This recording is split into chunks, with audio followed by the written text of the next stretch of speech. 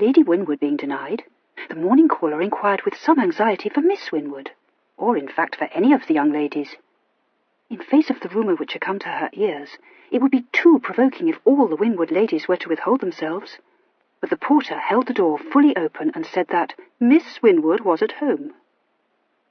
Directing the coachman of her extremely smart town carriage to wait for her, Mrs. Morphy stepped into the dim hall and said briskly, "Where is Miss Winwood? You need not be at the trouble of announcing me." All the young ladies, it seemed, were in the small saloon. Mrs. Morphy nodded and walked across the hall with a click of her high heels. As she ascended the stairs, her Armazine skirts, spread over very large pannier à coude, brushed the banisters on either side of her. She reflected, not for the first time, that the stairway was too narrow, and the carpet positively shabby. She would be ashamed, for her part, of such old-fashioned furnishings. But although she claimed cousinship, she was not, she admitted to herself, a Winwood of Winwood. The small saloon, by which name the porter designated a back sitting-room, given over to the use of the young ladies, lay up one pair of stairs, and was well known to Mrs. Morphy. She tapped with her gloved hand on one of the panels of the door, and entered on the echo of her knock. The three Misses Winwood were grouped by the window, presenting an artless and agreeable picture. Upon a faded yellow satin sofa sat Miss Winwood and Miss Charlotte, their arms entwined about each other's waists. They were much alike, but Miss Winwood was held to be the greater beauty. Her classic profile was turned towards the door, but upon Mrs. Morphy's rustling entrance, she looked round and displayed to the visitor a pair of melting blue eyes and a sweet arched mouth that formed at the moment an O of mild surprise. A quantity of fair curls dressed without powder and threaded by a blue riband framed her face and tumbled onto her shoulders in several ordered locks. Miss Charlotte was not seen to advantage by the beauty of the family, but she was a true Winwood, with the famous straight nose and the same blue eyes. Her curls, not quite so fair as her sisters', owed their existence to hot irons, and her eyes were of a shallower blue, and her colouring inclined towards the sallow. But she was allowed to be a very well-looking young lady. Miss Horatia, the youngest of the three, had nothing that declared her lineage except her nose. Her hair was dark, her eyes a profound grey, and her brows, nearly black and rather thick, were quite straight, and gave her a serious, almost frowning expression. No amount of careful training would induce an arch in them. She was quite half a head shorter than her sisters, and, at the age of 17, was obliged regretfully to admit that she was not likely to grow any taller. When Mrs. Morphy came into the room, Horatia was seated on a low stool by the sofa, propping her chin in her hands and scowling dreadfully. Or perhaps, thought Mrs. Morphy, it was just a trick of those preposterous eyebrows. All three sisters wore morning toilets of worked muslin, over slight hoops, with Tiffany sashes round their waists. Countrified, thought Mrs. Morphy, giving her fringed silk mantle a satisfied twitch. "My dears," she exclaimed, "I came the instant I heard. Tell me at once, is it true? Has Rule offered?" Miss Winwood, who had risen gracefully to receive her cousin, seemed to droop and grow pale. "Yes," she said faintly. "Alas, it is quite true, Teresa." Mrs. Morphy's eyes grew round with respect. "Oh, Lizzie," she breathed, "Rule, a countess, 20,000 a year, I have heard, and I dare say it may be found to be more." Miss Charlotte set a chair for her, observing with a reproving note in her voice, "We believe Lord Rule to be a most eligible gentleman, though no one," she added, clasping Miss Winwood's hand tenderly, "however genteel, could be worthy of our dearest Lizzie." "Lord, Charlotte," said Mrs. Morphy tartly, "Rule's the biggest prize in the market, and you know it. It is the most amazing piece of good fortune ever I heard, though I will say, Lizzie, you deserve it. Yes, you do. And I'm quite enchanted for you, only to think of the settlements." "I find the thought of settlements particularly indelicate, Teresa," said Miss Charlotte. "Mamma will no doubt arrange with Lord Rule, but Lizzie cannot be supposed to concern herself with such sordid questions as the size of Lord Rule's fortune." The youngest Miss Winwood, who all the time had continued to sit with her chin in her hands, suddenly raised her head and delivered herself of one shattering word. "Stuff!" she said, in a deep little voice that just quivered on a stammer. Miss Charlotte looked pained. Miss Winwood gave a rather wan smile. "Indeed, I fear Horry is in the right," she said sadly. "It is just the fortune. She sank onto the sofa again and gazed fixedly out of the window. Mrs. Morphy became aware that the steady blue eyes were swimming in tears. "Why, Lizzie," she said, "one would think you had had dark tidings instead of a splendid offer." "Teresa," intoned Miss Charlotte, putting both arms about her sister, "is this worthy of you? Can it be that you have forgotten Mr. Heron?" Mrs. Morphy had forgotten Mr. Heron. Her jaw dropped slightly, but she recovered in a moment. "Oh, to be sure, Mr. Heron," she said. "It is very afflicting. But Rule, you know. I don't say poor Mr. Heron is not a very estimable creature, but a mere lieutenant, dearest Lizzie, and I dare say will soon have to go back to that horrid war in America. It's not to be thought of, my love." "No," said Elizabeth in a suffocated voice, "not to be thought of." Horatia's dark gaze dwelled bodingly on her second sister. "I think it would be a very good thing if Charlotte were to have Rule," she pronounced. "Horry," gasped Charlotte. "Lord, my dear, what things you say," remarked Mrs. Morphy indulgently. "It's Elizabeth Rule wants." Horatia shook her head vehemently. "No, only a Winwood," she said in that tense way she had. "All arranged years ago. I don't believe he's set eyes on Lizzie upwards of half a dozen times. It can't signify." Miss Charlotte released her sister's hand and said palpitatingly, "Nothing would induce me to marry Lord Rule, even if he had offered for me. The very notion of matrimony is repugnant to me. I have long made up my mind to be a prop to mamma." She drew a breath. "If ever any gentleman could induce me to contemplate the married state, I assure you, my dear Horry, it would be one far other than Lord Rule." Mrs. Morphy had no difficulty interpreting this announcement. "For my part, I like a rake," she observed, "and Rule is so extremely handsome." "I think," said Horatia obstinately, "that mamma might have suggested Charlotte." Elizabeth turned her head. "You don't understand, Horry dear. Mamma could not do such an odd thing." "Does my aunt force you to it, Lizzie?" inquired Mrs. Morphy, pleasantly intrigued. "Oh, no," Elizabeth replied earnestly. "You know mamma's tenderness. She is all consideration, all sensibility. It is only my own consciousness of my duty to the family that leads me to take a step so disastrous to my happiness." "Mortgages," said Horatia cryptically. "Pelham, I suppose," said Mrs. Morphy. "Of course it's Pelham," said Charlotte with a touch of bitterness. "Everything is his fault. Ruin stares us in the face." "Poor Pelham," Elizabeth said with a sigh for her absent brother. "I am afraid he is very extravagant." "It's his gambling debts, I take it," opined Mrs. Morphy. "My aunt seemed to think that even your portions—" She left the sentence delicately unfinished. Elizabeth flushed, but Horatia said, "You can't blame Pell. It's in the blood. One of us must marry Rule. Elizabeth's the eldest and the prettiest, but Charlotte would do very well. Lizzie's promised to Edward Heron." "Not promised, dearest," Elizabeth said in a low voice. "We only hoped. If he could but get his captaincy, perhaps mamma would consent." "Even supposing it, my love," said Mrs. Morphy, with great good sense. What, I ask you, is a captain of a line regiment when compared with the Earl of Rule?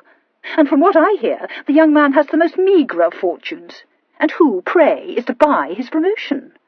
Horatia said, quite undaunted, "Edward told me that if he had the good fortune to be in another engagement, there might be a chance." Miss Winwood gave a slight shudder and lifted her hand to her cheek. "Don't, Horry," she begged. "It doesn't signify," Mrs. Morphy declared. "I know you will say I am unfeeling, my dear Lizzie, but it would not do at all. Why, how would you contrive on the young man's pay? It is all horribly sad. But only think of the position you will fill, the jewels you will have." The prospect appeared to affect Miss Winwood with repulsion, for she said nothing. It was left to Horatia to express the sentiments of all three sisters.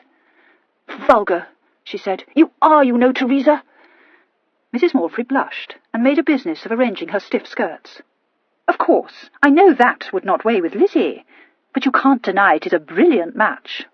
What does my aunt feel?" "Deeply thankful," said Charlotte, "as indeed we all must be, when we consider the straits Pelham has placed us in." "Where is Pelham?" demanded Mrs. Morphy.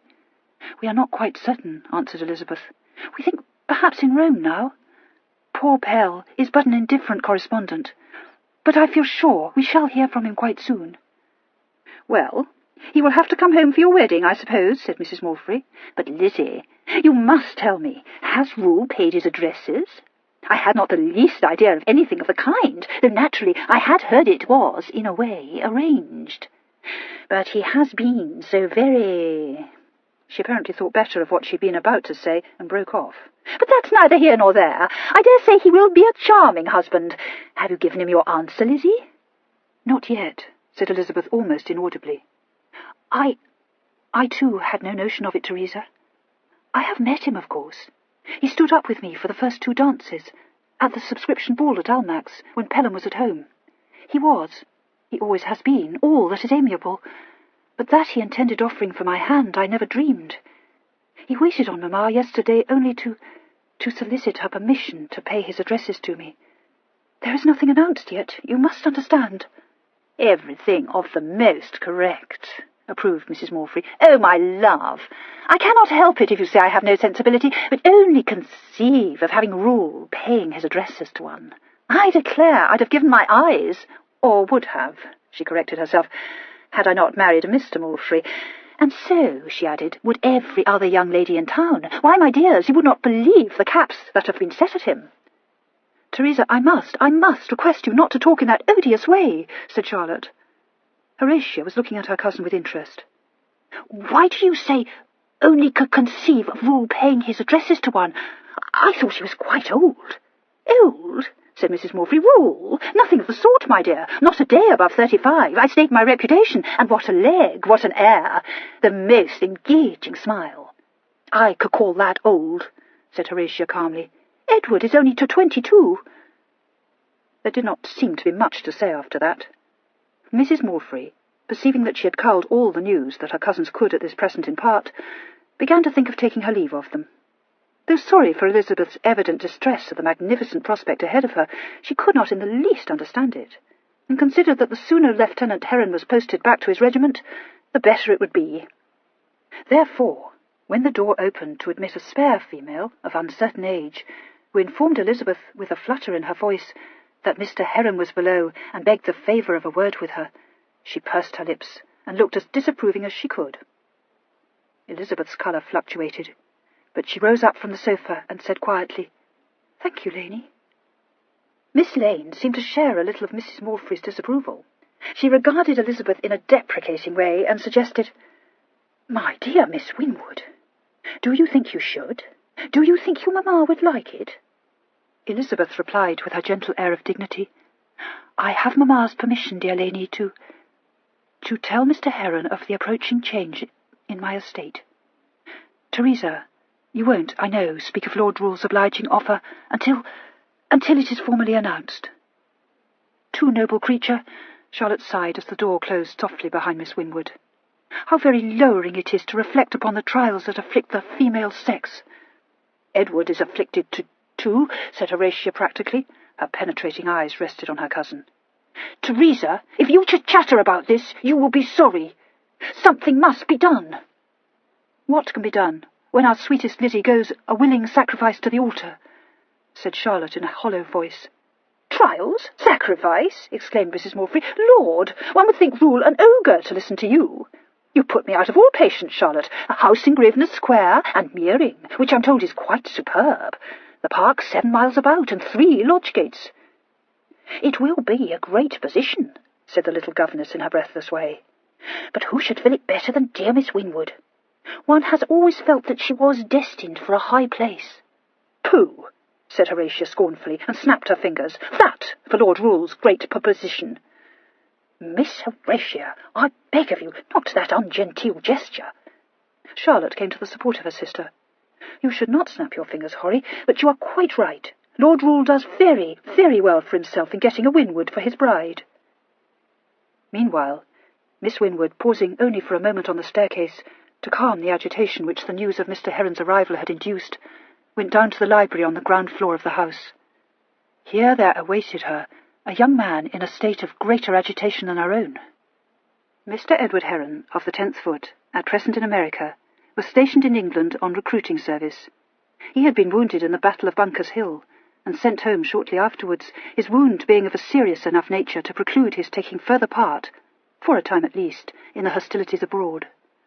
Upon his recovery, gazetted, greatly to his chagrin, for home service. The acquaintance between himself and Miss Winwood was of long standing. The younger son of a country gentleman, whose estates marched with Viscount Winwood's, he had known the Mrs. Winwood almost from the hour of his birth. He was of excellent, if impoverished, family, and had he been the possessor of a rather large fortune, might have been deemed an eligible, though not brilliant, match for Elizabeth. When Miss Winwood entered the library, he arose from a seat by the window, and came towards her with an anxious look of inquiry upon his countenance. He was a personable young man, and looked very well in his scarlet regimentals. He had height and good shoulders, and a frank, open countenance, rather pale still from prolonged suffering. He carried his left arm a little stiffly, but declared himself to be in perfect health, and very ready to rejoin his regiment. A glance at Miss Winwood's face informed him that the anxiety occasioned by her brief note had not been misplaced. Taking her hands in a strong clasp, he said urgently, "What has occurred, Elizabeth? Something terrible?" Her lips quivered. She drew her hands away, and put one of them out to grasp a chair back. "Oh, Edward, the worst," she whispered. He grew paler. "Your note alarmed me. Good God, what is it?" Miss Winwood pressed her handkerchief to her mouth. "Lord Rule was with Mamma yesterday, in this very room." She raised her eyes imploringly to his face. "Edward, it is all at an end. Lord Rule has offered for my hand." A dreadful stillness fell in the shadowed room. Miss Winwood stood with bowed head before Mr. Heron, leaning a little on the chair back. Mr. Heron did not move, but presently he said, rather hoarsely, "And you said?" But it was hardly a question. He spoke it mechanically, knowing what she must have said. She made a hopeless gesture. "What can I say? You know so well how it is with us." He took a step away from her and began to pace up and down the room. "Rule," he said. "Is he very rich?" "Very rich." Elizabeth desolately. Words crowded in Mr. Heron's throat, hurt, angry, passionate words, yet not one of them could he utter. Life had dealt him her cruelest blow, and all he could find to say, and that in a numb voice which did not seem to belong to him, was, "I see." He perceived that Elizabeth was silently weeping, and came at once to her, and took her hands, and drew her to a couch. "Oh, my love, don't cry," he said, a catch in his own voice. "Perhaps it is not too late. We can contrive something. We must contrive something." But he spoke without conviction, for he knew that he would never have anything to set against Rule's fortune. He put his arms round Elizabeth and laid his cheek against her curls, while her tears fell on his gay scarlet coat. After a little while she drew herself away. "I am making you unhappy too," she said. At that he went down on his knee beside her and hid his face in her hands. She did not make any effort to pull them away, but only said, "Mamma has been so kind. I am permitted to tell you myself. It must be goodbye, Edward. I have not the strength to continue seeing you. Oh, is it wrong of me to say that I shall have you in my heart, always, always?" "I cannot let you go," he said, with suppressed violence. "All our hopes, our plans, Elizabeth, Elizabeth." She did not speak, and presently he raised his face, flushed now and haggard. "What can I do? Is there nothing?" She touched the couch beside her. "Do you think I have not tried to think of something?" she said sadly. "Alas, did we not feel always that ours was nothing but a dream, impossible to realize?" He sat down again, leaning his arm on his knee, and looking down at his own neat boot. "It's your brother," he said. "Debts." She nodded. "Mamma told me so much that I did not know. It is worse than I imagined. Everything is mortgaged. And there are Charlotte and Horatia to think for. Pelham has lost 5,000 guineas at a sitting in Paris." "Does Pelham never win?" demanded Mr. Heron despairingly. "I don't know," she replied. "He says he's very unlucky." He looked up. "Elizabeth, if it hurts you, I am sorry. But that you should be sacrificed to Pelham's selfish, thoughtless—" "Oh, hush," she begged. "You know the fatal tendency in us Winwoods. Pelham cannot help it. My father even. When Pelham came into his inheritance, he found it already wasted. Mamma explained it all to me. She is so very sorry, Edward. We have mingled our tears, but she thinks, and how can I not feel the truth of it, that it is my duty to the family to accept Lord Rule's offer." "Rule," he said bitterly, "a man 15 years your senior, a man of his reputation. He has only to throw his glove at your feet, and you— Oh, God, I cannot bear to think of it. His writhing fingers created havoc amongst his pomaded curls. Why must his choice light on you, he groaned. Are there not others enough? I think, she said diffidently, that he wishes to ally himself with our family. They say he's very proud, and our name is also a proud one. She hesitated and said, colouring, It is to be a marriage of convenience, such as are the fashion in France. Lord Rule cannot pretend to love me, nor I him. She glanced up as the gilt timepiece on the mantel-shelf chimed the hour. I must say goodbye to you, she said with desperate calm. I promised Mamma only half an hour. Edward, she shrank suddenly into his embrace. Oh, my love, remember me, she sobbed. 3 minutes later the library door slammed, and Mr. Heron strode across the hall towards the front door, his hair in disorder, his gloves and cocked hat clenched in his hand. Edward! The thrilling whisper came from the stairhead. He glanced up, heedless of his ravaged face and wild appearance. The youngest Miss Winwood leaned over the balustrade and laid a finger on her lips. Edward, come up. I must speak to you. He hesitated, but an imperious gesture from Horatia brought him to the foot of the stairs. What is it? He asked curtly. Come up, repeated Horatia impatiently. He slowly mounted the stairs. His hand was seized, and he was whisked into the big withdrawing room that overlooked the street. Horatia shut the door. Don't speak too loud. Mamma's bedroom is next door. What did she say? I have not seen Lady Winwood, Mr. Heron answered heavily. Stupid! Lizzie! He said tightly, Only goodbye. It shan't be, said Horatia with determination. Listen, Edward, I have a plan. He looked down at her, a gleam of hope in his eyes. I'll do anything, he said. Only tell me. It isn't anything for you to do, said Horatia. I am going to do it. You, he said doubtfully, but what can you do? I don't know, but I'm going to try. Mind, I can't be sure it will succeed, but I think perhaps it might. What is it? He persisted. I shan't say. I only told you because you looked so very miserable. You had better trust me, Edward. I do, he assured her, but... Horatia pulled him to stand in front of the mirror over the fireplace. Then straighten your hair, she said severely. Just look at it. You've crushed your hat, too. There. Now, go away, Edward, before Mamma hears you. Mr. Heron found himself pushed to the door. He turned and grasped Horatia's hand. Horry, I don't see what you can do, but if you can save Elizabeth from this match... 2 dimples leapt into being. The grey eyes twinkled. I know. You will be my most obliged servant. Well, I will. More than that, he said earnestly. Hush, Mamma will hear, whispered Horatia, and thrust him out of the room. Chapter 2. Mr. Arnold Gisborne, lately of Queen's College, Cambridge, was thought by his relatives to have been very fortunate to have acquired the post of secretary to the Earl of Rule. He was tolerably satisfied himself. Employment in a noble house was a fair stepping-stone to a public career, but he would have preferred, since he was a serious young man, the service of one more nearly concerned with the affairs of the nation. My Lord of Rule, when he could be moved thereto, occasionally took his seat in the upper house, and had been known to raise his pleasant, lazy voice in support of a motion. But he had no place in the ministry, and he displayed not the smallest desire to occupy himself with politics. If he spoke, Mr. Gisborne was requested to prepare his speech, which Mr. Gisborne did with energy and enthusiasm, hearing in his imagination the words delivered in his own crisp voice. My lord would glance over the sheets of fine handwriting and say, Admirable, my dear Arnold, quite admirable, but not quite in my mode, do you think? And Mr. Gisborne would have sadly to watch my lord's well-kept hand driving a quill through his most cherished periods.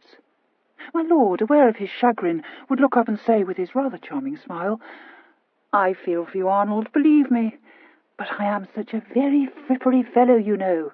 It would shock the lords to hear me utter such energetic sentiments. It would not do at all. My lord, may I say that you like to be thought of as a frippery fellow? Asked Mr. Gisborne, with a severity tempered by respect. By all means, Arnold, you may say just what you like, replied his lordship amiably. But in spite of this permission, Mr. Gisborne did not say anything more. It would have been a waste of time. My lord could give one a set-down. though always with that faint look of amusement in his bored grey eyes, and always in the pleasantest manner. Mr. Gisborne contented himself with dreaming of his own future, and in the meantime managed his patron's affairs with conscientious thoroughness. The Earl's mode of life he could not approve, for he was the son of a dean and strictly reared. My lord's preoccupations with such wanton pieces of pretty femininity as La Fanciola of the Opera House, or a certain Lady Massey, filled him with a disapproval that made him at first scornful, and later, when he had been my lord's secretary for a 12-month, regretful. He had not imagined, upon his first setting eyes on the Earl, that he could learn to like or even tolerate this lazy, faintly mocking exquisite. But he had not, after all, experienced the least difficulty in doing both. At the end of a month he had discovered that just as his lordship's laced and scented coats concealed an extremely powerful frame, so his weary eyelids drooped over eyes that could become as keen as the brain behind. Yielding to my lord's charm, he accepted his vagaries, if not with approval, at least with tolerance. The Earl's intention to enter the married state took him by surprise. He had no notion of such a scheme until the morning 2 days after his lordship had visited Lady Winwood in South Street. Then, as he sat at his desk in the library, Rule strolled in after a late breakfast, and perceiving the pen in his hand, complained, "You are always so damnably busy, Arnold. Do I give you so much work?" Mr. Gisborne got up from his seat at the desk. "No, sir, not enough." "You are insatiable, my dear boy." He observed some papers in Mr. Gisborne's grasp, and sighed. "Oh, what now?" he asked with resignation. "I thought, sir, you might wish to see these accounts from Meering," suggested Mr. Gisborne. "Not in the least," replied his lordship, leaning his big shoulders against the mantelpiece. "Very well, sir." Mr. Gisborne laid the papers down and said tentatively, "You won't have forgotten that there is a debate in the House today, which you will like to take part in." His lordship's attention had wandered. He was scrutinizing his own top boot, for he was dressed for riding, through a long-handled quizzing glass, but he said in a mildly surprised voice, "Which I shall what, Arnold?" "I made sure you would attend it, my lord," said Mr. Gisborne defensively. "I'm afraid you were in your cups, my dear fellow. Now tell me, do my eyes deceive me, or is there a suggestion, the merest hint of a... really, I fear I must call it a bagginess about the ankle?" Mr. Gisborne glanced perfunctorily down at his lordship's shining boot. "I don't observe it, sir." "Come, come, Arnold," the Earl said gently. "Give me your attention, I beg of you." Mr. Gisborne met the quizzical gleam in his lord's eyes and grinned in spite of himself. "Sir, I believe you should go. It is of some moment. In the lower house—" "I felt uneasy at the time," mused the Earl, still contemplating his legs. "I shall have to change my bootmaker again." He let his glass fall on the end of its long riband, and turned to arrange his cravat in the mirror. "Ah, remind me, Arnold, that I am to wait on Lady Winwood at 3. It is really quite important." Mr. Gisborne stared. "Yes, sir?" "Yes, quite important. I think the new habit, the coat d'eau de puce, or is that a thought sombre for the errand? I believe the blue velvet would be more fitting." "And the peruca bosse? You prefer the Catacan wig, perhaps, but you are wrong, my dear boy. I am convinced you are wrong. The arrangement of curls at the front gives me an impression of heaviness. I feel sure you would not wish me to be heavy." He gave one of the lace ruffles that fell over his hand a flick. "Oh, I have not told you, have I? You must know that I am contemplating matrimony, Arnold." Mr. Gisborne's astonishment was plain to be seen. "You, sir?" he said, quite dumbfounded. "But why not?" inquired his lordship. "Do you object?" "Object, sir? I am only surprised." "My sister," explained his lordship, "considers that it is time I took a wife." Mr. Gisborne had a great respect for the Earl's sister, but he had yet to learn that her advice carried any weight with his lordship. "Indeed, sir," he said, and added diffidently, "It is Miss Winwood." "Miss Winwood," agreed the Earl. "You perceive how important it is that I do not forget to present myself at South Street at... did I say 3 o'clock?" "I will put you in mind of it, sir," said Mr. Gisborne dryly. The door opened to admit a footman in blue livery. "My lord, a lady has called," he said hesitatingly. Mr. Gisborne turned to stare. For whatever Rule's amusements abroad might be, his inamoratas did not wait upon him in Grosvenor Square. The Earl raised his eyebrows. "I am very much afraid that you are, shall we say, a little stupid, my friend," he said. "But perhaps you have already denied me." The lackey looked flustered and answered, "The lady bid me tell your lordship that Miss Winwood begs the favour of a word with you." There was a moment's silence. Mr. Gisborne had, with difficulty, checked the exclamation that rose to his lips, and now affected to arrange the papers on his desk. The Earl's eyes, which had narrowed suddenly to his servant's discomfiture, were once more bland and expressionless. "I see," he remarked. "And where is Miss Winwood?" "In the smaller saloon, my lord." "Very well," said his lordship. "You need not wait." The lackey bowed and went out. My lord's gaze rested thoughtfully on Mr. Gisborne's profile. "Arnold," he said softly. Mr. Gisborne looked up. "Are you very discreet, Arnold?" said his lordship. Mr. Gisborne met his look full. "Yes, sir, of course." "I'm sure you are," said his lordship, "perhaps even a little deaf." Mr. Gisborne's lips twitched. "Upon occasion, amazingly deaf, sir." "I need not have asked," said the Earl. "You are a prince of secretaries, my dear fellow." "As to that, sir, you are very obliging, but certainly you need not have asked." "My maladroitness," murmured his lordship, and went out. He crossed the wide marble-paved hall, observing as he passed a young woman, obviously an abigail, seated on the edge of a straight chair and clutching her reticule in a frightened manner. Miss Winwood, then, had not come quite unattended. One of the lackeys sprang to throw open the massive mahogany door that led to the small saloon, and my lord went in. A lady, not so tall as he had expected to see, was standing with her back to the door, apparently inspecting an oil painting that hung on the far wall. She turned quickly as he came in, and showed him a face that certainly did not belong to Miss Winwood. He checked for a moment, looking down at her in some surprise. The face under the simple straw hat also showed surprise. "Are you Lord Rule?" demanded the lady. He was amused. "I have always believed so," he replied. "Why, I thought you were quite old," she informed him ingenuously. "That," said his lordship with perfect gravity, "was unkind of you. Did you come to see me in order to, satisfy yourself as to my appearance?" She blushed virally. "Please forgive me," she begged, stammering dreadfully. "It was very rude of me. Only, you see, I was surprised, just for a moment." "If you were surprised, ma'am, what can I be but deeply flattered?" said the Earl. "But if you did not come to look me over, do you think you could tell me what it is I am to have the honour of doing for you?"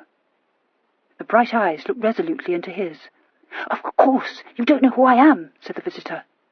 "I'm afraid I deceived you a little. I was afraid that if you knew it was not Lizzie, you might not receive me. But it was not quite a lie to say I was Miss Winwood," she added anxiously, "because I am, you know. I'm Horatia Winwood." "Horry," he repeated. "Horatia," she explained. "It is an odious name, isn't it? I was given it on account of Mr. Walpole. He is my godfather, you understand." "Perfectly," bowed his lordship. "You must forgive me for being so dull-witted, but would you believe it? I am still quite in the dark." Horatia's gaze faltered. It is very difficult to explain to you," she said. "And I expect you are horridly shocked. But I did bring my maid, sir." "That makes it far less shocking," said his lordship reassuringly. "But would it not be much easier to explain this very difficult matter to me if you were to sit down? Will you let me take your cloak?" "Thank you," said Horatia, relinquishing it. She bestowed a friendly smile on her host. "It is not anything near so difficult as I thought it would be. Before you came in, my spirits quite failed. You see, my mamma has not the slightest notion of my being here, but I couldn't think of anything else to do." She gripped her hands together and drew a deep breath. "It is because of Lizzie, my sister. You have offered for her, haven't you?" Slightly taken aback, the Earl bowed. Horatia said in a rush, Would you mind very, very much having me instead?" The Earl was seated in a chair opposite her, absently swinging his eyeglass, his gaze fixed on her face in an expression of courteous interest. The eyeglass stopped swinging suddenly and was allowed to fall. Horatia, looking anxiously across at him, saw a rather startled frown in his eyes and hurried on. "Of course I know it ought to be Charlotte, for she is the elder, but she said nothing would induce her to marry you." His lips quivered. "In that case," he said, "it is fortunate I did not solicit the honour of Miss Charlotte's hand in marriage." "Yes," agreed Horatia. "I am sorry to have to say it, but I'm afraid Charlotte shrinks from the idea of making such a sacrifice, even for Lizzie's sake." Rule's shoulders shook slightly. "Have I said something I shouldn't?" inquired Horatia doubtfully. "On the contrary," he replied, "your conversation is most salutary, Miss Winwood." "You are laughing at me," said Horatia accusingly. "I dare say you think I'm very stupid, sir, but indeed it is most serious." "I think you are delightful," said Rule. "But there seems to be some misapprehension. I was under the impression that Miss Winwood was, willing to receive my addresses." "Yes," concurred Horatia, "she is willing, of course, but it makes her dreadfully unhappy. That's why I came. I hope you don't mind." "Not at all," said his lordship. "But may I know whether I appear to all the members of your family in this disagreeable light?" "Oh, no," said Horatia earnestly. "Mamma is excessively pleased with you, and I myself don't find you disagreeable in the least. And if only you would be so very obliging as to offer for me instead of Lizzie, I should like you very well." "But why," asked Rule, "do you want me to offer for you?" Horatia's brows drew close over the bridge of her nose. "It must sound very odd," she admitted. "You see, Lizzie must marry Edward Heron. Perhaps you do not know him." "I believe I have not had the pleasure," said the Earl. "Well, he's a very particular friend of ours, and he loves Lizzie. Only you know how it is with younger sons, and poor Edward is not even a captain yet." "I am to understand that Mr. Heron is in the army?" inquired the Earl. "Oh, yes, the 10th Foot. And if you had not offered for Lizzie, I feel sure Mamma would have consented to him being contracted to her." "It was most lamentable of me," said Rule gravely, "but at least I can remedy the error." Horatia said eagerly, "Oh, you will take me instead?" "No," said Rule with a faint smile, "I won't do that. But I will engage not to marry your sister. It's not necessary to offer me an exchange, my poor child." But it is," said Horatia vigorously. "One of us must marry you." The Earl looked at her for a moment. Then he got up in his leisurely way and stood leaning on the back of a chair. "I think you must explain it all to me," he said. "I seem to be more than ordinarily dull this morning." Horatia knit her brows. "Well, I'll try," she said. "You see, we're all so shockingly poor. Charlotte says it's all Pelham's fault, and I dare say it may be, but it's no use blaming him because he cannot help it. Gambling, you know. Do you gamble?" "Sometimes," answered his lordship. The grey eyes sparkled. "So do I," declared Horatia unexpectedly. "Not really, of course, but with Pelham. He taught me. Charlotte says it is wrong. She is like that, you know, and it makes her very impatient with poor Pell. And I must say I feel a little impatient myself when Lizzie has to be sacrificed. Mamma is sorry too, but she says we must all feel deeply thankful." She coloured and said rather gruffly, "It's vulgar to care about settlements, but you are very rich, are you not?" "Very," said his lordship, preserving his calm. "Yes," nodded Horatia. "Well, you see." "I see," agreed Rule. "And you are going to be the sacrifice?" She looked up at him rather shyly. "It can't signify to you, can it? Except that I'm not a beauty, like Lizzie, but I have got the nose, sir." Rule surveyed the nose. "Undoubtedly you have the nose," he said. Horatia seemed determined to make a clean breast of her blemishes. "And perhaps you could become used to my eyebrows?" The smile lurked at the back of Lord Rule's eyes. "I think quite easily," she said sadly. "They won't arch, you know, and I ought to tell you that we have quite given up hope of my growing any taller." "It would certainly be a pity if you did," said his lordship. Do you think so?" Horatia was surprised. "It is a great trial to me, I can assure you." She took a breath and added with difficulty, "You may have noticed that I have a stammer?" "Yes, I had noticed," the Earl answered gently. "If you feel you can't bear it, sir, I shall quite understand," Horatia said in a small, anxious voice. "I like it," said the Earl. "It is very odd of you," marvelled Horatia, "but perhaps you said it to put me at my ease." "No," said the Earl, "I said it because it was true. Will you tell me how old you are?" Does it matter?" Horatia inquired forebodingly. "Yes, I think it does," said his lordship. "I was afraid it might," she said. "I am to turn 17. "Turned 17," repeated his lordship. "My dear, I couldn't do it." "I'm too young?" "Much too young, child." Horatia swallowed valiantly. "I shall grow older," she ventured.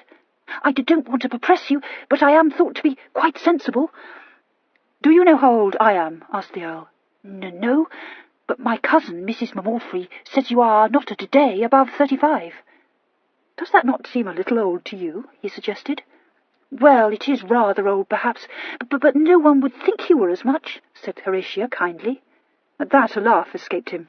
"Thank you," he bowed, "but I think that 35 makes a poor husband for 17. "But pray do not give that a thought, sir," said Horatia earnestly. "I assure you, for my part, I do not regard it at all. In fact, I think I'd quite like to marry you."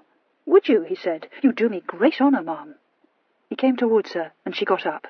He took her hand and raised it to his lips a moment. "Now, what is it that you want me to do?" "There is one very particular thing," Horatia confided. "I should not care to ask it of you, only that we are making a bargain, are we not?" "Are we?" said his lordship. "But you know we are," Horatia said. "You will want to marry into my family, don't you?" "I'm beginning to think that I do," remarked his lordship. Horatia frowned. "I quite understand that was why you offered for Lizzie." "It was," he assured her. She seemed satisfied. "And you do not want a wife to interfere with you? Well, I promise I won't." His lordship looked down at her rather enigmatically. "And in return?" She drew closer. Could you do something for Edward?" she begged. "I have decided that there is only one thing for him, and that is a patron." "And I am to be the patron?" asked his lordship. "Would you mind very much?" A muscle at the corner of the Earl's mouth twitched, but he answered with only the suspicion of a tremor in his voice, "I shall be very happy to oblige you, ma'am, to the best of my poor endeavour."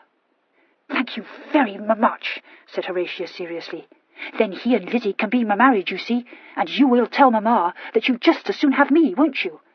"I may not phrase it quite like that," said the Earl, "but I will endeavour to make the matter plain to her. But I do not entirely see how I am to propose this exchange without divulging your visit to me." "Oh, you need not mind that," said Horatia cheerfully. "I shall tell her myself. I think I'd better go now. No one knows where I am, and perhaps they may wonder." "We will drink to our bargain first, do you not think?" said the Earl, and picked up a small gilt handbell and rang it. A lackey came in answer to the bell. "You will bring me—" The Earl glanced at Horatia. "Ratafia and 2 glasses," he said. "And my coach will be at the door within 10 minutes. If the coach is for me," said Horatia, "it is only a step to South Street, sir." "But I would rather that you permitted me to convey you," said his lordship. The butler brought the ratafia himself, and set the heavy silver tray down on the table. He was dismissed with a nod, and went regretfully. He would have liked to have seen with his own eyes my lord drink a glass of ratafia. The Earl poured 2 glasses and gave one to Horatia. "The bargain," he said, and drank heroically. Horatia's eyes twinkled merrily. "I feel sure we shall deal famously together," she declared, and raised the glass to her lips. 5 minutes later his lordship walked into the library again. "Ah, Arnold," he said, "I have found something for you to do." "Yes, sir," said Mr. Gisborne, rising. "You must get me a captaincy," said Rule. "A captaincy in the 10th foot, I think, but I am sure you will find out." "A captaincy in the 10th foot?" repeated Mr. Gisborne. "For whom, sir?" "Now, what was the name?" wondered his lordship. "Hawke, Earnshaw, Heron. I rather think it was Heron. For a Mr. Edward Heron. Do you know a Mr. Edward Heron?" "No, sir, I don't." "No," sighed Rule, "nor do I. It makes it very awkward for us. But I have great faith in you, Arnold. You will find out all about this Edward Heron." "I will try, sir," replied Mr. Gisborne. "I'm afraid I give you a deal of trouble," apologized his lordship, preparing to depart. At the door he looked back. "By the way, Arnold, I think you may be under some slight misapprehension. It is the youngest Miss Winwood who does me the honour of accepting my hand." Mr. Gisborne was startled. "Miss Charlotte Winwood, sir?" "The youngest Miss Winwood, I believe, is scarcely out of the schoolroom." "Certainly not Miss Charlotte Winwood," said the Earl. "I have it on excellent authority that nothing would induce Miss Charlotte to marry me." "Good God, my lord!" said Mr. Gisborne blankly. "Thank you, Arnold. You comfort me," said his lordship, and went out. Chapter 3. The youngest Miss Winwood's return to South Street was witnessed by both her sisters from the windows of the withdrawing-room. Her absence had certainly been remarked, but since the porter was able to inform the rather agitated governess that Miss Horatia had gone out attended by her maid, no great concern was felt. It was odd of Horatia, and very wayward, but no doubt she'd only stolen out to buy the coquelicot ribbons she had coveted in the milliner's window, or a chintz patch for her gown. This was Elizabeth's theory, delivered in her soft, peaceable voice. and it satisfied Lady Winwood, lying upon the sofa with her vinaigrette to hand. The appearance of a town coach, drawn by perfectly matched bays with glittering harness, did not occasion more than a fleeting interest, until it became apparent that this opulent equipage was going to draw up at the door of number 20. Charlotte exclaimed, "Lord, who can it be? Mamma, a caller!" She pressed her face against the window and said, "There is a crest on the panel, but I cannot distinguish. Lizzie, I believe it is Lord Rule." "Oh, no!" Lizzie fluttered, pressing her hand to her heart. By this time the footman had sprung down and opened the coach door. Charlotte grew pop-eyed. "It's Horry!" she gasped. Lady Winwood clutched the vinaigrette. "Charlotte, my nerves," she said in a fading voice. "But, Mamma, it is," insisted Charlotte. Elizabeth had a premonition. "Oh, what can she have been doing?" she said, sinking into a chair and growing quite pale. "I hope nothing dreadful." Impetuous footsteps were heard on the stairs. The door was opened urgently, and Horatia stood before them, flushed and bright-eyed, and swinging her hat by its ribbon. Lady Winwood's hands fumbled at her Medici scarf. "Dearest, the draught," she moaned. "My poor head." "Pray, Horry, shut the door," said Charlotte. "How can you bounce so, when you know how shattered Mamma's nerves are?" "Oh, I am sorry," Horatia said, and carefully shut the door. "I forgot. Lizzie, everything is settled, and you shall marry Edward." Lady Winwood was moved to sit up.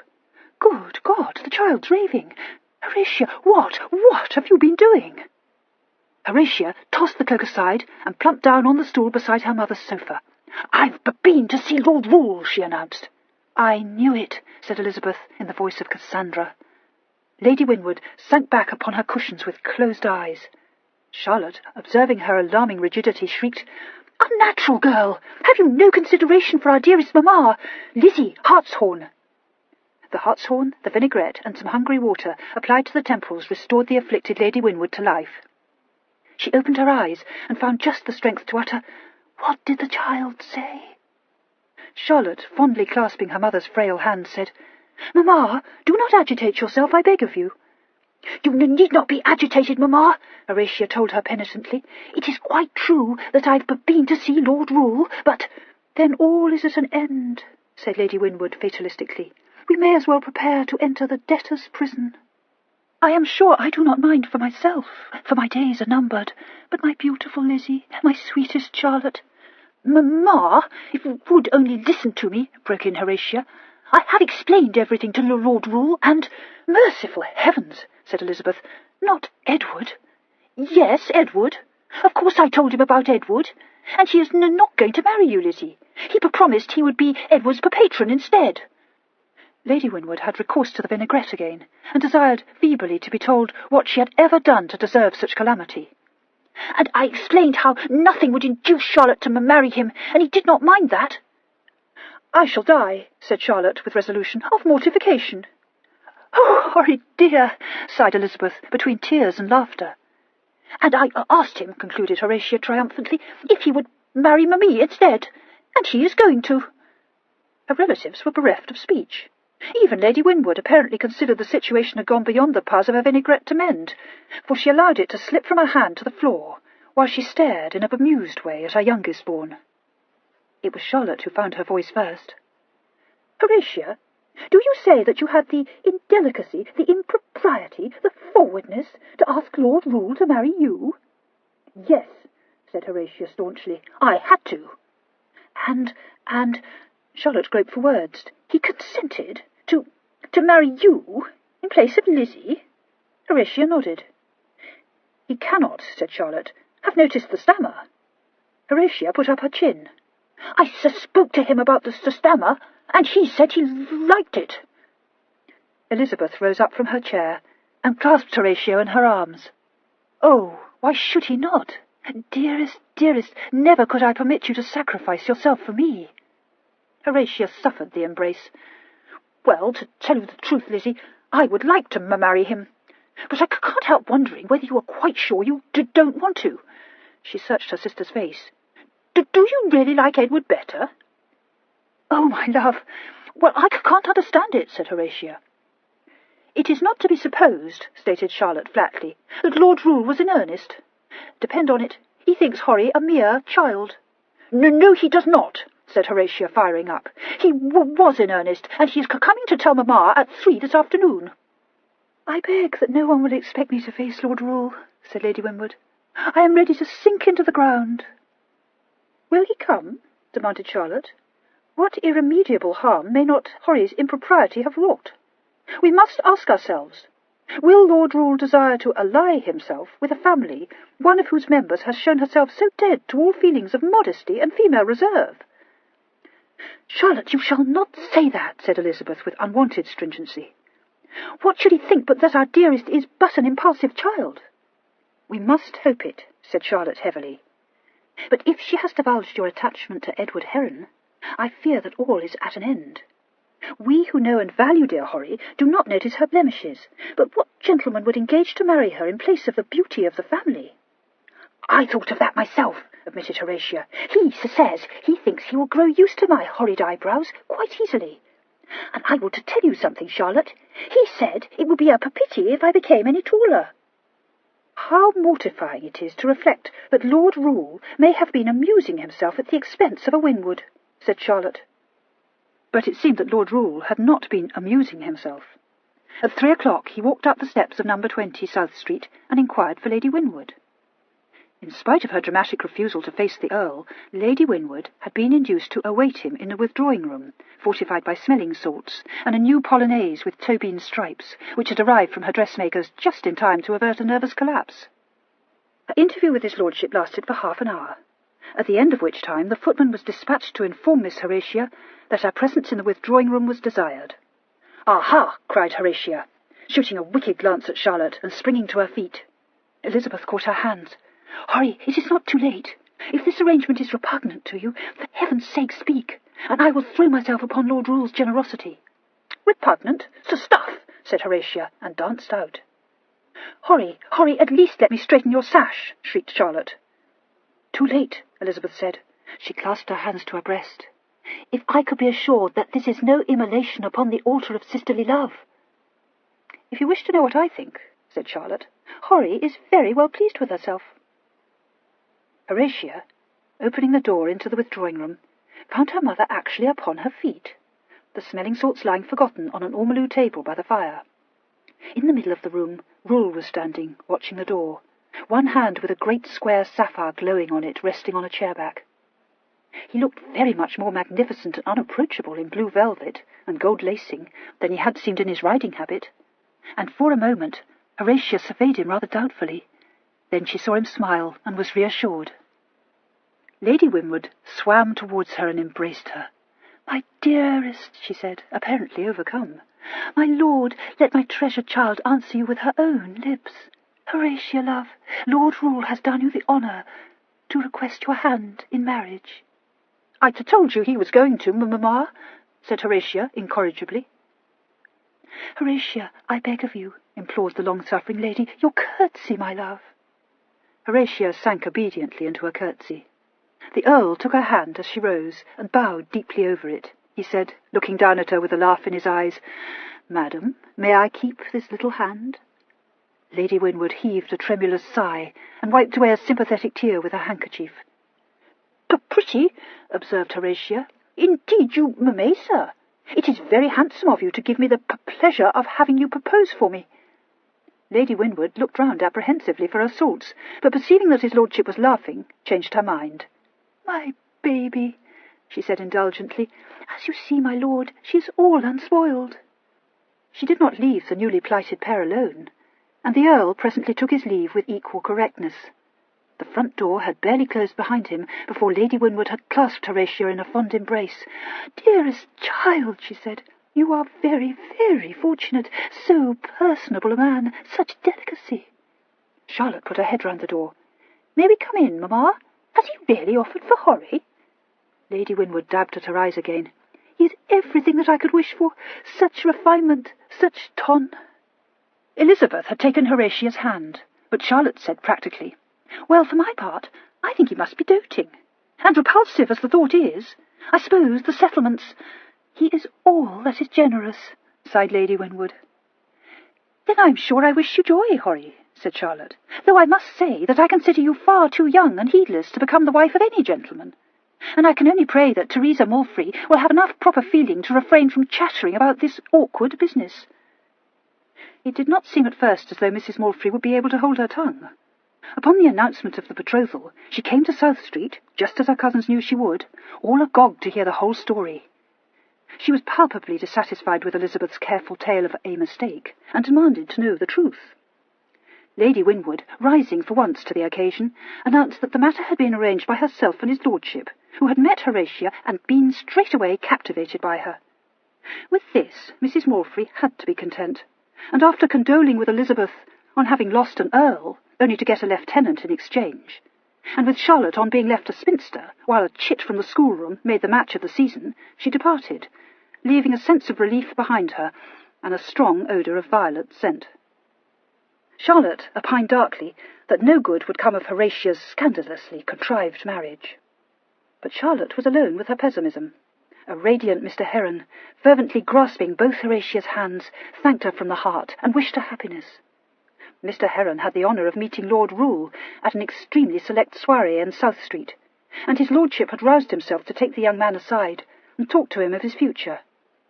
Mr. Heron had no hesitation in declaring the Earl to be a very good sort of man indeed, and no further remarks concerning his reputation or his advanced years were heard to pass his lips. Elizabeth, too, who had been forced to nerve herself to meet her erstwhile suitor, found the ordeal shorn of its terrors. My lord kissed her hand, and as he released it said, with his slight, not unpleasing drawl, "May I hope, Miss Winwood, that I am no longer an ogre?" Elizabeth blushed and hung her head. "Oh, Horry," she sighed, a smile trembling on her lips. "Indeed, my lord, you were never that." "But I owe you an apology, ma'am," he said solemnly, "for I made you dreadfully unhappy."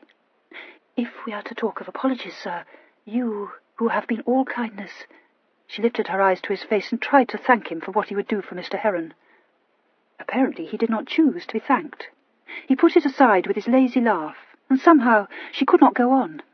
He stayed by her for a few minutes, and she had the leisure to observe him. Later she told Mr. Heron seriously that she thought Horry might be very happy. "Horry is happy," replied Mr. Heron with a chuckle.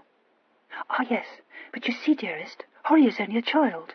I feel anxiety I won't conceal from you. Lord Rule is not a child." She puckered her brow. "Horry does such things. If he will only be gentle with her and patient." "Why, love," said Mr. Heron, humouring her, "I don't think you need to put yourself about. His lordship is all gentleness, and I don't doubt will have patience enough." "All gentleness," she repeated. "Indeed he is, and yet, do you know, Edward, I think I might be afraid of him. Sometimes, if you do but notice, he has a trick of closing his lips that gives to the whole face an air of, I must say, inflexibility, quite foreign to what one knows of him. But if you will only come to love Horry—" No one but Miss Winwood was inclined to indulge in such questionings, least of all Lady Winwood, basking in the envy of her acquaintance. Everyone was anxious to felicitate her. Everyone knew what a triumph was hers. Even Mr. Walpole, who was staying at Arlington Street at the time, came to pay her a morning visit and to glean a few details. Mr. Walpole's face wore an approving smile, though he regretted that his goddaughter should be marrying a Tory. But then Mr. Walpole was so very earnest a Whig, and even he seemed to think that Lady Winwood was right to disregard Rule's political opinions. He set the tips of his fingers together, crossing one dove-silk stockinged leg over the other, and listened with his well-bred air to all that Lady Winwood had to say. She had great value for Mr. Walpole, whom she had known for many years, but she was careful in what she told him. No one had a kinder heart than this thin, percipient gentleman, but he had a sharp nose for a morsel of scandal and a satiric pen. Let him but get wind of Horatia's escapade, and my Lady Ossory and my Lady Aylesbury would have the story by next post. Fortunately, the rumour of Rule's offer for Elizabeth had not reached Twickenham, and beyond wondering that Lady Winwood should care to see Horatia married before the divine Elizabeth, who was quite his favourite, he said nothing to put an anxious mother on her guard. So Lady Winwood told him confidentially that, although nothing was yet to be declared, Elizabeth too was to leave the nest.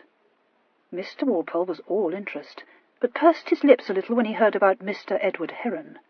To be sure, of a good family, trust Mr. Walpole to know that, but he could have wished for someone of greater consequence for his little Lizzie.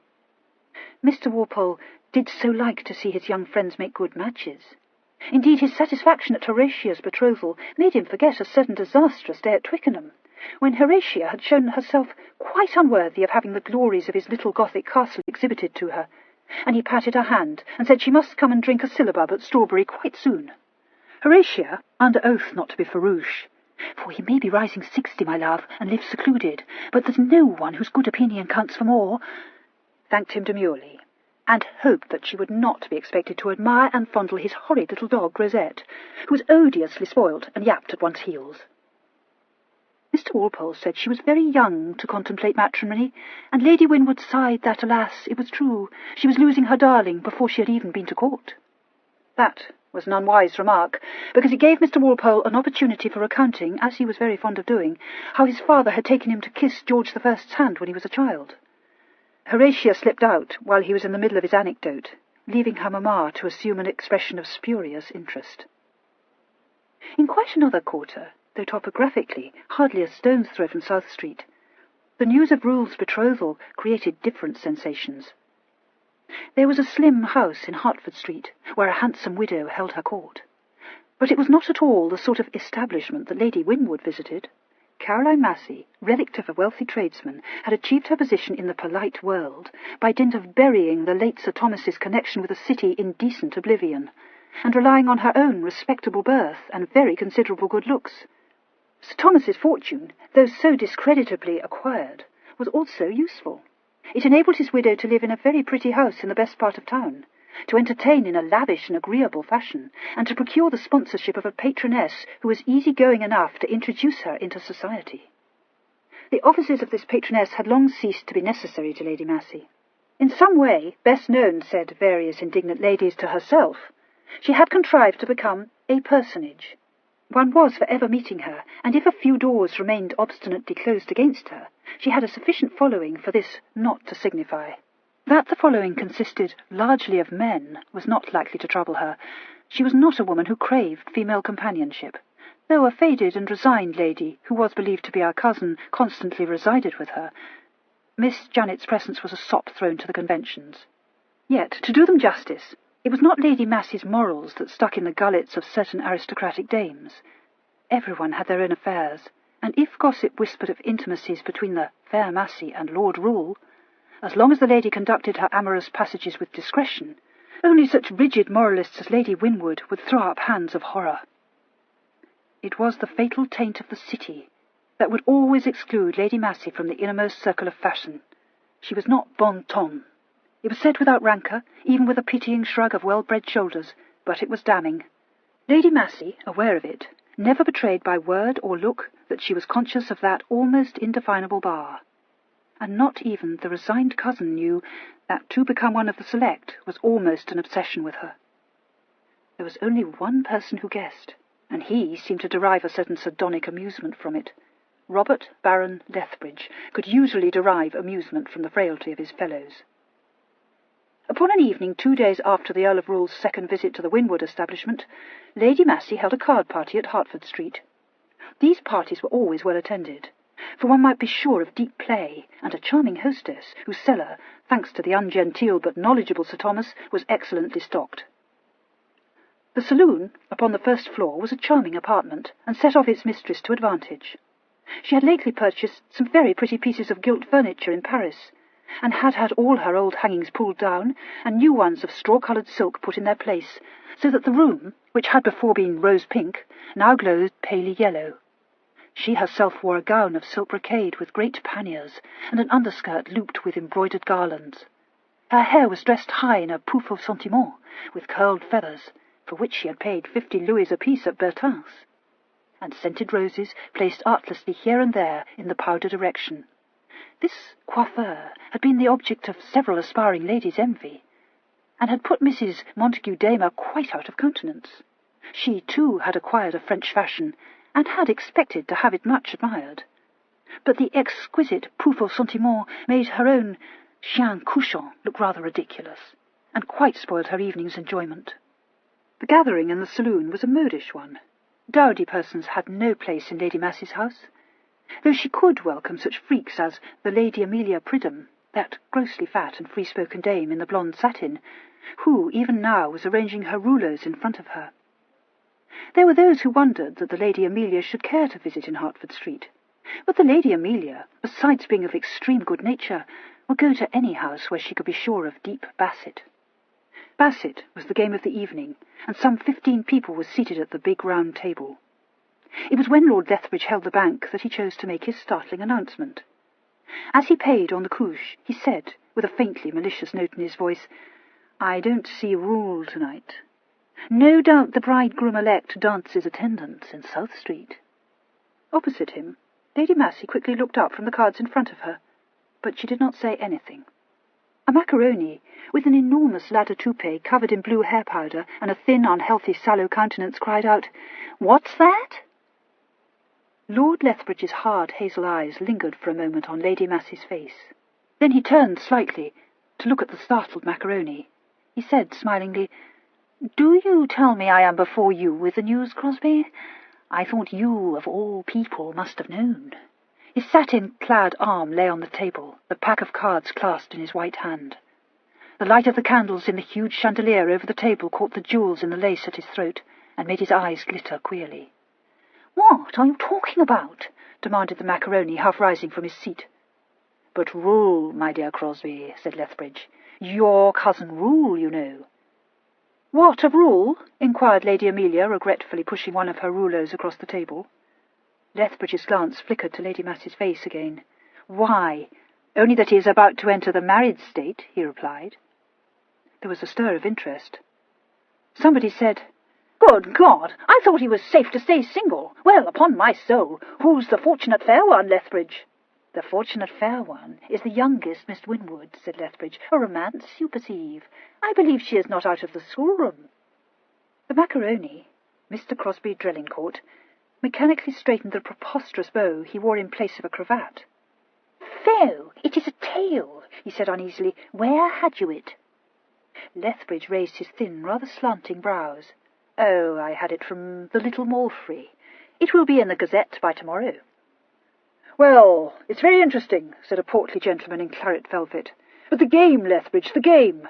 "The game," bowed his lordship, and sent a glance round at the cards on the table. Lady Massey, who had won the couche, suddenly put out her hand and nicked the corner of the queen that lay before her.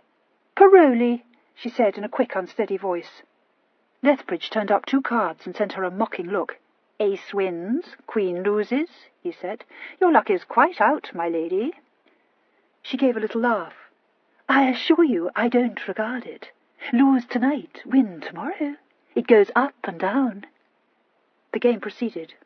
It was not until later, when the company stood around in little chatting groups, partaking of very excellent refreshments, that Rule's betrothal was remembered. It was Lady Amelia, rolling up to Lethbridge with a glass of hot negus in one hand and a sweet biscuit in the other, who said in her downright way, "You're a dog, Lethbridge. What possessed you to hop out with that man?" "Why not?" said his lordship coolly. "I thought you would all be interested." Lady Amelia finished her negus and looked across the room towards her hostess. "Diverting," she commented. "Did she think to get Rule?" Lethbridge shrugged. "Why should you ask me? I'm not in the lady's confidence." But you have a trick of knowing things, Lethbridge. Silly creature. Rule's not such a fool." Her cynical eye wandered in search of Mr. Drelincourt, and presently found him standing apart, pulling at his underlip. She chuckled. "Took it badly, eh?" Lord Lethbridge followed the direction of her gaze. "Confess, I've afforded you some amusement, my lady." "Lord, you're like a gnat, my dear man."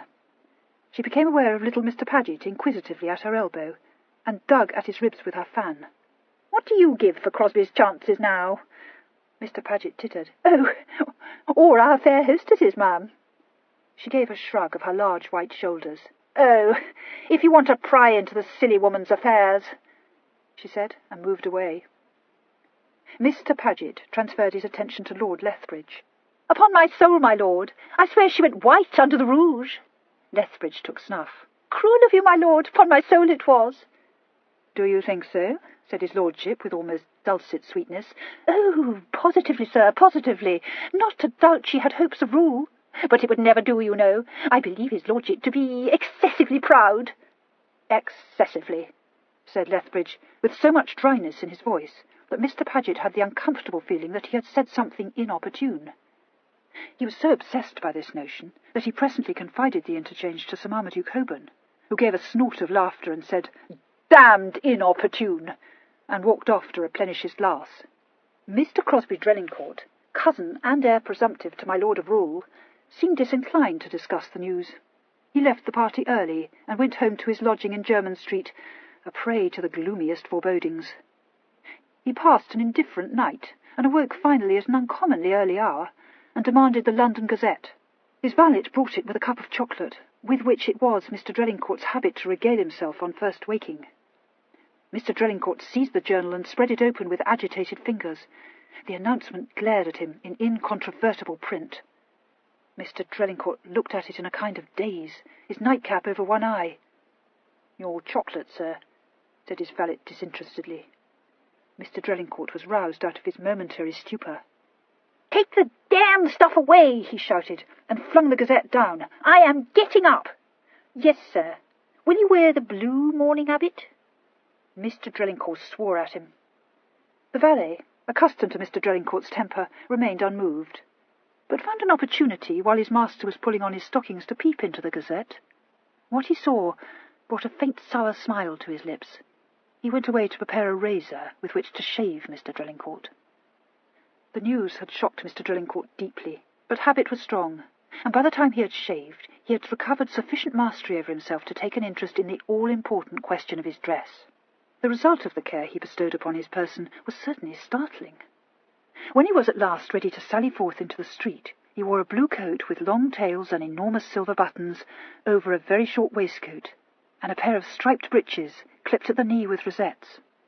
A bow served him for cravat. His stockings were of silk. His shoes had silver buckles and heels so high that he was obliged to mince along. His wig was brushed up en hérissant to a point in the front, curled in pigeon's wings over the ears, and brought down at the back into a queue, confined in a black silk bag. A little round hat surmounted this structure, and to complete his toilet he had a number of fobs and seals, and carried a long clouded cane embellished with tassels. Although the morning was a fine one, Mr. Drelincourt hailed a chair, and gave the address of his cousin's house in Grosvenor Square. He entered the sedan carefully, bending his head to avoid brushing his toupee against the roof. The men picked up the poles, and set off northwards with their exquisite burden. Upon his arrival in Grosvenor Square, Mr. Drelincourt paid off the chairman, and tripped up the steps to the great door of Rule's house. He was admitted by the porter, who looked as though he would have liked to have shut the door in the visitor's painted face. Mr. Drelincourt was no favourite with Rule's household, but being, in some sort, a privileged person, he came and went very much as he pleased. The porter told him that my lord was still at breakfast, but Mr. Drelincourt waved this piece of information aside with an airy gesture of one lily-white hand. The porter handed him over to a footman, and reflected with satisfaction that that was a nose put well out of joint. Mr. Drelincourt rarely waited upon his cousin without letting his gaze rest appreciatively on the fine proportions of his rooms, and the elegance of their appointments. He had come to regard Rule's possessions in some sort as his own, and he could never enter his house without thinking of the day when it would belong to him. Today, however, he was easily able to refrain from the indulgence of this dream, and he followed the footman to a small breakfast-room at the back of the house, with nothing in his head but a sense of deep injury. My lord, in a dressing-gown of brocaded silk, was seated at a table with a tankard and a sirloin before him. His secretary was also present, apparently attempting to cope with a number of invitations for his lordship, for as Mr. Drelincourt strutted in, he said despairingly, "But, sir, you must surely remember that you are promised to Her Grace of Bedford tonight."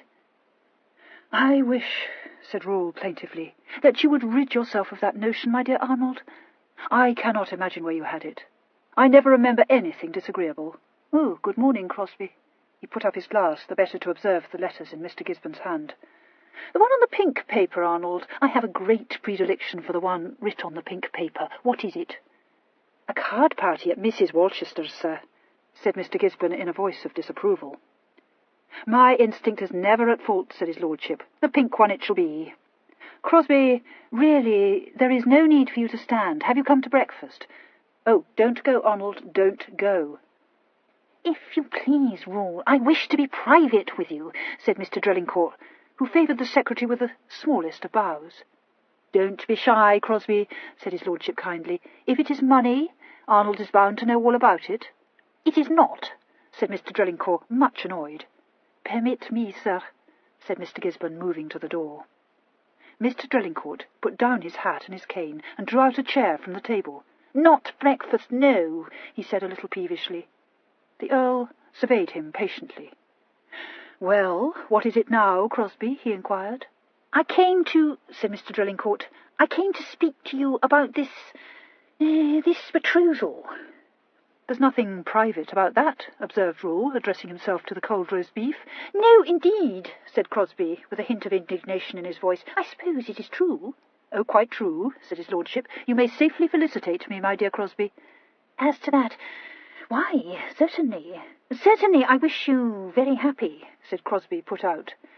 "But you never spoke a word of it to me. It takes me quite by surprise. I must think it extremely odd, cousin, considering the singular nature of our relationship." My lord seemed puzzled. "Oh, come, Rule, come. As your heir, I might be supposed to have some claim to be apprised of your intentions." "Accept my apologies," said his lordship. "Are you sure you won't have some breakfast, Crosby? You do not look at all the thing, my dear fellow. In fact, I should almost feel inclined to recommend another hair powder than this blue you affect. A charming tint, Crosby. You must not think I don't admire it, but its reflected pallor upon your countenance—" "If I seem pale, cousin, you should rather blame the extraordinary announcement in today's Gazette. It has given me a shock. I won't deny it has given me a shock." "But, Crosby," said his lordship plaintively, "were you really sure that you would outlive me?" "In the course of nature I might expect to," replied Mr. Drelincourt, too much absorbed in his disappointment to consider his words. "I can give you 10 years, you must remember." Rule shook his head. "I don't think you should build on it," he said. "I come of a distressingly healthy stock, you know." "Very true," admitted Mr. Drelincourt. "It is a happiness to all your relatives." "I see it is," said his lordship gravely. "Pray, don't mistake me, Marcus," besought his cousin. "You must not suppose that your demise could occasion in me anything but a sense of the deepest bereavement. But you'll allow a man must look to the future." "Such a remote future," said his lordship. "It makes me feel positively melancholy, my dear Crosby." "We must all hope it may be remote," said Crosby. "But you cannot fail to have observed how uncertain is human life. Only to think of young Frittenham, cut off in the very flower of his youth by the overturning of his curricle, broke his neck, you know, and all for a wager." The Earl laid down his knife and fork and regarded his relative with some amusement. "Only to think of it," he repeated. "I confess, Crosby, what you will say will add, piquancy to my next race. I begin to see that your succession to my shoes— Oh, by the way, cousin, you are such a judge of these matters. Do, I beg of you, tell me how you like them." He stretched one leg for Mr. Drelincourt to look at. Mr. Drelincourt said unerringly, "À la d'Artois, from Joubert. I don't favour them myself, but they are very well indeed." "It's a pity you don't," said his lordship, "for I perceive that you may be called upon to step into them at any time." "Oh, hardly that, Rule, hardly that," protested Mr. Drelincourt handsomely. "But consider how uncertain is human life, Crosby. You yourself said it a moment back. I might at any moment be thrown from a curricle." "I am sure I did not in the least mean—" "Or," continued Rule pensively, "fall a victim to one of the cut-throat thieves with which I am told the town abounds." "Certainly," said Mr. Drelincourt a little stiffly. "But I don't anticipate—" "Highwaymen, too," mused his lordship. "Think of poor Leighton, with a bullet in his shoulder on Hounslow Heath not a month ago. It might have been me, Crosby. It may still be me." Mr. Drelincourt rose in a huff. "I see you are quite determined to make a jest of it. Good God, I don't desire your death. I should be excessively sorry to hear of it. But this sudden resolve to marry, when everyone else has quite given up all idea of it, takes me aback. Upon my soul it does. And quite a young lady, I apprehend." "My dear Crosby, why not say a very young lady? I feel sure you know her age." Mr. Drelincourt sniffed. "I scarcely credited it, cousin. I confess. A schoolroom miss, and you well above 30. I wish you may not live to regret it." "Are you sure," said his lordship, "that you won't have some of this excellent beef?" An artistic shudder ran through his cousin. "I never, positively never, eat flesh at this hour of morning," said Mr. Drelincourt emphatically. "It is all things the most repugnant to me. Of course you must know how people will laugh at this odd marriage. 17 and 35. Upon my honour, I should not care to appear so ridiculous." He gave an angry titter and added venomously, "To be sure, no one need wonder at the young lady's part in it. We all know how it is with the Winwoods. She does very well for herself, very well indeed." The Earl leaned back in his chair, one hand in his breeches pocket, the other quite idly playing with his quizzing glass. "Crosby," he said gently, "if ever you repeat that remark, I am very much afraid, that you will quite certainly predecease me." There was an uncomfortable silence. Mr. Drelincourt looked down at his cousin and saw that under the heavy lids those bored eyes had entirely lost their smile. They held a very unpleasant glint. Mr. Drelincourt cleared his throat and said, his voice jumping a little, "Oh, my dear Marcus, I assure you I meant nothing in the world. How you do take one up!" "You must forgive me," said his lordship, still with that alarming grimness about his mouth. "Oh, certainly, I don't give it a thought," said Mr. Drelincourt. "Consider it forgotten, cousin. And as for the cause, you have me wrong, quite wrong, you know." The Earl continued to regard him for a moment, then the grimness left his face, and he suddenly laughed. Mr. Drelincourt picked up his hat and cane, and was about to take his leave, when the door opened briskly, and a lady came in. She was of middle height, dressed in a gown of apple-green cambric with white stripes, in the style known as vive bergère, and had a very becoming straw hat, with ribbons perched upon her head. A scarf caught over one arm, and a sunshade with a long handle, completed her toilet. And in her hand she carried, as Mr. Drelincourt saw at a glance, a copy of the London Gazette. She was an extremely handsome woman, with the most speaking eyes, at once needle-sharp and warmly smiling, and she wore a striking resemblance to the Earl. On the threshold she checked, her quick gaze taking in Mr. Drelincourt. "Oh, Crosby," she said, with unveiled dissatisfaction. Rule got up and took her hand. "My dear Eloisa, have you also come to breakfast?" he inquired. She kissed him in a sisterly fashion, and replied with energy, "I breakfasted 2 hours ago, but you may give me some coffee. I see you are just going, Crosby. Pray don't let me keep you. Dear me, why will you wear those very odd clothes, my good creature? And that absurd wig don't become you, take my word for it." Mr. Drelincourt, feeling unable to cope adequately with his cousin, merely bowed and wished her good morning. No sooner had he minced out of the room than Lady Louisa Quain flung down her copy of the Gazette before Rule. "No need to ask why that odious little toad came," she remarked. "But, my dear Marcus, it is too provoking. There is the most nonsensical mistake made. Have you seen it?" Rule began to pour coffee into his own unused cup. "Dear Louisa, do you realize that it's not yet 11 o'clock, and I have already had Crosby with me? What time can I have had to read the Gazette?" She took the cup from him, observing that she could not conceive how he should care to go on drinking ale with his breakfast.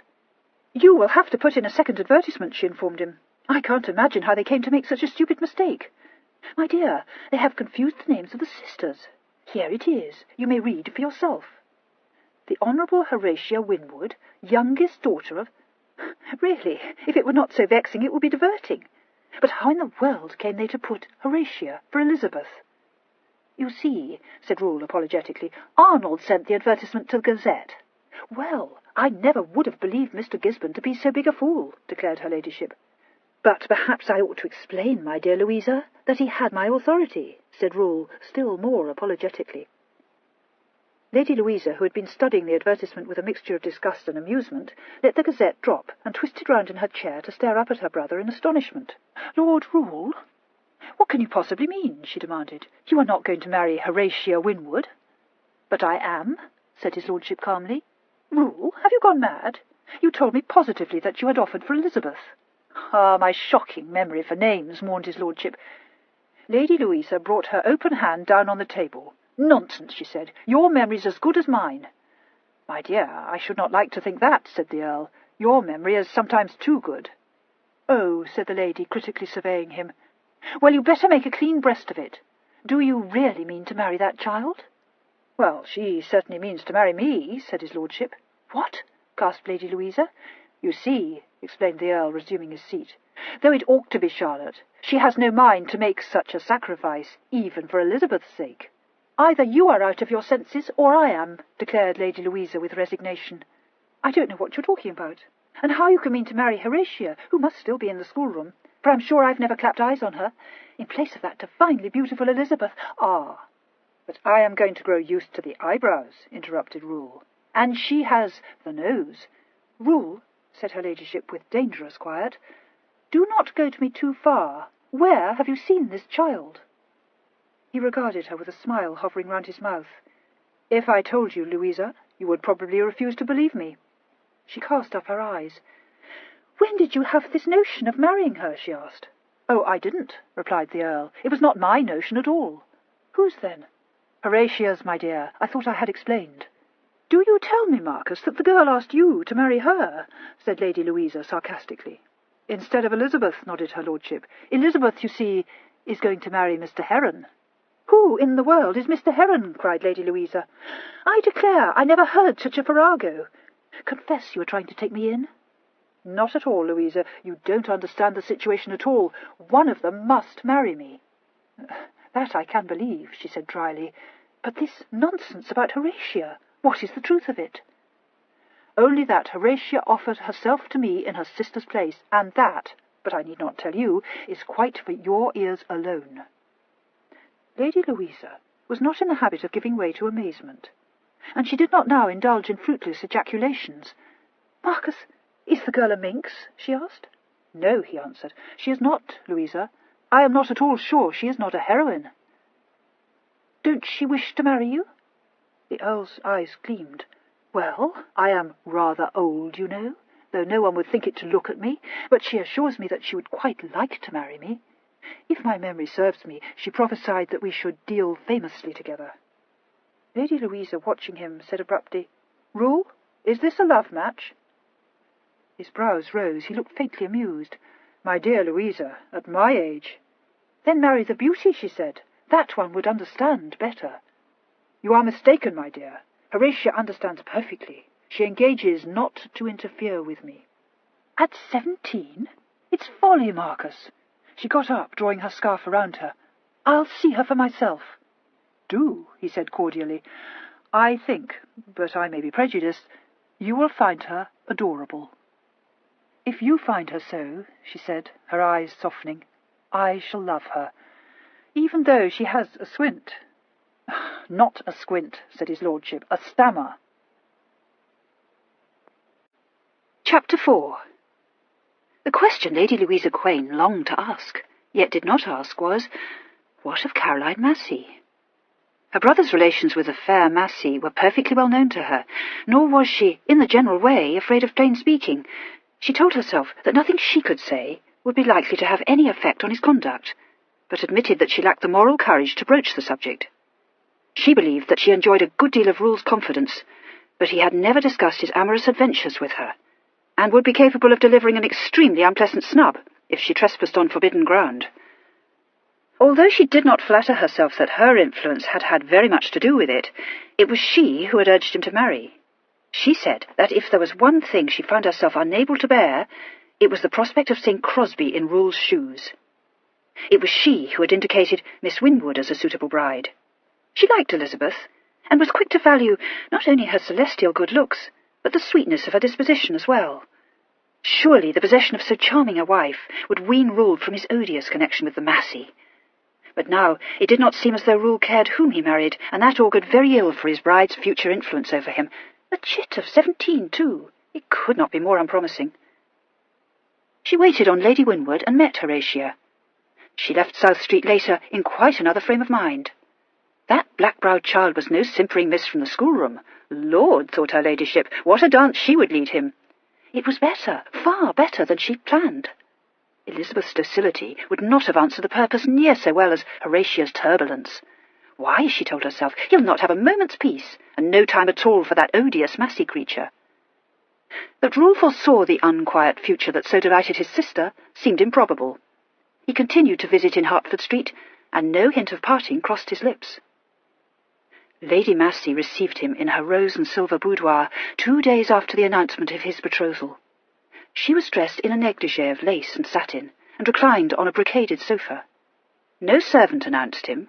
He came into the room as one who had the right, and as he shut the door remarked humorously, "Dear Caroline, you've a new porter. Did you tell him to shut the door in my face?" She held her hand to him. "Did he do so, Marcus?" "No," said his lordship. "No, that ignominious fate has not yet been mine." He took her hand and raised it to his lips. Her fingers clasped his and drew him down to her. "I thought we were being very formal," he said, smiling, and kissed her. She retained her hold on his hand, but said, half quizzically, half mournfully, "Perhaps we should be formal now, my lord." "So you did tell the porter to shut the door in my face," sighed his lordship. "I did not. But you are to be married, are you not, Marcus?" "Yes," admitted Rule. "Not just at this moment, you know." She smiled, but fleetingly. "You might have told me," she said. He opened his snuff-box and dipped in his finger and thumb. "I might, of course," he said, possessing himself of her hand. "A new blend, my dear," he said, and dropped the pinch onto her white wrist and sniffed. She pulled her hand away. "Could you not have told me?" she repeated. He shut his snuff-box and glanced down at her, still good-humoured, but with something at the back of his eyes which gave her pause. A little anger shook her. She understood quite well. He would not discuss his marriage with her. She said, trying to make her voice light, "You will say it's not my business, I suppose?" "I am never rude, Caroline," objected his lordship mildly. She felt herself foiled, but smiled. "No, indeed. I've heard it said you're the smoothest-spoken man in England." She studied her rings, moving her hand to catch the light. "But I didn't know you thought of marriage." She flashed to look up at him. "You see," she said, mock-solemn, "I thought you loved me. Only me." "What in the world," inquired his lordship, "has that to do with my marriage?" "I am entirely at your feet, my dear. Quite the prettiest feet I ever remember to have seen." "And you've seen many, I apprehend," she said with certain dryness. "Dozens," said his lordship cheerfully. She did not mean to say it, but the words slipped out before she could guard her tongue. "But for all that you are at my feet, Marcus, you have offered for another woman." The Earl had put up his glass to inspect a Dresden harlequin upon the mantelpiece. "If you brought that for a Kernler, my love, I am much afraid that you have been imposed upon," he remarked. "It was given me," she said impatiently. "How shocking," said his lordship. "I will send you a very pretty pair of dancing figures in its place." "You are extremely obliging, Marcus. But we were speaking of your marriage," she said, nettled. "You were speaking of it," he corrected. "I was trying to, turn the subject." She got up from the sofa and took an impatient step towards him. "I suppose," she said breathlessly, "you did not think the fair Massey worthy of so signal an honour?" "To tell you the truth, my dear, my modesty forbade me to suppose that the fair Massey would, contemplate marriage with me." "Oh, perhaps I would not," she replied. "But I think that was not your reason." "Marriage," said his lordship pensively, "is such a very dull affair, you know." "Is it, my lord? Even marriage with the noble Earl of Rule?" "Even with me," agreed Rule. He looked down at her, a curious expression that was not quite a smile in his eyes. "You see, my dear, to use your own words, you would have to love me, only me." She was startled. Under her powder a faint flush crept into her cheeks. She turned away with a little laugh and began to arrange the roses in one of her bowls. "That would certainly be very dull," she said. She glanced sideways at him. "Are you, perhaps jealous, my lord?" "Not in the least," said the Earl placidly. "But you think that, were I your wife, you might be?" "You are so charming, my dear, that I feel sure I should have to be," said his lordship, bowing. She was too clever a woman to press her point. She thought she had gone too far already, and however angry she might be at his marriage, she had no wish to alienate him. At one time she had held high hopes of becoming the Countess of Rule, though she was perfectly aware that such an alliance would be deemed a shocking one by the polite world. She knew now that Rule had baffled her. She had caught a glimpse of steel, and realized that there was something hidden under that easygoing exterior that was as incalculable as it was unexpected. She had imagined she could twist him round her finger. For the first time she was shaken by doubt. and knew that she must tread warily if she did not wish to lose him. This she certainly did not want to do. The late Sir Thomas had, in his disagreeable way, tied up his capital so fast that his widow found herself forever in the most unpleasant straits. Sir Thomas had had no sympathy with females who doted on faro and deep basset. Happily, the Earl of Rule was not afflicted by the same scruples, and he had not the smallest objection to assisting pecuniarily a distressed lady. He never asked uncomfortable questions on the vice of gambling, and his purse was a fat one. He had startled her today. She had not thought that he dreamed of a rival. Now it appeared that he knew very well, probably had known from the first. She would have to be careful. Trust her to know how matters lay between him and Robert Lethbridge.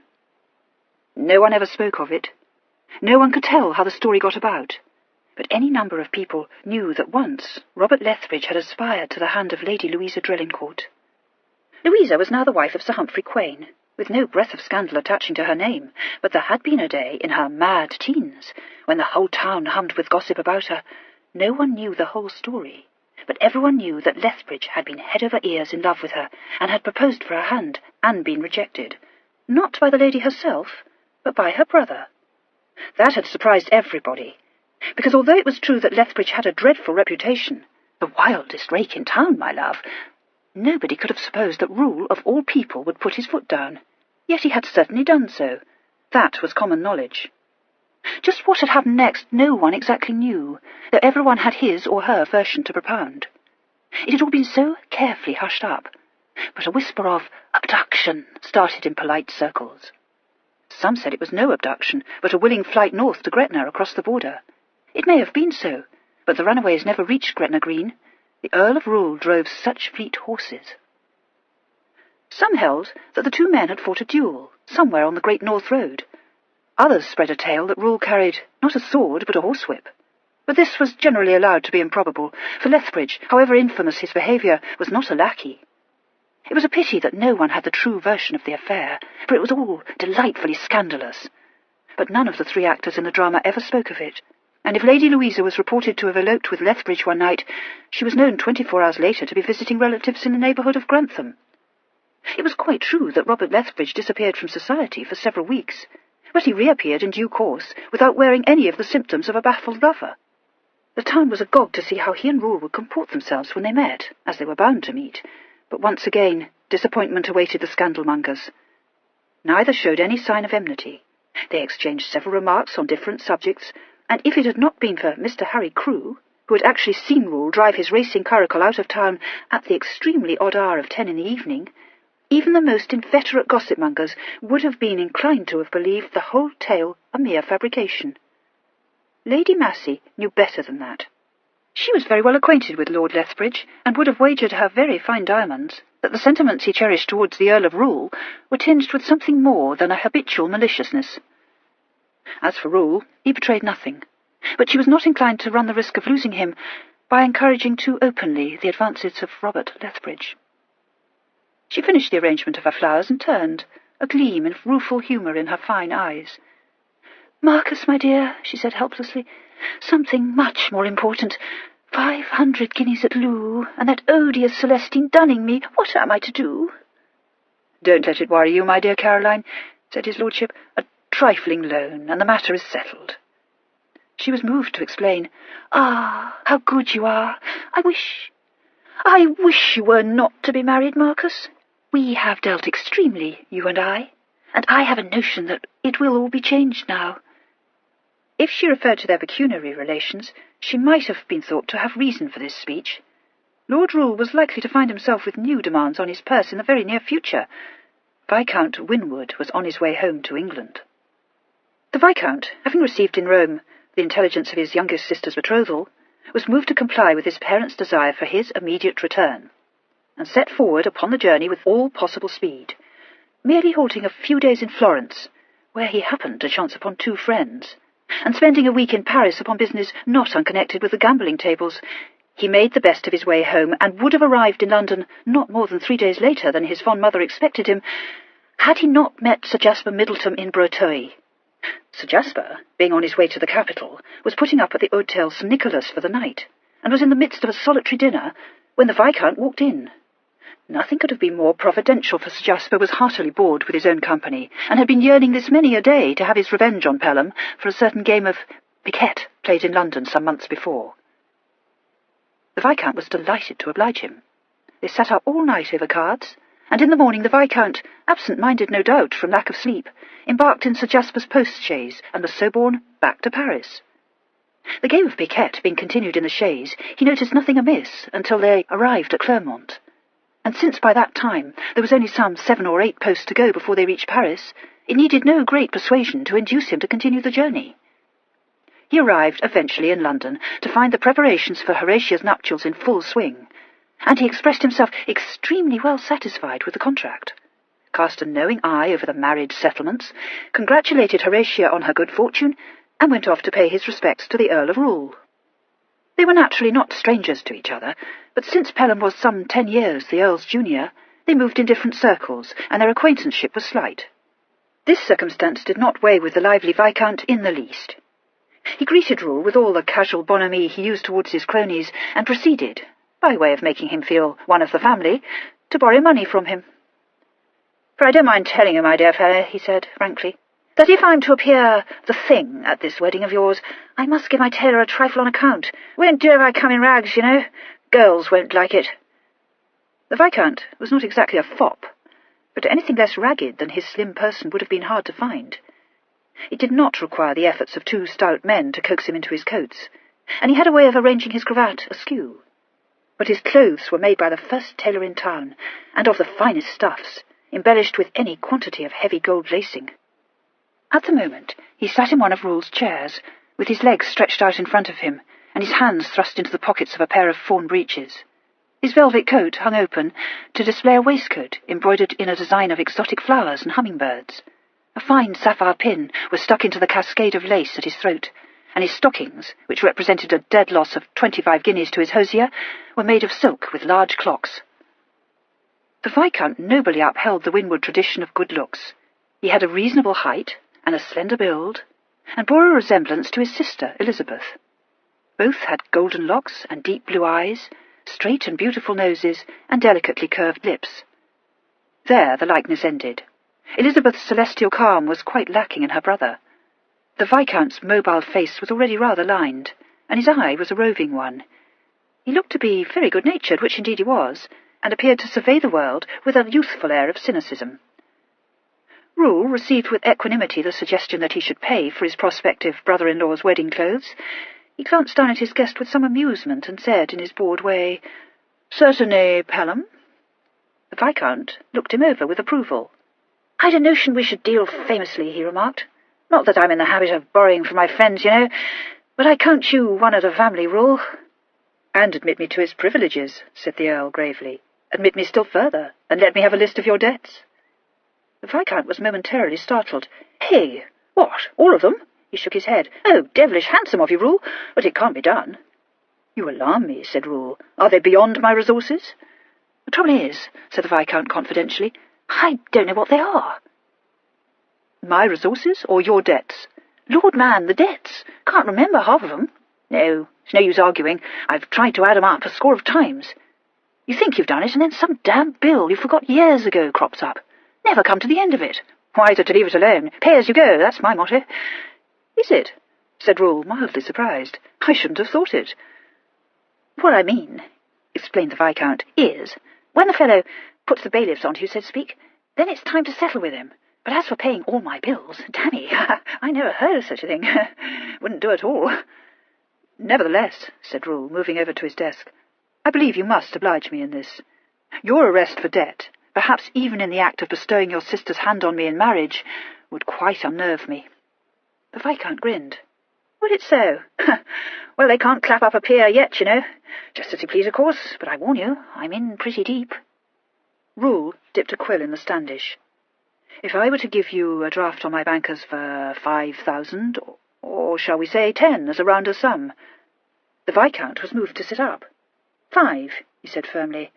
"Since you're making a point of it, I don't mind settling up for 5,000, but give away £10,000 to a lot of tradesmen I can't and won't do. Dammy, flesh and blood won't stand it." He watched Rule's quill move across the paper and shook his head. "Seems wicked to me," he said. "I've nothing to say against spending money, but blister it, I don't like to see it thrown away." He sighed. "You know, I could put it to better use, Rule," he suggested. Rule shook the sand off the paper and handed it to him. "But somehow I feel sure you won't, Pelham," he said. The Viscount cocked an eyebrow intelligently. "Like that, is it?" he said. Oh, very well. But I don't like it. I don't like it at all." Nor did his sisters like it when they heard of it. "Given you £5,000 to pay your debts?" cried Charlotte. "I never heard of such a thing." "No more did I," agreed Pelham. "Thought for a moment the man was queer in his head, but he don't seem to be." "Pell, I do think perhaps you might have waited," Elizabeth said, rather reproachfully. "It seems almost indecent." "And it will all go on gaming," said Charlotte. "Devil a penny of it, miss. So that's all you know," replied the Viscount without rancour. "Why not?" inquired Horatia bluntly. "It usually does." Her brother threw her a look of scorn. "Lord, Horry, if a man trusts you with a cool 5,000 to pay your debts, there's no more to be said." "I suppose," said Charlotte waspishly, "Lord Rule requires to see your accounts." "I'll tell you what it is, Charlotte," the Viscount informed her. "If you don't sweeten that tongue of yours, you'll never get a husband." Elizabeth intervened rather hastily. "Will it meet them all, Pell?" "It'll keep the bloodsuckers quiet for a while," replied his lordship. He nodded to Horatia.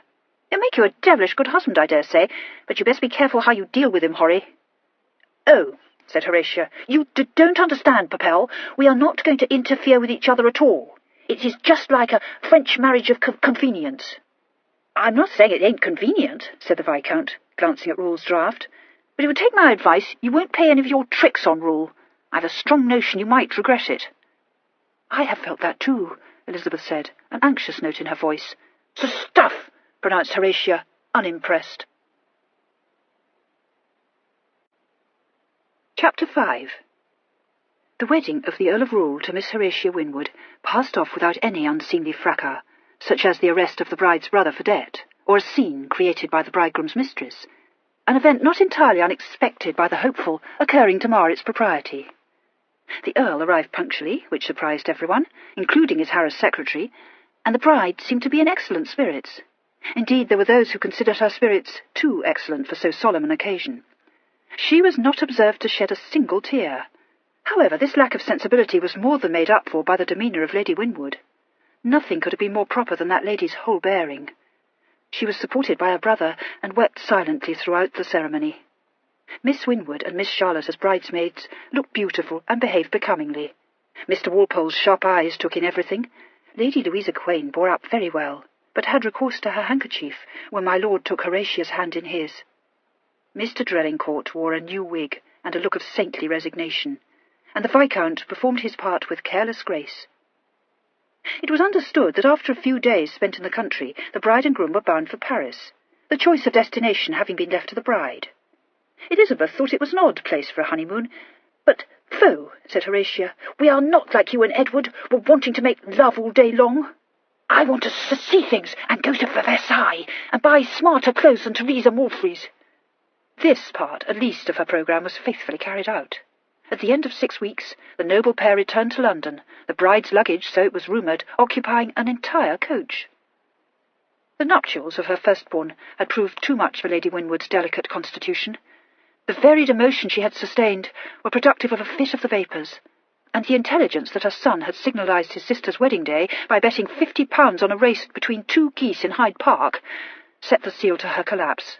She withdrew, with her 2 remaining daughters, one, alas, so soon to be reft from her, to the fastness of Winwood, and there built up her shattered nervous system on a diet of eggs and cream and paregoric draughts, and the contemplation of the marriage settlements.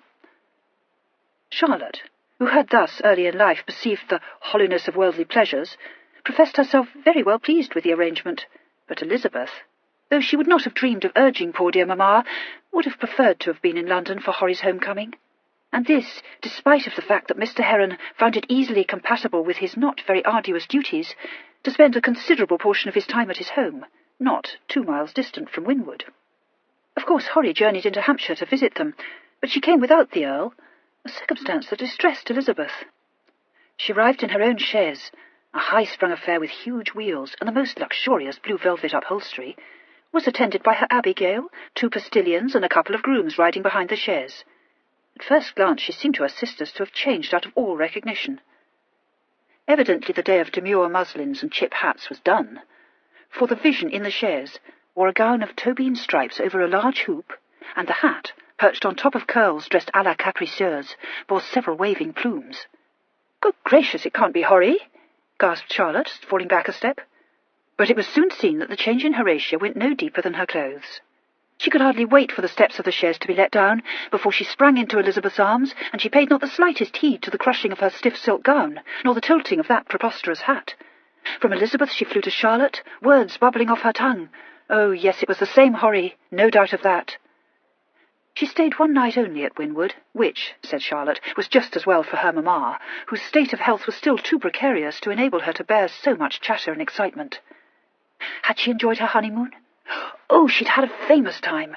Only fancy, she'd been to Versailles and spoken with the Queen, and, it was perfectly true, the Queen was the most ravishingly beautiful creature, and so elegant that she set all the fashions. See, she herself was wearing shoes cheveux à la reine. Whom else had she met? Why, everyone in the world. Such routs, such soirees, and oh, the fireworks at the Tuileries ball. It was not until they retired to bed that Elizabeth had any opportunity for a tete-à-tete. But no sooner did Horatia set eyes on her sister than she sent her maid away, and curled up on the sofa with Elizabeth beside her. "I'm so glad you came, Lizzie," she said confidentially. "Charlotte disapproves dreadfully of me, doesn't she?" Elizabeth smiled. "I am sure you don't care a rap for her disapproval, Horry." "Of course I don't. I do hope you will be married very soon, Lizzie. You have no notion how agreeable it is." "Quite soon now, we hope. But with mamma so poorly, I don't think of it. And are you very happy, dearest?" Horatia nodded vigorously. "Oh, yes. Only that I can't help feeling sometimes that I stole Marcus from you, Lizzie. You do still prefer Edward, don't you?" "Always," Elizabeth answered, laughing. "Is it very bad taste in me?" "Well, I must say I can't understand it," said Horatia candidly. "But perhaps it is because you aren't so horribly worldly, like me, Lizzie. Even if it is odious of me, I must say it is delightful to have what one wants, and to do as one pleases." "Yes," agreed Miss Winwood, rather doubtfully. "I suppose it is." She stole a glance at Horatia's profile. "Lord Rule could not accompany you on this visit?" "As a matter of fact," admitted Horatia, "he would have come, only I wanted to have you all to myself, so he gave up the notion." "I see," said Elizabeth. "Don't you think, love, that you should have come together, perhaps?" "Oh, no," Horatia assured her. "He quite understood, you know. I find, too, that fashionable people hardly ever do things together." "Horry, dear," said Miss Winwood with difficulty, "I do not want to sound like Charlotte, but I have heard that when their wives are so very fashionable, gentlemen do sometimes look elsewhere for entertainment." "I know," said Horatia sapiently, "but you see, I promised I wouldn't interfere with Rule." It was all very disturbing, Elizabeth felt, but she said no more. Horatia returned to town next day, and the Winwoods heard of her thereafter through the medium of the Post and the Gazette. Her letters were not very illuminating, but it was apparent that she was enjoying a life full of social engagements. Elizabeth heard more direct tidings of her from Mr. Heron upon the occasion of his next visit to the country. "Horry," said Mr. Heron. "Well, yes, I have seen her, but not quite lately, my love. She sent me a card for a drum, Tuesday se'nnight. It was a very brilliant affair, but you know I am not in the way of going out a great deal. Still, I did go there," he added. "Horry was in spirits, I thought." "Happy?" Elizabeth said anxiously. "Oh, certainly. My lord, too, was all amiability." "Did he seem... could you tell whether he seemed fond of her?" Elizabeth asked. "Well," said Mr. Heron reasonably, "you would not expect him to display his affection in public, dearest. He was just as he always is, a little amused, I thought. You see, Horry seems to have become quite the rage." "Oh, dear," said Miss Winwood with deep foreboding. "If only she does not do anything shocking." A glance at Mr. Heron's face made her cry out, "Edward, you have heard something. Oh, I beg you will tell me at once." Mr. Heron made haste to reassure her. No, nothing in the world, my love. Merely that Horry seems to have inherited the fatal tendency to gamble. But nearly everyone plays nowadays, you know," he added soothingly. Miss Winwood was not soothed, nor did an unexpected visit a week later from Mrs. Morfrey do anything to alleviate her alarms. Mrs. Morfrey was staying at Basingstoke with her mamma-in-law, and drove over to Winwood to pay a morning call on her cousins. She was far more explicit than had been Mr. Heron. She sat in a bergère chair in the saloon, facing Lady Winwood's couch, and, as Charlotte afterwards remarked, that afflicted lady did not suffer an immediate relapse was due to her own fortitude rather than to any consideration shown her by her guest. It was quite obvious that Mrs. Morphy had not come on any charitable errand. Charlotte, always just, said, "Depend upon it, Teresa tried to patronize Horry. You know her encroaching way, and really I cannot altogether blame Horry for snubbing her, though I hope I am far from excusing Horry's excesses." Horry, it seemed, was becoming the talk of the town. Lady Winwood, receiving this piece of news, was moved to recall with complacency a day when she herself had been a reigning toast. "A toast?" said Mrs. Morphy. "Yes, aunt, I am sure no one need wonder at it. But Horry is not a beauty, and if she is a toast, which I never yet heard, it is certainly not on that account." "We ourselves think dear Horry very pretty, Teresa," said Miss Winwood gently. "Yes, my dear, but you are partial, as indeed I am too. No one is fonder of Horry than I am, and I put her behaviour down to her childishness, I assure you." "We are aware," said Charlotte, sitting very straight and stiff in her chair, "that Horry is little more than a child, but we should find it hard to believe that the behaviour of a Winwood could be such as to call for that or any other excuse." Slightly quelled by that stern gaze, Mrs. Morphy fidgeted with the strings of her reticule and said with a light laugh, "Oh, certainly, my dear. But I saw with my own eyes Horry strip one of the bracelets off her wrist at Lady Dolloby's card party. Pearls and diamond chips, my love, the most ravishing thing, and throw it on the table as her stake because she had lost all her money. You may imagine the scene. Gentlemen are so thoughtless, and of course several must needs encourage her, staking rings and hair buckles against her bracelet, and such nonsense." "Perhaps that was not very wise of Horry," said Elizabeth, "but not, I think, such a very great matter." "I am bound to say," remarked Charlotte, "that I hold gaming in any form in the utmost abhorrence." Lady Winwood unexpectedly entered the lists. "Gaming has always been a passion with the Winwoods," she observed. "Your papa was greatly addicted to every form of it. I myself, when my health permits it, am excessively fond of cards. I remember some very pleasant evenings at Gunnersbury, playing at silver faro with the dear princess, and Mr. Walpole too.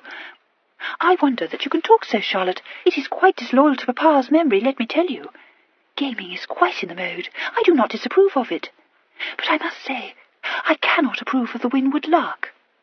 Do not tell me my little Horatia has inherited that, Teresa. Did she lose the bracelet?" "Well, as to that," said Mrs. Morphy reluctantly, "it was not staked in the end. Rule came into the card-room." Elizabeth looked quickly across at her. "Yes," she said, "he stopped it." "No," said Mrs. Morphy with dissatisfaction, "hardly that. He said in his quiet way that it might be difficult to assess the worth of a trinket, and picked up the bracelet and put it back on Horry's wrist, and set a rouleau of guineas down in its place. I did not wait to see any more." "Oh, that was well done of him," Elizabeth cried, her cheeks glowing. "Certainly one may say that he behaved with dignity and propriety," conceded Charlotte. "And if that is all you have to tell us of Horry's behaviour, my dear Teresa, I must confess I feel you have wasted your time." "Pray, do not be thinking that I am a mere mischief-maker, Charlotte," besought her cousin, "and it is not by any means all.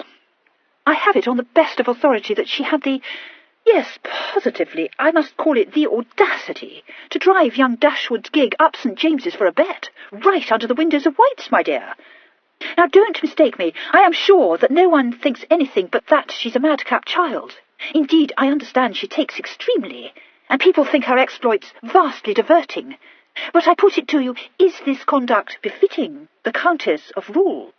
"If it befits a Winwood, which, however, I do not maintain," said Charlotte with hauteur, "it may certainly befit a Drelincourt." This crushing rejoinder put Mrs. Morphy so much out of countenance that she found herself with very little more to say, and presently took her leave of the Winwood ladies. She left behind her a feeling of uneasiness, which culminated in a suggestion, put tentatively forward by Elizabeth, that Lady Winwood should think of returning to South Street. Lady Winwood said in a failing voice that no one had the least regard for the frailty of her poor nerves, and if ever good had come of interfering between man and wife, she had yet to hear of it. However, the business was settled in the end by a letter from Mr. Heron. Mr. Heron had got his captaincy, and was to go into the West Country in the further execution of his duties.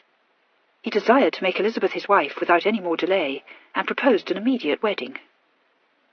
Elizabeth would have liked to have been married quietly at Winwood, but her mamma, having no notion of allowing her triumph in getting 2 daughters respectfully married within 3 months to pass unnoticed, arose tottering from her couch, and announced that never should it be said that she had failed in her duty towards her loved ones. The wedding was naturally not so brilliant an affair as Horatia's, but it passed off very well, and if the bride appeared pale, she was allowed to be in great beauty for all that. The bridegroom looked extremely handsome in his regimentals, and the ceremony was graced by the presence of the Earl and Countess of Rule, the Countess wearing for the occasion a gown that made every other lady blink with envy. Elizabeth, in all the bustle of hurried preparation, had had few opportunities of being private with Horatia, and on the only occasion when she found herself alone with her sister, she had realized with a sinking heart that Horatia was on her guard against too intimate a conversation. She could only hope to have more opportunity later in the year, when Horatia promised to come to Bath, which watering place Captain Heron was to make his headquarters. Chapter 6. "Well, if you wish to know what I think," said Lady Louisa stringently, "though I make not the smallest doubt that you don't, you're a fool, Rule." The Earl, who was still glancing over some papers brought to him by Mr. Gisborne a few minutes before his sister's arrival, said absently, "I know, but you must not let it distress you, my dear." "What," demanded her ladyship, disregarding this flippancy, "are those papers? You need not put yourself to the trouble of telling me. I know the look of a bill, trust me." The Earl put them into his pocket. "If only more people understood me so well," he sighed, "and respected my constitutional dislike of answering questions." "The chit will ruin you," said his sister, "and you do nothing to avert calamity." "Believe me," said Rule, "I hope to have enough energy to avert that particular calamity, Louisa." "I wish I may see it," she replied. "I like Horry. Yes, I do like her, and I did from the start. But if you'd 1 grain of sense, Marcus, you'd take a stick and beat her." "But think how fatiguing," objected the Earl. She looked scornfully across at him. "I wanted her to lead you a dance," she said candidly. "I thought it would be very good for you. But I never dreamed she would make herself the talk of the town while you stood by and watched." "You see, I hardly ever dance," Rule excused himself. Lady Louisa might have replied with some asperity, had not a light footstep sounded at that moment in the hall, and the door opened to admit Horatia herself.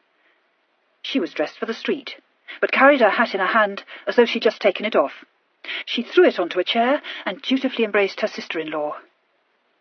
"I am so sorry I was out, Louisa. I have been to see Mamma. She is feeling very low because of having lost Lizzie, and Sir Peter Mason, whom she quite thought was going to offer for Charlotte, because he doesn't like levity in a female, is promised to Miss Lupton after all. Marcus, do you think Arnold might like to marry Charlotte?" "For heaven's sake, Horry," cried Lady Louisa with foreboding, "don't ask him." Horatia's straight brows drew together. No, of course not. But I might throw them together, I think." "Not, I beg of you," said his lordship, "in this house." The grey eyes surveyed him questioningly. "Not if you'd rather I didn't," said Horatia obligingly. "I am not set on it, you understand." "I am so glad," said his lordship. "Consider the blow to my self-esteem if Charlotte were to accept Arnold's hand in marriage." Horatia twinkled. "Well, you need not put yourself about, sir, for Charlotte says she is going to dedicate her life to Mamma. Oh, are you going already, Louisa?" Lady Louisa had risen, drawing her scarf around her shoulders. "My dear, I have been here this age. I only came for a word with Marcus." Horatia stiffened slightly.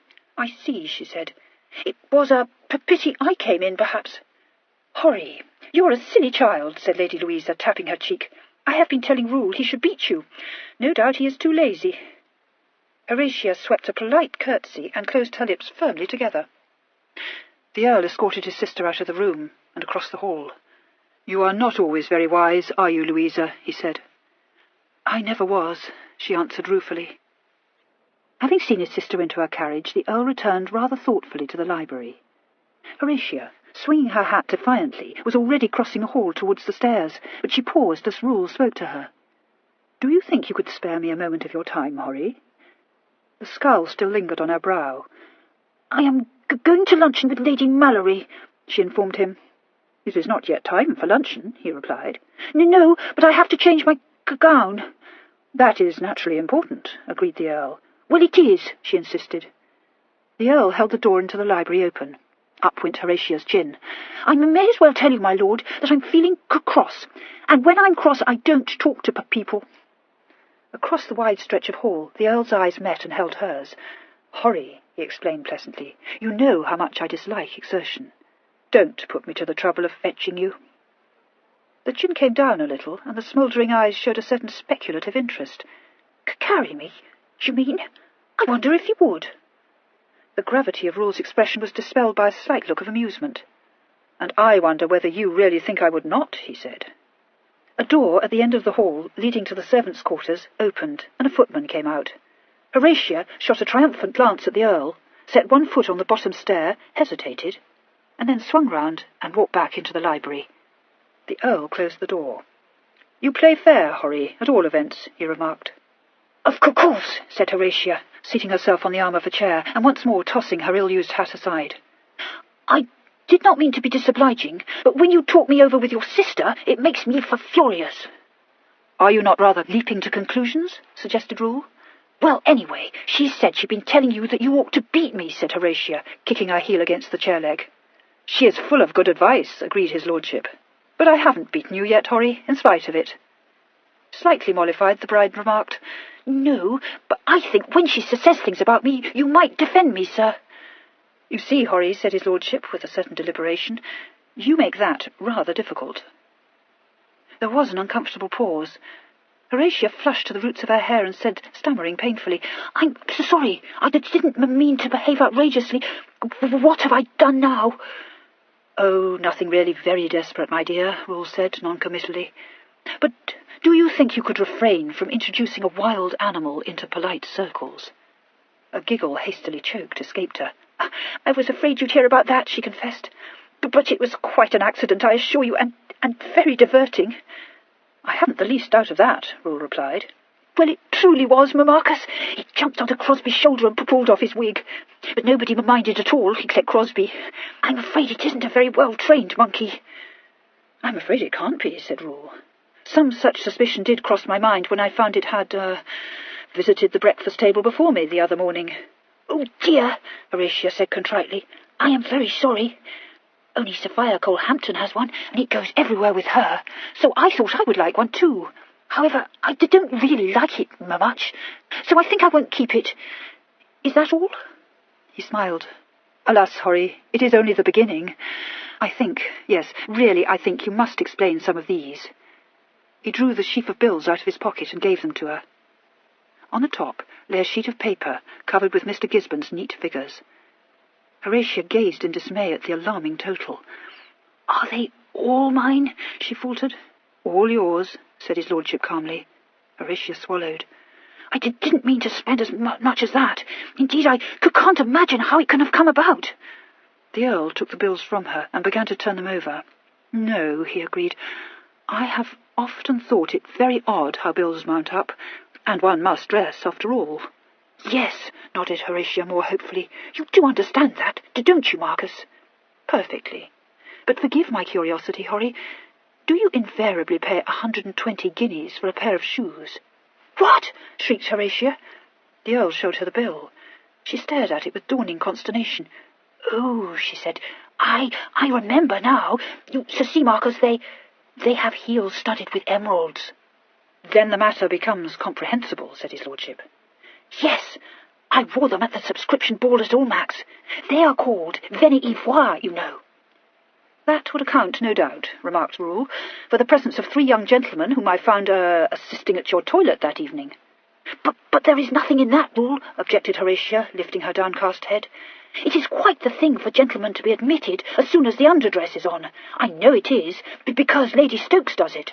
They advise one how to place one's patches, and where to bestow one's flowers, and what perfume to use."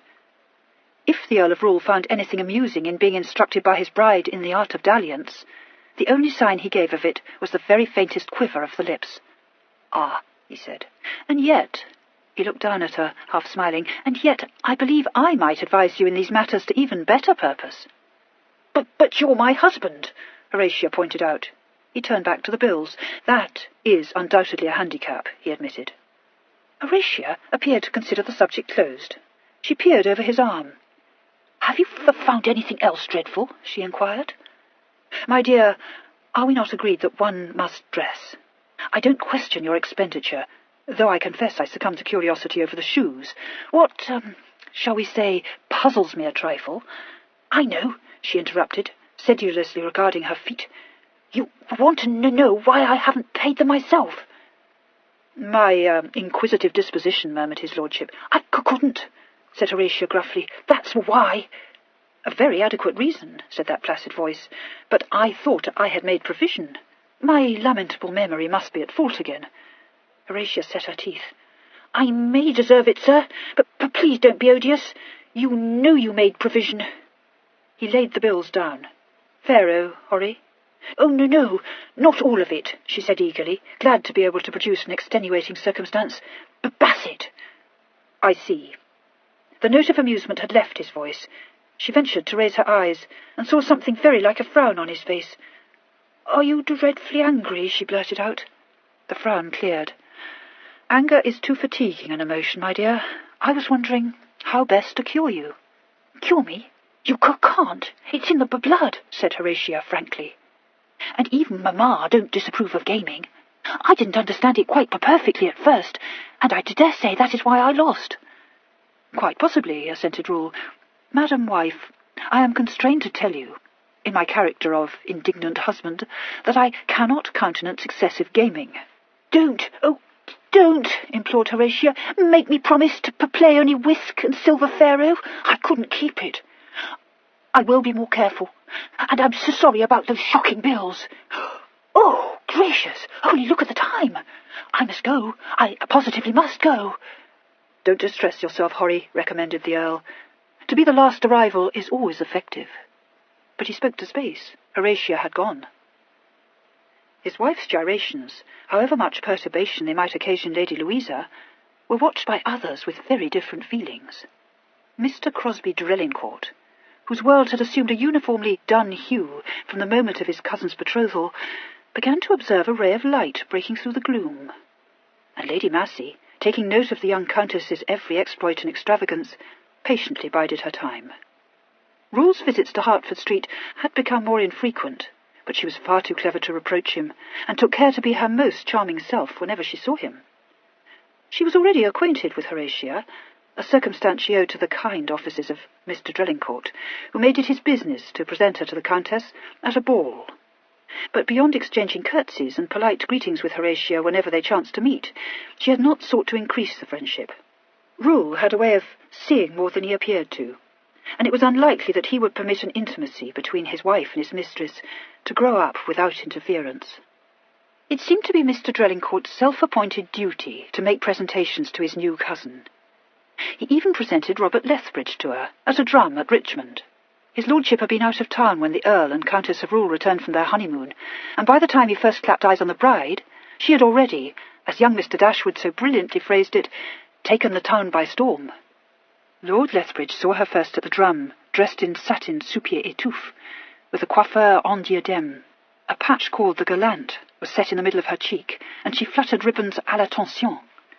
She certainly took the eye, which may have been the reason for Lord Lethbridge's absorption. He stood against one wall of the long saloon, and his eye rested on the bride with a curious expression in them, hard to read. Mr. Drelincourt, observing him from a distance, ranged alongside and said with a titter, "You are admiring my new cousin, my lord." "Profoundly," said Lethbridge. "For my part," shrugged Mr. Drelincourt, never one to conceal his feelings, "I find those eyebrows positively grotesque. I do not call her a beauty. Decidedly, I do not." Lethbridge's glance flickered to his face. His lips curled imperceptibly. "You ought to be delighted with her, Crosby," he said. "Pray, allow me to present you to the paragon," said Mr. Drelincourt crossly, "but I warn you she stammers hideously." "And gambles, and drives gigs up St. James's," said his lordship. "I never hoped for better." Mr. Drelincourt looked sharply round at him. Why, "What a fool you are, Crosby," said Lethbridge. "Present me." "Really, my lord, really. Pray, how am I to take that?" "I had not the least intention of being enigmatic, believe me," replied Lethbridge acidly. "Make me known to this excellent bride." "You are in a devilish humour, my lord, I protest," complained Crosby, but he moved towards the group about Horatia. "Cousin, permit me. May I present one who is all eagerness to meet you?" Horatia had very little desire to meet any crony of Mr. Drelincourt's, whom she cordially despised, and she turned with obvious reluctance. But the man who stood before her was not at all like Crosby's usual companions. None of the absurdities of the macaroni marred the elegance of his person. He was dressed with magnificence, and he seemed to be considerably older than Mr. Drelincourt. "Lord Lethbridge, my Lady Rule," said Crosby. "You perceive him quite agog to meet the lady about whom the whole town is talking, dear cousin." Horatia, spreading her skirts in a curtsy, flushed a little, for Mr. Drelincourt's words stung. She arose swimmingly and extended her hand. Lord Lethbridge received it on his wrist, and bent with incomparable grace to salute it. A flicker of interest awoke in Horatia's eyes. His lordship had an air. "Our poor Crosby has always such a happy turn of phrase," murmured Lethbridge, and won a glimpse of a dimple. "Ah, precisely. Let me lead you to that couch, madam." She took his arm and went with him across the saloon. "Crosby detests me," she confided. "But of course," said his lordship. She frowned, rather puzzled. "That isn't very civil, sir. Why should he?" His brows rose in momentary surprise. He looked critically at her and laughed. "Oh, because he has such execrable taste, ma'am." It did not seem to Horatia as though this was the reason he really had in mind, and she was about to inquire deeper into the matter when he changed the subject. "I need hardly ask, ma'am, whether you are ennuyé to the point of extinction with such affairs as these," he said, indicating with a wave of his hand the rest of the company. "No, I am not," replied Horatia. "I like it." "Delightful," smiled his lordship. "You infect even such jaded spirits as mine with enthusiasm." She looked a little doubtful. What he said was excessively polite, but the tone he used held a tinge of light mockery, which baffled while it intrigued her. "Jaded spirits usually seek the cacodrum, sir," she remarked. He was gently fanning her with a cabriolet fan which she had taken from her hand, but he paused and said with a quizzical look, "Ah, and so sometimes do enthusiastic ones, do they not?" "Sometimes," admitted Horatia. "You have heard all about me." "By no means, ma'am. But when I learn of a lady who never refuses a wager, why, I desire to know more of her." "I am certainly very partial to games of chance, sir," said Horatia wistfully. "One day you shall play your cards against me," said Lethbridge, "if you will." A voice spoke immediately behind them. "Do not play with Lord Lethbridge, ma'am, if you are wise." Horatia looked over her shoulder. Lady Massey had entered the saloon through a curtained archway, and was standing leaning her hand lightly on the back of the couch. "Oh," Horatia said, glancing at Lethbridge with new interest, "will he fleece me?" Lady Massey laughed. "Why, ma'am, am I to tell you that you are talking to the most hardened gamester of our times? Be warned, I implore you." "Are you?" inquired Horatia, regarding Lethbridge, who had risen at Lady Massey's approach, and was watching her with an indefinable smile. "Then I should like very much to play with you, I assure you." "You will need iron nerves, ma'am," Lady Massey said banteringly. "If he were not here, I might tell you some shocking tales about him." At that moment Lord Winwood, who was strolling towards the doorway, caught sight of the group by the couch, and promptly bore down upon his sister. He executed a bow in Lady Massey's direction, and bestowed a nod on Lethbridge. "You are very obedient, ma'am. Servant Lethbridge, I've been looking all over for you, Horry. Promised to present a fellow to you." Horatia got up. "Well, but—" The Viscount took her hand to draw it through his arm, and as he did so pinched her fingers significantly. Understanding this brotherly nip to mean he had something of importance to say to her, Horatia sketched a curtsy to Lady Massey and prepared to walk away with the Viscount, only pausing to say seriously, "Perhaps we should try a throw against each other some day, my lord." "Perhaps," Lethbridge bowed. The Count led her firmly out of earshot. "Good God, Horry, what's all this?" he demanded, with pious intention, but a complete absence of tact. "Keep away from Lethbridge. He's dangerous. Damn me! Was there ever such a one for getting into the wrong company?" "I shan't keep away from him," declared Horatia. "Lady Massey says he's a hardened gamester." "So he is," said the ill-advised Viscount. "You're no pigeon for his plucking, Horatia, let me tell you." Horatia pulled her hand away, her eyes flashing. "And let me tell you, Pell, that I'm a married lady now, and I won't be ordered about by you." "Ah, married, aye, so you are. You've only to let Rule get wind of this, and there'll be the devil to pay. The Massey, too. 'Pon my soul, if I ever met another to equal you." "Well, and what have you against Lady Massey?" said Horatia. "What have I? Oh, Lord!" The Viscount tugged ruefully at his solitaire. "I suppose you don't—" "No, exactly. Now, don't plague me with a lot of silly questions, there's a good girl. Come and drink a glass of negus." Still standing by the couch, Lord Lethbridge watched the departure of brother and sister, and turned his head to observe Lady Massey. "Thank you, my dear Caroline," he said sweetly. "That was vastly kind of you. Did you know it?" "Do you think me a fool?" she retorted. "When that plum drops into your hand, remember then to thank me." "And the egregious Winwood, I fancy," remarked his lordship, helping himself to a pinch of snuff. "Do you want that plum to fall into my hand, dear lady?"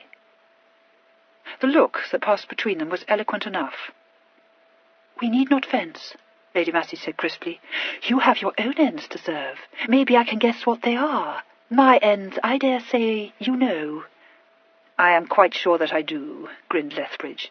"Do forgive me, my dear, but though I have a reasonable hope of achieving mine, I'm willing to lay you any odds you don't achieve yours. Now, is not that outspoken? You did say we need not fence, did you not?" She stiffened. "What am I to understand by that, if you please?" "Just this," said Lethbridge, shutting his enamelled snuff-box with a snap. "I don't need your assistance, my love. I play my cards to suit myself, neither to oblige you nor Crosby." "I imagine," she said dryly, "we all of us desire the same thing." "But my motive," replied his lordship, "is by far the purest." Chapter 7. Lady Massey, accepting Lethbridge's snub with tolerable equanimity, had no difficulty in interpreting his last cryptic speech. Her momentary anger gave place immediately to a somewhat cynical amusement. She herself was hardly of the stuff that could plan the undoing of a bride for no more personal reason than a desire for revenge on the groom, but she was able to appreciate the artistry of such a scheme, while the cold-bloodedness of it, though rather shocking, could not but entertain her. There was something a little devilish in it, and it was the devil in Lethbridge that had always attracted her.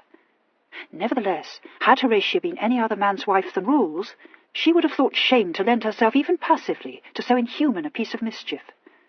But Lady Massey, prepared before she set eyes on Horatia to resign herself to the inevitable, had changed her mind. She flattered herself that she knew Rule, and who, knowing him, could think for a moment that this ill-assorted union could end in anything but disaster? He had married for an heir, for a gracious chatelaine, certainly not for the alarums and excursions that must occur wherever Horatia went. Something he had once said to her remained significantly in her memory.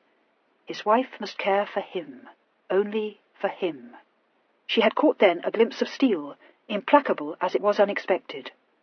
Rule, for all his easy-going, would be no complacent husband, and if this loveless marriage of convenience went awry, why then divorce was not so rare in these days.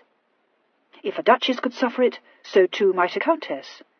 Once free of his tempestuous wife, with her hoydenish flights and her gaming excesses, he would turn with relief to one who created no scenes, and knew to a nicety how to please a man. It suited Lady Massey very well to permit Lethbridge to work his mischief. She wanted to have no hand in it. It was an ugly business, after all, and her provocative words to Horatia had been the malicious prompting of the moment, rather than a concerted attempt to throw her into Lethbridge's arms. Yet, finding herself beside Horatia at Vauxhall Gardens a week later, and seeing Lethbridge answer a beckoning gesture from a fair beauty in one of the boxes only with a wave of his hand, she could not resist the impulse to say, "Alas, poor Maria! What a fruitless task to attempt Robert Lethbridge's enslavement, as though we had not all tried and failed." Horatia said nothing, but her eyes followed Lethbridge with a speculative gleam in them.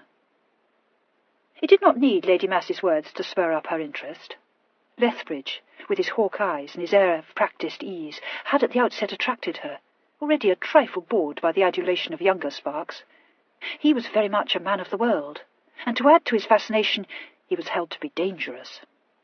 At the first meeting, it had seemed as though he admired her. Had he shown admiration more plainly at the second, his charm might have dwindled, but he did not. He let half the evening pass before he approached her, and then he exchanged but the barest civilities and passed on.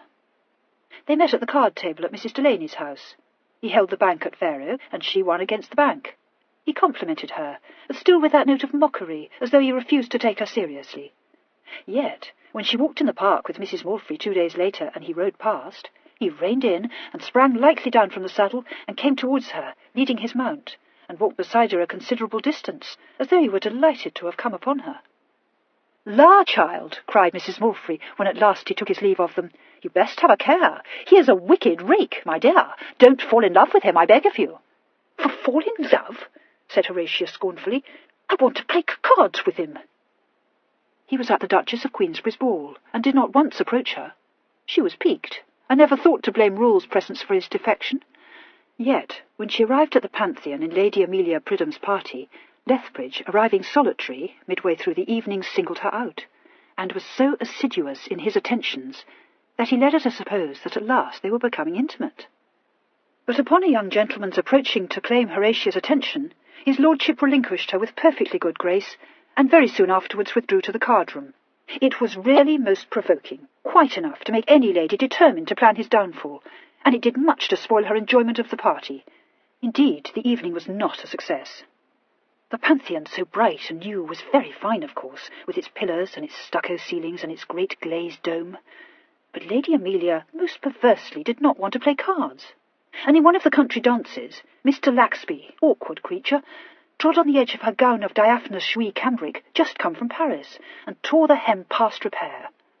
Then, too, she was obliged to decline going for a picnic out to Ewell on the following day, on the score of having promised to drive to Kensington, of all stuffy places, to visit her old governess, who was living there with a widowed sister. She had half a notion that Lethbridge was to be at the picnic, and was seriously tempted to bury Miss Lane in oblivion. However, the thought of poor Laney's disappointment prevented her from taking this extreme step, and she resolutely withstood all the entreaties of her friends. The afternoon, dutifully spent in Kensington, proved to be just as dull as she feared it would be, and Laney, so anxious to know all she had been doing, so full of tiresome gossip, made it impossible for her to leave as soon as she would have liked to have done. It was very nearly 4:30 before she entered her coach, but fortunately she was to dine at home that evening, before going with Rule to the opera, so that it did not greatly signify that she was bound to be late.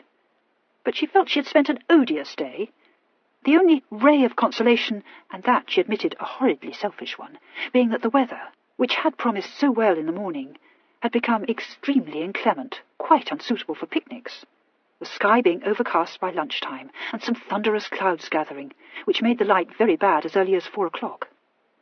A threatening rumble sounded as she entered into the coach, and Miss Lane at once desired her to remain on until the storm had passed. Luckily, the coachman was confident that it would hold off for some time yet, so that Horatia was not obliged to accept this invitation. The coachman was somewhat startled at receiving a command from her ladyship to spring his horses, as she was monstrously late.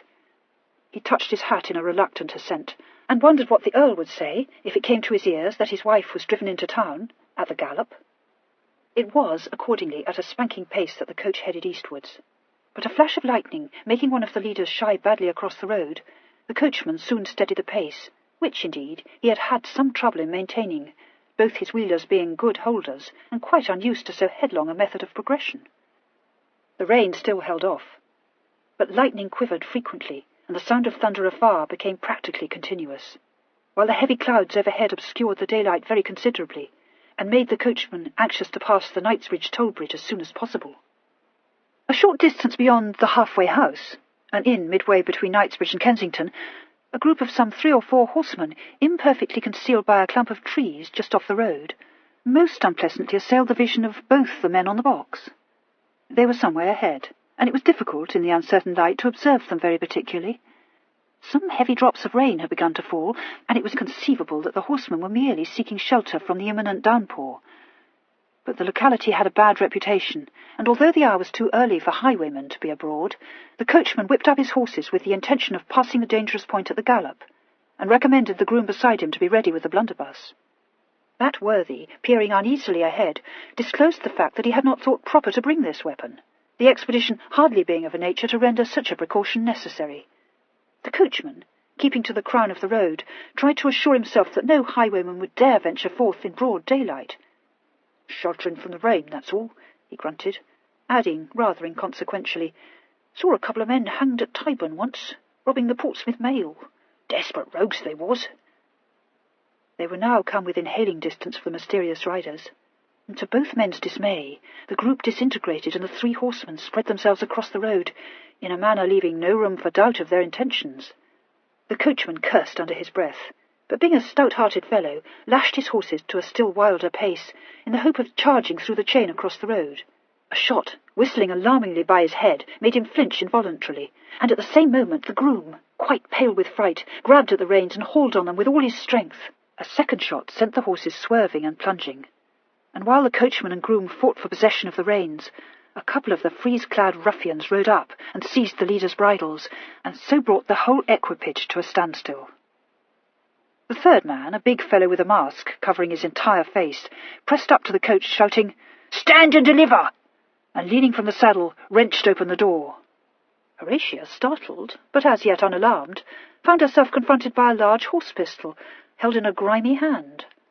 Her astonished gaze travelled upwards to the curtain mask, and she cried out, "Gracious, for footpads!" A laugh greeted this exclamation, and the man, holding the barker, said in a beery voice, "Bridle coals, my pretty. We bain't no foot scamperers. Hand over the gewgaws, and hand 'em quick, see?" "I shan't," said Horatia, grabbing her reticule firmly. It seemed as though the highwayman was rather at a loss, but while he hesitated, a second masked rider jostled him out of the way and made a snatch at the reticule. "Oh, here's a fat truss," he gloated, wresting it from her, "and a rum fan on your finger, too. Now, softly, softly." Horatia, far more angry than she was frightened at having her purse wrenched from her, tried to pull her hand away, and failing, dealt her assailant a ringing slap. "How dare you, you odious person!" she raged. This was productive only of another coarse guffaw, and she was beginning to feel really rather alarmed, when a voice suddenly shouted, lope off, or we'll be snubbled! Coves on the road!" Almost at the same moment a shot sounded, and hoofs could be heard thundering down the road. The highwayman released Horatia in a twinkling. Another shot exploded. There was a great deal of shouting and stamping, and the highwayman galloped off into the dusk. The next instant, a rider on a fine bay dashed up to the coach and reined in his horse, rearing and plunging. "Madam," the newcomer said sharply, and then, in tones of the utmost surprise, "My Lady Rule. Good God, ma'am, are you hurt?" "Why, it's you!" cried Horatia. "No, I'm not in the least hurt." Lord Lethbridge swung himself out of the saddle and stepped lightly onto the step of the coach, taking Horatia's hand in his. "Thank God I chanced to be at hand," he said. "There is nothing to frighten you now, ma'am. The rogues are fled." Horatia, an unsatisfactory heroine, replied gaily, "Oh, I wasn't frightened, sir. It is the most exciting thing that has ever happened to me. But I must say, I think they were very cowardly robbers to run away from one man." A soundless laugh shook his lordship. "Perhaps they ran away from my pistols," he suggested, "so long as they have not harmed you." "Oh, no. But how came you to be on this road, my lord?" "I have been visiting friends out at Brentford," he explained. "I thought you were going to the picnic at Yule," she said. He looked directly into her eyes. "I was," he answered, "but my Lady Rule did not join the party." She became aware that her hand was still reposing in his, and drew it away. "I did not think you cared a rap for that," she said. "Didn't you? But I did care." She looked at him for a moment, and then said shyly, "Please, will you drive back with me?" He appeared to hesitate, that queer, twisted smile hovering round his mouth. "Why not?" Horatio asked. "No reason in the world, ma'am," he replied. "If you wish it, of course I will drive with you." He stepped down into the road again, and summoned up the groom, telling him to mount the bay horse. The groom, who was looking shamefaced from his late encounter with the coachman, hastened to obey him. Lord Lethbridge again climbed into the coach, the door was shut, and in a few minutes the vehicle began to move forward in the direction of London. Inside it, Horatia said with a frankness her family considered disastrous, "I quite thought you did not like me very much, you know." "Did you? But that would have been very bad taste on my part," said his lordship. But positively avoid me when we meet," Horatia pointed out. "You know you do." "Ah," said his lordship, "but that is not because I do not like you, ma'am." "But why, then?" asked Horatia bluntly. He turned his head. "Has no one warned you that Robert Lethbridge is too dangerous for you to know?" Her eyes twinkled. "Yes, any number of people. Did you guess that?" "Of course I did. I believe mammas all warn their daughters against my wicked wiles. I am a very desperate character, you know." She laughed. Well, if I don't mind, why should you?" "That is rather different," Lethbridge replied. "You see, you are, if you will let me say so, very young." "Do you mean I am too young to be a friend of yours?" "No, that is not what I mean. You are too young to be allowed to do unwise things, my dear." She looked inquiring. "Would it be unwise of me to know you?" "In the eyes of the world, it certainly would." "I don't care a fig for the world," declared Horatia roundly. He stretched out his hand to take hers, and kissed her fingers. "You are a very charming lady," he said. "But were you and I to call friends, ma'am, the world would talk, and the world must not talk about my Lady Rule." "Why should people think odious things about you?" asked Horatia, indignation in her voice. A sigh escaped him. "Unfortunately, ma'am, I have made for myself the most shocking reputation, and once one has done that, there is no being rid of it. Now I feel quite sure that your excellent brother told you to have naught to do with Lethbridge. Am I right?" She coloured. "Oh, no one pays the least heed to Papel," she assured him. "And if you let me be a friend of yours, I will be, whatever anyone says." Again he seemed to hesitate. A warm hand once more clasped his. "But please let me," Horatia begged. His fingers closed round hers. "Why?" he asked. "Is it because you want to gamble with me? Is that why you offer me your friendship?" No, though that was what I wanted to begin with," Horatia admitted. "But now that you've told me all this, I feel quite differently, and I won't be one of those horrid people who believe the worst." "Ah," he said, "but I am afraid that Rule would have something to say to that, my dear. I must tell you he is not precisely one of my well-wishers, and husbands, you know, have to be obeyed." It was on the tip of her tongue to retort that she did not care a fig for Rule either, when it occurred to her that this was scarcely a proper sentiment, and she replied instead, "I assure you, sir, Rule does not interfere with my friendships." They had come by this time to the Hercules Pillars Inn by Hyde Park, and only a comparatively short distance remained between them and Grosvenor Square. The rain, which was now coming down in good earnest, beat against the windows of the coach, and the daylight had almost vanished. Horatia could no longer distinguish his lordship with any clarity, but she pressed his hand and said, "So that is quite decided, isn't it?" "Quite decided," said his lordship. She withdrew her hand. "And I will be very friendly and set you down at your house, sir, for it is raining much too hard for you to ride your horse. But please tell my coachman your direction." 10 minutes later the coach drew up in Half Moon Street. Horatia beckoned up her groom and bade him ride his lordship's horse on to its stable. "And I never thanked you, my lord, for rescuing me," she said. "I am truly very much obliged." Lethbridge replied, "And so am I, ma'am, for having been granted the opportunity." He bowed over her hand. "Till our next meeting," he said, and stepped down onto the streaming pavement. The coach moved forward. Lethbridge stood for a moment in the rain, watching it sway up the road towards Curzon Street, and then turned with the faintest shrug of his shoulders and walked up the steps of his house. The door was held for him by the porter. He said respectfully, "A wet evening, my lord." "Very," said Lethbridge curtly. "I should tell your lordship that a person has called. He arrived but a short time ahead of your lordship, and I have him downstairs, keeping an eye on him." "Send him up," Lethbridge said, and went into the room that overlooked the street. Here he was joined in a few moments by his visitor, who was ushered into the room by the disapproving porter. He was a burly individual dressed in a frieze coat, with a slouch hat grasped in one dirty hand. He grinned when he saw Lethbridge and touched his finger to his forelock. "Open all's bowman, your honour, and the leddy's none the worse." Lethbridge did not reply, but taking a key from his pocket, unlocked one of the drawers of the desk and drew out a purse. This he tossed across the room to his guest, saying briefly, "Take it, and be off with you. And remember, my friend, to keep your mouth shut." "God love you, may I shove the tumbler if ever I was one to squeak," said the frieze-clad gentleman indignantly. He shook the contents of the purse out onto the table and began to tell over the coins. Lethbridge's lip curled. "You can spare yourself the pains. I pay what I promised." The man grinned more knowingly than ever. "Ah, you're a privy cull, you are. But when I works with a flash, why, I'm careful, see?" He told over the rest of the money, scooped it all up in one capacious paw, and bestowed it in his pocket. "Right it is," he observed genially, "and easy earned. I'll let myself out of the jigger." Lethbridge followed him into the narrow hall. "No doubt," he said, "but I will give myself the pleasure of seeing you off the premises." "Gord love you! D'ye take me for a mill, Ken?" demanded the visitor, affronted. "Lordy, them as is on the rattling lay don't take to slumming Kens." With which lofty but somewhat obscure remark he took himself off down the steps of the house and slouched away towards Piccadilly. Lord Lethbridge shut the door and stood for a moment in frowning silence.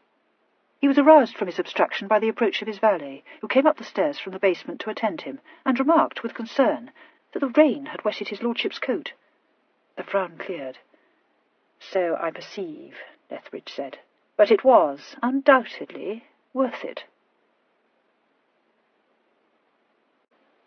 Chapter 8. It was past 5 o'clock when Horatia arrived in Grosvenor Square, and upon hearing the time from the porter she gave a small shriek of dismay and fled upstairs. In the upper hall she almost collided with Rule, already dressed for the opera. "Oh, my lord, such an adventure!" she said breathlessly. "I am horribly late, or I would tell you now. Do pray forgive me. I won't be above a moment." Rule watched her vanish into her own room, and proceeded on his way downstairs. Apparently, having very little dependence on his wife's notions of time, he sent a message to the kitchens that dinner was to be set back half an hour, and strolled into one of the saloons to await Horatia's reappearance. The fact that the opera began at 7 did not seem to worry him in the least, and not even when the hands of the gilt clock on the mantelpiece stood at 5:45 did he betray any sign of impatience. Below stairs, the cook, hovering anxiously between a couple of fat turkey poults on the spits and a dish of buttered crab, called down uncouth curses on the heads of all women. But by 6:05, the Countess, a vision of gauze, lace, and plumes, took her seat at the dinner table opposite her husband, and announced with a winning smile that she was not so very late after all. "And if it is glug, I don't mind missing some of it," she remarked, "but I must tell you about my adventure. Only fancy, Marcus, I have been held up by highwaymen." "Held up by highwaymen?" repeated the Earl, somewhat surprised. Horatia, her mouth full of buttered crab, nodded vigorously. "My dear child, when and where?" "Oh, by the halfway house, when I was coming home from Laney's. It was full daylight, too, and they took my purse, but there wasn't much in it." "That was fortunate," said the Earl. "But I don't think I entirely understand. Was this daring robbery effected without any opposition being offered by my heroic servants?" "Well, Jeffreys had not brought his pistols, you see. The coachman explained it all to me afterwards." "Ah," said the Earl, "then no doubt he will carry his goodness far enough to explain it to me as well." Horatia, who was in the act of serving herself from a dish of artichokes, looked up quickly at that and said, "But please do not be disagreeable about it, Rule. It was my fault for staying so long with Laney, and I don't think Jeffreys could have done anything even with a blunderbuss, because there were a number of them, and they all shot pistols." "Oh," said Rule, his eyes narrowing a little. "How many, in fact?" Well, 3. His lordship's brows rose. "You begin to interest me rather profoundly, Horry. You were held up by 3 men?" "Yes, and they were all masked."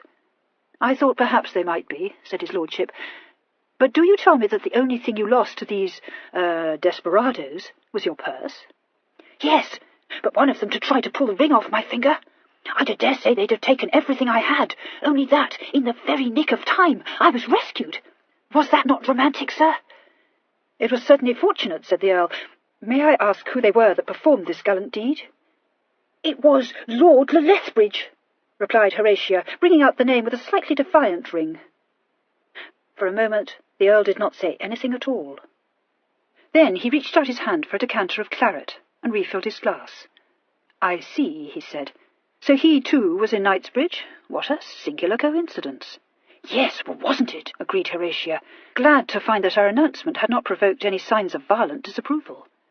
"Quite providential," said his lordship. And did he put all these armed men to flight single-handed?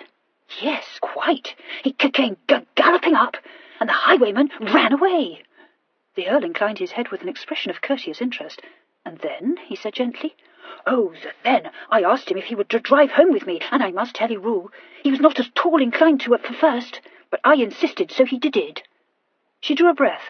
"And perhaps I ought to tell you also that he and I have decided to be friends." Across the table the Earl's calm eyes met hers. "I am, of course, honoured by this confidence, my dear. Am I expected to make any remark?" Horatia blurted out, "Well, Lord Lethbridge told me that you would not like it." "Ah, did he indeed?" murmured his lordship. "And did he give any reason for my supposed dislike?" "No, but he told me that he was not a proper person for me to know, and that made me excessively sorry for him. And I said I did not care what the world said, and that I would know him." The Earl touched his lips with his napkin. "I see. And if, let us suppose, I were to take exception to this friendship?" Horatia prepared for battle. "Well, why should you, sir?" "I imagine that his lordship's rare foresight prompted him to tell you my reasons," replied Rule a little dryly. "They seem to me very stupid and, yes, unkind," declared Horatia. "I was afraid they might," said Rule. "And," said Horatia with spirit, "it is no good telling me that I mustn't know Lord Lethbridge, because I shall." "Would it be any good, I wonder, if I were to request you, quite mildly, you understand, not to make a friend of Lethbridge?" "No," said Horatia. "I like him, and I won't be ruled by odious prejudice." "Then, if you have finished your dinner, my love, let us start for the opera," said Rule tranquilly. Horatia got up from the table, feeling that the wind had been taken out of her sails. The work being performed at the Italian Opera House, of which his lordship was one of the patrons, was Iphigenie on Olide, a composition that had enjoyed a considerable success in Paris, where it was first produced. The Earl and Countess of Rule arrived midway through the first act, and took their seats in one of the green boxes. The house was a blaze of light, and crowded with persons of fashion, who, while having no particular taste for music, all flocked to the King's Theatre, some with the mere intent of being in the mode, others for the purpose of displaying expensive toilets, and a few, like the Earl of March, who sat with his glass levelled at the stage in the hope of discovering some new dancer of surpassing attractions. Amongst this frippery throng were also to be seen the virtuosi, of whom Mr. Walpole, comfortably ensconced in Lady Hervey's box, was of the most notable.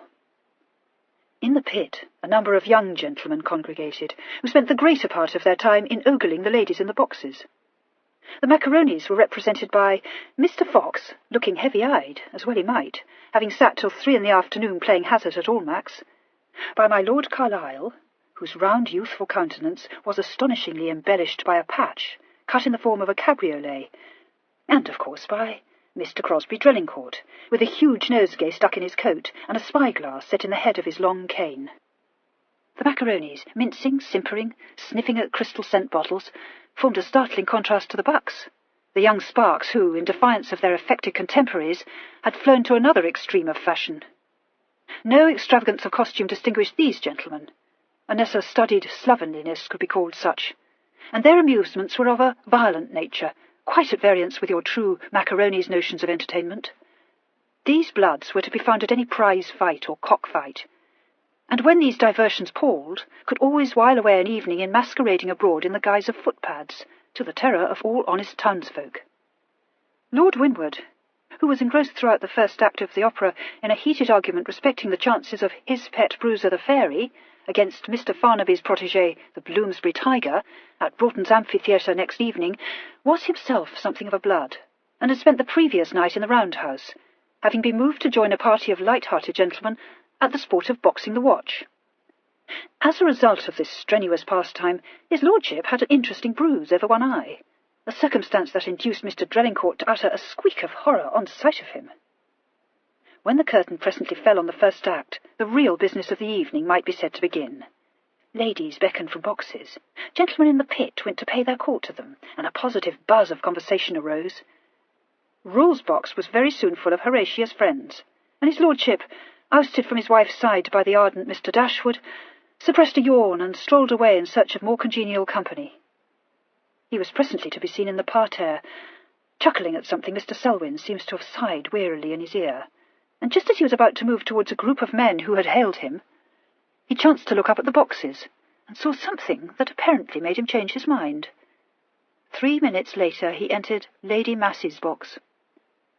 Since his marriage he had not singled Lady Massey out in public, so it was with triumph mixed with surprise that she held out her hand to him. "My lord! You know Sir Willoughby, I believe, and Miss Cloak, of course," she said, indicating 2 of her companions. "How do you like the Iphigenie, sir?" "Lord Lethbridge and I are agreed that Marinozza is sadly out of voice. What do you say?" "To tell you the truth," he replied, "I only arrived in time to see her exit." He turned. "Ah, Lethbridge," he said in his soft, sleepy way. "What a fortunate rencontre! I apprehend that I stand in your debt, do I not?" Lady Massey looked sharply round, but the Earl had moved to where Lethbridge stood at the back of the box, and Sir Willoughby Monk's stout form obscured her view of him. Lethbridge bowed deeply. "I should be happy indeed to think so, my lord," he said with exquisite politeness. "Oh, but surely," insisted Rule, gently twirling his eyeglass, "I have been held quite spellbound by the recountal of your, what shall I call it, your knight-errantry this very afternoon." Lethbridge's teeth gleamed in a smile. "That, my lord, a mere nothing, believe me." "But I am quite lost in admiration, I assure you," said Rule. "To tackle 3...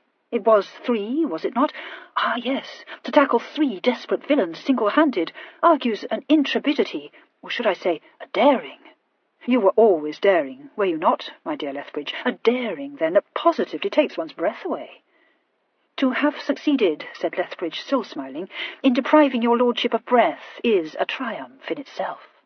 "Ah," sighed the Earl, "but you will make me emulative, my dear Lethbridge.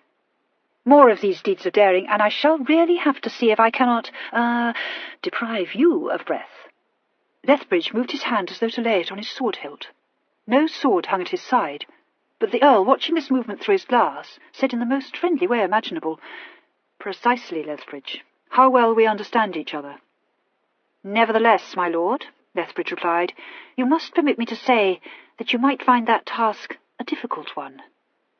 But somehow, I feel, not entirely beyond my power," said his lordship, and turned back to pay his respects to Lady Massey. In the box opposite, the crowd had begun to grow thinner, only Lady Amelia Pridham, Mr. Dashwood, and Viscount Winwood remaining. Mr. Dashwood having borne the Viscount company on his adventures of the previous night, Lady Amelia was scolding them both for their folly when Mr. Drillingcourt entered the box. Mr. Drillingcourt wanted to speak with his cousin Rule, and was quite put out to find him absent. Nor was his annoyance assuaged by the naughty behaviour of my Lady Rule, who, feeling she had a score to pay off, chanted softly, "The Muse in prancing up and down has found out something pretty, with little hat and hair dressed high." Mr. Drillingcourt, reddening under his paint, interrupted this popular ditty. "I came to see my cousin, ma'am." "He isn't here," said Horatia. "Crosby, your wig is like the last verse of that song. You know, it runs like this. 5 pounds of hair they wear behind the ladies to delight, oh." "Only it doesn't delight us at all." "Vastly diverting, ma'am," said Mr. Drillingcourt a little shrilly. "I quite thought I had seen Rule beside you in this box." "Yes, but he has walked out for a while," replied Horatia. "Oh, and you carry a fan? Lady Amelia, only see, Mr. Drillingcourt has a fan much prettier than mine." Mr. Drillingcourt shut the fan with a snap. "Walked out, has he? Upon my word, you are monstrously used, cousin, and you a pride." He peered through the glass in the head of his cane at the boxes opposite and uttered a titter. "What fair charmer can have lured him? Good God, the Massey! Oh, I beg pardon, cousin, I should not have spoken. A jest, the merest jest, I assure you. I had not the least intention. La! Do but observe the creature in the pew satin over there." Viscount Winwood, who had caught something of this interchange, started up out of his chair with a black scowl on his face, but was restrained by Lady Amelia, who grasped the skirts of his coat without ceremony and gave them an admonitory tug. She got up ponderously and surged forward. "So it is you, is it, Crosby? You may give me your arm back to my box, if it's strong enough to support me." "With the greatest pleasure on earth, ma'am." Mr. Drillingcourt bowed and tit-upped out with her. Mr. Dashwood, observing the bride's expression of puzzled inquiry, coughed, exchanged a rueful glance with the Viscount, and took his leave. Horatia, her brows knit, turned to her brother. "What did he mean, Pell?" she asked. "Mean who?" said the Viscount. "Why, Crosby, didn't you hear him?" "Oh, that little worm! Lord, nothing! What should he mean?" Horatia looked across at the box opposite. "He said he should not have spoken, and you said, only the other day, about Lady Massey." "I didn't," said the Viscount hastily. "Now don't, for God's sake, ask a lot of silly questions, Horry." Horatia said, with a flash of her eyes, "To tell me, Pelham." "Ain't nothing to tell," replied the Viscount, wriggling nobly, "except that the Massey's reputation don't bear probing into. But what of that?" "Very well," said Horatia, a singularly dogged look about her mouth. "I shall ask Rule." The Viscount was seriously alarmed by this threat, and said rashly, "No, don't do that. Dammy, there's nothing to ask, I tell you." "Perhaps Crosby will explain it then," said Horatia. "I will ask him." "Oh, don't you ask that viper anything," ordered the Viscount. "You'll get nothing but a pack of scandalmonger lies from him. Leave well alone, that's my advice." The candid grey eyes lifted to his face. "Is Rule in love with Lady Massey?" Horatia asked bluntly. "Oh, nothing like that," the Viscount assured her. "These little affairs don't mean being in love, you know. Burn it, Horry. Rule's a man of the world. There's nothing in it, my dear gal. Everyone has 'em." Horatia glanced across at Lady Massey's box again, but the Earl had disappeared. She swallowed before replying, "I know. But please don't think that I'm a mind, because I don't. Only I think I might have been told." "Well, to tell you the truth, I thought you must know," said Pelham. "It's common knowledge, and it ain't as though you married Rule for love, after all." "No," agreed Horatia, rather forlornly. Chapter 9. It was not a difficult matter for Lord Lethbridge and Lady Rule to pursue their newly declared friendship. Both being of the haute tonne, they visited the same houses, met, quite by chance, at Vauxhall, at Marylebone, even at Astley's amphitheatre, whither Horatia dragged the unwilling Miss Charlotte Winwood to see the still new wonder of the circus. "But," said Charlotte, "I must confess that I can discover nothing to entertain or elevate the mind in the spectacle of noble horses performing the steps of a minuet, and I cannot conceal from you, Horatia, that I find something singularly repugnant in the notion that the brute creation should be obliged to imitate the actions of humanity." Mr. Arnold Gisborne, their chosen escort, appeared to be much struck by this exposition, and warmly felicitated Miss Winwood on her good sense. At which moment Lord Lethbridge, who had, quite by accident, taken it into his head to visit the amphitheatre on this particular evening, entered the box, and after a brief interchange of civilities with Miss Winwood and Mr. Gisborne, took the vacant chair beside Horatia and proceeded to engage her in conversation. Under cover of the trumpets, which heralded the entrance into the ring of a performer, who was advertised on the bill to jump over a garter 15 feet from the ground, at the same time firing off 2 pistols, Horatia said reproachfully, "I sent you a card for it, but you did not come to my hurricane party, sir. That was not very friendly of you now, was it?" He smiled. "I do not think my Lord Rule would exactly welcome my presence in his house, ma'am." Her face hardened at that, but she replied lightly enough, "Oh, you need not put yourself about for that, sir. My lord does not interfere with me, nor I with him. Shall you be at the ball at Almack's rooms on Friday? I have promised mamma I will take Charlotte." "Happy Charlotte," said his lordship. Almost any right-minded young female would have echoed his words, but Miss Winwood was at that very moment confiding to Mr. Gisborne her dislike of such frivolous amusements. "I own," agreed Mr. Gisborne, "that this present rage for dancing is excessive. Yet I believe Almack's to be a very genteel club, the balls not in the least exceptional, such as those held at Ranelagh and Vauxhall Gardens. Indeed, I believe that since Carlisle House was given up, the general tone of these entertainments is much raised above what it was." "I have heard," said Charlotte with a blush, "of masquerades and ridottos from which all refinement and decorum— Oh, but I will not say more." Happily for Miss Winwood, no ball at Almack's rooms was ever sullied by any absence of propriety. The club, which was situated in King Street, was in some sort an offshoot of Almack's in Pall Mall. It was so exclusive that no one hovering hopefully on the fringe of society could ever hope for admittance.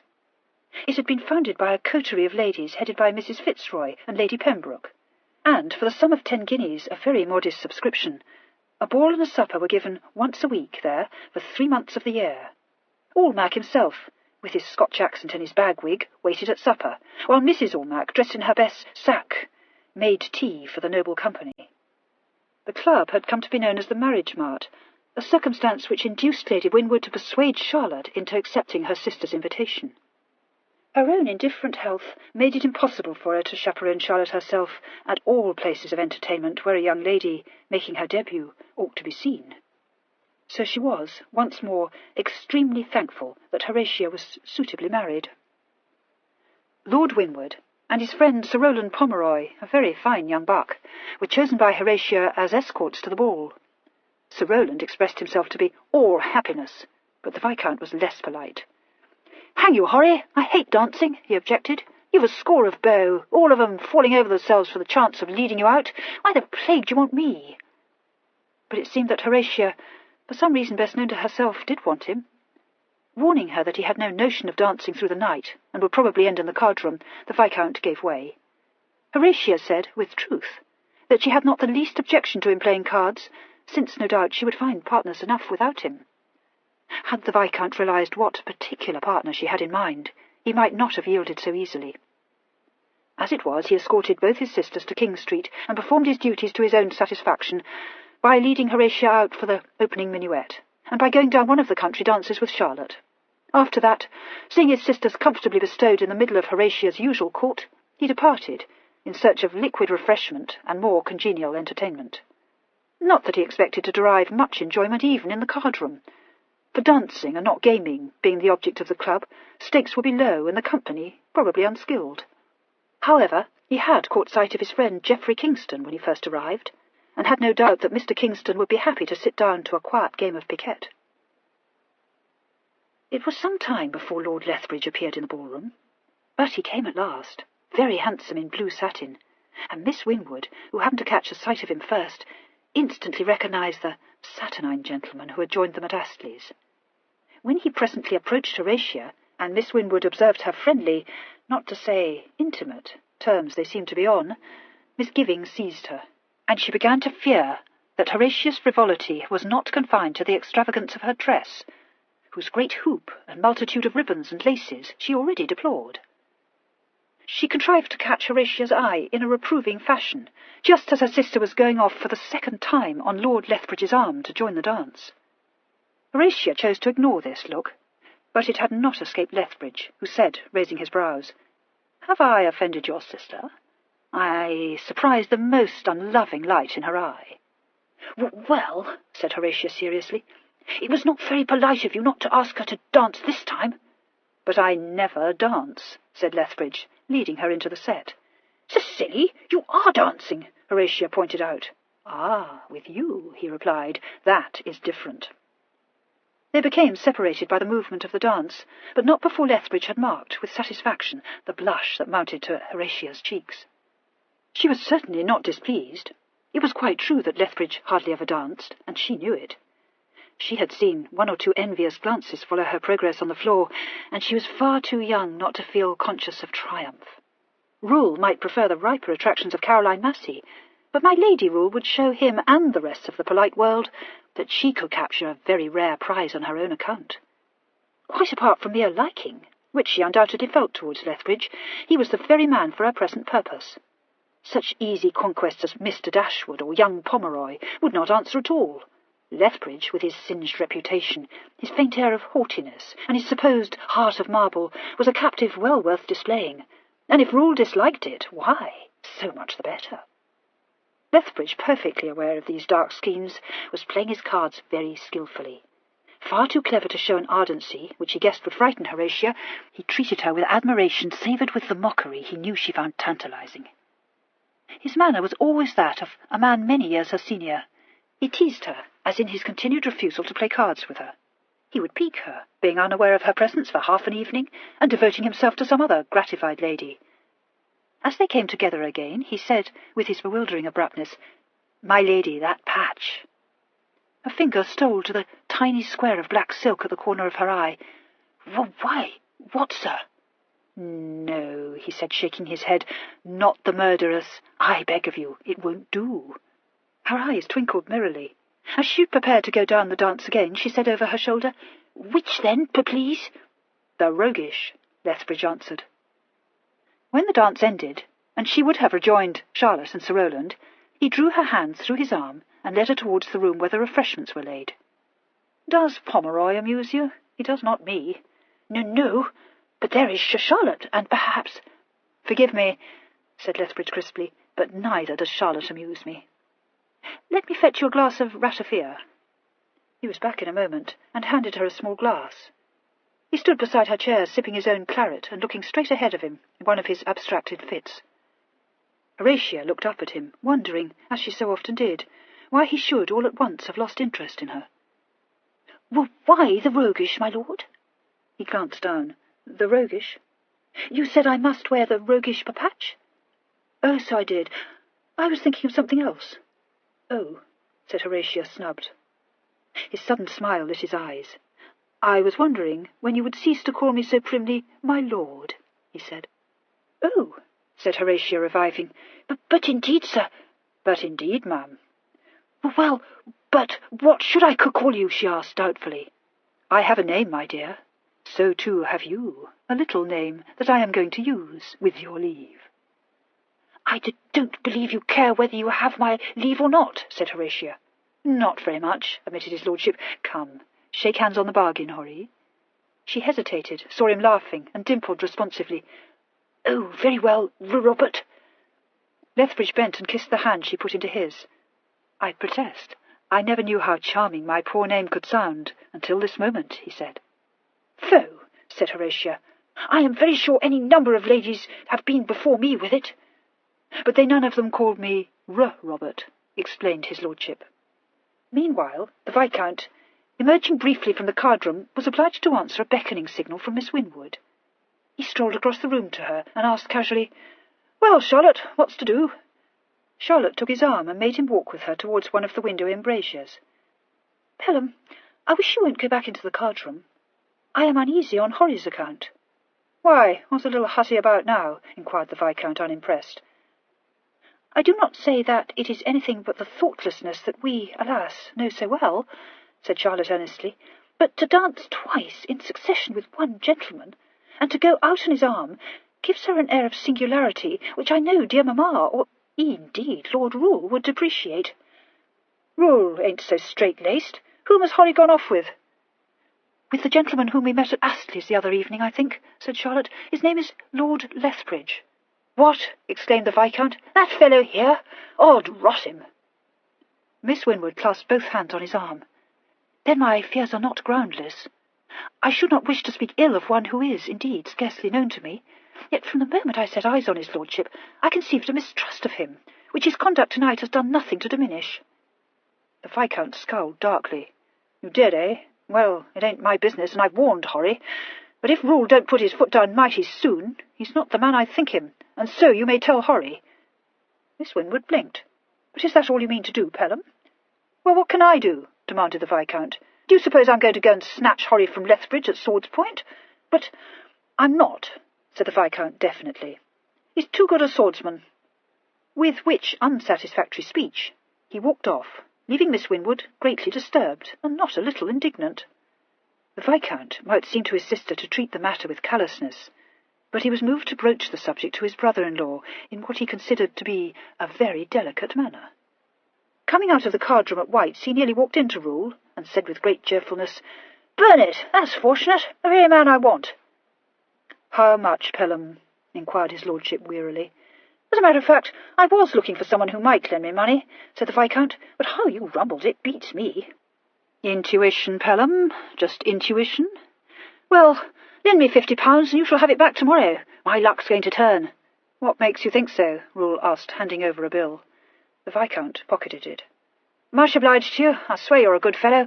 Why, I've been throwing out for the last hour, and a man can't go on throwing out forever. Which reminds me, Rule, I've something to say to you. Nothing of moment, you understand, but you know what women are, Rabbitum." "None better," said his lordship. "So you may safely leave the matter in my hands, my dear Pelham." "Blister it, you seem to know what I'm going to say before I've said it," complained the Viscount. "Mind you, I warned Horry he was dangerous at the outset. But then, women are such fools." "Not only women," murmured Rule. "Will you do me a favour, Pelham?" "Anything in the world," replied the Viscount promptly. "Pleasure." "It is quite a small thing," Rule said, "but I shall stand greatly in your debt if you would refrain in future from, warning Horry." The Viscount stared. "Just as you say, of course. I don't care to see that fellow Lethbridge dancing attendance on my sister, so I tell you." "Ah, Pelham." The Viscount, who had turned to go back into the card-room, checked and looked over his shoulder. "Nor do I," said Rule pensively. "Oh," said the Viscount. He had a flash of insight. "Don't want me to meddle, eh?" "You see, my dear boy," said his lordship apologetically, "I'm not really such a fool as you think me." The Viscount grinned and promised there should be no more meddling, and went back to make up for lost time in the card-room. True to his word, he arrived in Grosvenor Square next morning, and impressively planked £50 in bills down on the table before Rule. His luck, it seemed, had turned. Never one to neglect opportunity, he spent a week riotously following his rare good fortune. No less than 5 bets of his making were entered in the book at White's. He won 4,000 in a night at faro, lost 6 at Quinze on Wednesday, recovered, and the Rosa winner on Thursday. On Friday, walked into the hazard room at Almack's, and took his seat at the 50-guinea table. "What, Pell! I thought you was done up!" exclaimed Sir Rowland Pomeroy, who had been present on the disastrous Wednesday. "Done up? Devil a bit," replied the Viscount. "My luck's in." He proceeded to fix 2 pieces of leather round his wrist to protect his ruffles. "Laid Finch a pony on Tuesday. Sally Danvers'll be a lighter of a boy by Monday." "Ecod, you're mad, Pell," said Mr. Fox. "She's had 4 girls already." "Mad be damned," quoth the Viscount. "I had the news on the way here. I've won." "What? She has never given Danvers an heir at last?" cried Mr. Bowlby. "An heir?" said the Viscount scornfully. 2 of 'em. She's had twins." After this amazing intelligence, no one could doubt that the signs were extremely propitious for the Viscount. In fact, one cautious gentleman removed himself to the Quinze room, where a number of gamesters sat round the tables in silence, with masks on their faces to conceal any betraying emotion, and rouleaux of guineas in front of them. As the night wore on, the Viscount's luck, which had begun by fluctuating in uncertain fashion, steadied down. He started the evening by twice throwing out 3 times in succession, a circumstance which induced Mr. Fox to remark that the gull-gropers or money-lenders who waited in what he called the Jerusalem chamber for him to rise would find instead a client in his lordship. However, the Viscount soon remedied this setback by stripping off his coat and putting it on inside out, a change that answered splendidly, for no sooner was it made than he recklessly pushed 3 rouleaux into the centre of the table, called a main of 5, and nicked it. By midnight his winnings, in the form of rouleaux, bills, and several vowels, or notes of hand, fairly littered the stand at his elbow, and Mr. Fox, a heavy loser, called for his 3rd bottle. There were 2 tables in the hazard room, both round and large enough to accommodate upwards of 20 persons. At the one, every player was bound by rule to keep not less than 50 guineas before him. At the other, the amount was fixed more moderately at 20 guineas.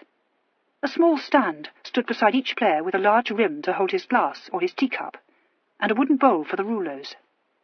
The room was lit by candles in pendant chandeliers, and so bright was the glare that quite a number of gamesters, the Viscount amongst them, wore leather guards bound round their foreheads to protect their eyes. Others, notably Mr. Drellincourt, who was feverishly laying and staking odds at the 20-guinea table, affected straw hats with very broad brims, which served the double purpose of shading their eyes and preventing their wigs from becoming tumbled. Mr. Drellincourt's hat was adorned with flowers and ribbons, and was held by several other macaronis to be a vastly pretty affair. He had put on a frieze greatcoat in place of his own blue creation, and presented an astonishing picture, as he sat alternately sipping his tea and casting the dice. However, as it was quite the thing to wear frieze coats and straw hats at the gaming table, not even his severest critics found anything in his appearance worthy of remark. For the most part, silence broken only by the rattle of dice, and the monotonous drone of the groom-porters' voices calling the odds brooded over the room. But from time to time snatches of desultory talk broke out. Shortly after 1 o'clock, quite a burst of conversation proceeded from the 20-guinea table, one of the gamesters having taken it into his head to call the dice in the hope of changing his luck. Someone, while they waited for a fresh ale, had started an interesting topic of scandal, and a shout of laughter, most unpleasantly assailing the ears of Lord Cheston, a rather nervous gambler, caused him to deliver the dice at the other table with a jerk that upset his luck. 5 to 7 and 3 to 2 against, intoned the groom porter dispassionately. The laying and staking of bets shut out the noise of the other table, but as silence fell again and Lord Cheston picked up the box, Mr. Drellingcourt's voice floated over to the 50-guinea table with disastrous clarity. "Oh, my lord, I protest. For my part, I would lay you odds rather on my Lord Lethbridge's success with my cousin's stammering bride," said Mr. Drellingcourt with a giggle. The Viscount, already somewhat flushed with wine, was in the act of raising his glass to his lips when this unfortunate remark was wafted to his ears. His cerulean blue eyes, slightly clouded but remarkably intelligent still, flamed with the light of murder, and with a spluttered growl of "Hell and damnation!" he lunged up out of his chair before anyone could stop him. Sir Rowland Pomeroy made a grab at his arm. "Pell, I say, Pell, steady!" "Lord, he's 3 parts drunk," said Mr. Bulby. "Here's a pretty scandal. Pelham, for God's sake, think what you're doing." But the Viscount, having shaken Pomeroy off, was already striding purposefully over to the other table, and seemed to have not the least doubt of what he was doing. Mr. Drellingcourt, looking round, startled to see who was bearing down on him, let his jaw drop in ludicrous dismay, and received the contents of his lordship's glass full in his face. "You damned little rat, take that!" roared the Viscount. There was a moment's shocked silence, while Mr. Drellingcourt sat with wine dripping off the end of his nose, and staring at the incensed Count as one bemused. Mr. Fox, coming over from the other table, grasped Lord Winwood by the elbow, and addressed Mr. Drellingcourt with severity. "You'd best apologise, Crosby," he said. "Pelham, do recollect. This won't do. Really, it won't." "Recollect?" said the Viscount fiercely. "You heard what he said, Charles. Do you think I'll sit by and let a foul-mouthed—" "My lord," interrupted Mr. Drellingcourt, rising and dabbing his face with a rather unsteady hand, I apprehend the cause of your annoyance. I assure your lordship you have me wrong. If I said anything that seemed—" Mr. Fox whispered urgently, "Let it alone, Pelham. You can't fight over your sister's name without starting a scandal." "Be damned to you, Charles," said the Viscount. "I'll manage it my way. I don't like the fellow's hat." Mr. Drellingcourt fell back a pace. Someone gave a snort of laughter, and Sir Rowland said wisely, "That's reasonable enough. You don't like his hat. That's devilish neat. 'Pon my soul it is. Now you come to mention it, God, I don't like it either." "No, I don't like it," declared the Viscount, rolling a fiery eye at the offending structure. "Pink roses, egad, above that complexion. Damn it offends me, so it does." Mr. Drellingcourt's bosom swelled. "Sirs, I take you all to witness that his lordship is in his cups." "Hanging back, are you?" said the Viscount, thrusting Mr. Fox aside. "Well, he won't wear that hat again." With which he plucked the straw confection from Mr. Drellingcourt's head, and casting it upon the floor, ground his heel in it. Mr. Drellingcourt, who had borne with tolerable composure the insult of a glass of wine thrown in his face, gave a shriek of rage, and clapped his hands to his head. "My wig! My hat! My God, it's past all bounds! You'll meet me for this, my lord! I say you shall meet me for this!" "Oh, be sure I will," promised the Viscount, rocking on the balls of his feet, his hands in his pockets. "When you like, where you like, swords or pistols." Mr. Drellingcourt, pale and shaking with fury, besought his lordship to name his friends. The Viscount cocked an eyebrow at Sir Rowland Pomeroy. "Pom? Cheston?" The 2 gentlemen indicated expressed their willingness to serve him.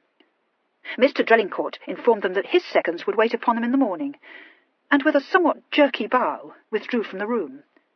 The Viscount, his rage at the insult to Horatia slightly assuaged by the satisfactory outcome of the disturbance, returned to his table and continued there in the highest fettle until 8 in the morning.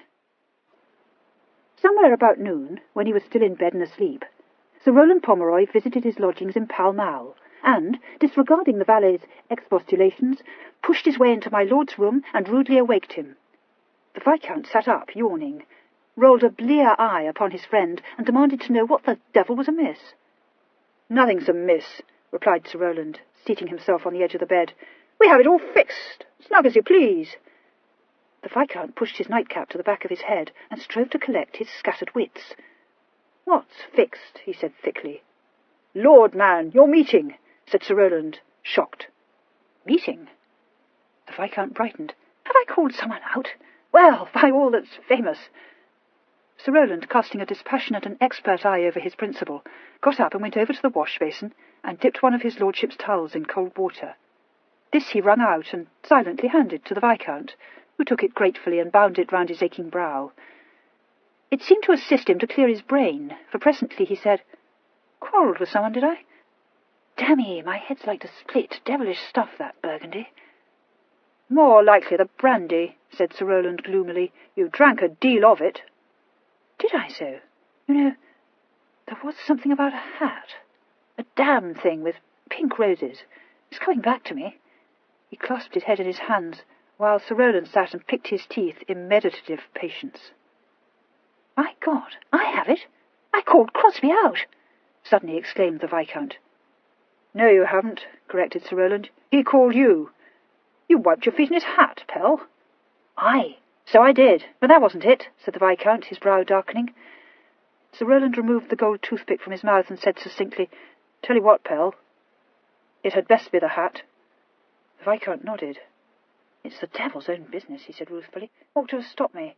"Stop you?" echoed Sir Rowland. "You flung a glass of wine in the fellow's face before anyone knew what you was about." The Viscount brooded and presently sat up again with a jerk. "By God, I'm glad I did it. You heard what he said, Pom." "Drunk, belike," offered Sir Rowland. "There's not a word of truth in it," said the Viscount with grim meaning. "Not a word, Pom, do you take me?" "Lord, Pell, no one ever thought there was. Ain't one fight enough for you?" The Viscount grinned rather sheepishly and leaned back against the bedhead. "What's it to be, swords or pistols?" "Swords," replied Sir Rowland. "We don't want to make it a killing matter. Fixed it all up for you out at Barn Elms, Monday at 6. The Viscount nodded, but seemed a trifle abstracted. He discarded the wet towel and looked wisely across at his friend. "I was drunk, Pom, that's the tale." Sir Rowland, who had resumed the use of his toothpick, let it fall in his surprise and gasped, "You're never going to back out of it, Pell." "Back out of it?" said the Viscount. "Back out of a fight? Burn it! If I don't know you for a fool, Pom, I'd thrust that down your gullet, so I would." Sir Rowland accepted this shamefacedly and begged pardon. "I was drunk," said the Viscount, "and I took a dislike to Crosby's hat. Damn it, what's he want with pink roses in his hat? Answer me that." "Just what I said myself," agreed Sir Rowland. "Feller can wear a hat at all, Max, if he like. Do it myself sometimes, but pink roses, no." "Well, that's all there is to it," said the Viscount with finality. "You put it about I was in my cups. That's the tale." Sir Rowland agreed that ought certainly to be the tale, and picked up his hat and cane. The Viscount prepared to resume his interrupted slumber, but upon Sir Rowland's opening the door, opened one eye and adjured him on no account to forget to order breakfast at Barn Elms. Monday dawned very fair, a cool lifting mist giving promise of a fine day to come. Mr. Drelincourt, accompanied in a coach by his seconds, Mr. Francis Puckleton and Captain Ford, arrived at Barn Elms some time before 6. This excessive punctuality being accounted for by the irregularity of the captain's watch. "Well, it's no matter," said the captain. "Drink a bumper of cognac and take a look at the ground, hey, Crosby?" Mr. Drelincourt assented with rather a wan smile. It was his first fight, for though he delighted in the delivery of waspish speeches, he had never until that fatal Friday felt the least desire to cross swords with anyone. When he had seen the Viscount stalking towards him at Almack's, he'd been quite aghast, and would have been perfectly willing to eat the rash words that had caused all the bother, had not the Viscount committed that shocking rape upon his hat and wig. Mr. Drelincourt was so much in the habit of considering his appearance above anything else that this brutal action had roused him to a really heroic rage. At that moment he had quite genuinely wanted to spit the Viscount on the end of a small sword, and if only they could have engaged there and then, he had no doubt that he would have acquitted himself very well. Unfortunately, etiquette did not permit of so irregular a proceeding, and he had been forced to kick his heels for 2 interminable days. When his rage had died down, it must be confessed that he began to look forward with apprehension to Monday's meeting. He spent a great deal of the weekend in perusing Angelo's École d'Armes, a work that made his blood run quite cold. He had, of course, learnt the art of fencing, but he had a shrewd notion that a buttoned foil presented a very different appearance from a naked duelling sword. Captain Ford congratulated him on having hit upon a worthy opponent in the Viscount, who, he said, though he was perhaps a trifle reckless, was no mean swordsman. He had already fought 2 duels, but one had been with pistols, with which weapon he was considered to be very dangerous. Mr. Drelincourt could only be thankful that Sir Rowland had chosen swords.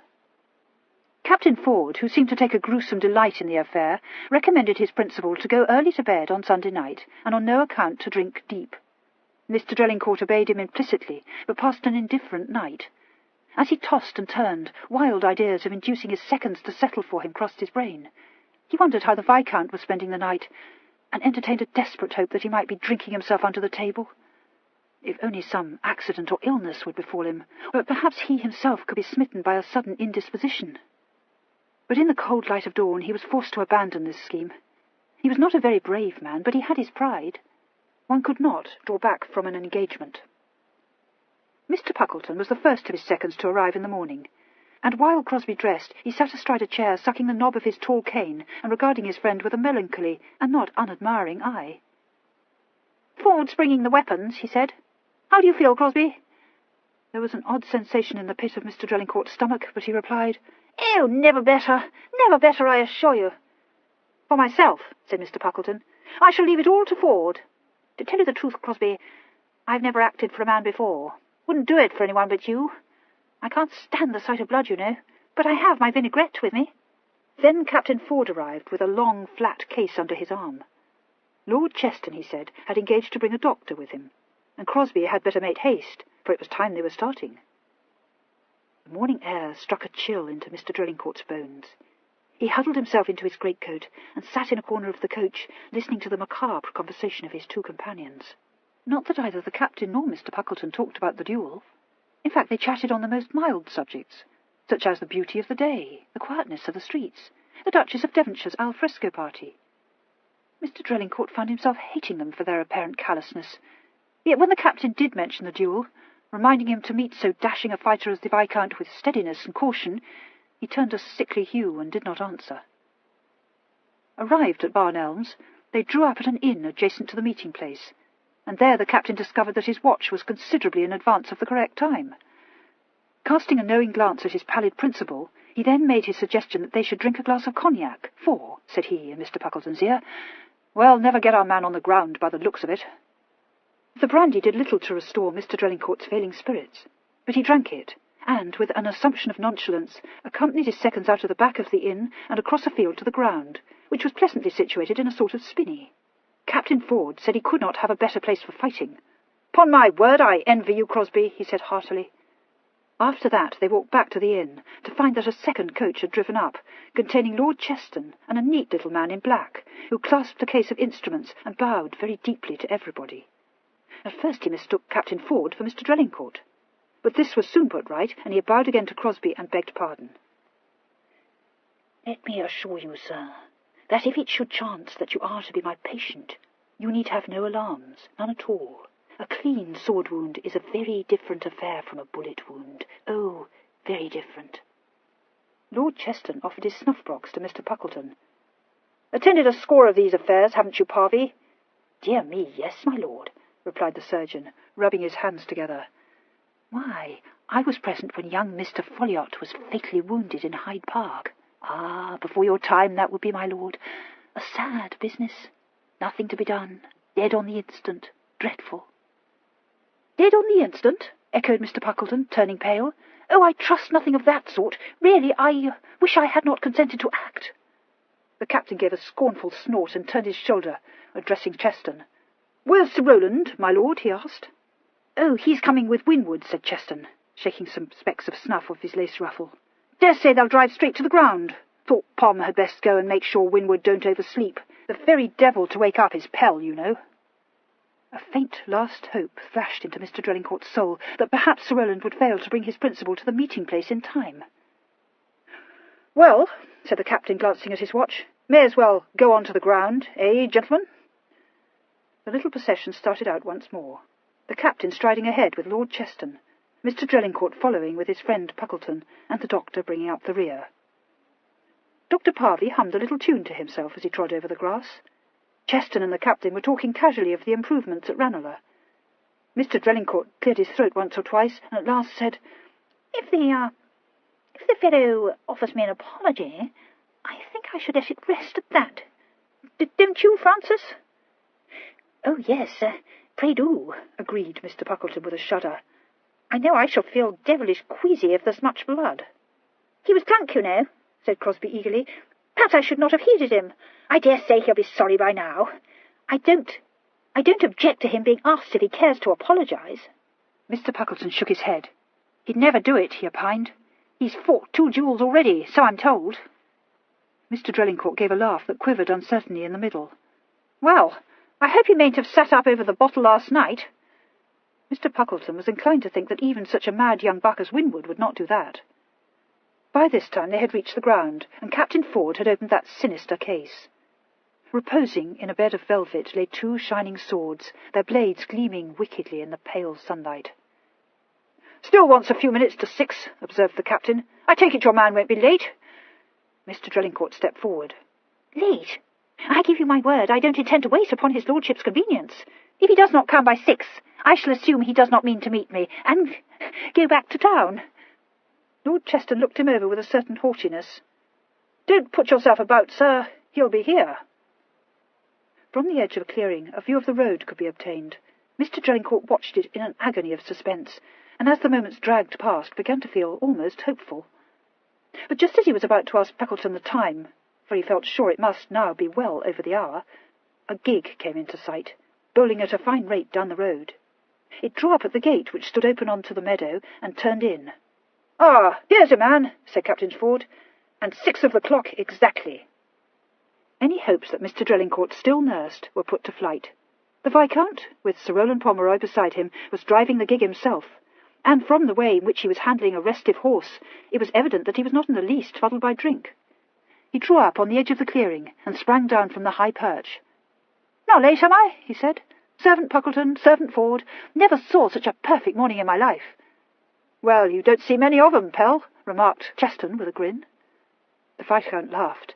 His laughter sounded fiendish to Mr. Drelincourt. Sir Rowland had picked the swords out of their velvet bed and was glancing down the blades. "Nothing to choose between 'em," said Cheston, strolling over to him. The captain tapped Mr. Drelincourt on the shoulder. "Ready, sir? I'll take your coat and wig." Mr. Drelincourt was stripped of his coat, and saw that the Viscount, already in his shirt-sleeves, had sat down on a tree-stump and was pulling off his top-boots. "Take a drop of cognac, Pell?" inquired Sir Rowland, producing a flask. "Keep the cold out." The Viscount's reply was clearly wafted to Mr. Drelincourt's ears. "Never touch spirit before a fight, my dear fellow. Puts your eye out." He stood up in his stockinged feet and began to roll up his sleeves. Mr. Drelincourt, handing his wig to Mr. Puckleton's tender care, wondered why he had never before realized what sinewy arms the Viscount had. He found that Lord Cheston was presenting 2 identical swords to him. He gulped and took one of them in a damp grasp. The Viscount received the other, made a pass as though to test its flexibility, and stood waiting, the point lightly resting on the ground. Mr. Drelincourt was led to his place. The second stepped back. He was alone, facing the Viscount, who had undergone some sort of transformation. The careless good humour had left his handsome face. His roving eye looked remarkably keen and steady, his mouth appallingly grim. "Ready, gentlemen," Captain Ford called. "On guard." Mr. Drelincourt saw the captain's sword flash to the salute, and setting his teeth went through the same motions. The Viscount opened with a dangerous thrust in prime, which Mr. Drelincourt parried, but failed to take advantage of. Now that the assault was begun, his jumping nerves became steadier. He remembered Captain Ford's advice and tried to keep a good guard. As for luring his opponent on, he was kept too busy keeping a proper measure to think of it. An opportunity offering, he delivered a thrust in tierce, which ought to have ended the affair, but the Viscount parried it by yielding the foible, and countered so quickly that Mr. Drelincourt's heart leapt into his mouth as, in the very nick of time, he recovered his guard. The sweat was rolling off his brow, and his breath came in exhausted gasps. All at once he thought he saw an opening and lunged wildly. Something icily cold pierced his shoulder, and as he reeled, the second sword struck his wavering blade upwards. It flew out of his hand, and he sank back into the arms of Mr. Puckleton, who cried out, "My God, is he killed? Crosby! Oh, there is blood! I positively cannot bear it!" "Killed? Lord, no," said Cheston scornfully. "Here, Parvey, neatly pinked through the shoulder. I take it you are satisfied, Ford?" "I suppose so," grunted the captain. "Damn me if I ever saw a tamer fight." He looked disgustedly down at the prostrate form of his principal, and inquired of Dr. Parvey whether it was a dangerous wound. The doctor glanced up from his work and beamingly replied, "Dangerous, sir? Why, not in the least. A little blood lost and no harm done. A beautifully clean wound." The Viscount, struggling into his coat, said, "Well, I'm for breakfast. Pom, did you bespeak breakfast?" Sir Rowland, who was conferring with Captain Ford, looked over his shoulder. "Now, Pell, would I forget a thing like that? I'm asking Ford here whether he cares to join us." "Oh, by all means," said the Viscount, shaking out his ruffles. "Well, if you're ready, I am, Pom. I'm devilish hungry." With which he linked his arm in Sir Rowland's and strolled off to tell his groom to drive the gig round to the inn. Mr. Drelincourt, his shoulder bandaged and his arm put in a sling, was assisted to his feet by the cheerful doctor, and assured he had merely received a scratch. His surprise at finding himself still alive held him silent for a few moments, but he presently realized that the dreadful affair was at an end, and that his wig lay on the ground beside his shoes. "My toupee," he said faintly. "How could you, Francis? Give it to me at once." Chapter 10. For several days after his encounter with the Viscount, Mr. Drelincourt kept to his bed, a pale and interesting invalid. Having conceived a dislike of Dr. Parvey, he rejected all that member of the faculty's office to attend him to his lodging, and drove home with only the faithful but shaken Mr. Puckleton to support him. They shared the vinaigrette, and upon arrival in Jermyn Street, Mr. Drelincourt was supported upstairs to his bedchamber, while Mr. Puckleton sent the valet running to fetch the fashionable Dr. Hawkins. Dr. Hawkins took a suitably grave view of the wound, and not only blooded Mr. Drelincourt, but bade him lie up for a day or two, and sent off the valet once more to Graham's, the apothecary's, for some of the famous Dr. James powders. Mr. Puckleton had been so much upset by the fury of the Viscount's sword-play, so thankful that he had not stood in his friend's shoes, that he was inclined to look upon Mr. Drelincourt as something of a hero, and said so often that he wondered how Crosby should have challenged Winwood so coolly, that Mr. Drelincourt began to feel that he had, indeed, behaved with great intrepidity. He, no less than Mr. Puckleton, had been impressed by the skill the Viscount displayed, and by dint of dwelling on his lordship's 2 previous encounters, he soon talked himself into believing that he had been pinked by a hardened and expert duellist. These agreeable reflections were put to flight by the appearance of the Earl of Rule, who came to visit his afflicted relative on the following morning. Mr. Drelincourt had not the smallest desire to meet Rule at the moment, and he sent a hasty message downstairs that he was unable to receive anyone. Congratulating himself on having acted with considerable presence of mind, he composed himself against a bank of pillows and resumed his study of the Morning Chronicle. He was interrupted by his cousin's pleasant voice. "I am sorry you are too ill to receive me, Crosby," said the Earl, walking into the room. Mr. Drelincourt gave a prodigious start, and let the Morning Chronicle fall. His eyes goggled at Rule, and he said between alarm and indignation, "I told my man I could not see visitors." "I know you did," replied the Earl, laying his hat and cane on a chair. "He delivered your message quite properly. Short of laying hands on me, there was no stopping me at all, my dear Crosby." "I'm sure I don't know why you was so anxious to see me," said Mr. Drelincourt, wondering how much his lordship had heard. The Earl looked rather surprised. "But how would it be otherwise, Crosby? My heir desperately wounded, and I not at his side. Come, come, my dear fellow, you must not believe me so heartless." "You are very obliging, Marcus, but I find myself still too weak to converse," said Mr. Drelincourt. "It must have been a deadly wound, Crosby," said his lordship sympathetically. "Oh, as to that, Dr. Hawkins does not consider my case desperate. A deep thrust, and I have lost a monstrous amount of blood, and had a deal of fever, but the lung is unharmed." "You relieve me, Crosby. I feared that I might be called upon to arrange your obsequies. A melancholy thought." "Vastly," said Mr. Drelincourt, eyeing him with resentment. The Earl pulled a chair forward and sat down. "You see, I had the felicity of meeting your friend Puckleton," he explained. "His account of your condition quite alarmed me. My stupid gullibility, of course. Upon reflection, I perceive I should have guessed from his description of Pelham's sword-play that he was prone to exaggerate." "Oh," said Mr. Drelincourt with a self-conscious laugh, "I don't profess to be Winwood's match with swords." "My dear Crosby, I did not suppose you were master, but this is surely over-modesty." Mr. Drelincourt said stiffly, "My Lord Winwood is known to be no mean exponent of the art, I believe." "Well, no," replied the Earl, considering the point. "I don't think I should call him mean. That is being too severe, perhaps. Let us say a moderate swordsman. Mr. Drelincourt gathered the scattered sheets of the Morning Chronicle together with one shaking hand.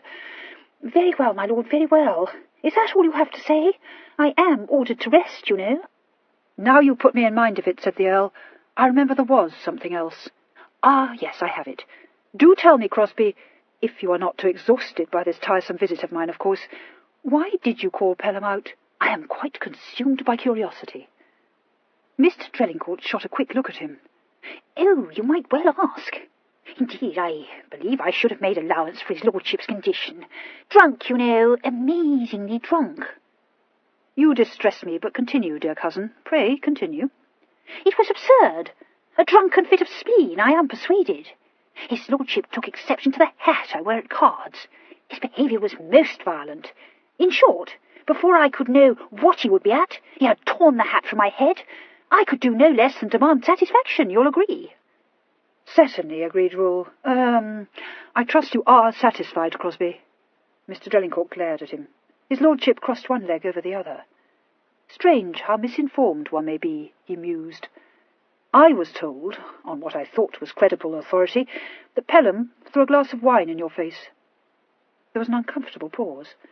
Well, as to that, his lordship was quite out of his senses, not accountable, you know. So he did throw his wine in your face, Crosby? Yes, oh yes, I have said he was most violent, quite out of his senses. One might almost suppose him to have been forcing a quarrel on you, might not one? Suggested Rule. I dare say, cousin, he was bent on picking a quarrel, muttered Mr. Drelincourt, fidgeting with his sling.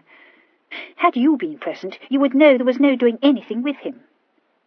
My dear Crosby, had I been present, said Rule softly, my well-meaning but misguided young relative would not have committed any of these assaults on your person. No, cousin, stammered Mr. Drelincourt. No, said Rule, rising and picking up his hat and stick. He would have left the matter in my hands, and I, Crosby, should have used a cane, not a small sword. Mr. Drelincourt seemed to shrink into his pillows. I am at a loss to understand you, Marcus. Would you like me to make my meaning even clearer? Inquired his lordship. Really, Marcus, this tone. My wound. I must beg you to leave me. I am in no fit state to pursue this conversation, which I protest I do not understand. My doctor is expected, moreover. Don't be alarmed, cousin, said the Earl. I shan't try to improve this time on Pelham's handiwork. But you should remember to render up thanks in your prayers for that wound, you know. With which sweetly spoken valediction he went out of the room and quietly closed the door behind him. Mr. Drelincourt might have been slightly consoled had he known that his late opponent had come off very little better at the Earl's hands. Rule, visiting him earlier, had not much difficulty in getting the full story from Pelham, though the Viscount had tried at first to adhere to precisely the tale Mr. Drelincourt told later. However, with those steady grey eyes looking into his, and that lazy voice requesting him to speak the truth, he had faltered, and ended by telling Rule just what happened. Rule listened in patently unadmiring silence, and at the end said, "Ah, am I expected to thank you for this heroic deed, Pelham?" The Viscount, who was in the middle of his breakfast, fortified himself with a long draught of ale and replied airily, "Well, I won't deny I acted rashly, but I was a trifle in my cups, you know." "The thought of what you might have felt yourself compelled to do, had you been more than a trifle in your cups, I find singularly unnerving," remarked the Earl. "Damn it, Marcus, do you tell me you'd have had me pass it by?" demanded Pelham. "Oh, hardly that," said Rule. "But had you refrained from taking it up in public, I should have been greatly in your debt." The Viscount carved himself a slice of beef. "Never fear," he said. "I've seen to it no one will talk. I told Pom to set it about that I was drunk." "That was indeed thoughtful of you," said Rule dryly. "Do you know, Pelham, I am almost annoyed with you." The Viscount laid down his knife and fork and said resignedly, "Burn it if I see why you should be." "I have a constitutional dislike of having my hand forced," said Rule. "I thought we were agreed that I should be allowed to manage my affairs alone and in my own way." "Well, so you can," said the Viscount. "I ain't stopping you." "My dear Pelham, you have, I trust, already done your worst. Until this lamentable occurrence, your sister's partiality for Lethbridge was not such as to attract any undue attention." "It attracted that little worm's attention," objected the Viscount. "Do, Pelham, I beg of you, allow your brain the indulgence of a little thought," sighed his lordship. "You forget that Crosby is my heir. The only sustained emotion I have ever seen him display is his violent dislike of my marriage. He has made the whole world privy to it.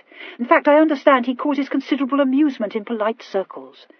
Without your ill-timed interference, my dear boy, I venture to think that his remark would have been considered mere spite." "Oh," said the Viscount, rather dashed. "I see." "I had hopes that you might," said Rule. "Well, but Marcus, so it was spite. Damned spite."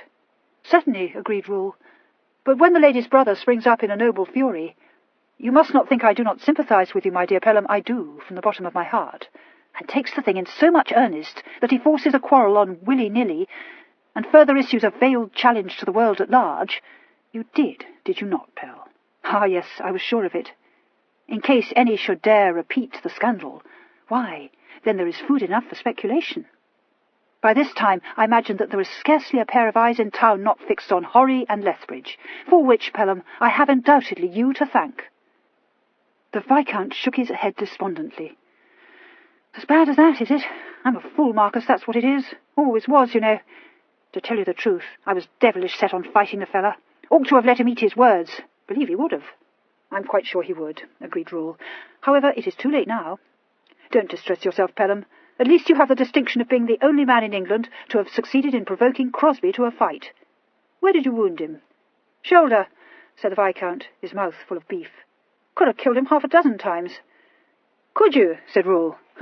"He must be a very bad swordsman." "He is," replied the Viscount with a grin.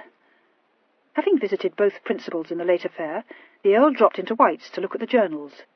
His entry into one of the rooms seemed to interrupt a low-voiced conversation which was engaging the attention of several people gathered together in one corner. The talk ceased like a snapped thread, to be resumed again almost immediately, very audibly this time, but the Earl of Rule, giving no sign, did not really suppose that horseflesh was the subject of the first debate. He lunched at the club, and shortly afterwards strolled home to Grosvenor Square. My lady, he was informed upon inquiry, was in her boudoir. This apartment, which had been decorated for Horatia in tints of blue, lay at the back of the house up one pair of stairs. The Earl went up to it, the faintest of creases between his brows. He was checked halfway by Mr. Gisbon's voice hailing him from the hall below. "My lord," said Mr. Gisbon, "I have been hoping you might come in." The Earl paused and looked down the stairway, one hand resting on the baluster rail. "But how charming of you, Arnold."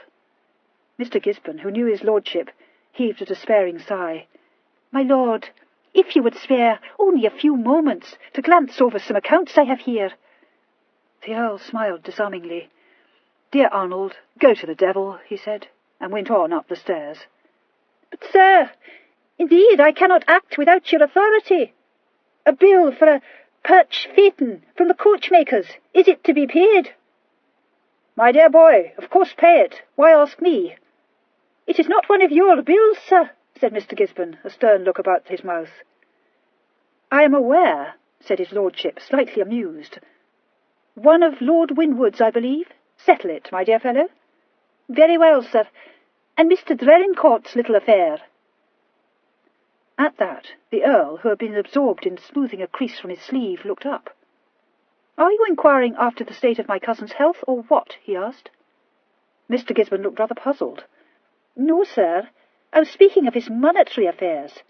Mr. Drelincourt wrote about a week ago, stating his embarrassments, but you would not attend." "Do you find me a sore trial, Arnold? I'm sure you must. It is time I made amends." "Does that mean you will look over the accounts, sir?" asked Mr. Gisbon hopefully. "No, my dear boy, it does not. But you may, use your own discretion in the matter of Mr. Drelincourt's embarrassments." Mr. Gisbon gave a short laugh. "If I were to use my own discretion, sir, Mr. Drelincourt's ceaseless demands on your generosity would find their way into the fire," he said roundly. "Precisely," nodded the Earl, and went on up the stairs. The boudoir smelt of roses. There were great bowls of them in the room, red and pink and white. In the middle of this bower, curled upon a couch, with her cheek on her hand, Horatia was lying fast asleep. The Earl shut the door soundlessly, and trod across the thick Aubusson carpet to the couch, and stood for a moment, looking down at his wife. She made a sufficiently pretty picture. Her curls, free of powder, dressed loosely in the style the French call grecque à boucles badines, and one white shoulder just peeping from the lace of her negligée. A beam of sunlight stealing through one of the windows lay across her cheek, and seeing it, the Earl went over to the window and drew the curtain a little way to shut it out. As he turned, Horatia stirred and opened drowsy eyes. They fell on him and widened. Horatia sat up. "Is it you, my lord? I have been asleep. Did you want me?" "I did," said Rule, "but I did not mean to wake you, Horry." "Oh, that doesn't signify." She looked up at him rather anxiously. "Have you come to scold me for playing loo last night? I won, you know." "My dear Horry, what a very unpleasant husband I must be," said the Earl. "Do I only seek you out to scold you?" "No, of course not. But I thought it might be that. Is it nothing disagreeable?" "I should hardly call it disagreeable," Rule said. "Something a little tiresome." "Oh, dear," sighed Horatia. She shot a mischievous look at him. "You are going to be an unpleasant husband, sir. I know you are." "No," said Rule, "but I am afraid I am going to annoy you, Horry. My lamentable cousin has been coupling your name with Lethbridge's." "Coupling my name?" echoed Horatia. "Well, I do think Crosby is the most odious little toad alive. What did he say?" "Something very rude," replied the Earl. "I won't distress you by repeating it." "I suppose he thinks I'm in love with Robert," said Horatia bluntly, "but I'm not, and I don't care what he says." "Certainly not. No one cares what Crosby says. Unfortunately, however, he said it in Pelham's hearing, and Pelham most unwisely called him out." Horatia clapped her hands together. "A duel! Oh, how famous!" A thought occurred to her. "Marcus, Pelham isn't hurt?" "Not in the least. It is Crosby who's hurt." "I am very glad to hear it," said Horatia. "He deserves to be hurt. Surely you did not think that would annoy me?" He smiled. "No. It is the sequel that I fear may annoy you. It becomes necessary for you to hold Lethbridge at arm's length. Do you understand at all, Horry?" "No," said Horatia flatly. "I don't." "Then I will try and explain. You have made Lethbridge your friend, or shall I say you have chosen to become his friend?" "It's all the same, sir." "On the contrary, my dear, there is a vast difference. But however it is, you are, I believe, often in his company." "There is nothing in that, sir," Horatia said, her brows beginning to lower. "Nothing at all," replied his lordship placidly. "But you will have to forgive me for speaking plain, Horry. Since Pelham has apparently considered the matter to be of enough moment to fight a duel over, there are very few people who will believe that there is nothing in it." Horatia flushed, but answered roundly, "I don't care what people believe. You've said yourself you know there's nothing in it, so if you don't mind, I am sure no one else need." He raised his brows slightly. "My dear Horry, I thought I had made it abundantly clear to you at the outset that I do mind." Horatia sniffed, and looked more mutinous than ever. He watched her for a moment, then bent, and taking her hands, drew her to her feet. "Don't frown at me, Horry," he said whimsically. "Will you, to oblige me, give up this friendship with Lethbridge?" She stared up at him, hovering between two feelings. His hand slid up her arms to her shoulders. He was smiling, half in amusement, half in tenderness. "My sweet, I know I am quite old, and only your husband, but you and I could deal better together than this." The image of Caroline Massey rose up clear before her. She whisked herself away and said, a sob in her throat, "My lord, it was agreed we should not interfere with each other. You will allow I don't interfere with you. Indeed, I've no desire to, I assure you. I won't cast Robert off just because you were afraid of what vulgar people may say." The smile had left his eyes. "I see. Ah, Horry, has a husband any right to command, since he may not request?" "If people talk, it is all your fault," Horatia said, disregarding this. "If only you would be civil to Robert too, and friendly, no one would say a word." "That, I am afraid, is quite impossible," replied the Earl dryly. "Why?" demanded Horatia. He seemed to deliberate. "For a reason that has become, ancient history, my dear." "Very well, sir. And what is this reason? Do you mean to tell me?" His mouth quivered responsively. "Ah, I admit you have me there, Horry. "I don't mean to tell you," she said stormily. "Indeed, my lord, you won't tell me why, and yet you expect me to cast off for Robert." "I confess it does sound a trifle arbitrary," admitted his lordship ruefully. "The story, you see, is not entirely mine. But even though I am unable to divulge it, the reason is a sufficient one." "Vastly interesting," said Horatia. "It is a pity I can't judge for myself. For I must tell you, sir, that I have no notion of deserting my friends only because a creature like your horrid cousin says odious things about me." "Then I very much fear that I shall have to take steps to enforce this particular command," said the Earl imperturbably. She rejoined hotly, "You can't coerce me into obeying you, my lord." "What a very ugly word, my dear," remarked the Earl. "I'm sure I have never coerced anyone." She felt a little baffled. "Pray, what do you mean to do, sir?" "Dear Horry, surely I told you. I mean to put an end to this intimacy between you and Robert Lethbridge." "Well, you can't," declared Horatia. The Earl opened his snuff-box and took a pinch in a leisurely fashion. "No," he said, politely interested. "No."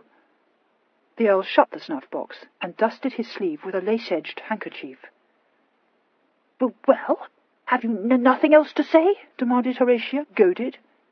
"Nothing at all, my dear," said his lordship, with unruffled good humour. Horatia made a sound rather like that of an infuriated kitten, and flounced out of the room. Chapter 11. No lady of spirit, of course, could resist the temptation of pushing matters further, and Horatia was a lady of considerable spirit. The knowledge that the eyes of the polite world were on her invested her behaviour with a certain defiance. That anyone should dare to suppose that she, Horatia Winwood, had fallen in love with Lethbridge was a ludicrous presumption, only to be treated with scorn. Attracted by Lethbridge she might be, but there was a very cogent reason why she should not be in the least in love with him. The reason stood well over 6 foot in height, and was going to be shown, in vulgar parlance, that what was sauce for the goose could be sauce for the gander as well. And if the Earl of Rule could be roused to take action, so much the better. Horatia, her first annoyance having evaporated, was all agog to see what he would do. But he must be made to realize that his wife had no intention of sharing his favours with his mistress. So with the laudable object of making his lordship jealous, Horatia sought in her mind for some outrageous thing to do. It did not take her long to hit upon the very thing. There was to be a ridotto held at Ranelagh, which, to tell the truth, she had given up all idea of attending, Rule having refused quite unmistakably to escort her. There had been a slight argument over the matter, but Rule had ended it by saying pleasantly, "I don't think you'd care for it, my dear. It won't be a very genteel affair, you know." Horatia was aware that public ridottos were looked upon by the select as very vulgar masquerades, and she accepted the Earl's decision with a good grace. She had heard all sorts of scandalous tales of the excesses committed at such affairs, and had really no wish, beyond a certain curiosity, to be present at one. But now that battle was joined with the Earl, a different complexion was put on the matter, and it seemed all at once eminently desirable that she should attend the Ranelagh ridotto, with Lethbridge, of course, as her escort. There could be no fear of scandal, since both would be masked, and the only person who should know of the prank was my Lord of Rule. And if that did not rouse him, nothing would. The next step was to enlist Lord Lethbridge. She had feared this might prove a little difficult, since he was so anxious not to cast a slur on her good name, but it turned out to be quite easy. "Take you to the ridotto at Ranelagh, Horry," he said. "Now, why?" "Because I want to go, and Rule can't take me," said Horatia, correcting herself hurriedly.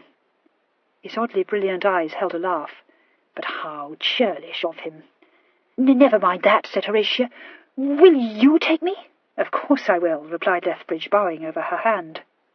So 5 evenings later, Lord Lethbridge's coach drew up in Grosvenor Square, and my Lady Rule, in full ball dress, a grey domino over her arm, and a loo mask dangling by its strings from her fingers, came out of the house, tripped down the steps, and got into the coach.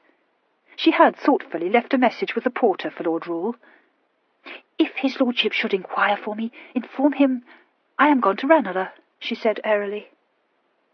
Her first view of Ranelagh made her delighted to have come, quite apart from the original object of the exploit. Thousands of golden lamps, arranged in tasteful designs, lit the gardens. Strains of music floated on the air, and crowds of gay dominoes thronged the gravel walks. In the various rotundas and lodges that were scattered about the ground, refreshments could be had, while in the pavilion itself dancing was going forward. Horatia, observing the scene through the slits of her mask, turned impulsively to Lethbridge, standing beside her with the scarlet domino hanging open from his shoulders, and cried, "I am so glad we came. Only see how pretty. Are you not charmed with it, Robert?" "In your company, yes," he replied. "Do you care to dance, my dear?" "Yes, of course," said Horatia enthusiastically. There was nothing to shock the primmest-minded person in the demeanours of those in the ballroom, but Horatia opened her eyes a little at the sight of a scuffle for the possession of a lady's mask, taking place later beside the lily pond under the terrace. The lady fled with the most ungenteel shrieks of laughter, hotly pursued by our cavalier. Horatia said nothing, but thought privately that Rule might have had reason for not wishing his wife to attend public ridottos. However, to do him justice, Lord Lethbridge steered his fair charge carefully clear of any low-bred romping, and she continued to be very well pleased with the night's entertainment. In fact, as she said over supper in one of the boxes, it was the most delightful adventure imaginable, and only wanted one thing to make it perfect. "Good God, Horry, what have I left undone?" asked Lethbridge in mock dismay. She dimpled. "Well, Robert, I do think it would be quite the nicest party I have ever been to, if only we could play cards together." "Oh, rogue," Lethbridge said softly, "you will shock the solitary gentleman in the next box, my dear." Horatia paid no heed to this, beyond remarking that it was 10 to 1 the gentleman was a stranger. "You don't like to dancing, Robert, you know you don't, and I do want to try my skill against you." "Too ambitious, Horry," he teased.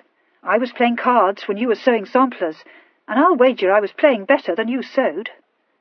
"Lizzie used to finish all my samplers for me," admitted Horatia, "but I play cards much better than I sew, I assure you." "Robert, why won't you?" "Do you think I would fleece so little a lamb?" he asked. "I haven't the heart." She tilted her chin. "Perhaps I should fleece you, sir," she said. "Yes, if I let you," he smiled. "And of course I undoubtedly should."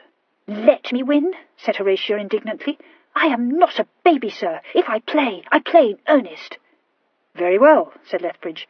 "I will play you, in earnest." She clapped her hands together, causing the man in the next box to glance round at her. "You will?" "At piquet, for a certain stake," Lethbridge said. "Well, of course. I don't mind playing high, you know." "We are not going to play for guineas, my dear," Lethbridge told her, finishing the champagne in his glass. She frowned. "Rule does not like me to stake my jewels," she said. "Heaven forbid we will play higher than that." Good gracious!" exclaimed Horatia. "For what, then?" "For a lock, one precious lock of your hair, Horry," said Lethbridge. She drew back instinctively. "That is silly," she said. "Besides, I couldn't." "I thought not," he said.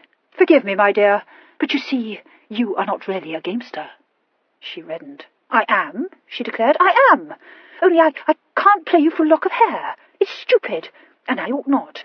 Besides, what would you stake against it?" He put his hand to the Mechlin cravat about his throat, and drew out a curious pin he nearly always wore. It was an intaglio of the goddess Athene with her shield and owl, and looked to be very old. He held it in the palm of his hand for Horatia to see. "That has come down in my family through very many years," he said. "I will stake it against a lock of your hair." "Is it an heirloom?" she inquired, touching it with the tip of her finger. "Almost," he said. "It has a charming legend attached to it, and no Lethbridge would ever let it out of his possession." "And would you really stake it?" Horatia asked wonderingly. He put it back in his cravat. "For a lock of your hair, yes," he answered. "I am a gamester." "You shall never say that I was not," Horatia said. "I will play you for my hair, and to show I really do play in earnest—" She thrust her hand into her reticule, searching for something. "There!" She held up a small pair of scissors. He laughed. "But how fortunate, Horry!" She put the scissors back in the reticule. "You haven't won it yet, sir." "True," he agreed. "Shall we say the best of 3 games?" "Done," said Horatio. "Play or pay. I have finished my supper, and I should like to play now." "With all my heart," bowed Lethbridge, and rose, offering his arm. She laid her hand on it, and they left the box together, wending their way across the space that lay between it and the main pavilion. Skirting a gaily chattering group, Horatia said with her pronounced stammer, "Where shall we play, Robert? Not in the crowded card-room. It wouldn't be discreet." A tall woman in an apple-green domino turned her head quickly and stared after Horatia, her lips just parted in surprise. "Certainly not," said Lethbridge. "We shall play in the little room you liked, leading off the terrace." The green domino stood quite still, apparently lost either in surprise or meditation, and was only recalled to her surroundings by an apologetic voice murmuring, "Your pardon, ma'am." She turned to find she was blocking the way of a large black domino, and stepped aside with a light word of apology. Although there was plenty of music to be heard coming from various corners of the garden, the fiddlers who scraped in the ballroom were temporarily silent. The pavilion was pretty well deserted, for the supper interval was not yet over. Horatia passed through the empty ballroom on Lethbridge's arm, and was just stepping out onto the moonlit terrace when someone, in the act of entering, almost collided with her. It was the man in the black domino, who must have come in from the gardens by the terrace steps. Both fell back at once, but in some inexplicable fashion the edge of Horatia's lace underdress had got under the stranger's foot. There was a rending sound, followed by an exclamation from Horatia, and conscience-stricken apologies from the offender. "Oh, I beg 1,000 pardons, ma'am. Pray forgive me. I would not for the world. Can't think how I can have been so clumsy." "It does not signify, sir," Horatia said, coldly gathering up her skirt in her hand and walking through the long window onto the terrace. The black domino stood aside for Lethbridge to follow her, and once more, begging pardon, retreated into the ballroom. "How horribly provoking," Horatia said, looking down at her hopelessly torn frill. "Now I shall have to go and pin it up. Of course it's quite ruined." "Shall I call him out?" Lethbridge said. "Faith, he deserves it. How came he to tread on your skirt at all?" "Goodness knows," said Horatia. She gave a little chuckle. "He was dreadfully overcome, wasn't he? Where shall I find you, Robert?" "I'll await you here," he answered. "And then we play cards?" "And then we play cards," he concurred. "I won't be above 'em a moment," Horatia promised optimistically, and vanished into the ballroom again. Lord Lethbridge strolled towards the low parapet that ran along the edge of the terrace, and stood leaning his hands on it, and looking idly down at the lily pond a few feet below. Little coloured lights ringed it round, and some originally minded person had designed a cluster of improbable flowers to hold tiny lamps. These floated on the still water, and had provoked a great deal of laughter and admiration earlier in the evening. Lord Lethbridge was observing them with a rather contemptuous smile, twisting his lips, when 2 hands came round his neck from behind and jerked apart the strings that held his domino loosely together. Startled, he tried to turn round, but the hands that in one lightning movement had ripped off his domino closed like a flash about his throat and tightened suffocatingly. He clawed at them, struggling violently. A drawling voice said in his ear, "I shan't strangle you this time, Lethbridge. But I am afraid, yes, I am really afraid it will have to be that pond. I feel sure you will appreciate the necessity." The grip left Lord Lethbridge's throat, but before he could turn, a thrust between his shoulder blades made him lose his balance. The parapet was too low to save him. He fell over it and into the lily pond with a splash that extinguished the lights in that cluster of artificial flowers which he had looked at so scornfully a minute before. A quarter of an hour later the ballroom had begun to fill again, and the fiddlers had resumed their task. Horatia came out onto the terrace and found several people standing there in little groups. She hesitated, looking for the scarlet domino, and saw him in a moment, sitting sideways on the parapet and meditatively surveying the pond below. She went up to him. "I wasn't so very long, was I?" He turned his head and at once stood up. "Not at all," he said politely. "And now, that little room." She had half advanced her hand to lay it on his arm, but at that she drew back. He stretched out his own and took hers in it. "Is anything the matter?" he asked softly. She seemed uncertain. Your voice sounds queer. It is you, isn't it?" "Of course it is," he said. "I think I must have swallowed a morsel of bone at supper and scraped my throat. Will you walk, ma'am?" She let him draw her hand through his arm. "Yes, but are you sure no one will come into the room? It would look very particular if anyone were to see me lose a lock of hair to you, if I do lose." "Who's to know you?" he said, holding the heavy curtain back from a window at the end of the terrace. "But you need not be alarmed. Once we have drawn the curtains, like that, no one will come in." Horatia stood by the table in the middle of the small saloon and watched the scarlet domino pull the curtains together. Suddenly, in spite of all her desire to do something outrageous, she wished she had not pledged herself to this game. It had seemed innocent enough to dance with Lethbridge, to sup with him in full eye of the public, but to be alone with him in a private room was another matter. All at once he seemed to her to have changed. She stole a look at his masked face, but the candles on the table left him in a shadow. She glanced towards the door, which very imperfectly shut off the noise of the violins. The door, Robert." "Locked," he said. "It leads to the ballroom. Still nervous, Horry? Did I not say you were not a real gamester?" "Nervous? Good gracious, no," she said on her mettle. "You'll find I'm not such a poor gamester as that, sir." She sat down at the table and picked up one of the piquet packs that lay on it. Did you arrange everything, then?" "Certainly," he said, moving towards another table set against the wall. "A glass of wine, Horry?" No, thank you," she replied, sitting rather straight in her chair and casting yet another glance towards the curtained window. He came back to the card table, slightly moved the cluster of candles on it, and sat down. He began to shuffle one of the packs. "Tell me, Horry," he said, "did you come with me tonight for this, or to annoy Rule?" She gave a jump and then laughed. "Oh, Robert, that is so very like you. You always guess right." He went on shuffling the pack. "May I know why he is to be baited?" "No," she replied. "I don't discuss my husband even with you, Robert." He bowed, ironically, she thought. "1,000 pardons, my dear. He stands high in your esteem, I perceive." "Very high," said Horatia. "Shall we cut?" She won the cut, and electing to deal, picked up the pack and gave a little expert shake of her arm to throw back the heavy fall of lace at her elbow. She was far too keen a gambler to talk while she played. As soon as she touched the cards, she had never a thought for anything else, but sat with a look of serious, unwavering concentration on her face and scarcely raised her eyes from her hand. Her opponent gathered up his cards, glanced at them, and seemed to make up his mind what to discard without the smallest hesitation. Horatia, knowing herself to be pitted against a very fine player, refused to let herself be hurried, and took time over her own discard. The retention of a knave in her hand turned out well, and enabled her to spoil the major hand's repique.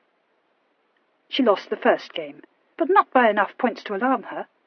Once she knew she had thrown a guard she should have kept, but for the most part she thought she had played well. "My game," said the scarlet domino, "but I think I had the balance of the cards." "A little, perhaps," she said. "Will you cut again for the deal?" The second game she won in 6 quick hands. She had a suspicion that she had been allowed to win it, but if her opponent had played with deliberate carelessness, it was never blatant enough to warrant any remark. She held her tongue, therefore, and in silence watched him deal the first hand of the final game. At the end of 2 hands, she was sure he had permitted her to win the second game. The cards had run very evenly throughout, and continued to do so, but now the more experienced player was ahead on points.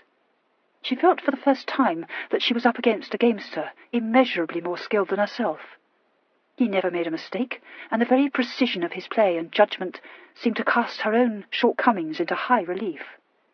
She played her cards shrewdly enough, but knew that her weakness lay in counting the odds against finding a desired card in the pickup. Knowing him to be some 40 points to the good, she began to discard with less caution, playing for a big hand. The game had become for her a grim struggle, her opponent a masked figure of nemesis. As she picked up her cards in the last hand, her fingers quivered infinitesimally. Unless a miracle occurred, there was no longer any hope of winning. The best she could expect was to avert a Rubicon. No miracle occurred. Since they were not playing for points, it did not signify that she was Rubiconed, yet, irrationally, when she added her score and found the total 98, she could have burst into tears. She looked up, forcing a smile. "You win, sir. I fear rather largely. I didn't play well in the last game.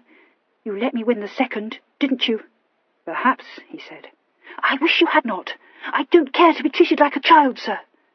Content you, my dear. I had never the least notion of letting you win more than one game. I have set my mind on that curl. I claim it, ma'am. Of course, she said proudly. Inwardly she wondered what Rule would say if he could see her now, and quaked at her own daring. She took the scissors out of her reticule.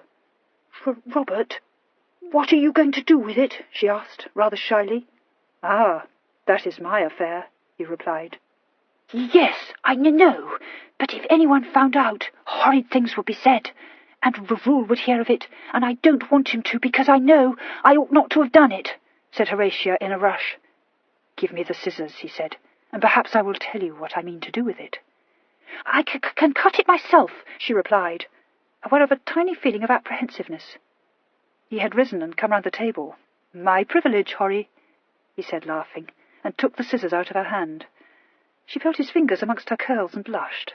She remarked with would-be lightness, It will be a very powdery one, Robert. And a charmingly scented one, he agreed. She heard the scissors cut through her hair, and at once got up. There! For goodness sake, don't tell anyone, will you? She said. She moved towards the window. I think it is time you took me home. It must be dreadfully late. In a moment, he said, coming towards her. You are a good loser, sweetheart. Before she had even a suspicion of his purpose, he had her in his arms, and with one deft hand nipped the mask from her face. Frightened, white with anger, she tried to break free, only to find herself held quite powerless. The hand that had untied her mask came under her chin and forced it up. The scarlet domino bent and kissed her, full on her indignant mouth. She wrenched herself away as at last he slackened his embrace. She was breathless and shaken, trembling from head to foot. How dare you, she choked, and dashed her hand across her mouth as though to wipe away the kiss. Oh, how dare you touch me! She whirled about, flew to the window, and dragging the curtain back, was gone. The scarlet domino made no attempt to pursue her, but stayed in the middle of the room, gently twisting a powdered curl round one finger. An odd smile hovered about his mouth. He put the curl carefully into his pocket. A movement at the window made him look up. Lady Massey was standing there, an apple-green domino covering her gown, her mask dangling from her hand. That was not very well contrived, surely, Robert, she said maliciously. A vastly pretty scene, but I am amazed that so clever a man as you could make such a stupid mistake. Lord, couldn't you tell the little fool was not ready for kisses, and I thinking you knew how to handle her? You'll be glad of my help yet, my lord. The smile had quite vanished from the scarlet domino's mouth, which had suddenly grown very stern. He put up a hand to the strings of his mask and untied them. "Shall I?" he said in accents utterly unlike Lord Lethbridge's. "But are you quite sure, madam, that it is not you who have made a very great mistake?" Chapter 12. Horatia partook of breakfast in bed some 6 hours later. She was too young for her troubles to deprive her of sleep, but though she had certainly slept, she had had horrid dreams, and awoke not very much refreshed. When she had fled from the little card-room at Ranelagh, she had been so angry that she had forgotten that her mask was off. She had run right into Lady Massey, also maskless, and for one moment they had faced each other. Lady Massey had smiled in a way that drove the blood up into Horatia's cheeks. She had not spoken a word, and Horatia, dragging her domino closely round her, had slipped across the terrace and down the steps into the garden. A hackney coach had conveyed her home and deposited her in the cold dawn in Grosvenor Square. She had half expected to find Rule sitting up for her, but to her relief there was no sign of him. She had told the tire-woman that she might go to bed, and she was glad of that too. She wanted to be alone, to think over the disastrous events of the night, but when she had extricated herself from her gown and made herself ready for bed, she was so tired that she could not think of anything and fell asleep almost as soon as she had blown out the candle. She woke about 9 o'clock, and for a moment wondered why she should feel so oppressed. Then she remembered, and gave a little shudder. She rang her silver handbell, and when the Abigail brought in her tray of chocolate and sweet biscuits, she was sitting up in bed. Her curls, with powder still clinging to them, tumbled all about her shoulders, and a deep frown on her face. While the waiting woman collected her scattered jewels and garments, she sipped the chocolate, pondering her problem. What had seemed a mere prank 12 hours earlier had by now assumed gigantic proportions. There was first the episode of the curl. In the sane daylight, Horatia was at a loss to imagine how she could ever have consented to play for such a stake. It was, yes, no use blinking facts, it was vulgar, no other word for it. And who could tell what Lethbridge might not do with it? Before that kiss she had no fear of his discretion, but now he seemed to her monstrous, capable of boasting even that he had won the curl from her. As for the kiss, she supposed that she had brought that on herself, a reflection which gave her no comfort. But worst of all had been the meeting with Caroline Massey. If she had seen, and Horatia was certain that she had, the tale would be all over town by tomorrow, and the Massey had ruled the air. Depend on it, if she refrained from telling anyone else, she would be bound to tell him, only too glad of the opportunity to make mischief between him and his wife. Suddenly she pushed the tray away from her. "I'm going to get up," she said. "Yes, my lady. What gown will your ladyship wear?" "It doesn't matter," Horatia answered curtly. An hour later she came down the stairs, and in a resolute voice inquired of a footman whether the Earl was in the house. His lordship, she was told, had that instant come in, and was with Mr. Gisborne. Horatia drew a breath, as though in preparation for a dive into deep waters, and walked across the hall to Mr. Gisborne's room. The Earl was standing by the desk, with his back to the door, reading a speech Mr. Gisborne had prepared for him. He had evidently been riding, for he wore top boots, a little dusty, and buckskin breeches, with a plain but excellently cut coat of blue cloth with silver buttons. He held his whip and gloves in one hand. His hat was thrown down on a chair. "Admirable, my dear boy, but far too long. I should forget the half of it, and the lords would be shocked, quite shocked, you know," he said, and gave the paper back to the secretary. "And, Arnold, do you think a little less impassioned?" "Ah, yes, I thought you would agree. I am never impassioned." Mr. Gisborne was bowing to Horatia. My lord turned his head and saw her. "1,000 pardons, my love. I did not hear you come in," he said. Horatia bestowed a rather perfunctory smile on Mr. Gisborne, who, accustomed to the friendliest treatment from her, instantly wondered what could be the matter. "Are you very busy, sir?" she asked, raising her anxious eyes to Rule's face. "Arnold will tell you, my dear, that I am never busy," he replied. "Well, could you spare me a moment of your time now?" Horatia said. "As many as you desire," he said, and held open the door for her to pass out. "Shall we go into the library, ma'am?" "I don't mind where we go," said Horatia in a small voice, "but I want to be private with you." "My dear, this is very flattering," he said. "It isn't," replied Horatia mournfully. She went into the library and watched him shut the door. "I want to be private, because there is something I must tell you." The veriest hint of surprise flickered for an instant in his eyes. He looked at her for a moment, rather searchingly, she thought. Then he moved forward. "But won't you sit down, Horry?" She stayed where she was, her hands gripping the back of a chair. "No, I think I'll stand," she answered. "Marcus, I had better tell you at once that I've done something dreadful." At that a smile quivered at the corners of his mouth. "I'm prepared for the worst, then." "I assure you it isn't for funny," said Horatia tragically. "In fact, I'm afraid you will be amazingly angry, and I must own," she added in a rush of candour, "I deserve it, even if you beat me with that whip, only I do hope you won't, Marcus." "I can safely promise you that I won't," said the Earl, laying both whip and gloves down on the table. "Come, Horry, what is the matter?" She began to trace the pattern of the chair back with one finger. Well, you see, Marcus, did they give you my message last night?" She raised her eyes fleetingly and saw him gravely watching her. "I desired the porter to tell you, if you asked, that I had gone to Ranelagh." "Yes, I did get that message," Rule answered.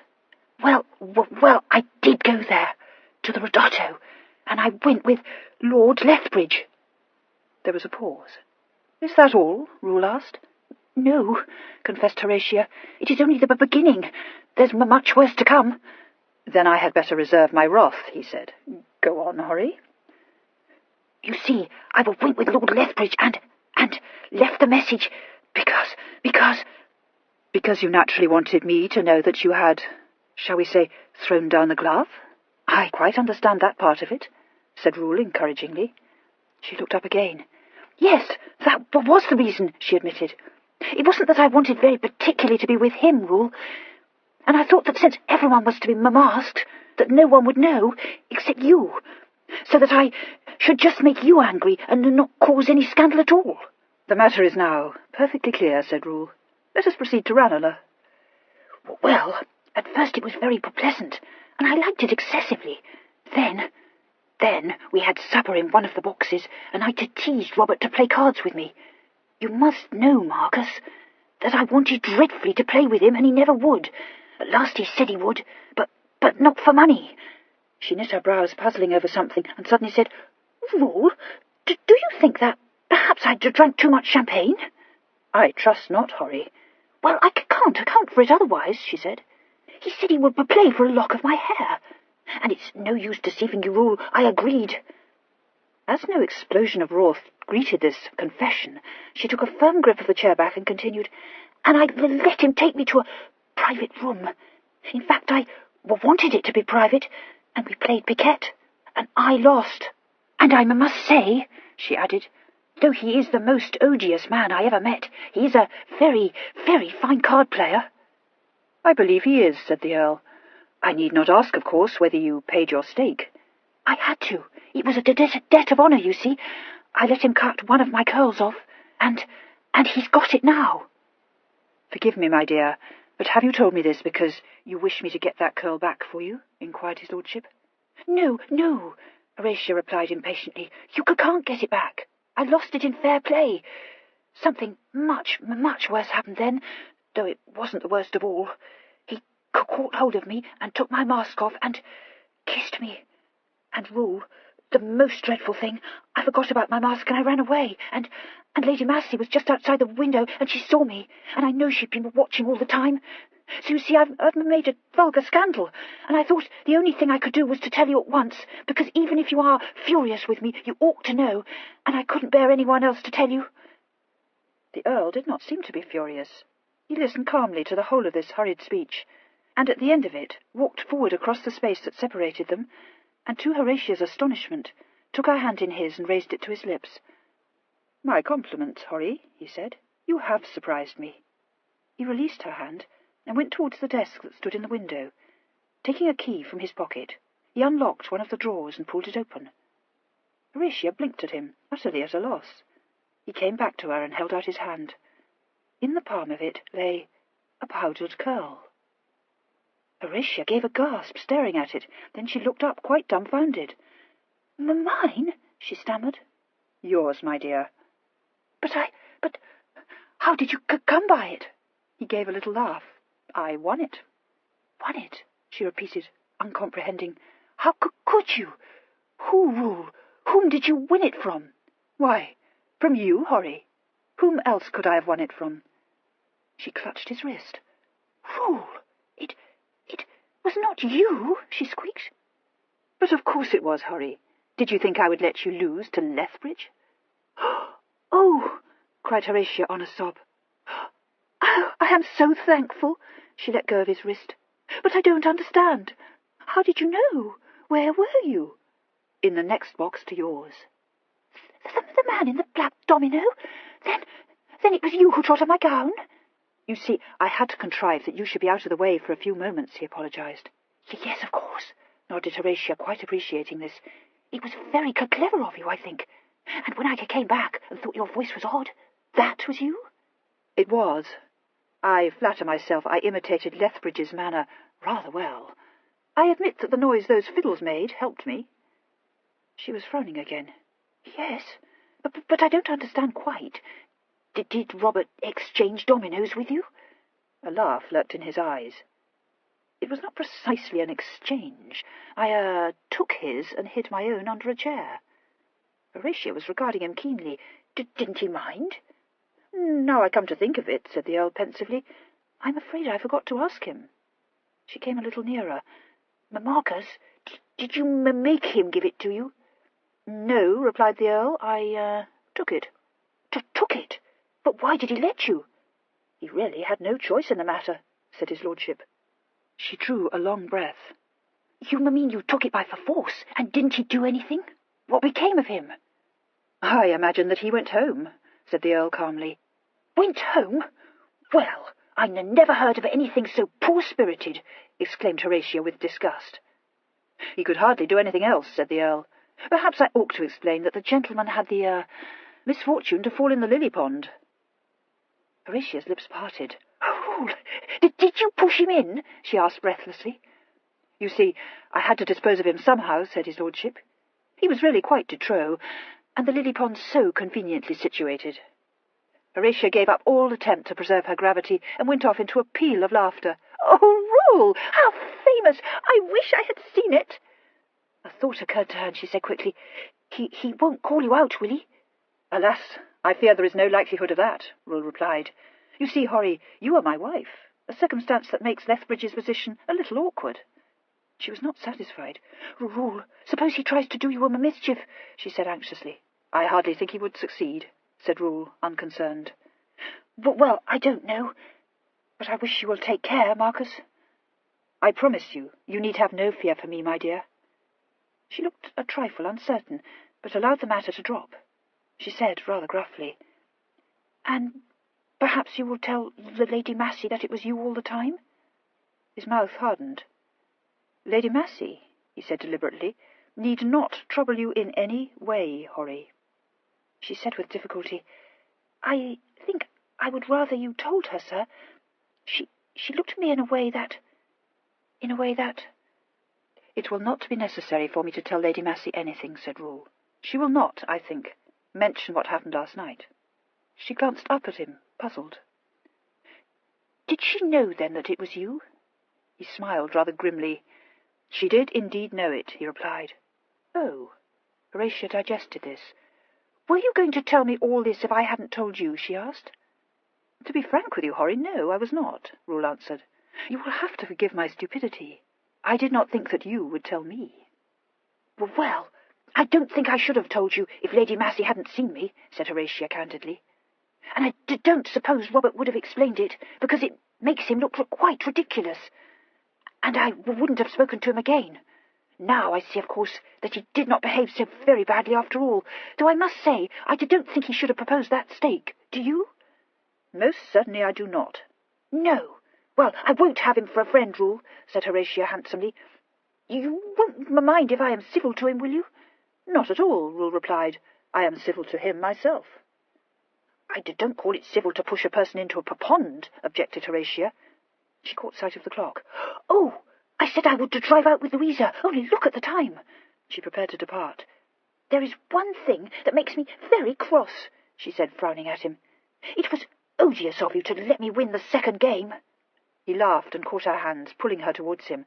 "Horry, shall we consign Louisa to the devil?" he suggested. "No, I must go," Horatia answered, suddenly shy. "Besides, she hasn't seen my landaulette."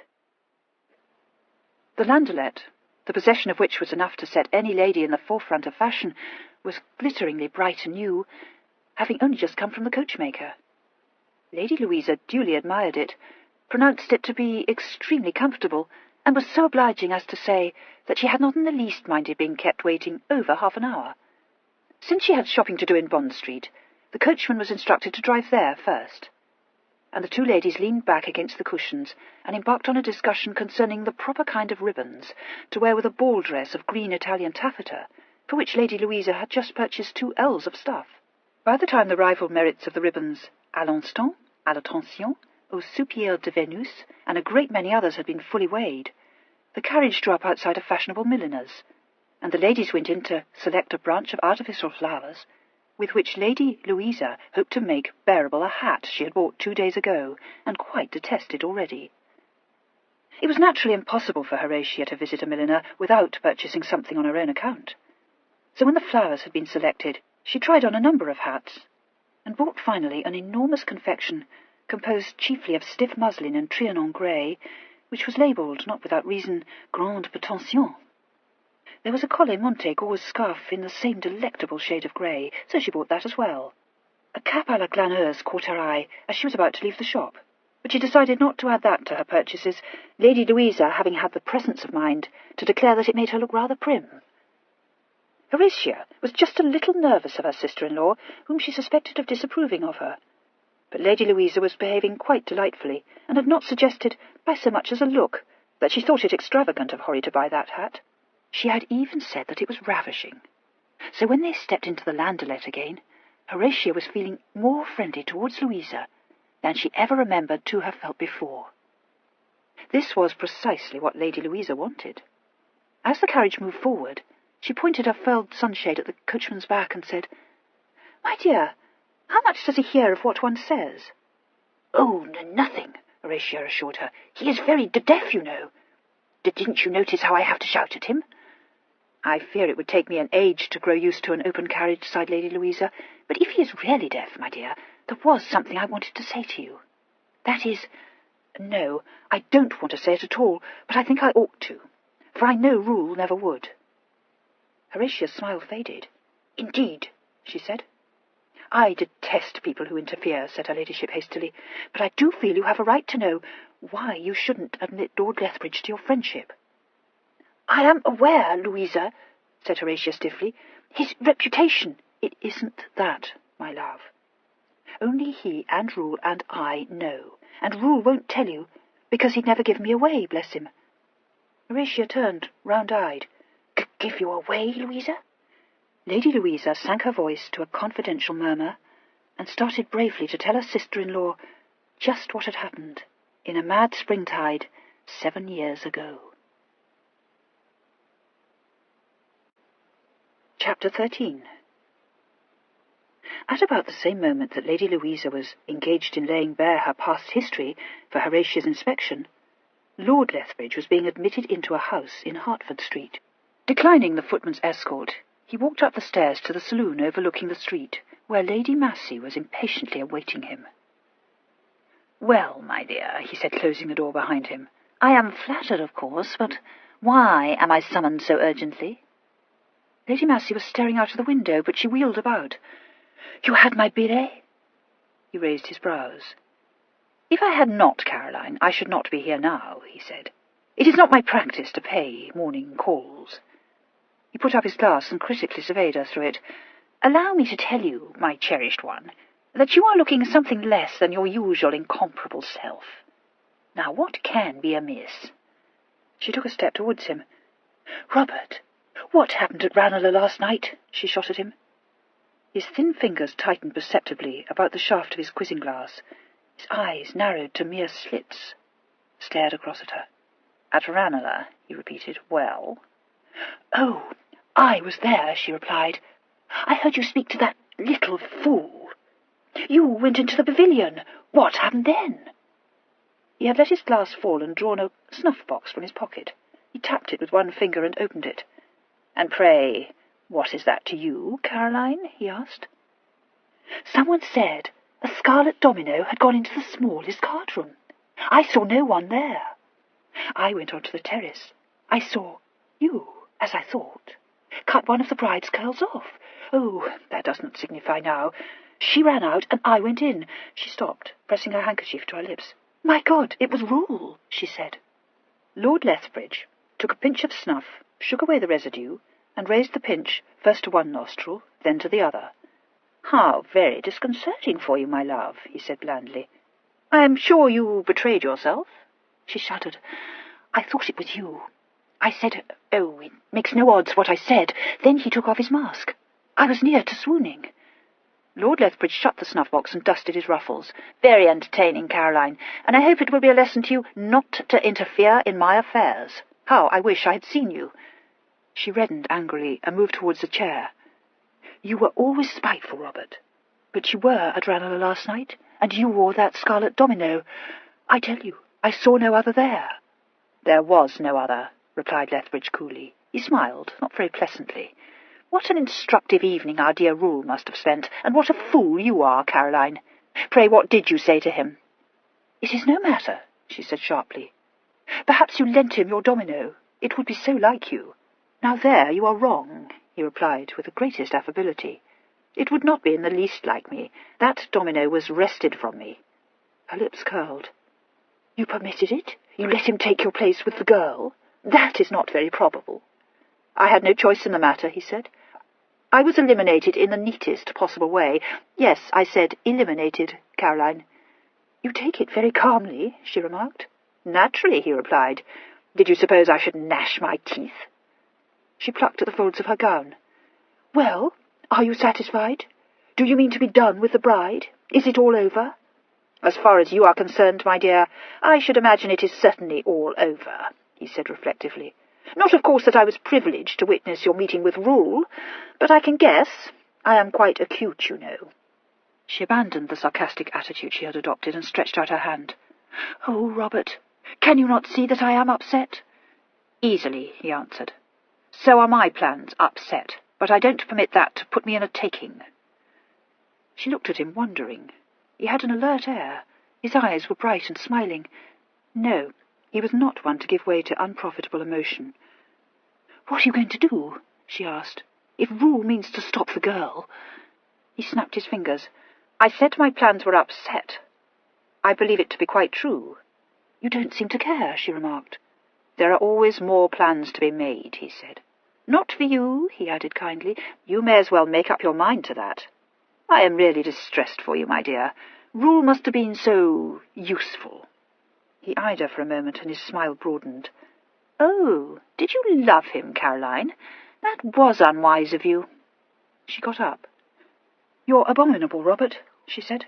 "I must see him. I must make him see me." "Do, by all means," Lethbridge said cordially. "I wish you may plague him to death. He would dislike that. But you won't get him back, my poor dear. Very well do I know Rule. Would you like to see him humbled? I promise you, you shall." She walked away to the window. "No," she said indifferently. "Odd," he commented. "I assure you, with me it has become quite an obsession." He came towards her. "You are not very good company today, Caroline. I shall take my leave of you. Do make Rule a scene, and then I will come to see you again, and you shall tell me all about it." He picked up her hand and kissed it. "Au revoir, my love," he said, sweetly, and went out, humming a little tune under his breath. He was on his way home to Half Moon Street, when my Lady Rule's landaulette turned a corner of the road and came at a smart pace towards him. Horatia, seated alone now, saw him at once and seemed undecided. Lethbridge swept off his hat and stood waiting for the carriage to draw up. Something in that calm assumption that she would order her coachman to stop appealed to Horatia. She gave the necessary command, and the landaulette came to a standstill beside Lethbridge. One look at her was enough to assure Lethbridge that she knew just what had happened at Ranelagh. The grey eyes held a gleam of amusement. It annoyed him, but he would not let that appear. "Alas, the jealous husband came off with the honours," he said. "He was clever, wasn't he?" Horatia agreed. "But inspired," Lethbridge said. "My damp fate was particularly apt. Make him my compliments, I beg of you. I was certainly caught napping." She thought that he was taking his humiliating defeat very well, and replied a little more warmly, "We were both caught napping, and perhaps it was as well, sir." "I blame myself," he said meditatively. "Yet I don't know how I could have guessed. If I had but been aware of Caroline Massey's presence, I might have been more on my guard." The arrow struck home, as he knew it would. Horatia sat up very straight. "Lady Massey? Oh, did you not see her? No, I suppose not. It seems that she and Rule laid their heads together to plan our undoing. We must admit they succeeded admirably." "It's not true," Horatia stammered. "But," he broke off artistically and bowed, "why, of course not, ma'am." She stared fiercely at him.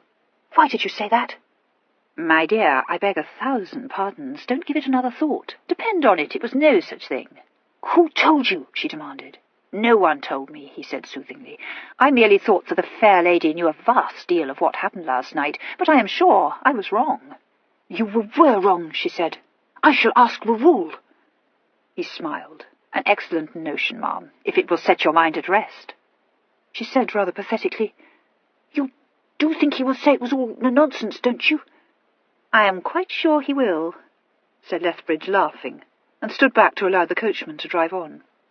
He flattered himself he was an adept at shooting tiny poisonous shafts. Certainly that one had gone home.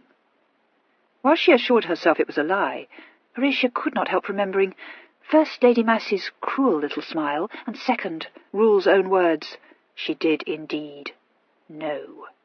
And of course, now Lethbridge had put her in mind of it, she realized that whether the tale was true or not, Rule would be bound to deny it. She did not believe it, no, but she could not help thinking about it.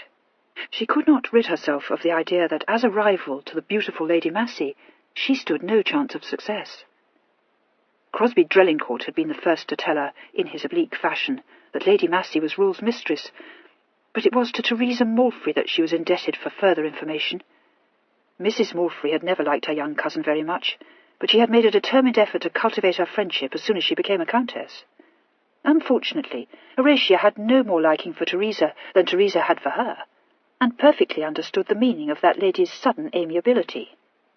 As Charlotte had so shrewdly guessed, Mrs. Malfrey had tried to patronize Horatia, and when the gay countess showed plainly that she stood in no need of patronage, she had found herself quite unable to resist the temptation of saying a great many spiteful things. On the subject of Rule and his loves, she spoke as a woman of the world, and as such carried weight. Horatia was left with the impression that Rule had been for years the Massey's slave, and, as Mrs. Malfrey so sapiently remarked, a man did not change his mode of life for a chit in her teens. Mrs. Malfrey spoke of him admiringly as an accomplished lover. Horatia had no notion of swelling the ranks of his conquests. She supposed, but gentlemen were known to be strange in these matters, that he would be quite capable of making love to his wife in the interval between dalliance with widows and opera dancers. However, since she had married him on the tacit understanding that he might amuse himself as he pleased, she could hardly object now. So the Earl of Rule, setting out to woo his young wife, found her polite, always gay, but extremely elusive. She treated him in the friendliest way possible, rather, he thought ruefully, as she might treat an indulgent father. Lady Louisa, considering that the state of affairs was unsatisfactory, took him roundly to task. "Don't tell me," she said, "you're in a fair way to doting on that child. Lord, I am out of all patience with you. Why don't you make her love you? You seem to be able to do it with any other misguided female, though why, I don't know." "Ah," said the Earl, "but then you are only my sister, Louisa." "And don't try to turn it off," said Lady Louisa wrathfully. "Make love to the girl. Gracious heaven! Why isn't she in love with you?" "Because," said the Earl slowly, "I am too old for her." "Stuff and fiddle," snapped her ladyship. When the Earl went down to Meering a week later, he suggested that Horatia should accompany him. Perhaps if Lady Massey had not chosen the previous evening to throw herself in his way, Horatia might have wished for nothing better. But Rule and she had gone to Vauxhall Gardens with a snug party of their own contriving, and Lady Massey had gone there also. It had all been mighty pleasant until after supper. There was music and dancing, and everything had been very gay, the supper excellent, and the Earl an ideal husband and host. And then it had all gone awry, for when she had tripped off with Mr. Dashwood and Pelham and Miss Lloyd to look at the cascade, Rule too had left the box and wandered over to greet some friends. Horatia had seen him strolling down one of the paths with Sir Harry Topham, a racing crony. 20 minutes later she had seen him again, but not with Sir Harry. He was in the Lovers' Walk, which made it worse, and standing very close to him and looking up at him in the most melting way was Lady Massey. Even as Horatia caught sight of them, the Massey put up her hands to Rule's shoulders. Horatia had whisked round and declared her intention of walking down quite another path. Miss Lloyd and Pelham had fallen behind. Probably Mr. Dashwood had not observed the Earl. She had him away from the fatal spot in a trice, so that she did not see her husband remove Lady Massey's hands from his shoulders. No one could have been in greater spirits than my Lady Rule for the rest of that horrid evening. Several people remarked on it, and Mr. Dashwood thought her more entrancing than ever. But when Rule visited her room the next morning and sat down on the edge of her bed while she drank her chocolate, he found her in a wayward mood. Go to Meering? Oh, no, she could not. Why, she had 100 engagements, and it would be dreadfully dull in the country. "That's not very complimentary of you," Rule said, half smiling. "Well, but, Rule, you were only going for a week, I dare say, and think how tiresome to pack for such a short stay. Of course I shall come with you after the Newmarket meeting, if we don't go to Bath." "I would very much rather you came with me now, Horry." "Very well," Horatia said, in the voice of a martyr. "If you say I must, I will." He got up. "Heaven forbid, my dear." "Rule, if you feel cross about it, please tell me. I don't want to be a bad wife." "Do I look cross?" he inquired. "No, but I never can tell what you think by looking at you," said Horatia candidly. He laughed. Poor Horry. It must be very difficult for you. Stay in town, my dear. You are probably quite right. Arnold will make me attend to business at Meering. He put a finger under her chin and tilted it up. Don't game all my fortune away while I am gone, will you? He said teasingly. No, of course not. I will be very good.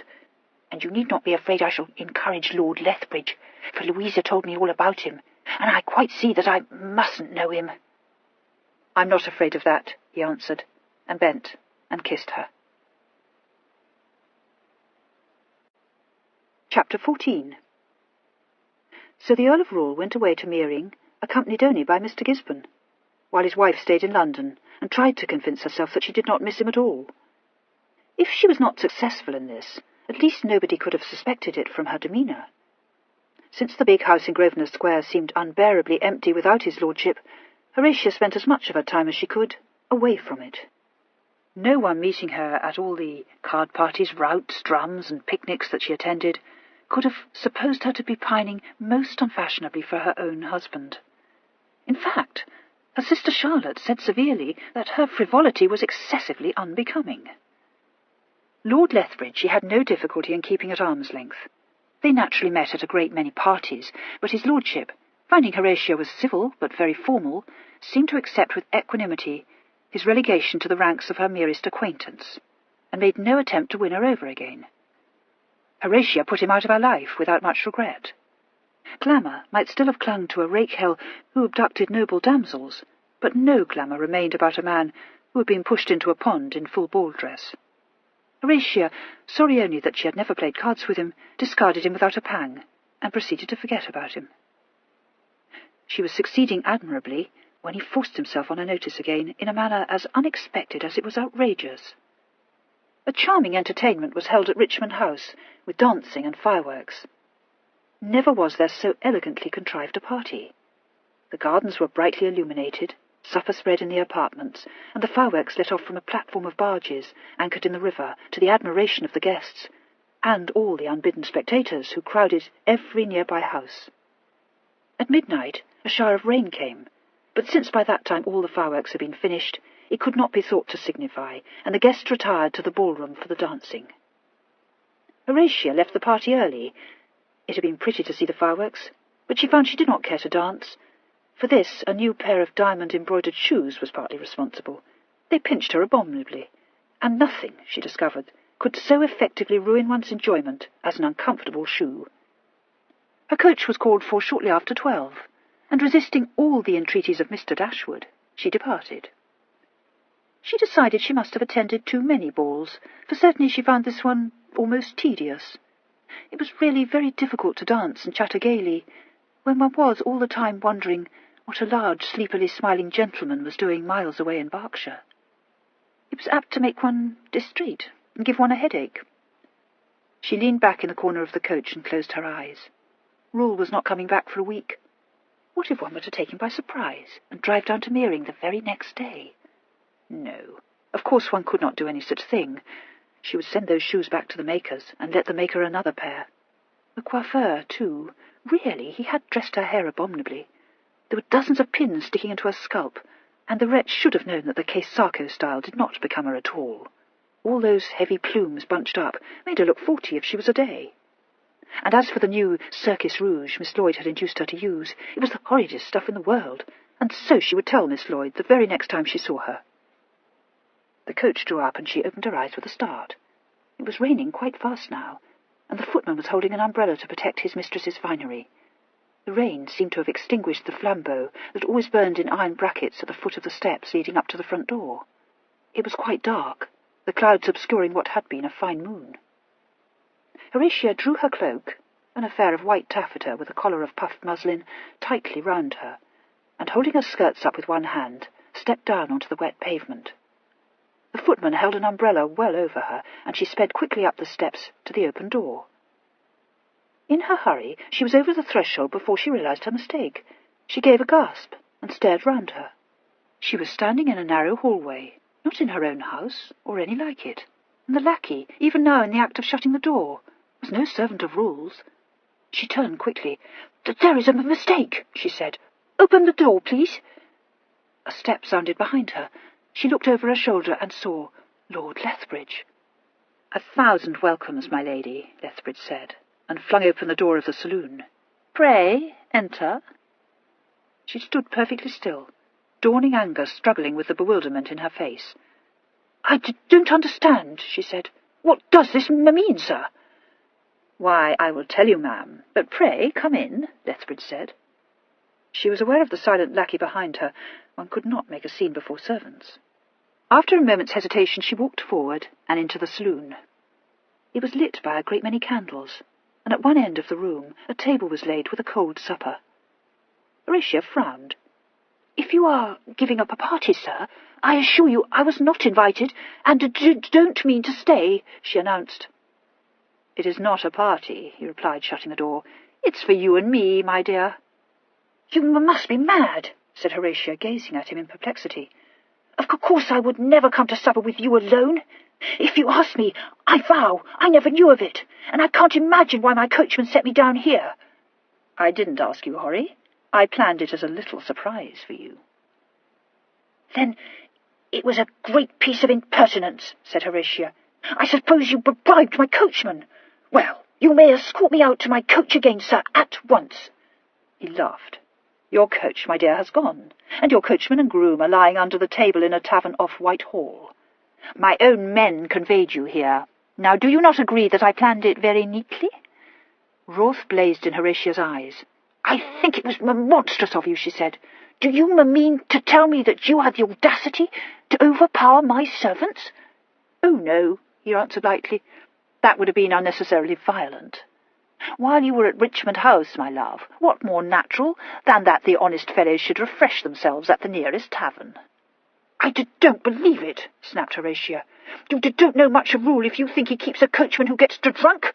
You must have had him set upon, and I shall send for a constable in the morning and tell him. Then perhaps you'll be sorry." "I expect I should be," agreed Lethbridge. "But do you think the constable would believe that one tankard of beer apiece could have so disastrous effect on your servants? For you see, I didn't have them overpowered, quite as you think." "Drugged!" Horatia cried hotly. "Precisely," smiled his lordship. "Do, I beg of you, let me take your cloak." "No," said Horatia, "I won't. You are quite out of your senses, and if you have not the civility to summon me a chair, I will walk home." "I wish you would try and understand, Horry," he said. "You will not leave my house tonight." "No, not leave your house? Oh, you are mad," said Horatia with conviction. "Then be mad with me, love," Lethbridge said, and put his hand on her cloak to remove it. Don't call me love," choked Horatia. Why, you are trying to ruin me." "That's as you choose, my dear," he said. "I'm ready. Yes, I'm ready to run away with you, or you may return home in the morning and tell what tale you please." "You make a habit of running away with females, do you not?" said Horatia. His brows contracted, but only for a moment. "So you have that story, have you? Let us say that I make a habit of running away with females of your family." "I," said Horatia, "am a Winwood, which you will find makes a vaster difference. You can't force me to elope with you." "I shan't try," he replied coolly. "Yet I believe we might deal extremely together, you and I. There's something about you, Horry, which is infinitely alluring. I could make you love me, you know." "Now I know what is the matter with you," exclaimed Horatia, suddenly enlightened. "You're drunk." "Devil a bit," answered his lordship. "Come, give me your cloak." He twitched it from her as he spoke and threw it aside, and stood for a moment looking at her through half-shut eyes. "No, you're not beautiful," he said softly, "but damnably seductive, my pretty." Horatia took a step backward. "Don't come near me." "Not come near you," he repeated. "Horry, you little fool." She tried to dodge away from him, but he caught her and pulled her roughly into his arms. There was a wild struggle. She got one hand free and dealt him a ringing slap. Then he had both her arms clamped to her sides and kissed her suffocatingly. She managed to jerk her head away and brought one sharp heel down full on his instep. She felt him flinch and twisted herself free, hearing the lace at her corsage rip in his clutching fingers. The next moment the table was between them, and Lethbridge was nursing his bruised foot and laughing. "Gad, you little spitfire," he said. "I never dreamed you'd show so much spirit. Dammy, I believe I shan't let you go back to that dull husband of yours after all." "Oh, don't scowl so, sweetheart. I'm not going to chase you round the room. Sit down." She was by now really frightened, for it seemed to her as though he must be out of his senses. She kept a wary eye on his movements, and decided that the only thing to do was to pretend to humour him. Trying to speak quite steadily, she said, "If you sit down, so will I." "Behold me," Lethbridge replied, flinging himself into a chair. Horatia nodded and followed his example. "But please try and be sensible, my lord," she requested. "It isn't the least use telling me that you are fallen in love with me, because I don't believe it. Why did you bring me here?" "To steal your virtue," he answered flippantly. "You see, I am quite frank with you." "But, well, I can be frank too," retorted Horatia, her eyes gleaming. "And if you think you're going to ravish me, you quite mistake the matter. I'm much nearer the door than you are." "True, but it is locked, and the key," he patted his pocket, "is here." "Oh," said Horatia, "so you don't even play fair?" "Not in love," he replied. "I wish," said Horatia forcefully, "you would stop talking about love. It makes me feel sick." "My dear," he said, "I assure you I am falling deeper in love with you every moment." She curled her lip. "Stuff!" she snorted. "If you loved me the least little bit, you wouldn't do this to me. And if you did ravish me, you would be put in prison, if Rule didn't kill you first, which I dare say he would do." "Ah," said Lethbridge, "no doubt I should be put into prison. If you had the courage to tell the world of this night's work, it would be worth it. Oh, it would be worth it, only to know that Rule's damned pride was in the dust." Her eyes narrowed. She leaned a little forward, her hands clenched in her lap. "So that is it," she said. "Fustian, my lord. It would do very well at Drury Lane, I dare say, but in life, no." "We can but try," said Lethbridge. The mockery had vanished, leaving his face very harsh, the mouth set in grim lines, the eyes staring straight ahead. "I can't imagine how I ever could have wanted you for a friend," said Horatia meditatively. "You are dreadfully poor-spirited, I think. Couldn't you find a way of revenge, except through a woman?" "None so exquisitely complete," Lethbridge answered, unmoved. His gaze travelled to her face. "But when I look at you, Horry, why, I forget revenge and desire you for yourself alone." "You can't imagine how flattered I am," said Horatia politely. He burst out laughing. "You adorable rogue. I believe a man might keep you a 12 months and not be tired of you." He got up. "Come, Horry, throw in your lot with mine. You were made for something better than to be tied to a man who don't care a rap for you. Come away with me, and I'll teach you what love can be." "And then Rule can divorce me, and of course you'll marry me," suggested Horatia. "I might even do that," he concurred. He walked over to the table and picked up one of the bottles that stood on it. "Let us drink to the future," he said. "Very well, sir," Horatia answered, in a voice of deceptive mildness. She had risen when he did, and taken a step towards the empty fireplace. Now, as he stood with his back to her, she bent swiftly and picked up the heavy brass poker that lay there. Lethbridge was filling the second glass. "We will go to, Italy, if you like," he said. "Italy?" said Horatia, tiptoeing forward. "Why not?" "Because I wouldn't go to the end of the street with you," flashed Horatia, and struck with all her might. The poker fell with rather a sickening thud. Half horrified, half triumphant, Horatia watched Lethbridge sway a moment and crash to the ground. The wine bottle, slipping from his nerveless fingers, rolled over the carpet, spilling its contents in a dark ruby flood. Horatia caught her underlip between her teeth and went down on her knees beside the limp form and thrust her hand into the pocket he had patted so confidently. She found the key and pulled it out. Lethbridge was lying alarmingly still. She wondered whether she had killed him, and shot a frightened look towards the door. No sound disturbed the silence. She realized with a sigh of thankfulness that the servants must have gone to bed, and got up. There was no blood on the poker, and none that she could see on Lethbridge's head, though his wig, gaping up from his forehead, might conceal that. She put the poker back in the grate, caught up her cloak, and sped over to the door. Her hand shook so she could scarcely fit the key into the lock, but she managed it at last, and the next moment was out in the hall, tugging at the bolts of the front door. They scraped noisily, and she cast a quick, nervous glance behind her. She got the door open, and wrapping her cloak around her, fled down the steps into the street. There were large puddles in the road, and heavy clouds threatening to obscure the moon, but for the moment it had stopped raining. The road was eerily quiet, blank shuttered windows on either side, and a little draughty wind sneaking up to whip Horatia's skirts about her ankles. She set off, almost running in the direction of Curzon Street. She had never in her life been out alone on foot at this hour, and she prayed fervently that she would not meet anyone.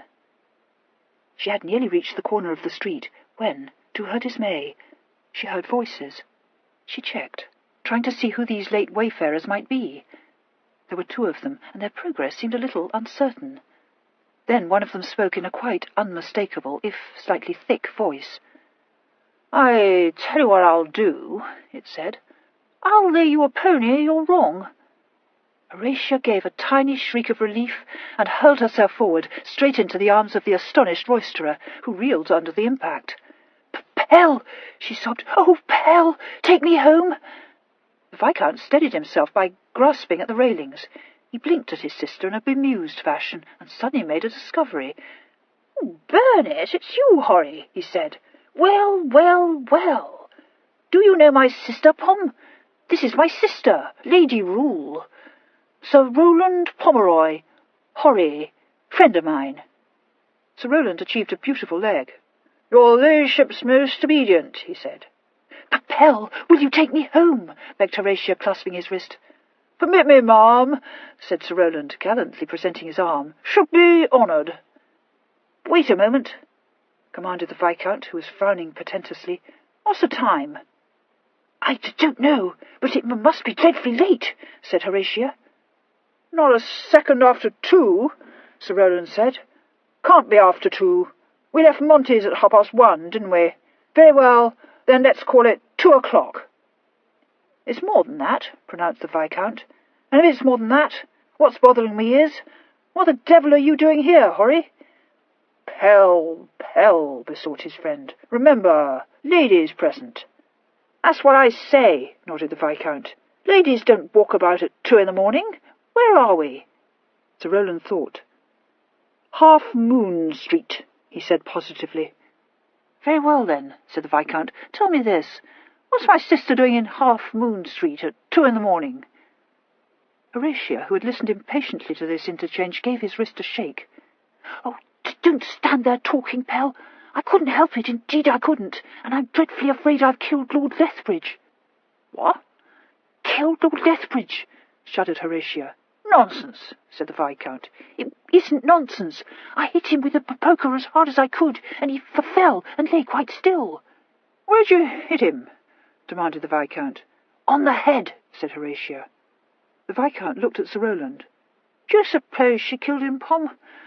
"Might have," said Sir Rowland judicially. "Lay you 5 to 1 she didn't," offered the Viscount. "Done," said Sir Rowland. "Tell you what," said the Viscount suddenly, "I'm going to see." Horatia caught him by the skirts of his coat. No, you shan't. You've got to take me home." "Oh, very well," replied the Viscount, relinquishing his purpose. "But you've no business to go killing people with a poker at 2 in the morning. It ain't genteel." Sir Rowland came unexpectedly to Horatia's support. "Don't see that," he said. "Why shouldn't she hit Lethbridge with a poker? You don't like him? I don't like him." "No," said the Viscount, acknowledging the truth of this statement. "But I wouldn't hit him with a poker. Never heard of such a thing." "No more have I," admitted Sir Rowland. "But I tell you what I think, Pell. It's a good thing." "You think that?" said the Viscount. "I do," maintained Sir Rowland doggedly. "Well, we'd better go home," said the Viscount, making another of his sudden decisions. "Thank goodness," said Horatia, quite exasperated. She took her brother's arm and turned him in the right direction. "This way, you stupid, horrid creature!" But the Viscount at that moment caught sight of her elaborate coiffure, with its bunch of nodding plumes, and stopped short. "I knew there was something mighty queer about you, Horry," he said. "What have you done to your hair?" "Nothing. It's only a kisako. Do hurry, Pell." Sir Rowland, interested, bent his head. "I beg your pardon, ma'am. What did you say it was?" "I said it was a kisako," replied Horatia, between laughter and tears. "And that's Provençal, signifying What does it mean?" "Well, what does it mean?" asked the Viscount reasonably. "Oh, Papel, I don't know. Do take me home." The Viscount permitted himself to be drawn onward. They traversed Curzon Street without mishap, and Sir Rowland remarked that it was a fine night. Neither the Viscount nor his sister paid any heed to this. The Viscount, who had been thinking, said, "I don't say it ain't a good thing if you killed Lethbridge, but what I can't make out is what brought you here this time of night." Horatia, feeling that in his present condition it was useless to attempt to explain to him, replied, "I went to the party at Richmond House." "And was it agreeable, ma'am?" inquired Sir Rowland politely. "Yes, thank you." "The Richmond House ain't in Half Moon Street," the Viscount pointed out. "She walked home," explained Sir Rowland. "We were walking home, weren't we? Very well, then. She walked home. Past Lethbridge's house, went in, hit him on the head with a poker, came out, met us in the street. There you are, plain as a pikestaff." "Well, I don't know," said the Viscount. "Seems queer to me." Sir Rowland drew nearer to Horatia. "Deeply regret," he whispered hoarsely. "Poor Pell, not quite himself." "Oh, for mercy's sake, do hurry," replied Horatia crossly. By this time they had reached Grosvenor Square, and it had begun to rain again. The Viscount said abruptly, "Did you say it was a fine night?" "I may have," said Sir Rowland cautiously. "Well, I think it's raining," announced the Viscount. "It is raining, and my feathers will be ruined," said Horatia. "Oh, now what is it, Pell?" The Viscount had stopped. "Forgotten something," he said. "Meant to go and see whether that fellow Lethbridge was dead." "Papel, it doesn't matter, really, it doesn't." "Yes, it does. I've got a bet on it," replied the Viscount, and plunged off in the direction of Half Moon Street. Sir Rowland shook his head. "You shouldn't have gone off like that," he said severely. "Lady on his arm, walks off, not a word of apology. Very cool indeed. Take my arm, ma'am." "Thank goodness we're there," said Horatia, hurrying him along. At the foot of the steps of her own house, she stopped and looked Sir Rowland over dubiously.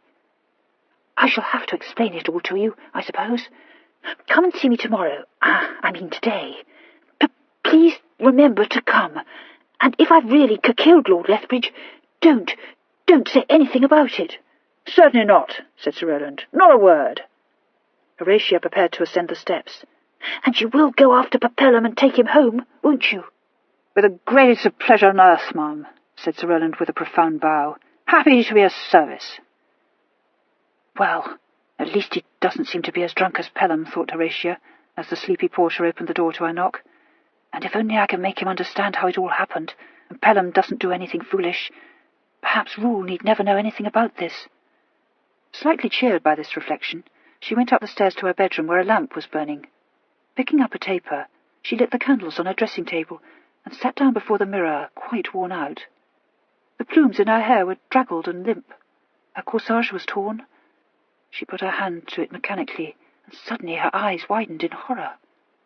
She had been wearing some of the Drellincourt jewels, a set of pearls and diamonds, earrings, brooch, and bracelets. The earrings were there, the bracelets still on her wrists, but the brooch had gone. Her mind flew back to her struggle in Lethbridge's arms, when her lace had been torn. She stared at her own image in the glass.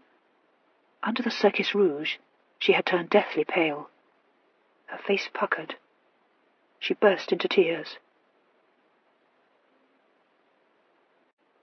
Chapter 15.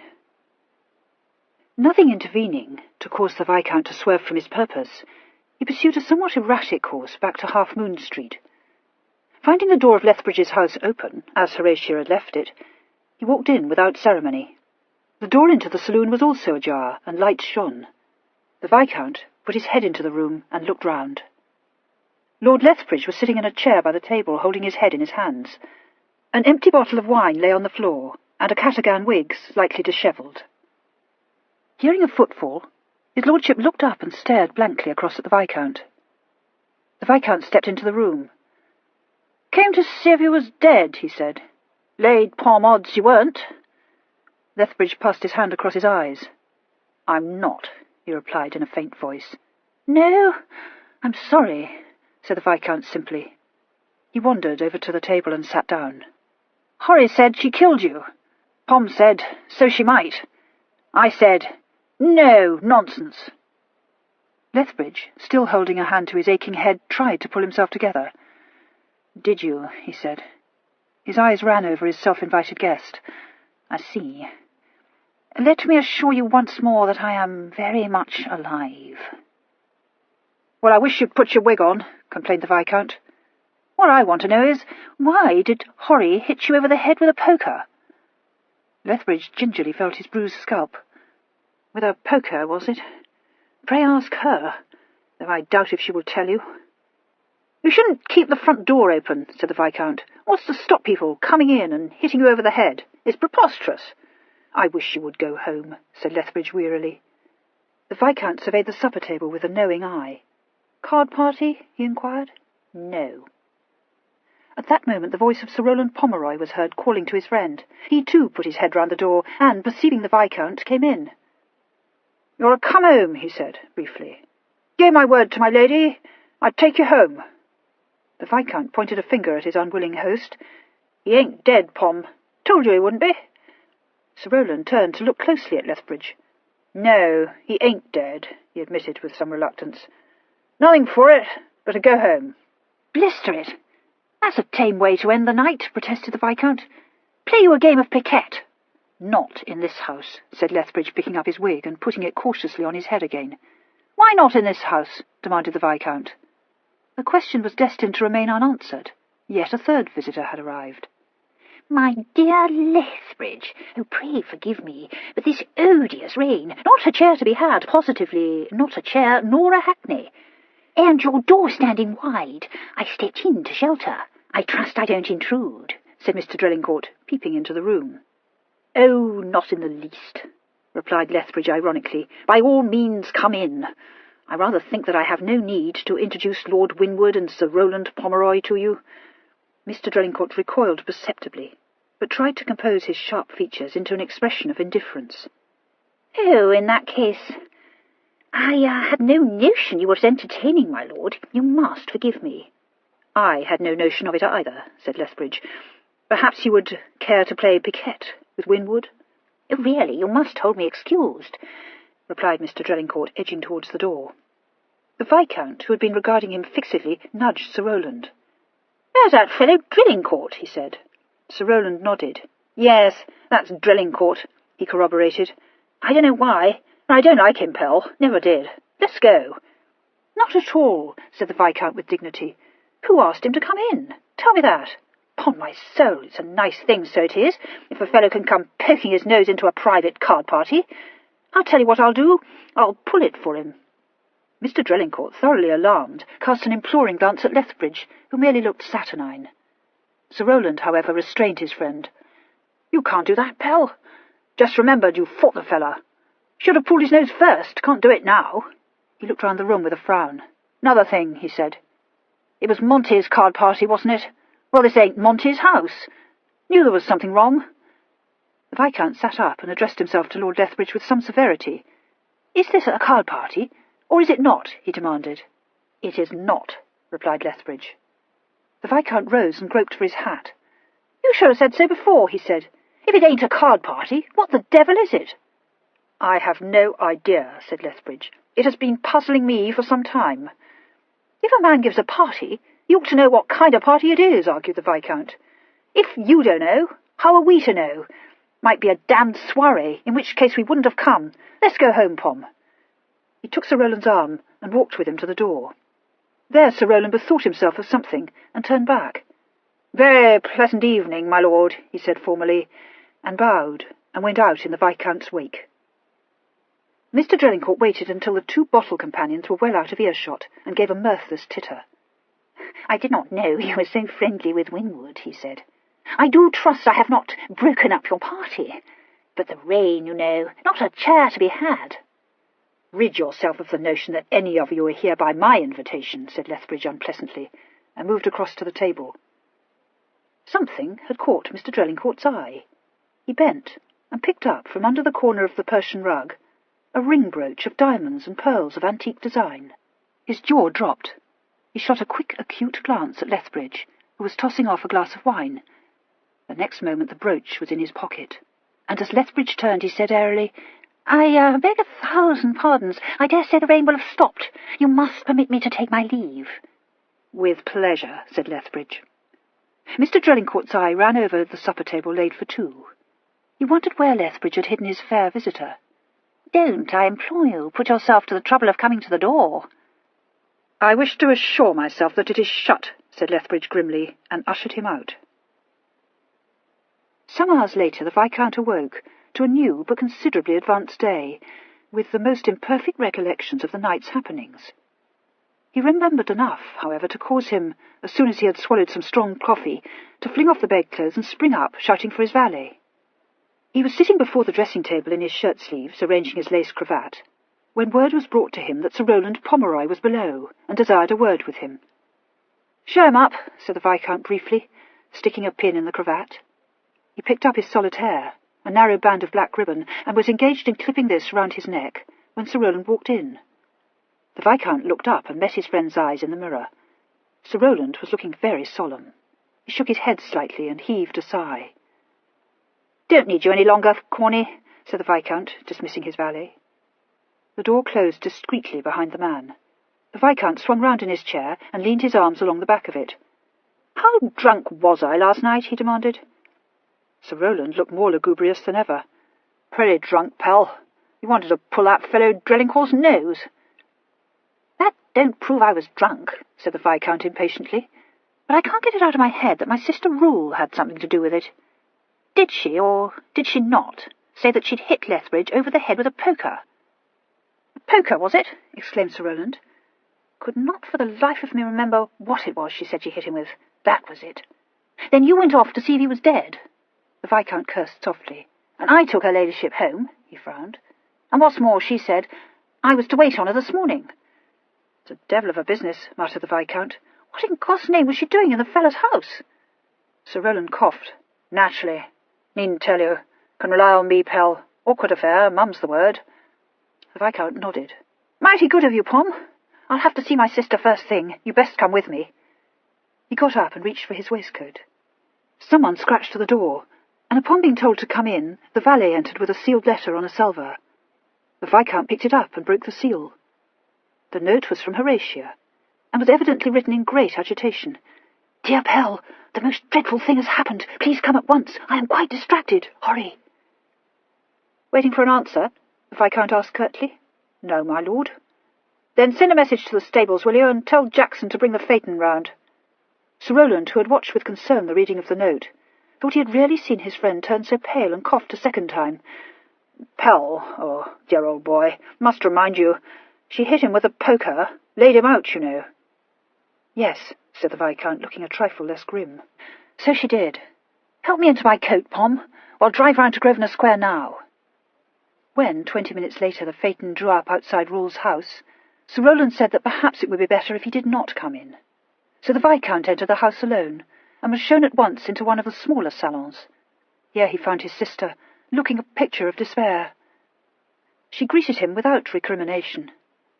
"Oh, Papel, I'm so glad you've come. I'm quite undone, and you must help me."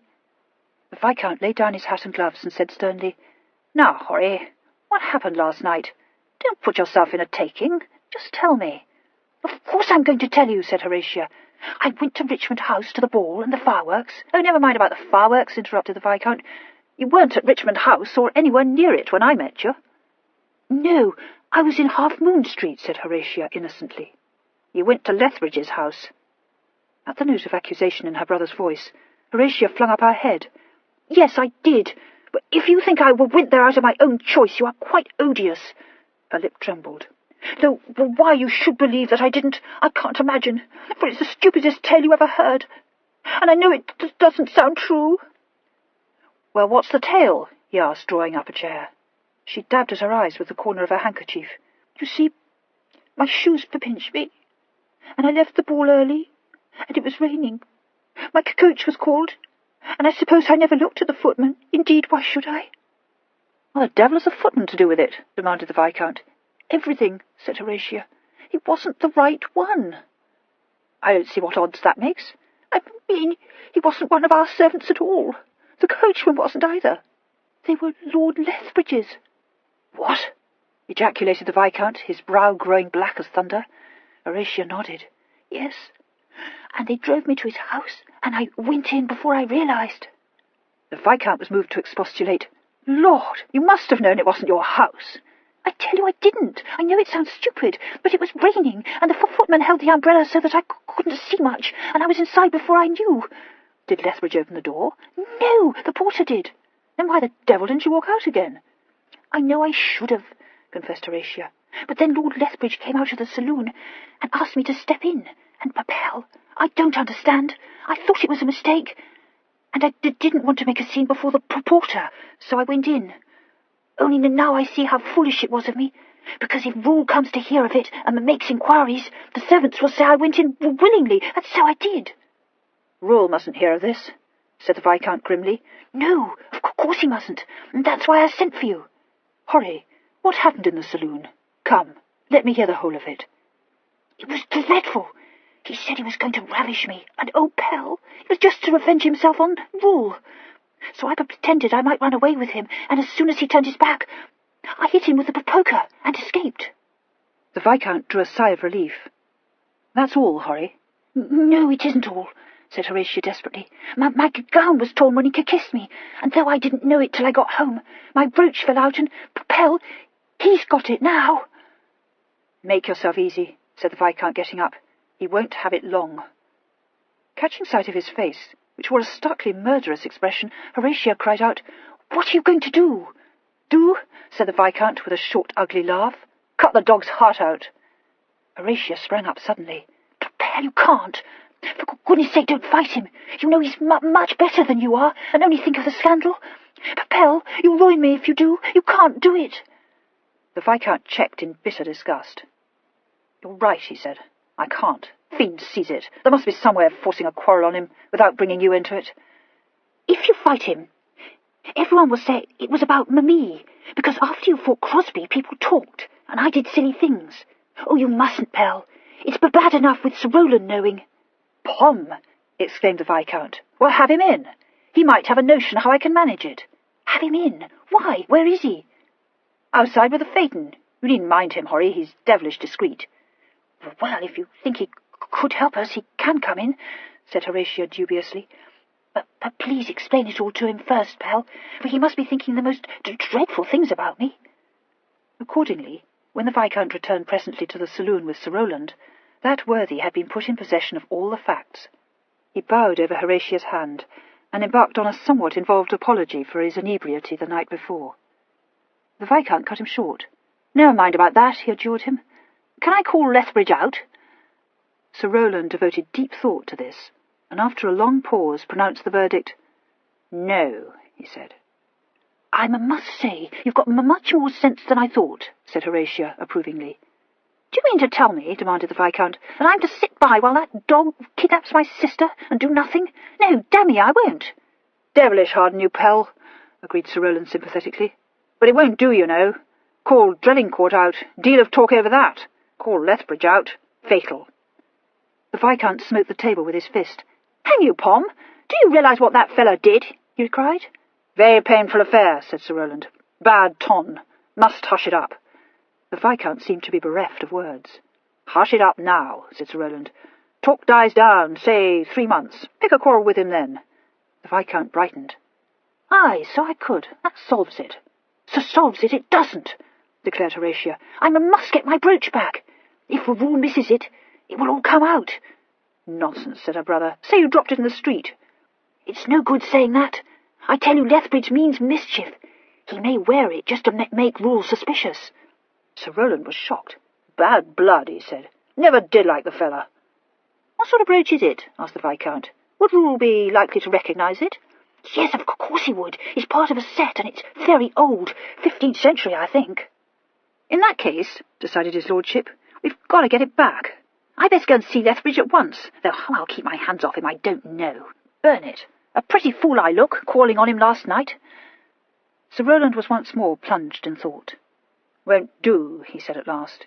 If you go asking for a brooch, Lethbridge is bound to guess it was my lady's. I'll go." Horatia looked at him with admiration.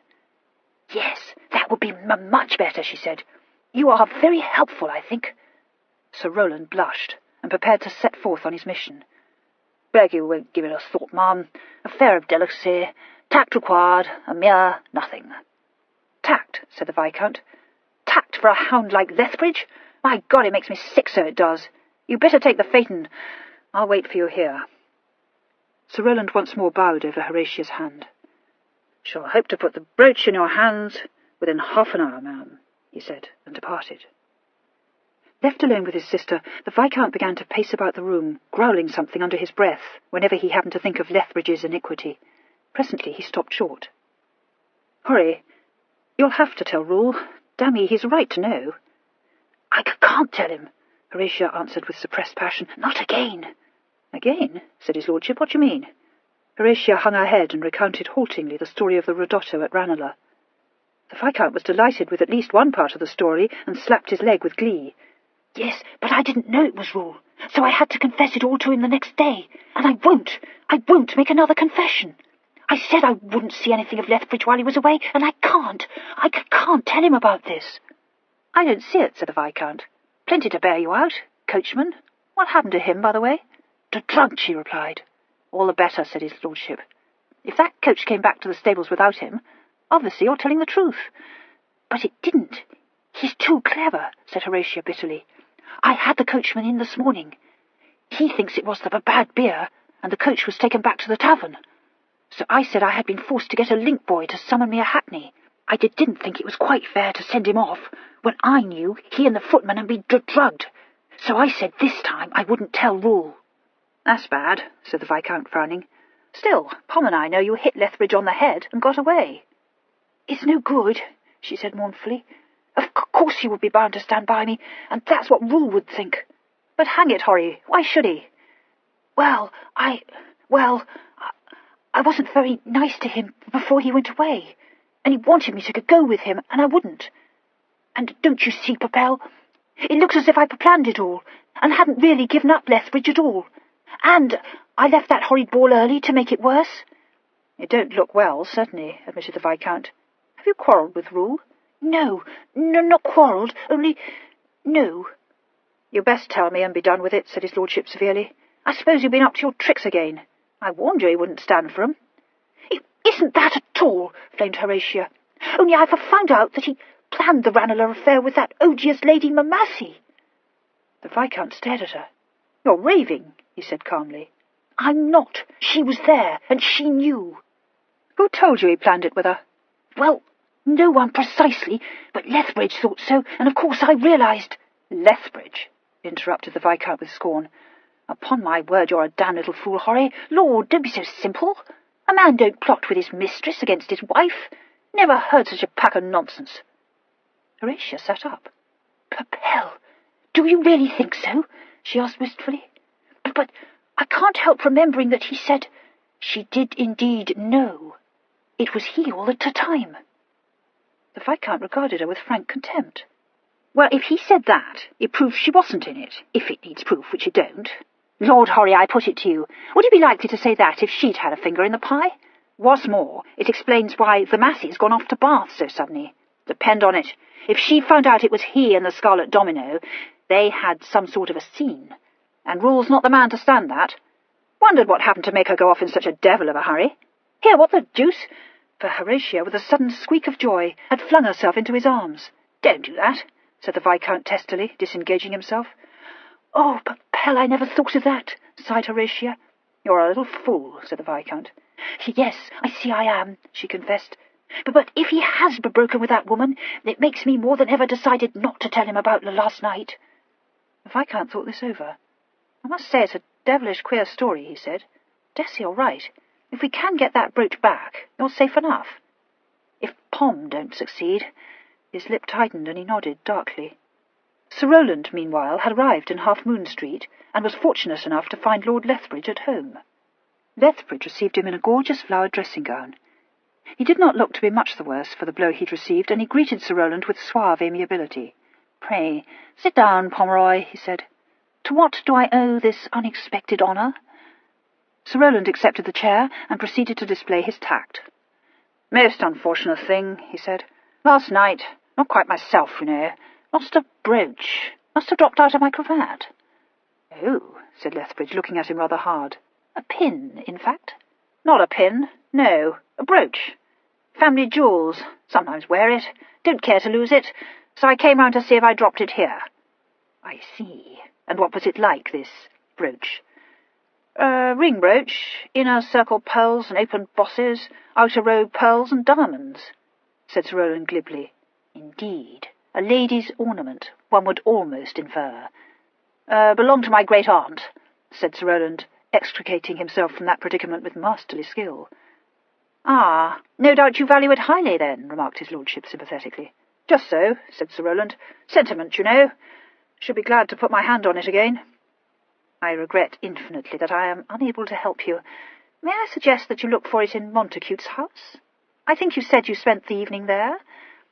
"I didn't lose it there," replied Sir Rowland firmly. "Naturally went there first." Lethbridge shrugged. "How very unfortunate. I fear you must have dropped it in the street." "Not in the street, no. Remember having it on just before I came here." "Dear me," said Lethbridge. "What makes you remember so particularly?" Sir Rowland took a moment to think this out. "Remember it because Pell said, 'That's a queer tie-pin, Pom,' and I said, 'Belonged to my great-aunt.' Then we came here. Must have had it on then." "It would certainly seem so. But perhaps you lost it after you left my house. Or do you remember that Winwood then said, 'Where's your tie-pin?'" "That's it," said Sir Rowland, grateful for the assistance. "Pell said, 'Why, what's become of your tie-pin, Pom?' Didn't come back, time getting on, you know. Knew it would be safe here." Lethbridge shook his head. "I fear your recollection is not very clear, Pomeroy. I have not got your brooch." There was nothing for Sir Rowland to do after that but to take his leave. Lord Lethbridge escorted him out into the hall and sweetly bade him farewell. "And do pray advise me if you succeed in finding the brooch," he said with great civility. He watched his crestfallen visitor go off down the steps and transferred his gaze to the porter's face. "Send Moxton to me," he said, and went back into the saloon. In a few moments his butler appeared. "My lord?" "When this room was swept this morning, was a brooch found?" asked Lethbridge. The lids descended discreetly over the butler's eyes. "I have not heard of it, my lord." "Make inquiries." "Yes, my lord." While the butler was out of the room, Lethbridge stood looking out of the window, slightly frowning. When Moxton came back, he turned. "Well?" "No, my lord." The frown lingered. "Very well," Lethbridge said. The butler bowed. "Yes, my lord. Your lordship's luncheon is served." Lethbridge went into the dining-room, still attired in his dressing-gown, still wearing a thoughtful, puzzled look on his face. He sat for some time over his meal, absently sipping his port. He was not, as he had told Caroline Massey, the man to gnash his teeth over his own discomfiture. But the miscarriage of last night's plans had annoyed him. That little vixen wanted taming. The affair had become tinged in his mind with a sporting element. Horatia had won the first encounter. It became a matter of supreme importance to force a second one, which she would not win. The brooch seemed to present him with the opportunity he lacked. If only he could lay his hand on it. His mind went back. His acute memory recreated for him the sound of ripping lace. He raised his glass to his lips, savouring the port. Ah, yes, undoubtedly. The brooch had been lost then. No doubt a distinctive trinket, possibly part of the Drelincourt jewels. He smiled a little, picturing Horatia's dismay. It could be turned into a shrewd weapon, that ring brooch, wielded in the right hands. The brooch was not in his house, unless his servants were lying. He did not, for more than a fleeting moment, suspect any of them of theft. They had been with him some years, probably knew that he was an ill master to cheat. The image of Mr. Drelincourt's face flashed across his mind. He set down his glass. Crosby. Such a sharp-eyed fellow, Crosby. But had he had the opportunity to pick up a brooch from the floor unseen? He went over his movements during that brief visit. Crosby's arrival? No chance then. The departure of Winwood and Pomeroy. Had he taken them to the door? No. Still no chance for Crosby. Some talk he had had with him. Not very much, for his head had been aching furiously. And then what? His fingers closed again around the stem of his glass, and instantly he remembered drinking a glass of wine to steady himself. Yes, certainly a chance for Crosby then. He had tossed off the wine and turned. Now had Crosby had one hand in his pocket? The picture lived again. He could see Crosby standing behind a chair, looking at him, withdrawing his hand from his pocket. Really, it was quite amusing. There was no proof, of course, not a shadow of proof, but perhaps a visit to Crosby might not be unfruitful. Yes, one might hazard a guess that the brooch was an heirloom. Crosby, an astute fellow, quite needle-sharp, would recognize a Drelincourt heirloom. Decidedly, a visit to Crosby was likely to repay one for one's trouble. Crosby, no doubt, was hatching a little plan to make mischief between Rule and his bride. Well, he would spare Crosby the pains. There should be mischief enough, but more mischief than the mere displaying of a brooch. He got up from the table and went in a leisurely fashion up the stairs, still revolving these delectable thoughts in his head. What a surprise for dear Crosby to receive a call from my Lord Lethbridge. He rang his handbell for his valet, and discarding his dressing-gown, sat down before the mirror to complete his elaborate toilet. On his way, an hour later, to Mr. Drelincourt's lodging, he looked in at White's, but was told upon inquiry that Mr. Drelincourt had not been into the club that day. He went on towards Jermyn Street, twirling his ebony cane. Mr. Drelincourt lived in a house owned by a retired gentleman's gentleman, who himself opened the door to his lordship. He said that Mr. Drelincourt was gone out. "Perhaps," said his lordship, "you can give me his direction." Oh, yes, that could be easily done. Mr. Drelincourt was gone out of town, and had taken a small cloak-bag with him. "Out of town, eh?" said his lordship, his eyes narrowing. He drew a guinea from his pocket and began to juggle gently with it. "I wonder, can you tell me where out of town?" "Yes, my lord, to Meering," replied Mr. Bridges. "Mr. Drelincourt desired me to hire a post-chaise for him, and set off at 2 o'clock. If your lordship had come 20 minutes ago, you'd have caught him." Lethbridge dropped the guinea into his hand. "I may still catch him," he said, and ran lightly down the steps of the house. Hailing a hackney, he had himself driven back to Half Moon Street. His household found itself goaded into sudden activity. A footman was sent off to the stables to order my lord's light post-chaise and four, to be brought round immediately, and my lord went upstairs, calling to his valet to bestir himself and lay out a travelling dress. In 20 minutes his lordship, now clad in a coat of brown cloth with his sword at his side and top boots on his feet, came out of the house again, gave his postillion certain pithy instructions, and climbed up into the chaise, a light carriage very like a sedan, slung on whip springs over very high wheels. As the equipage rounded the corner into Piccadilly, heading westwards, his lordship leaned back at his ease, calm in the knowledge that no hired post-chaise and four could hope to reach Meering, even with an hour's start, before being overtaken by him. Chapter 16. Mr. Drelincourt, as it happened, had no idea that Lord Lethbridge could be on his heels. Not dreaming that anybody, least of all my Lord Lethbridge, had discovered his theft of the brooch, he saw no need to make haste to Meering, and put off his journey until after luncheon. Mr. Drelincourt, though lavish in dress and some matters, was very careful how he spent money on small items. The hiring of a chaise to carry him 33 miles into the country cost him a pang, and to pay, on top of that, possibly as much as 4 or 5 shillings for lunch at an inn, would have seemed to him a gross extravagance. By lunching at his lodgings, he would not be put to the necessity of baiting on the road at all, for he thought he would arrive at Meering in time to dine with his cousin. He would put up for the night there, and if Rule did not offer him one of his own carriages for his return, it would be a shabby piece of behaviour, and one which he did not at all anticipate.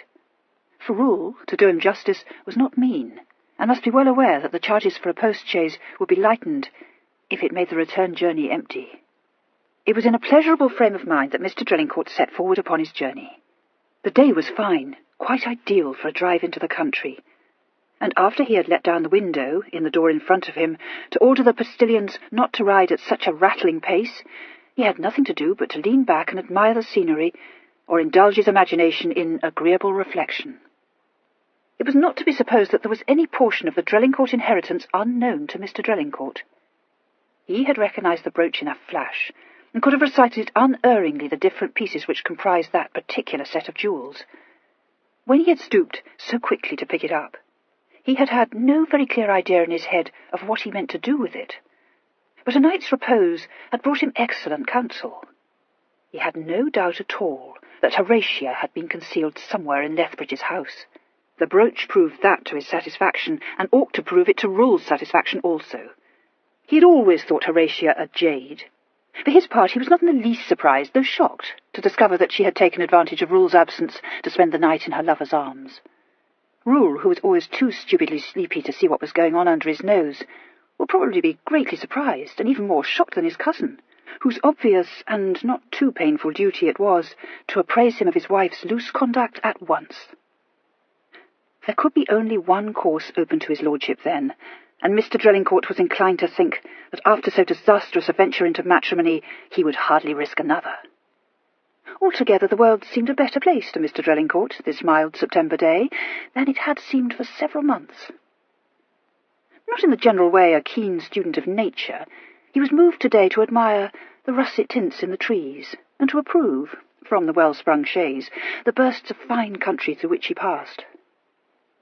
Meering being situated near Twyford in the county of Berkshire, the road to it led out of town by way of Knightsbridge and Hammersmith to Turnham Green and Hounslow, where, at the George Inn, the chaise stopped to change horses. The two postilions, who had formed the poorest opinion of Mr. Drelincourt from the moment of his commanding them not to drive too fast, were disgusted by his conduct at the George.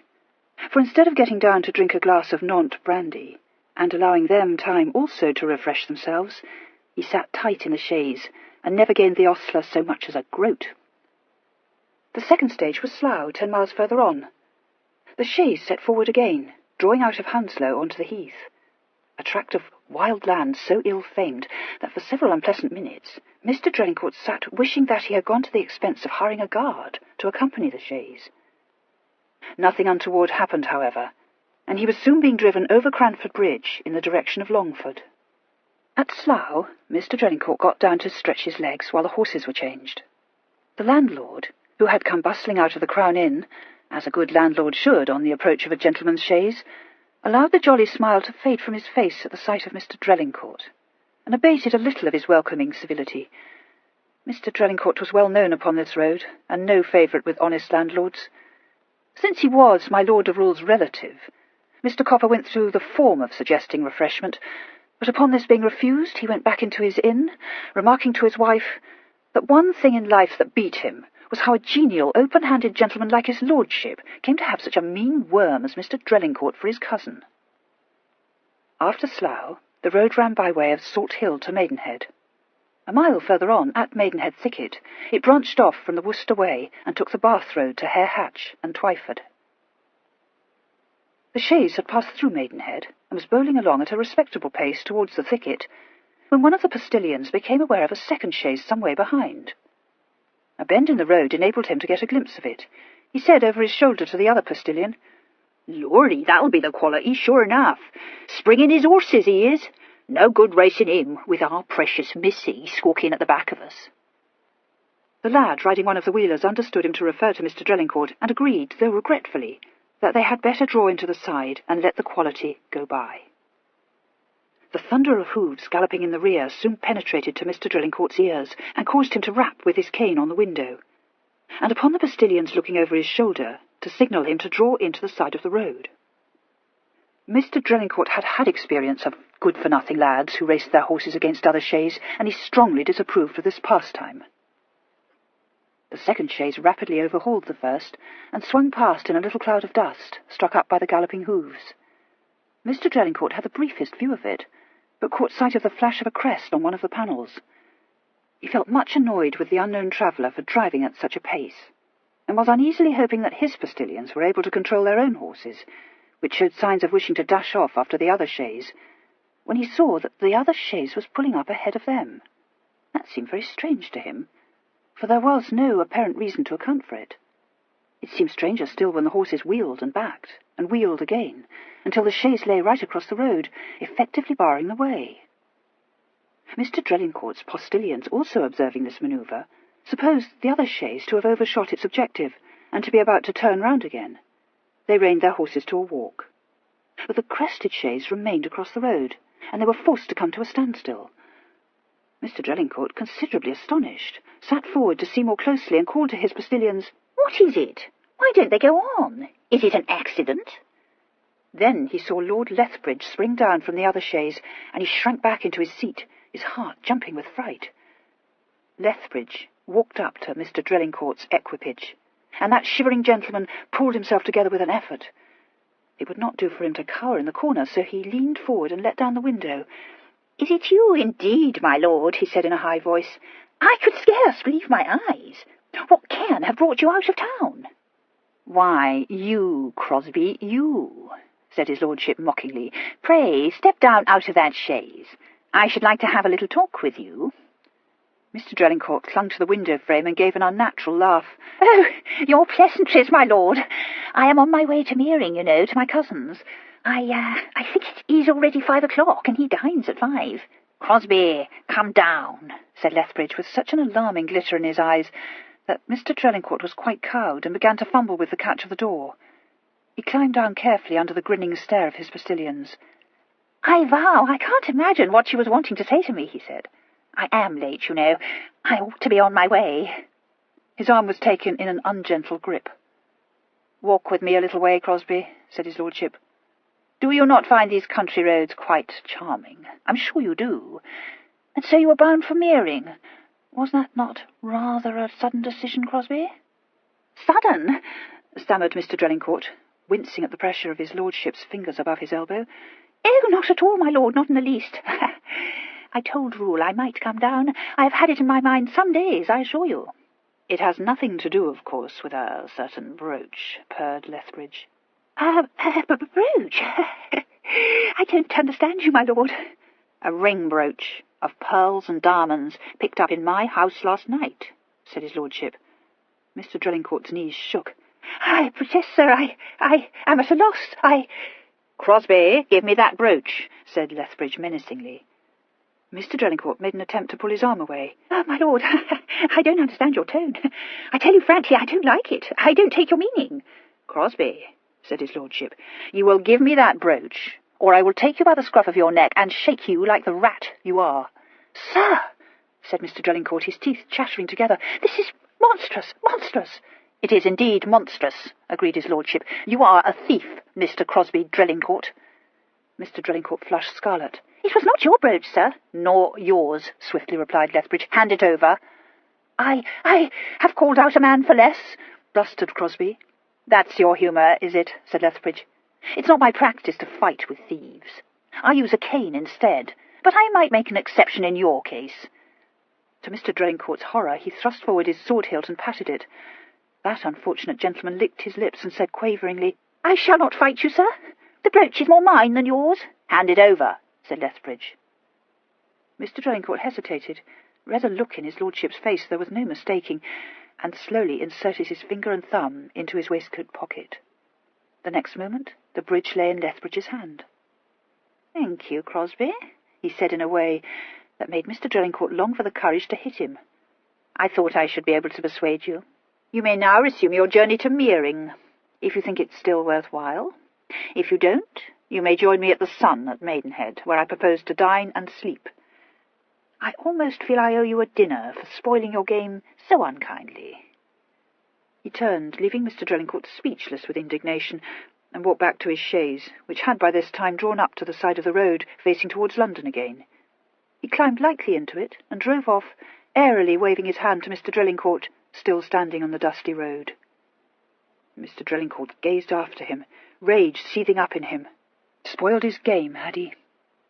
There might be 2 words to that. He hurried back to his own chaise, saw the looks of rich enjoyment on the postilions' faces, and swore at them to drive on. It was only 6 miles to Meering from the thicket, but by the time the chaise turned in at the lodge gates, it was close on 6 o'clock. The house was situated a mile from the gates, in the middle of a very pretty park. But Mr. Drellingcourt was in no mood to admire the fine oaks and the rolling stretches of turf, and sat in a fret of impatience while his tired horses drew him up the long avenue to the house. He found his cousin and Mr. Gisborne lingering over their port in the dining-room, which apartment was lit by candles. It might be broad daylight outside, but my lord had a constitutional dislike of dining by day, and excluded it by having the heavy curtains drawn across the windows. Both he and Mr. Gisborne were in riding dress. My lord was lounging in a high-backed chair at the head of the table, one leg encased in a dusty top-boot, thrown negligently over the arm. He looked up as the footman opened the door to admit Mr. Drelincourt, and for a moment sat perfectly still, the look of good humour fading from his face.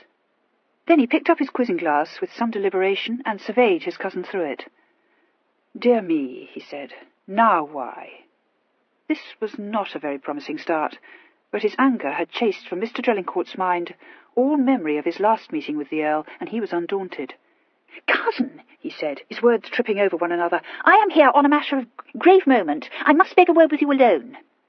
"I imagine it must indeed be of grave moment to induce you to come over 30 miles in pursuit of me," said his lordship. Mr. Gisborne got up. "I will leave you, sir." He bowed slightly to Mr. Drelincourt, who paid not the slightest heed to him, and went out. Mr. Drelincourt pulled a chair out from under the table and sat down. "I regret extremely, Rule, but you must prepare yourself for most unpleasant tidings. If I did not consider it my duty to apprise you of what I have discovered, I should shrink from the task." The Earl did not seem to be alarmed. He still sat at his ease, one hand lying on the table, the fingers crooked round the stem of his wine-glass, his calm gaze resting on Mr. Drelincourt's face. "This self-immolation on the altar of duty is something new to me," he remarked. "I dare say my nerves will prove strong enough to enable me to hear your tidings with, I trust, tolerable equanimity." "I trust so, Rule. I do indeed trust so," said Mr. Drelincourt, his eyes snapping. "You are pleased to sneer at my notion of duty." "I hesitate to interrupt you, Crosby, but you may have noticed that I never sneer." "Oh, very well, cousin, very well. Be that as it may, you will allow that I have my share of family pride." "Oh, certainly, if you tell me so," replied the Earl gently. Mr. Drelincourt flushed. "I do tell you so. Our name, our honour, mean as much to me as to you, I believe. It is on that score that I am here now." "If you have come all this way to inform me that the catchpoles are after you, Crosby, it is only fair to tell you that you are wasting your time." "Very humorous, my lord," cried Mr. Drelincourt. "My errand, however, concerns you more nearly than that. Last night, I should rather say this morning, for it was long past 2 by my watch, I had occasion to visit my Lord Lethbridge." "That is, of course, interesting," said the Earl. "It seems an odd hour for visiting, but I have sometimes thought, Crosby, that you are an odd creature." Mr. Drelincourt's bosom swelled. "There is nothing very odd, I think, in sheltering from the rain," he said. "I was upon my way to my lodging from South Audley Street, and chanced to turn down Half Moon Street. I was caught in a shower of rain, but observing the door of my Lord Lethbridge's house to stand, inadvertently, I am persuaded, ajar, I stepped in. I found his lordship in a dishevelled condition in the front saloon, where a vastly elegant supper was spread, covers my lord being laid for two." "You shock me infinitely," said the Earl, and leaning a little forward, picked up the decanter and refilled his glass. Mr. Drelincourt uttered a shrill laugh. "You may well say so. His lordship seemed put out at seeing me, remarkably put out." "That," said the Earl, "I can easily understand, but pray continue, Crosby." "Cousin," said Mr. Drelincourt earnestly, "I desire you to believe that it is with the most profound reluctance that I do so. While I was with Lord Lethbridge, my attention was attracted by something that lay upon the floor, partly concealed by a rug, something, Rule, that sparkled, something—" "Crosby," said his lordship wearily, "your eloquence is no doubt very fine, but I must ask you to bear in mind that I have been in the saddle most of the day, and spare me any more of it. I am not really very curious to know, but you seem anxious to tell me, what was it that attracted your attention?" Mr. Drelincourt swallowed his annoyance. "A brooch, my lord, a lady's corsage brooch." "No wonder that Lord Lethbridge was not pleased to see you," remarked Rule. "No wonder indeed," said Mr. Drelincourt. "Somewhere in the house a lady was concealed at that very moment. Unseen, cousin, I picked up the brooch and slipped it into my pocket." The Earl raised his brows. "I think I said that you were an odd creature, Crosby." "It may appear so, but I had a good reason for my action. Had it not been for the fact that Lord Lethbridge pursued me on my journey here, and by force wrested the brooch from me, I should lay it before you now. For that brooch is very well known both to you and me. A ring brooch, cousin, composed of pearls and diamonds in 2 circles." The Earl never took his eyes from Mr. Drelincourt's. It may have been a trick of the shadows thrown by the candles on the table, but his face looked unusually grim. He swung his leg down from the arm of the chair leisurely, but still leaned back at his ease. "Yes, Crosby, a ring brooch of pearls and diamonds?" "Precisely, cousin, a brooch I recognised at once. A brooch that belongs to the 15th century set which you gave to your—" He got no further. In one swift movement, the Earl was up and had seized Mr. Drelincourt by the throat, dragging him out of his chair and half across the corner of the table that separated them. Mr. Drelincourt's terrified eyes goggled up into blazing grey ones. He clawed ineffectively at my lord's hands. Speech was choked out of him. He was shaken to and fro till the teeth rattled in his head. There was a roaring in his ears, but he heard my lord's voice quite distinctly. "You lying, mischief-making little cur," it said. "I have been too easy with you. You dare to bring me your foul lies about my wife, and you think that I may believe them? My God, I am of a mind to kill you now." A moment more the crushing grip held. Then my lord flung his cousin away from him and brushed his hands together in a gesture infinitely contemptuous. Mr. Drelincourt reeled back, grasping and clutching at the air, and fell with a crash onto the floor, and stayed there, cowering away like a whipped mongrel. The Earl looked down at him for a moment, a smile quite unlike any Mr. Drelincourt had ever seen curling his fine mouth. Then he leaned back against the table, half sitting on it, supported by his hands, and said, "Get up, my friend. You are not yet dead." Mr. Drelincourt picked himself up and tried mechanically to straighten his wig. His throat felt mangled, and his legs were shaking so that he could hardly stand. He staggered to a chair and sank into it. "You said, I think, that Lord Lethbridge took this famous brooch from you. Where?" Mr. Drelincourt managed to say, though hoarsely, "Maidenhead." "I trust he will return it to its rightful owner? You realize, do you, Crosby, that your genius for recognizing my property is sometimes at fault?" Mr. Drelincourt muttered, "I thought it was... I may have been mistaken." "You were mistaken," said his lordship. Yes, I was mistaken. I beg pardon, I'm sure. I am very sorry, cousin." "You will be still more sorry, Crosby. If one word of this passes your lips again, do I make myself plain?" Yes, indeed, I thought it my duty, no more, to tell you."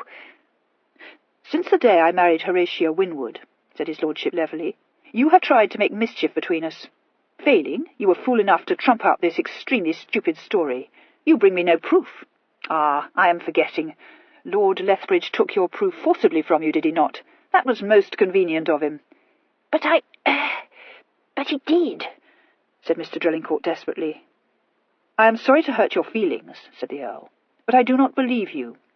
It may console you to know that, had you been able to lay that brooch before me, I still should not have believed ill of my wife. I am no Othello, Crosby. I think you should have known that." He stretched out his hand for the bell and rang it. Upon the entrance of a footman, he said briefly, "Mr. Drelincourt's chaise." Mr. Drelincourt heard this order with dismay. He said miserably, "But, my lord, I have not dined. The horses are spent. I did not dream you would serve me so." "No," said the Earl. "The Red Lion at Twyford will no doubt supply you with supper and a change of horses. Be thankful you are leaving my house with a whole skin." Mr. Drelincourt shrank and said no more. In a short time, the footman came back to say that the chaise was at the door. Mr. Drelincourt stole a furtive glance at the Earl's unrelenting face and got up. I'll bid you good night, Rule," he said, trying to collect the fragments of his dignity. The Earl nodded, and in silence watched him go out in the wake of the footman. He heard the chaise drive past the curtained windows presently, and once more rang the bell. When the footman came back, he said, absently studying his fingernails, "I want my racing curricle, please." "Yes, my lord," said the footman, startled. Now, my lord?" "At once," replied the Earl with the greatest placidity. He got up from the table and walked on hurriedly out of the room. 10 minutes later the curricle was at the door, and Mr. Gisborne, descending the stairs, was astonished to see his lordship on the point of leaving the house, his hat in his head and his small sword at his side. "You're going out, sir?" he asked. "As you see, Arnold," replied the Earl. "I hope, sir, nothing amiss?" "Nothing at all, dear boy," said his lordship. Outside, a groom was clinging to the heads of 2 magnificent greys, and endeavouring to control their capricious movements. The Earl's eye ran over them. "Fresh, eh?" "Begging your lordship's pardon, I'd say they were a couple of devils." The Earl laughed, and climbed into the curricle and gathered up the reins in one gloved hand. "Let 'em go!" The groom sprang to one side, and the greys plunged forward. The groom watched the curricle flash round a bend in the avenue and sighed. "If I could handle them like that," he said, and wandered back to the stables, sadly shaking his head. Chapter 17. The Sun at Maidenhead was a very popular posting inn, its appointments and kitchens being alike excellent. Lord Lethbridge sat down to dinner in one of the private rooms, a pleasant apartment panelled with old oak, and was served with a duck, a quarter of mutton with pickled mushrooms, a crayfish, and a quince jelly. The landlord, who knew him, found him to be in an unusually mellow mood, and wondered what devilry he'd been engaged on. The reflected smile that hovered over his lordship's thin lips meant devilry of some sort, of that he was quite certain. For once in his life, the noble guest found no fault with the food set before him, and was even moved to bestow a word of praise on the burgundy. My Lord Lethbridge was feeling almost benign. To have outwitted Mr. Drelincourt so neatly pleased him more than the recovery of the brooch. He smiled to think of Crosby travelling disconsolately back to London. The notion that Crosby could be fool enough to carry an empty tale to his cousin never occurred to him. He himself was not one to lose his head, and although he had a poor opinion of Mr. Drelincourt's intelligence, such heights of folly were quite beyond his comprehension. There was plenty of company at the Sun that evening, but whoever else was kept waiting for his dinner, the landlord saw to it that Lethbridge was served instantly. When the covers were withdrawn and only the wine left on the table, he himself came to ask whether my lord required anything else, and closed the shutters with his own hand. He set more candles on the table, assured his lordship that he would find his sheets well aired, and bowed himself out. He had just told one of the Abigails to be sure not to forget to take a warming pan up presently, when his wife called to him from the doorway. "Cattermole, here's my lord driven up." My lord, in Maidenhead, could mean only one person, and Mr. Cattermole sped forth at once to welcome this honoured guest. He opened his eyes rather at the sight of the racing curricle, but shouted to an ostler to come to the horses' heads, and himself hurried up, all bows and smiles. The Earl leaned over to speak to him. "Good evening, Cattermole. Can you tell me if Lord Lethbridge's chaise changed horses here rather more than an hour ago?" "Lord Lethbridge, my lord? Why, his lordship is putting up here for the night," said Cattermole. "How very fortunate," said the Earl, and climbed down from the curricle, flexing the fingers of his left hand. "And where shall I find his lordship?" "In the oak parlour, my lord. Just finished his dinner. I will escort your lordship." "No, you need not do that," replied the Earl, walking into the inn. "I know my way." At the foot of the shallow stairs he paused and said softly over his shoulder, "By the way, Cattermole, my business with his lordship is private. I feel sure I can rely on you to see that we are not disturbed." Mr. Cattermole shot him a quick, shrewd glance. There was going to be trouble, was there? Not good for the house, no, not good for the house, but still worse for it to offend my Lord Rule. He bowed, his face a plump, discreet mask. "Certainly, my lord," he said, and drew back. Lord Lethbridge was still sitting over his wine, still meditating over the events of the day, when he heard the door open. He looked up and stiffened. For a moment they faced one another, Lethbridge rigid in his chair, the Earl standing silent in the doorway, looking across at him. Lethbridge read that look in an instant. He got up. "So Crosby did visit you," he said. He put his hand in his pocket and drew out the brooch. "Is that what you came for, my lord?" The Earl shut the door and turned the key in the lock. "That is what I came for," he said. "That, and one other thing, Lethbridge."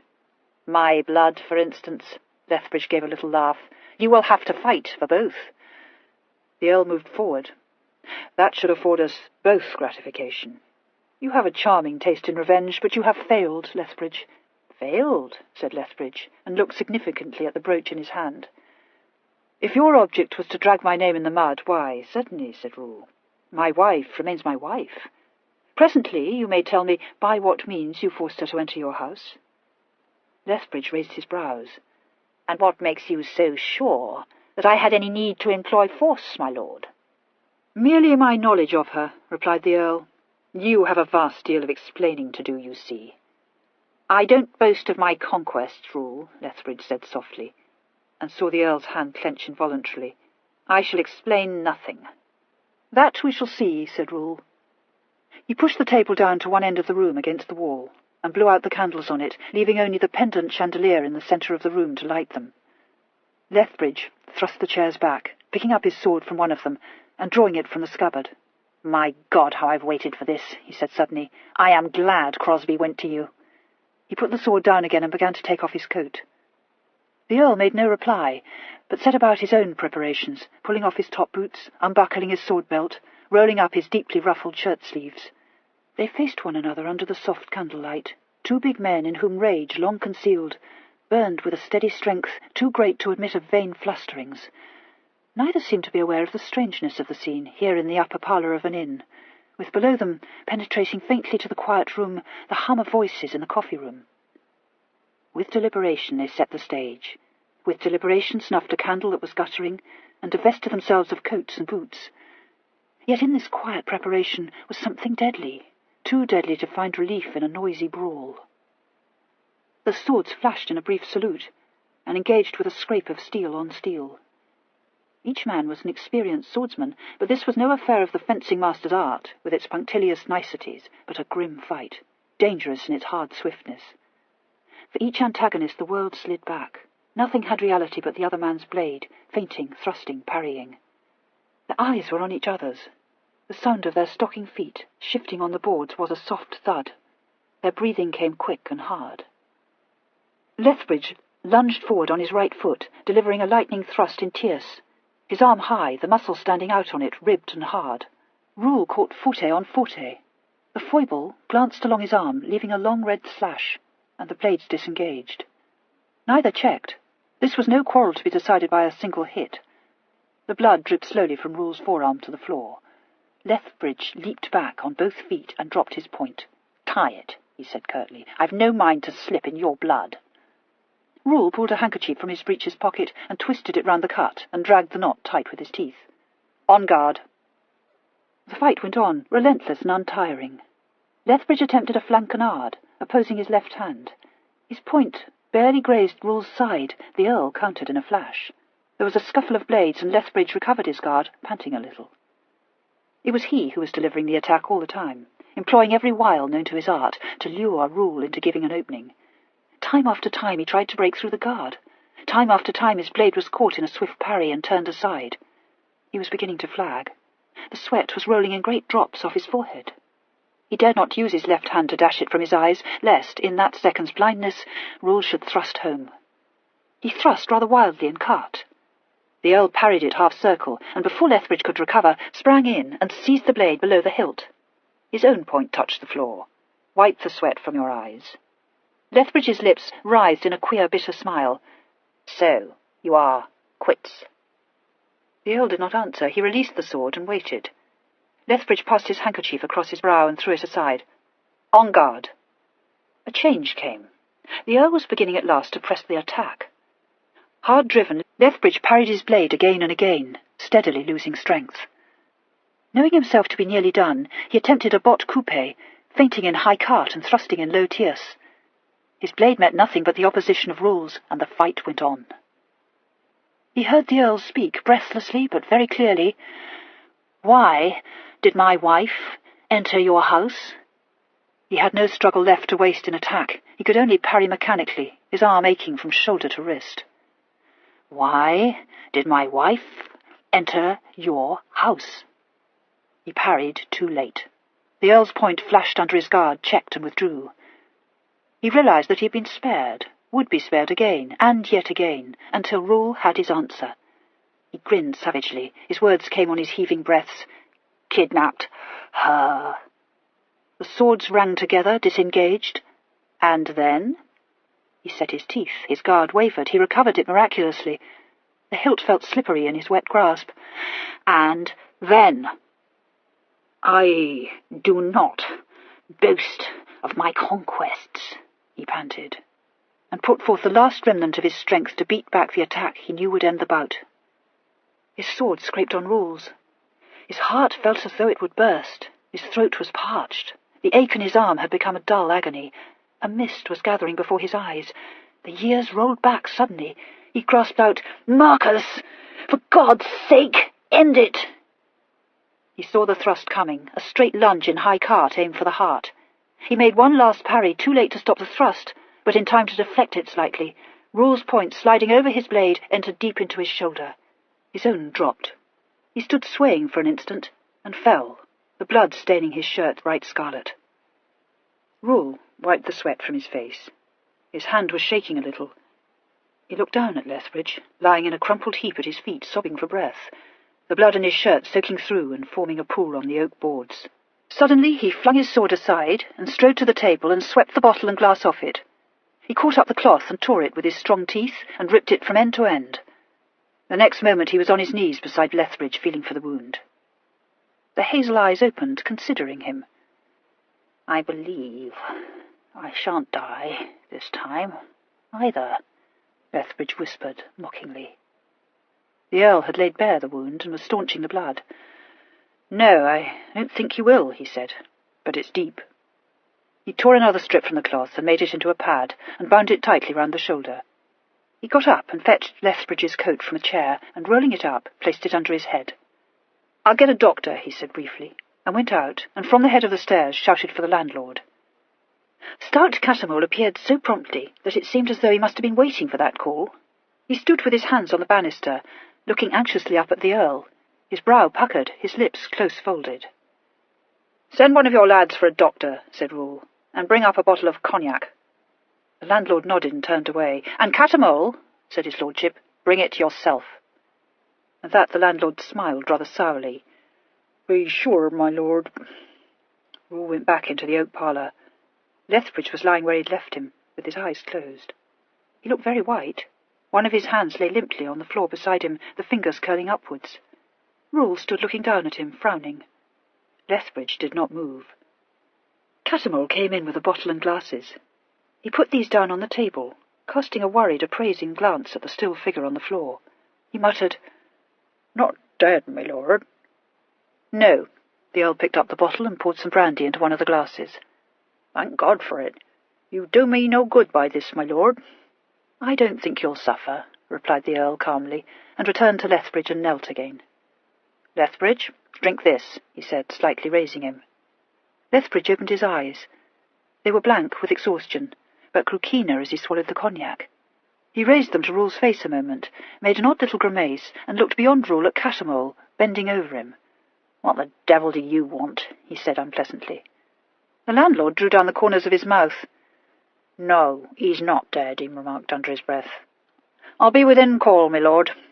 He went out and shut the door behind him. The blood had soaked through the pad. The Earl tightened the bandage and stood up again. Picking up the sword, he wiped it carefully and put it back into the scabbard. Lethbridge lay watching him with a look of cynical amusement on his face. "Why mar what you have made?" he inquired. "I was under the impression that you wished to kill me." The Earl glanced down at him. "If I let you die, the consequences to myself might prove a trifle difficult to avoid," he replied. Lethbridge grinned. "That is more in my manner than in yours," he said. He raised himself onto his elbow and tried to sit up. "You had better lie still," said the Earl, slightly frowning. "Oh, no," gasped Lethbridge. "The position is altogether too lowly. Add to your humanity by assisting me to that chair." The Earl bent over him and hoisted him up. He sank into the chair, panting a little and pressing his hand to his shoulder. A grey shade had crept into his face. He whispered, "Give me some brandy. Quite a deal to say to you." The Earl had already poured it out, and now held the glass to Lethbridge's lips. Lethbridge took it unsteadily in his own hands, saying with a snap, "Damn you, I'm not helpless." He drank it at a gulp, and lay back, recovering his strength. The Earl began to unroll his sleeves. Presently Lethbridge spoke again. "Send for a doctor, did you? How magnanimous. Well, he'll be here any moment, I suppose. Let's be done with this. Your wife took no harm of me." He saw the grey eyes lift quickly and gave a faint laugh. "Oh, make no mistake. I am all the villain you think me. She saved herself." "You interest me," said Rule, moving towards a chair and sitting down on the arm of it. "I have always thought her a lady of infinite resource." "Resource," murmured Lethbridge. "Yes, decidedly. She used a poker." The Earl's lips twitched. I see. Your recollection of the subsequent events is, no doubt, a little, shall we say, imperfect. A laugh shook Lethbridge. He winced and pressed his hand to his shoulder again. I believe she thought she had killed me.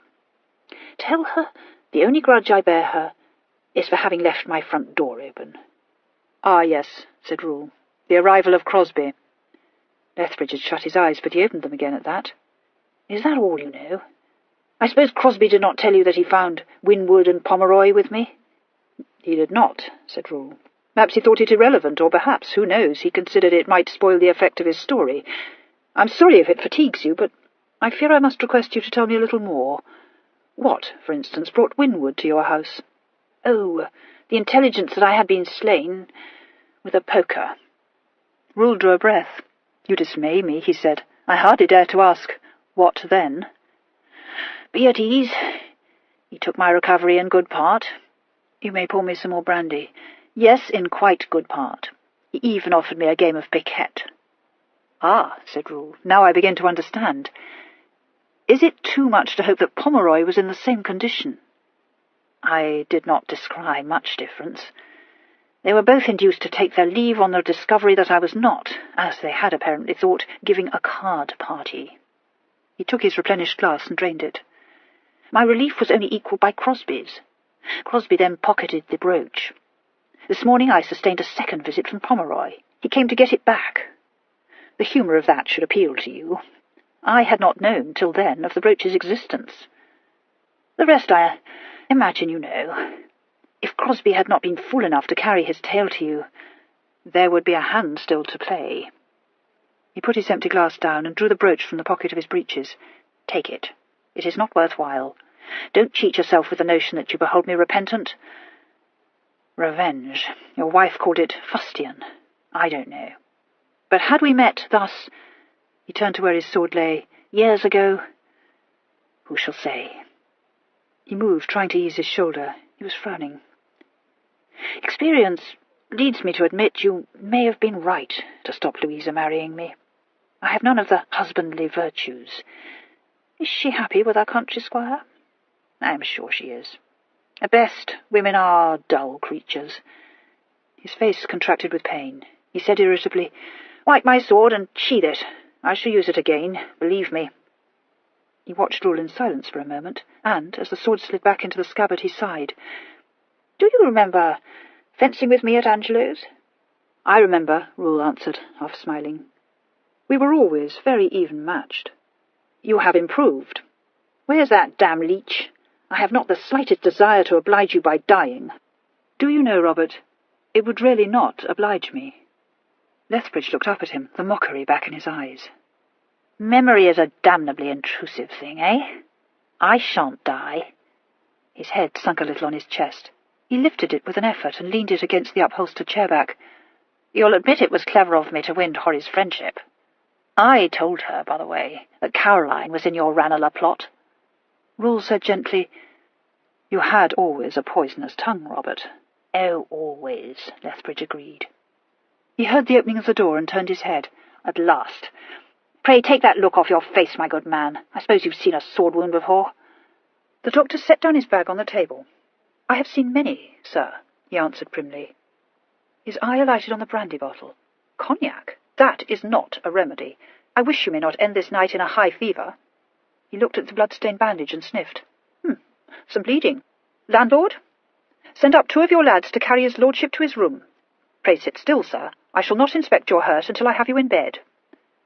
Lethbridge gave a wry smile.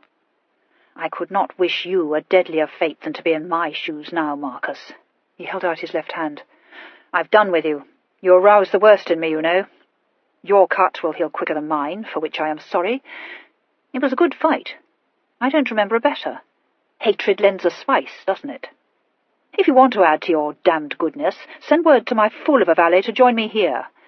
Rule took his hand and gripped it. The only thing that ever made you tolerable, my dear Robert, was your impudence.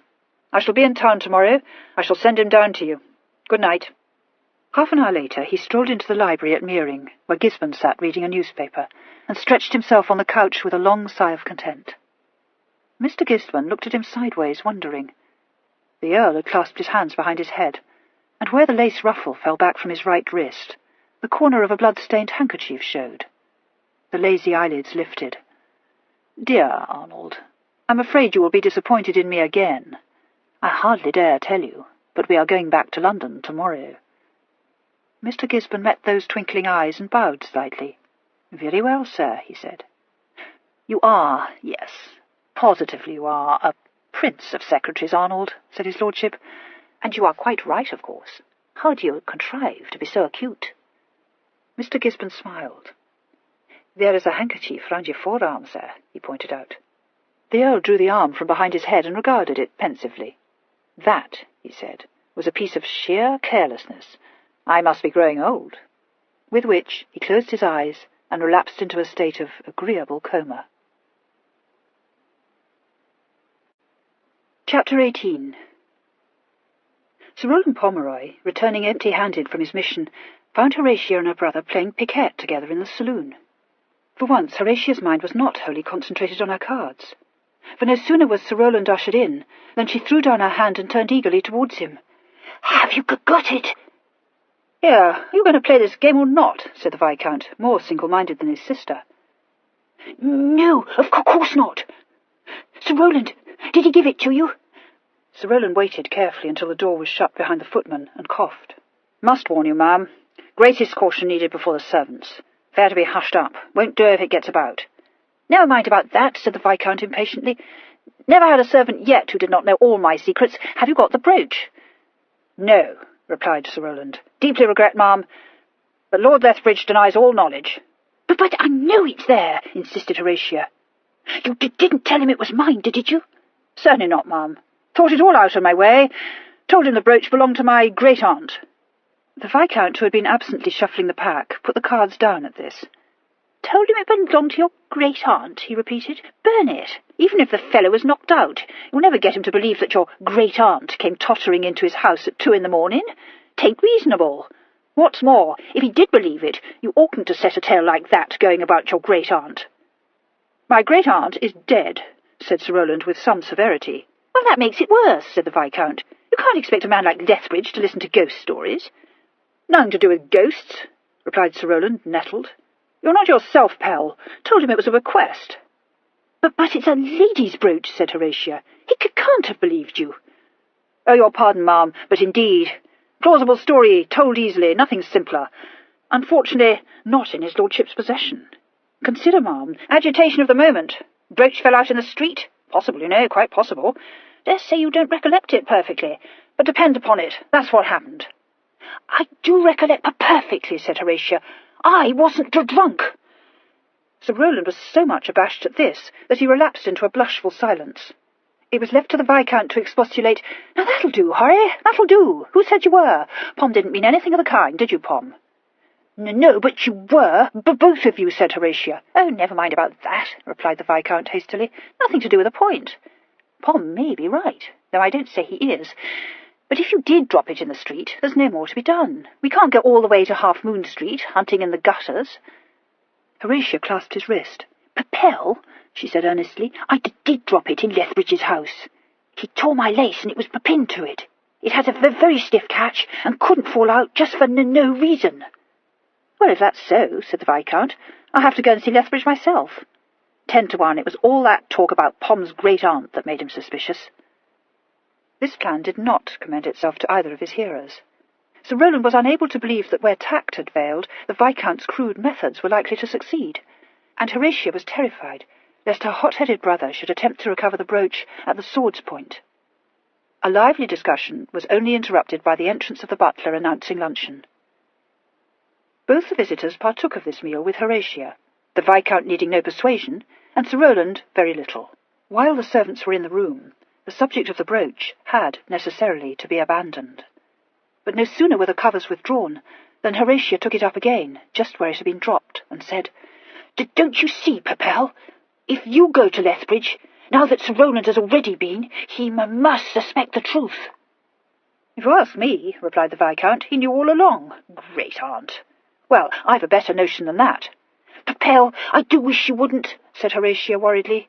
"You know what you are. You fought Crosby, and there was a scandal. I know you'll do the same with Lethbridge if you see him." "No, I shan't," answered the Viscount. "He's a better swordsman than I am, but he ain't a better shot." Sir Rowland gaped at him. "Mustn't make this a shooting matter, Pell. Sister's reputation.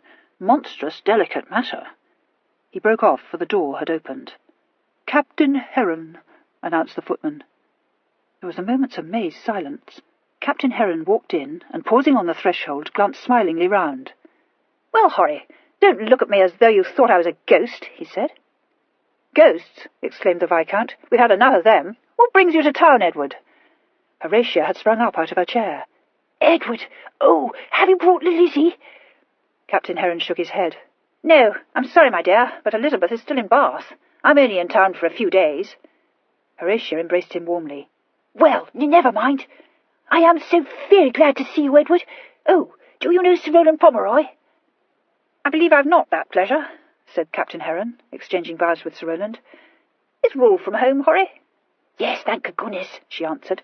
"Oh, I don't mean that, but I'm in a dreadful fix, you see. Have you had luncheon?" "I lunched at South Street. What has happened?" "Painful affair," said Sir Rowland. "Best say nothing, ma'am." "Oh, Edward is perfectly safe. Why, he's my brother-in-law. Pell, don't you think perhaps Edward could help us?" "No, I don't," said the Viscount bluntly. "We don't want any help. I'll get that brooch back for you." Horatia clasped Captain Heron's arm. "Edward, please tell Pelham he mustn't fight Lord Lethbridge. It would be fatal." "Fight Lord Lethbridge?" repeated Captain Heron. "It sounds a most unwise thing to do. Why should he?" "We can't explain all that now," said the Viscount. "Who said I was going to fight him?" You did it. You said he wasn't a better shot than you are." "Well, he ain't. All I've got to do is put a pistol to the fellow's head and tell him to hand over the brooch." Horatia released Captain Heron's arm. "I must say, that is a very clever plan, Pell," she approved. Captain Heron looked from one to the other, half laughing, half startled.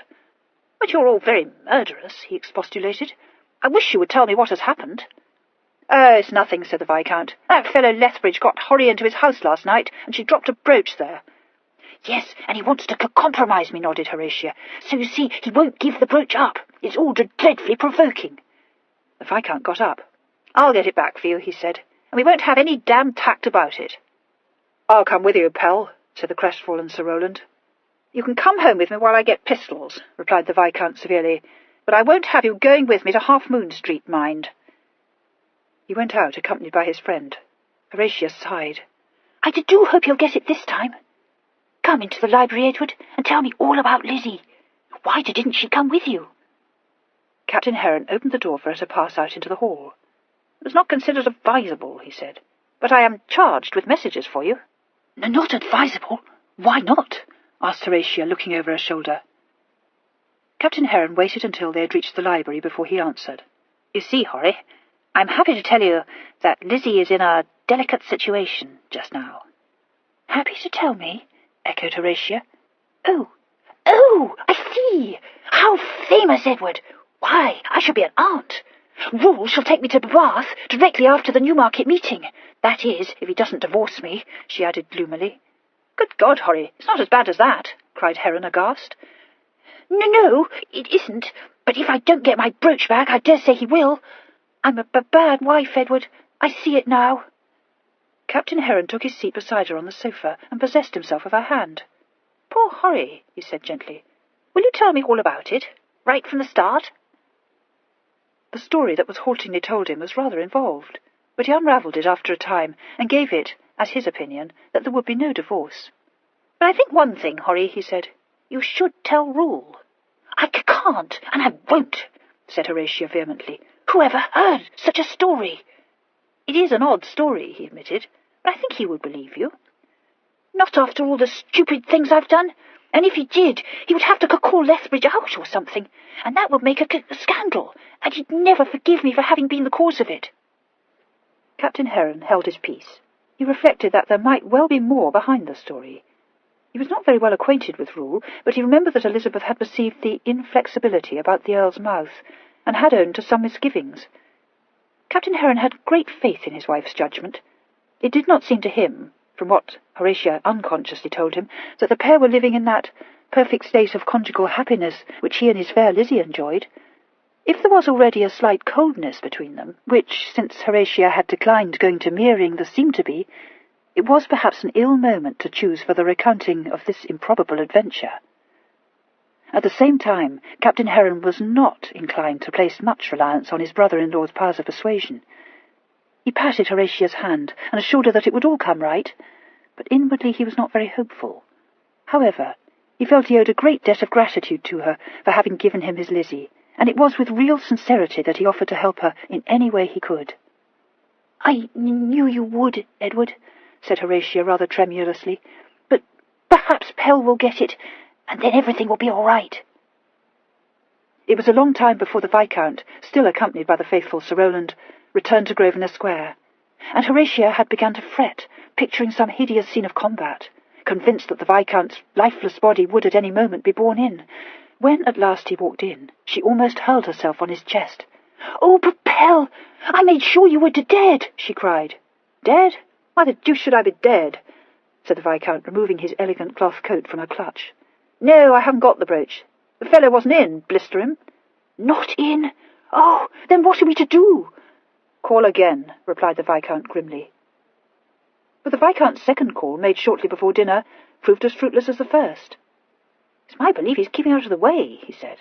"Well, I'll catch him in the morning, before he has a chance to go out, and if that damned porter tells me he's out then, I'll force my way in and see for myself." "Then I think I had better accompany you," decided Captain Heron. "If you try and break into another man's house, there's likely to be trouble." "Just what I said myself," nodded Sir Rowland, still in attendance. "Better all go. Call for you at your lodging, Pell." "Devilish good of you, Pom," said the Viscount. "Say 9 o'clock?" "9 o'clock," agreed Sir Rowland. "Nothing for it but to go to bed betimes." Captain Heron was the first to arrive at the Viscount's lodgings in Pall Mall next morning. He found the Viscount fully dressed, and busy with the loading of one of his silver-mounted pistols. "There's a sweet little pistol for you," said the Viscount, stopping the hammer at half-cock. "Blew the pips out of a playing card with it once. Cheston laid me 10 to 1 against. Why, you couldn't miss with this pistol. At least," he added naively, "I dare say you might, but I couldn't." Captain Heron grinned at this aspersion cast on his marksmanship, and sat down on the edge of the table, watching the Viscount pour in his powder. "Well, all I beg of you is, don't blow Lethbridge's head off, Pelham." "Might have to wing him," said the Viscount, picking up a piece of soft kid from the table and placing his ball in it. "I won't kill him, though damme I'll be hard put to it not to." He lifted the gun, and, with his thumb over the touch-hole, gently rammed down the ball. "There you are. There's Pom. Might have known he'd oversleep." He slipped the pistol into his pocket and stood up. "You know, Edward, this is a devil of a business," he said seriously. "No knowing how Rule would take it if it came to his ears. Rely on you to help me." "Of course I'm going to help you," replied Captain Heron. "If Lethbridge has the brooch, we'll get it." Sir Rowland appearing at this moment, they picked up their hats and set off for Half Moon Street. The porter, who opened the door to them, once more denied his master. "Not in, eh?" said the Viscount. "Well, I think I'll step in and take a look." "But he's not in, my lord," insisted the porter, holding the door. "He went out yesterday in his chaise and is not back yet." "Don't believe him, Pell," counselled Sir Rowland in the rear. "But, sir, indeed, my lord is not in. There is another, well, a person, sir, asking for him besides yourself." Captain Heron set his sound shoulder to the door and thrust it back. "That's mighty interesting," he said. "We will step upstairs to be quite sure that his lordship has not come in unbeknown. In with you, Pell." The porter found himself driven firmly backwards and raised a shout for help. A burly individual in a frieze greatcoat and a dirty neckcloth, who was sitting on a chair in the narrow hall, looked on, grinning, but offered no assistance. The butler came puffing up the stairs, but paused when he saw the company. He bowed to the Viscount and said severely, "His lordship is from home, my lord." "Perhaps you didn't look under the bed," said the Viscount. A hoarse laugh from the man in the frieze coat greeted this sally. "Ah, you've it, your honour. He's a peavy cull, so I allers said." "Eh?" said Sir Rowland, regarding him through his eyeglass. "Who's this fellow, Pell?" "How the devil should I know?" demanded the Viscount. "Now you stay where you are, whatever your name is. I'm going to have a little talk with his lordship." The butler placed himself at the foot of the stairs. "Sir, his lordship is not in the house." He saw the Viscount draw the pistol from his pocket and gasped, "My lord!" "Stand out of my way, or you might get hurt," said the Viscount. The butler retreated. I assure your lordship, I don't understand, my lord. My master is gone into the country. The Viscount gave a snort and ran up the stairs. He came back in a very few moments. True enough, he's not there. Loped off, ejaculated the burly man. Dare my blood if I ever deal with a flash cull again. With which cryptic remark he drove his fist into his hat and sat glowering. The Viscount looked at him with interest. What do you want with him, hey? Who are you? That's my business, retorted the burly man. 20 rum guineas, that's what I wants, and that's what I'll get if I stays here till tomorrow. Captain Heron spoke, addressing himself to the butler. Our business with his lordship is urgent. Can you inform us of his direction? His lordship, said the butler stiffly, left no word, sir. Indeed, I wish I were aware of his destination, for this person, sir, insists upon staying until his return. Though I have warned him, I shall send for a constable. You don't dare send for no Harmon, said the burly man scornfully. I knows what I know. Ah, and I know who'll sleep in Rumbo if I splits. Sir Rowland, who had been listening intently to this speech, shook his head. You know, I don't follow what he says at all, he remarked. Rumbo? Never heard of the place. The likes of you calls it Newgate, explained the burly man. I calls it Rumbo, see? The Viscount looked at him frowningly. I have a notion I've met you before, he said. I don't know your face, but damme, I do know your voice. Might have been masked, suggested Sir Rowland helpfully. Lord Pom, don't be such a... Wait a moment, though. Masked? The Viscount slapped his leg. That's given it to me. Blister it! You're the rogue that tried to hold me up on Shooter's Hill once. The burly man, who changed colour, slid towards the door, muttering, Nah, I never did so. It's a lie. Lord, I don't bear you any malice, said the Viscount cheerfully. You've got nothing from me. A highwayman, is he? Said Sir Rowland with interest. Devilish queer company Lethbridge keeps. Devilish queer. Remarked Captain Heron, surveying the burly man with scant approval. I can guess what your business is with his lordship, my man. Can you? Said Sir Rowland. Well, what is it? Use your wits, said Captain Heron unkindly. I should very much like to give him up to the watch, but I suppose we can't. He turned to the butler. I want you to cast your mind back. The night before last, a brooch was lost in this house. Do you recall finding it? The butler seemed pleased to be able to answer at least one question. No, sir, I don't. There wasn't a brooch found in this house. His lordship asked me particularly whether it had been picked up just after that gentleman called yesterday. He nodded towards Sir Rowland. What's that? Ejaculated the Viscount. Did you say after he called? I did, my lord. His lordship sent for me not more than a minute or so after the gentleman had left the house. Captain Heron grasped the Viscount's arm restrainingly. Thank you, he said. Come, Pelham, there's no more to be done here. He drew the unwilling Viscount towards the door, which the porter opened with alacrity. The 3 conspirators descended the steps and set off slowly towards Piccadilly. Dropped in the street, said Sir Rowland. Said so, all along. It begins to look like it, agreed Captain Heron. Yet Horry is certain that the brooch was lost in that house. I imagine the butler was speaking the truth. Could anyone else have found the brooch? The Viscount stopped short. Drelincourt, he said. By the Lord Harry, that little viper, that toad, that... Are you talking of that macaroni cousin of Rule's? Asked Captain Heron. What had he to do with it? Sir Rowland, who had been staring at the Viscount, suddenly shook him by the hand. You got it, pal, you got it, he said. Lay you odds he took the brooch. Course he took it. Didn't we leave him with Lethbridge? By God, I'll wring his damned scraggy neck, said the Viscount wrathfully, and plunged off at a great rate towards Piccadilly. The other 2 hurried after him. Was Drelincourt there that night? Asked Captain Heron of Sir Rowland. Came in because it was raining, explained Sir Rowland. Pal wanted to pull his nose. Dare say he will now. Captain Heron caught up with the Viscount. Pelham, go easy, he said. If he hasn't got it and you accuse him, you'll only work a deal of harm. Why should he have taken the brooch? To make mischief. Don't I know him, replied the Viscount. If he's gone off with it to Rule already, we're finished. That's so, nodded Sir Rowland. Yes, that's so, Pell. No getting away from it. Better finish Drelincourt too. Nothing else to do. Pelham, you young madman, give me that pistol of yours, commanded Captain Heron. The Viscount shook him off and strode on. Sir Rowland plucked at the captain's sleeve. Better let Pell deal with the fella, he said confidentially. Devilish fine shot, you know. Good God, you're as mad as he is, groaned Captain Heron. We mustn't let this come to a fight, man. Sir Rowland pursed his lips. I don't see why not, he said judicially. Trifle irregular, but there's 2 of us to see fair play. Do you know Drelincourt? "No, but—" "Ah, that accounts for it," nodded Sir Rowland. "If you knew him, you'd agree. Fellow ought to be killed. Thought so for a long time." Captain Heron gave it up in despair. Chapter 19. Mr. Crosby Drelincourt had been much too shaken by his experiences to think of dinner when he left Meering. All he desired was to reach his own lodgings. He drove from Meering to Twyford, where he changed horses, and went to the grievous expense of hiring an armed guard to protect him from highwaymen.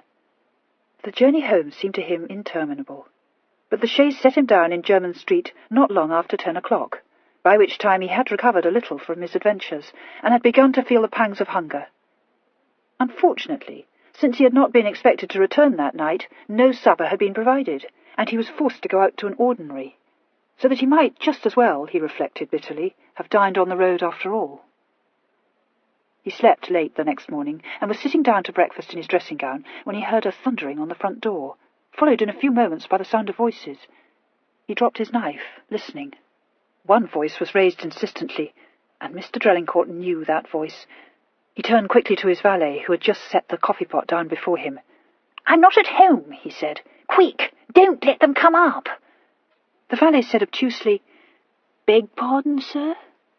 Mr. Drelincourt thrust him towards the door. "Tell them I'm away, you fool. Stop them coming up. I'm not well. I can't see anyone." "Very good, sir," said the valet, hiding a smile. Mr. Drelincourt sank back into his chair, nervously wiping his face with his napkin. He heard the valet go downstairs to parley with the visitors. Then, to his horror, he heard someone come up, 3 steps at a time. The door was rudely burst open. Viscount Winwood stood on the threshold. "Away, are you?" he said. "Now why are you so anxious not to see me, eh?" Mr. Drelincourt rose, gripping the edge of the table. "Really, my lord, if a man may not be private when he chooses—" He perceived the face of Sir Rowland Pomeroy peering over the Viscount's shoulder and licked his lips. Pray, what's the meaning of this intrusion, sir?" he demanded weakly. The Viscount advanced into the room, and sat down without ceremony on the corner of the table, one hand in his capacious coat pocket. Behind him, Sir Rowland propped his shoulders against the wall, and began dispassionately to pick his teeth. Captain Heron ranged alongside the Viscount, ready to intervene at need. Mr. Drelincourt looked from one to the other with the deepest misgiving. "I can't conceive what should bring you here, gentlemen," he said. The Viscount's angelic blue eyes were fixed on his face. "What took you out of town yesterday, Drelincourt?" he inquired. I have it from your man below that you went away in a chaise and four and came home late. Too late to be disturbed now. Where did you go?" I fail entirely to see how my movements should concern you, my lord." Sir Rowland withdrew the toothpick from his mouth. "Don't want to tell us," he remarked. "Black, very black." "Well, he's going to tell us," said the Viscount, and got up. Mr. Drelincourt took a backward step. "My lord, I protest. I don't understand you. I went into the country on private business, purely private business, I assure you." "Private, was it?" said the Viscount, advancing towards him. "It wasn't on business connected with jewellery, I take it?" Mr. Drelincourt turned ashen pale. No, he gasped. The Viscount whipped the pistol from his pocket and levelled it. "You lie, you little viper," he said through his teeth. "Stand still." Mr. Drelincourt stood rooted to the floor, his fascinated gaze on the pistol. Sir Rowland was moved to protest. "Not out of hand, Pell, not out of hand. Must do the thing decently." The Viscount paid no heed. "You picked up a ring brooch in Lethbridge's house the other night, didn't you?" "I don't know what you mean," chattered Mr. Drelincourt. "A brooch? I know nothing about it, nothing." The Viscount pressed the muzzle of his pistol into the pit of Mr. Drelincourt's stomach. "There's a mighty light trigger on this pistol of mine," he said. "It only needs a touch to send it off. Don't move. I know you took that brooch. What did you do with it?" Mr. Drelincourt was silent, breathing rather fast. Sir Rowland replaced his toothpick carefully in its gold case and pocketed it. He strolled forward and tucked his fingers into the back of Mr. Drelincourt's neckcloth and twisted it scientifically. "Take the pistol away, pal. Going to choke it out of him." Mr. Drelincourt, his throat already bruised from his cousin's crushing grip, gave a strangled shriek. "Yes, I took it. I didn't know how it came to be there. Indeed, I had no notion." "You carried it to Rule. Answer. snarled the Viscount. No, I didn't. I swear I didn't. Captain Heron, watching him closely, nodded. Don't choke him, Pomeroy. I think he's speaking the truth.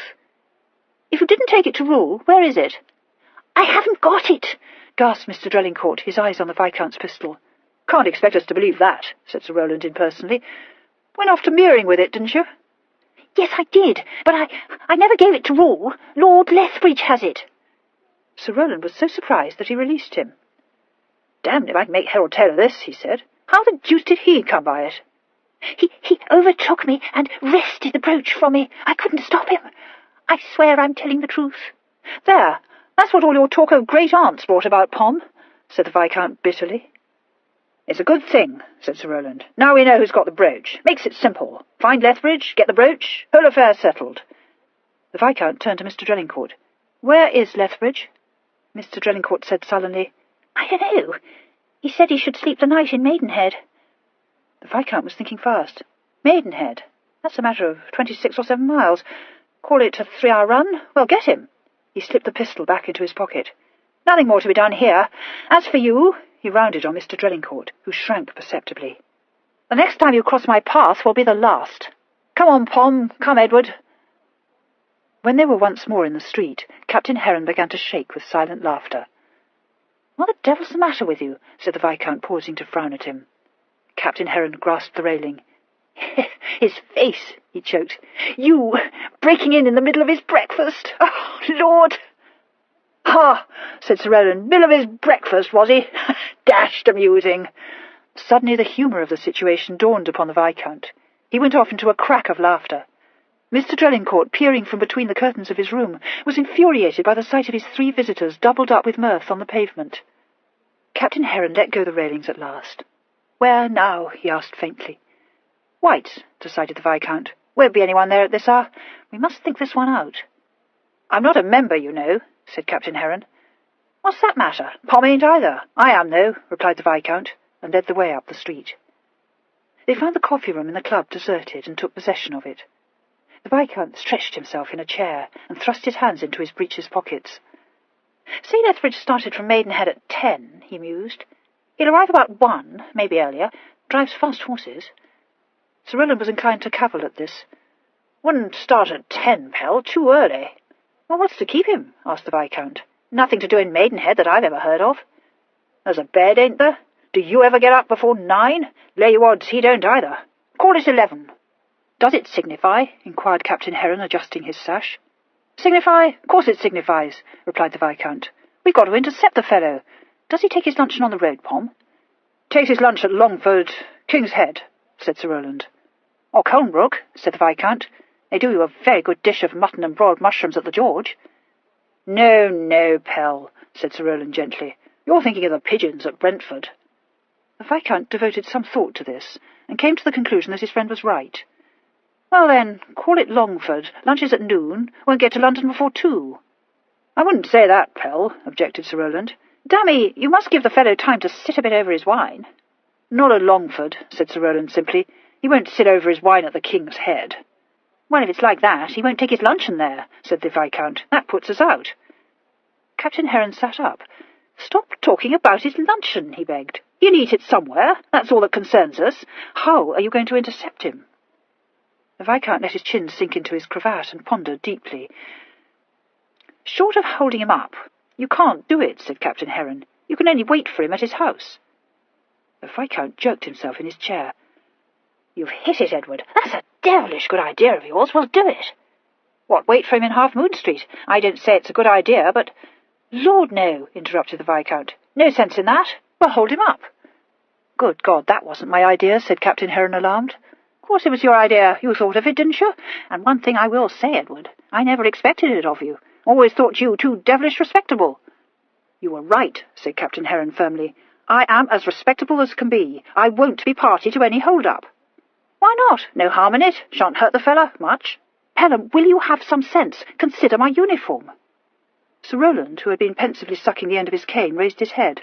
Got a notion, he said. Go home and change it. Can't hold a man up in regimentals. Wouldn't be reasonable to expect it of him, Pell. Lord, you don't suppose we'll any of us do it dressed like this, do you? We want greatcoats and masks. I've got a roquelaure, said Sir Rowland helpfully. "Had it made for me last month by Grogan. Meant to show it you, pal. Pretty shade of grey, silver buttons. But I don't know about the lining. Grogan was all for a Carmelite silk, but I'm not sure I care for it. Not sure at all." "Well, you can't hold up a chaise in a silk-lined roquelaure. We've got to have frieze coats and mufflers." Sir Rowland shook his head. "Can't be done, pal. You got a frieze coat, Heron?" "No, thank God I haven't," said Captain Heron. "Nor have I," said the Viscount, springing up. "And that's why we must get hold of that fellow we left at Lethbridge's. Come along, we've no time to waste." Sir Rowland rose and said admiringly, "Dashed if I should ever have thought of that. It's you who have the head, pal, not a doubt of it." "Pelham, do you realise that in all probability it was that ruffian that kidnapped your sister?" demanded Captain Heron. "Do you think so?" "Yes, by God, I believe you're right. Said he was waiting for 20 guineas, didn't he? Well, if Lethbridge can hire him, so can we," declared the Viscount, and strode out. Captain Heron caught him up in the street. "Pelham, it's all very well, but we can't do a harebrained thing like that. If we're caught, I'm like to be broke." "Well, it always beat me why you ever wanted to go into the army," said the Viscount. "But if you want a rat, Pom and I can do it without you." Sir Rowland, shocked, said, "Pell, dear old boy, Pell, think what you're saying. Heron ain't ratting. Only said he'd be broke if we was caught. Mustn't jump down a man's throat just 'cause he makes a remark." "If it were for anyone but Horry, I would rat," said Captain Heron. "Why in thunder don't you wait for Lethbridge to come home, Pelham? If 3 of us can't get the brooch away from him without masquerading as highwaymen—" "Because this is a better way," said the Viscount. "Great thing is to avoid scandal. If I put a pistol to a fellow's head and he calls me out, where are we then? Worse off than ever. Affair's bound to come to Rule's ears, and if you think he won't suspect Horry's in it, you don't know him. This way we'll have the brooch without a breath of scandal and no one the wiser. Now, are you with me or not, Edward?" "Yes, I'm with you," said Captain Heron. "There is something in what you say, if it doesn't go awry." "It can't go awry, man, unless that rogue's left Lethbridge's house." "Can't have done that," said Sir Rowland. "Said he was going to stay there till he had his 20 guineas. Lethbridge not back? Can't have had 'em. Must be there still." Sir Rowland proved to be right. When they arrived once more in Half Moon Street, the burly man was still seated in the hall. The porter, as soon as he saw who it was on the doorstep, made a spirited attempt to slam the door. This was frustrated by Sir Rowland, who hurled himself against it with great presence of mind, and nearly knocked the breath out of the porter by jamming him between the door and the wall. When he had extricated himself, he found all 3 gentlemen inside the hall again, and groaned. However, as soon as it was explained to him that they only wanted to take away the burly man, he brightened considerably, and even permitted them to hail that worthy into the saloon for a little private conversation. The burly man, confronted by the Viscount's pistol, flung up his hands. "Don't you go for to let off that pop, your honour," he said huskily. "I han't done you a mite of harm." "Not a mite," agreed the Viscount. "What's more, I won't do you any harm if you behave yourself. What's your name? Come on, man, I've got to call you something, haven't I?" "You call me Ned. Ned Hawkins," replied the burly man. "It ain't the name, but it's the one I got a fancy for. Edward Hawkins, that's me, at your service, gentlemen." "We don't want another Edward," objected Sir Rowland. "Heron's name's Edward. We shall only get 'em mixed up." "Well, I don't mind being Frederick to oblige the company," conceded Mr. Hawkins. "Hawkins will do," replied the Viscount.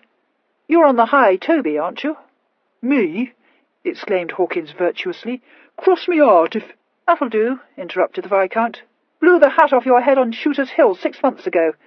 Now I've got a piece of work for you to do. What you say to 20 guineas, eh?" Mr. Hawkins recoiled. "Dang me if I ever works for a flash cull again, that's what I says." The Viscount lifted his pistol. "Then I'll hold you while my friend there goes for the constable." "You dursn't," grinned Mr. Hawkins. "You get me put in the wit, and I'll takes his peavy lordship with me. Ah, and how'd you like that, eh?" "Pretty well," said the Viscount. "He's no friend of mine. Friend of yours?" Mr. Hawkins spat comprehensively. Sir Rowland, his sense of propriety offended, interposed. "Here, I say, pal, can't have a fellow spitting all over another man's house. Bad ton, my dear boy, devilish bad." "Don't do that again," ordered the Viscount. "What's the use of it? Diddled you out of your money, hasn't he?" "I loped off," growled Mr. Hawkins. "A bowman prig he is, when I gets my hands on him." "I can help you do that," said the Viscount. "What do you say to holding him up for 20 guineas?" Mr. Hawkins looked suspiciously from one to the other. "What's the lay?" he demanded. "He's got something I want," said the Viscount briefly. "Make up your mind. The watch or 20 guineas. Mr. Hawkins caressed his stubby chin. "Who's in it? All of you coves?" he inquired. "All of us. We're going to hold up his chaise." "What, in them togs?" said Mr. Hawkins, indicating the Viscount's gold lace coat. "Of course not, you fool," answered the Viscount impatiently. "That's what we want you for.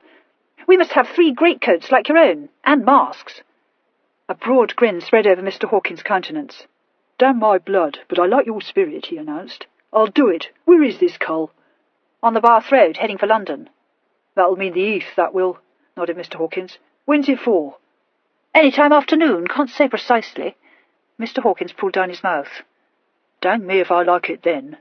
I like to work when the tattlers up, sees?" "If there's one thing we don't want is any tattlers," replied the Viscount firmly. "Lord love your honour, ain't you ever heard on the moon?" "The moon? By the time that's up, our man will be safe in this house. This is daylight or nothing." Mr. Hawkins sighed. "Just as you say, your honour. And you want to set some togs and chaps? Bring your own nags?" "Own horses, own pistols," agreed the Viscount. "You'll have to mount me then, Pelham," put in Captain Heron. "Mount you with pleasure, my dear fellow." "Own pops," said Mr. Hawkins. "Us bridal culls don't use them little pops all over wedge, your honour." The Viscount glanced down at his pistol. "What's wrong with it? Devilish good pistol. Gave 100 guineas for the pair." Mr. Hawkins pointed a grimy finger at the silver mountings. "All that wedge.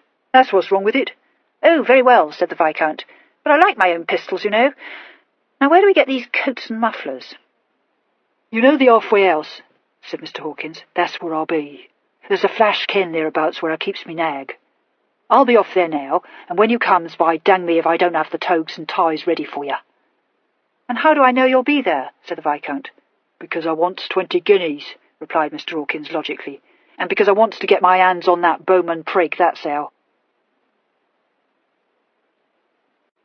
Chapter 20. An hour later, 3 gentlemen might have been observed riding soberly out to Knightsbridge. Captain Heron, bestriding a raking chestnut from the Viscount's stables, had changed his scarlet regimentals and his powdered wig for a plain suit of buff and a brown tie-wig. He had found time, before joining the Viscount at his lodging, to call in at Grosvenor Square again, where he had found Horatia in a fever of anxiety. When she learned of the new development in the affair, she had first expressed herself as extremely dissatisfied that no one had killed the wretched Mr. Drellincourt, and it was some few seconds before Captain Heron could induce her to speak of anything but that gentleman's manifold iniquities.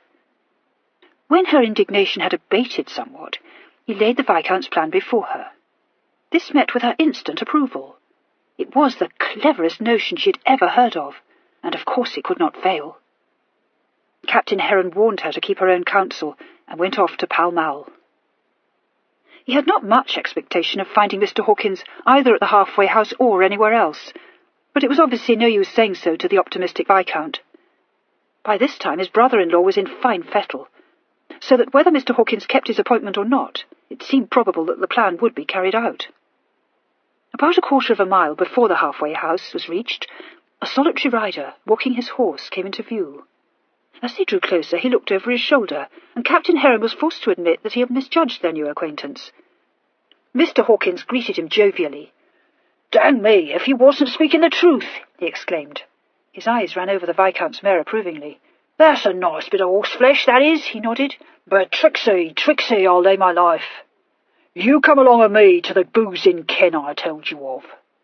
"Got those coats?" asked the Viscount. "Aye, all's Bowman, your honour." The alehouse, which Mr. Hawkins had made his headquarters, lay some little distance off the main road. It was an unsavoury haunt, and from the look of the company in the tap-room, seemed to be frequented largely by ruffians of Mr. Hawkins' calling. As a preliminary to the adventure, the Viscount called for 4 bumpers of brandy, for which he paid with a guinea, tossed onto the counter. "Don't throw guineas about, you young fool," said Captain Heron in a low voice. "You'll have your pockets picked if you're not more careful." "Aye, the captain's in the right of it," said Mr. Hawkins, overhearing. "I'm a bridal cull, I am. Never went on the double yet, no, nor never will. But there's a couple of files got their winkers on you. We get all sorts here. Locks, files, common prigs and foot scamperers. Now, my bullies, drain your clanks. I got your togs up the dancers." Sir Rowland plucked at the captain's sleeve.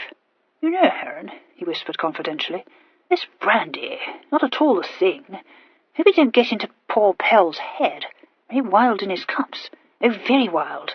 Must keep him away from any dancers." "I don't think he meant dancers," soothed Captain Heron.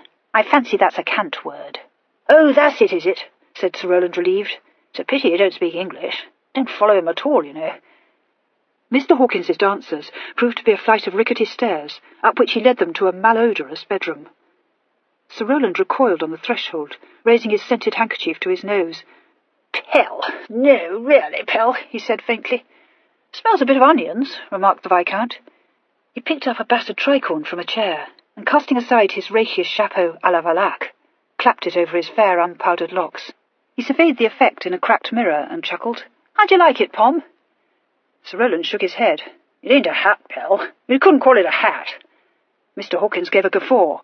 "It's a rare shat, that one. Better nor yours."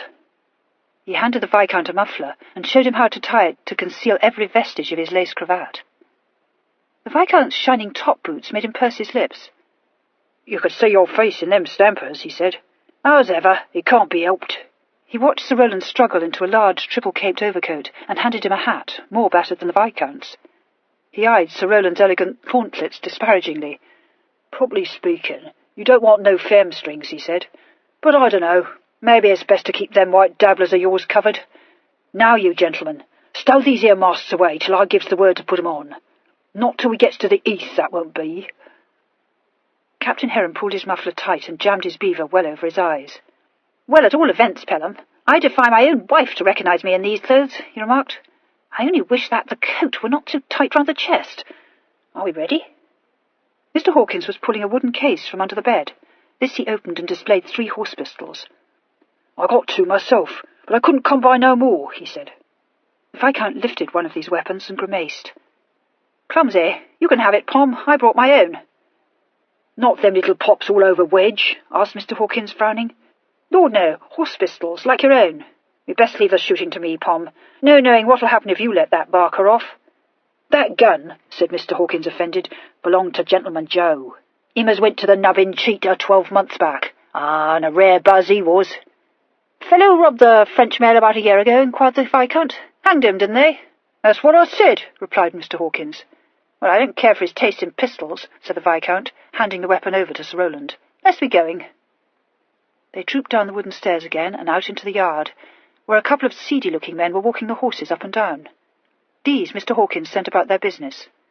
The Viscount tossed them a couple of silver pieces and went to see that his pistols were still safe in the saddle holsters. Mr. Hawkins told him he need not be anxious. "Couple of me own lads, they are," he said, hoisting himself onto the back of a big brown gelding. The Viscount swung lightly into the saddle, glancing over the brown horse's points. "Where'd you steal that nag?" he asked. Mr. Hawkins grinned and laid a finger to the side of his nose. Sir Rowland, whose horse apparently having as poor an opinion of the hostelry as his master, was sidling and fidgeting in a fret to be off, ranged alongside the Viscount and said, "Pell, we can't ride down the high road in these clothes. Damn me, I won't do it." "High road?" said Mr. Hawkins. "Lord love you, it ain't high roads for us, my bully. You follow me." The way Mr. Hawkins chose was unknown to his companions and seemed very tortuous.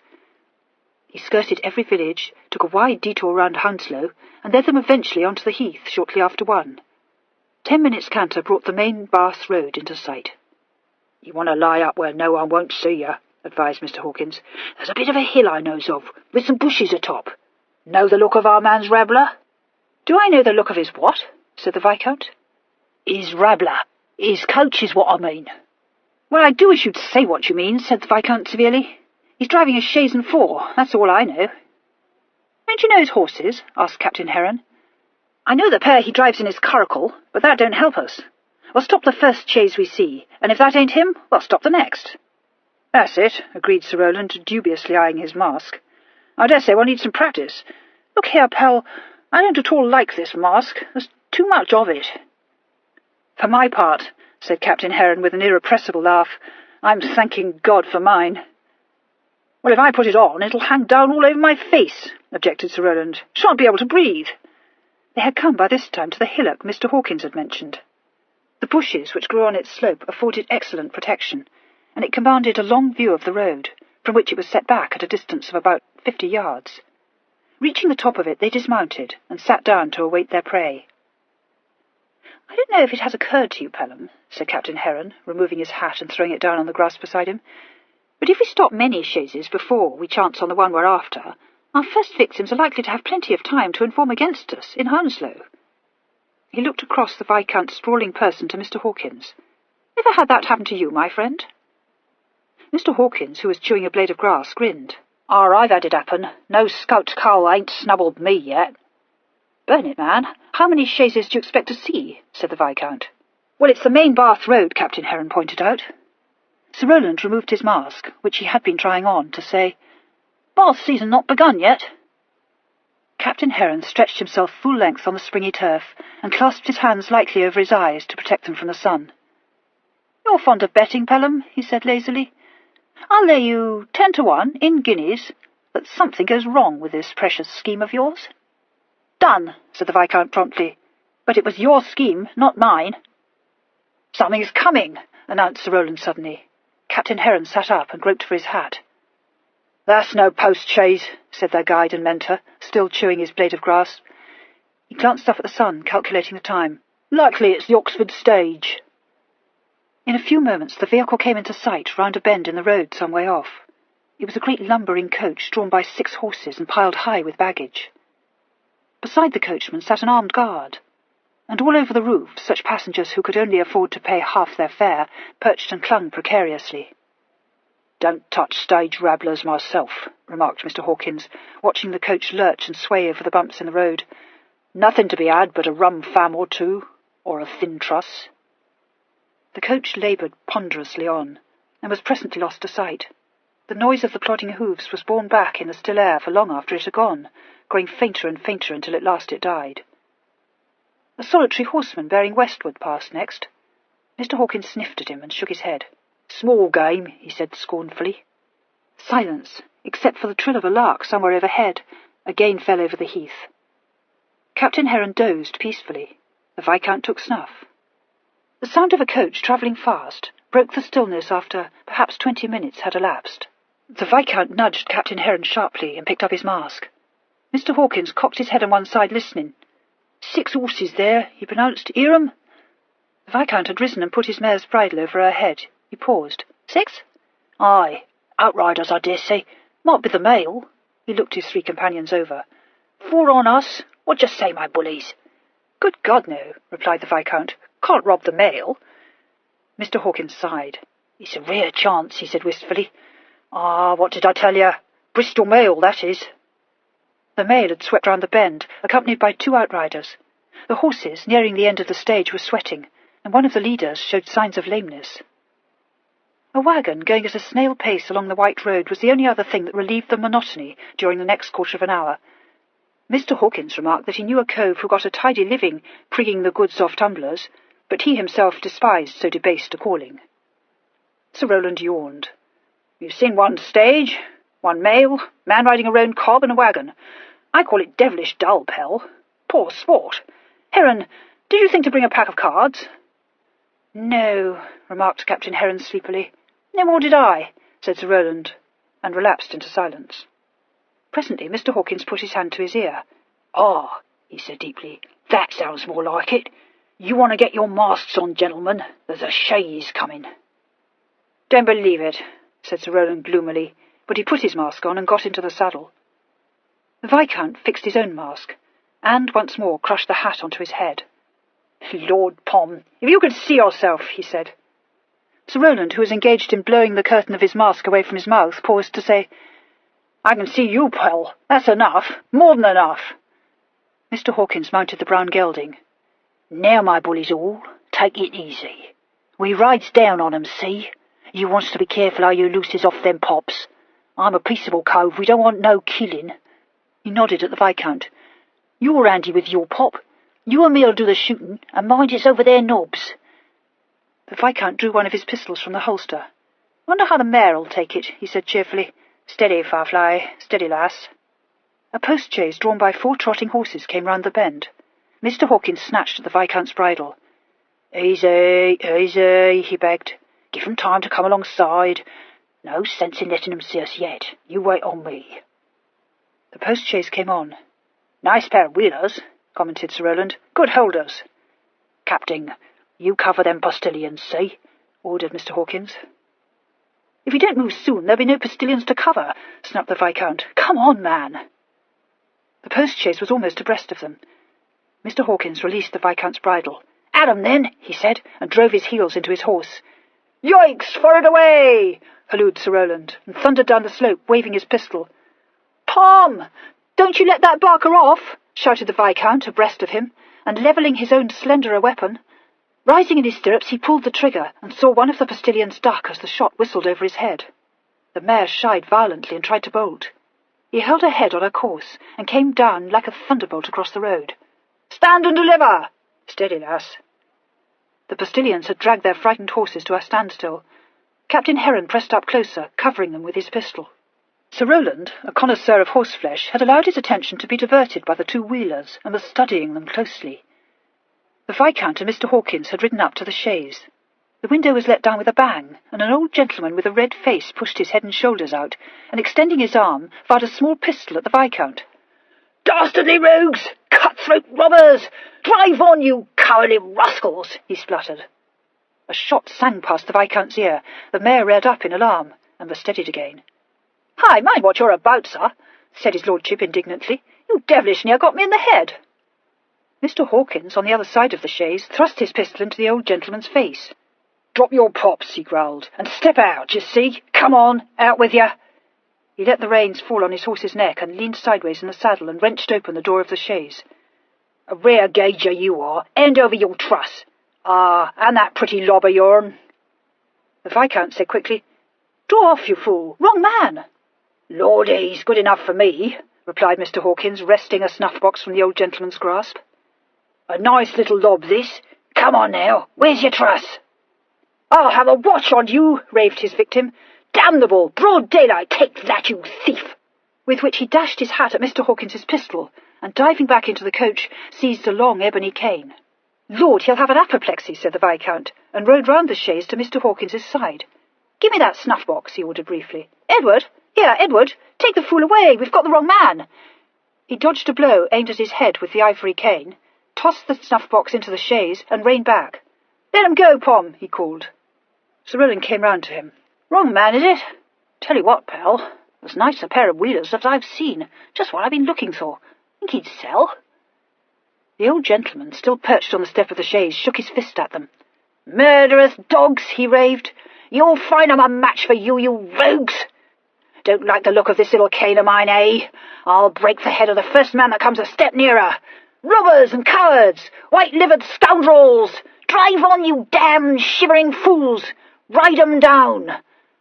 Captain Heron, in charge of the baffled Mr. Hawkins, said in a voice that shook with suppressed mirth, "For God's sake, come away! You'll burst a blood vessel at this rate." "Wait a bit," said Sir Rowland. He swept off his abominable beaver and bowed over his horse's withers. "Haven't the honour of knowing your name, sir, but you've a very pretty pair of wheelers there. Looking for just such a pair." The old gentleman gave a scream of rage. "Insolence! Steal my horses, would you? Postillion, I command you! Drive on!" No, assure you nothing of the sort," protested Sir Rowland. Captain Heron bore down upon him, and seizing his bridle, dragged him away. "Come away," he said. "You'll ruin us all, you young madman." Sir Rowland allowed himself to be led off. "Pity," he said, shaking his head. "Great pity. Never saw such a queer-tempered fellow." The Viscount, who was speaking a few pithy words to Mr. Hawkins, turned his head. "How the devil should he know you wanted to buy his horses? Besides, we haven't time to buy horses. We'd better get back to our ambush. Mare stood the firing pretty well, didn't you, sweetheart?" Captain Heron watched the chaise rolling away up the road. "He'll lay information in Hounslow, Pelham, you mark my words."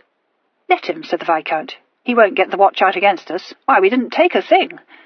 "Not a thing," muttered Mr. Hawkins sulkily, "and him with his strong-box under the seat. Damn me if I ever works with flash culls again." "Oh, don't keep saying that," said the Viscount. "You can take what you like from the right man, but you don't rob anyone else while you're with me." They rode on up the slope and once more dismounted. "Well, if I'm broke for this, I'll think I'll take to the, what do you call it, bridal lay?" "I'd no notion it was so easy," said Captain Heron. Yes, but I don't like the clothes, said the Viscount. Devilish hot. Sir Rowland sighed. Beautiful wheelers, he murmured sadly. The afternoon wore on. Another waggon lumbered past, 3 more horsemen and 1 stage. Can't have missed the fella, can we? Fretted the Viscount. All we missed was our luncheon, replied Captain Heron. He pulled his watch out.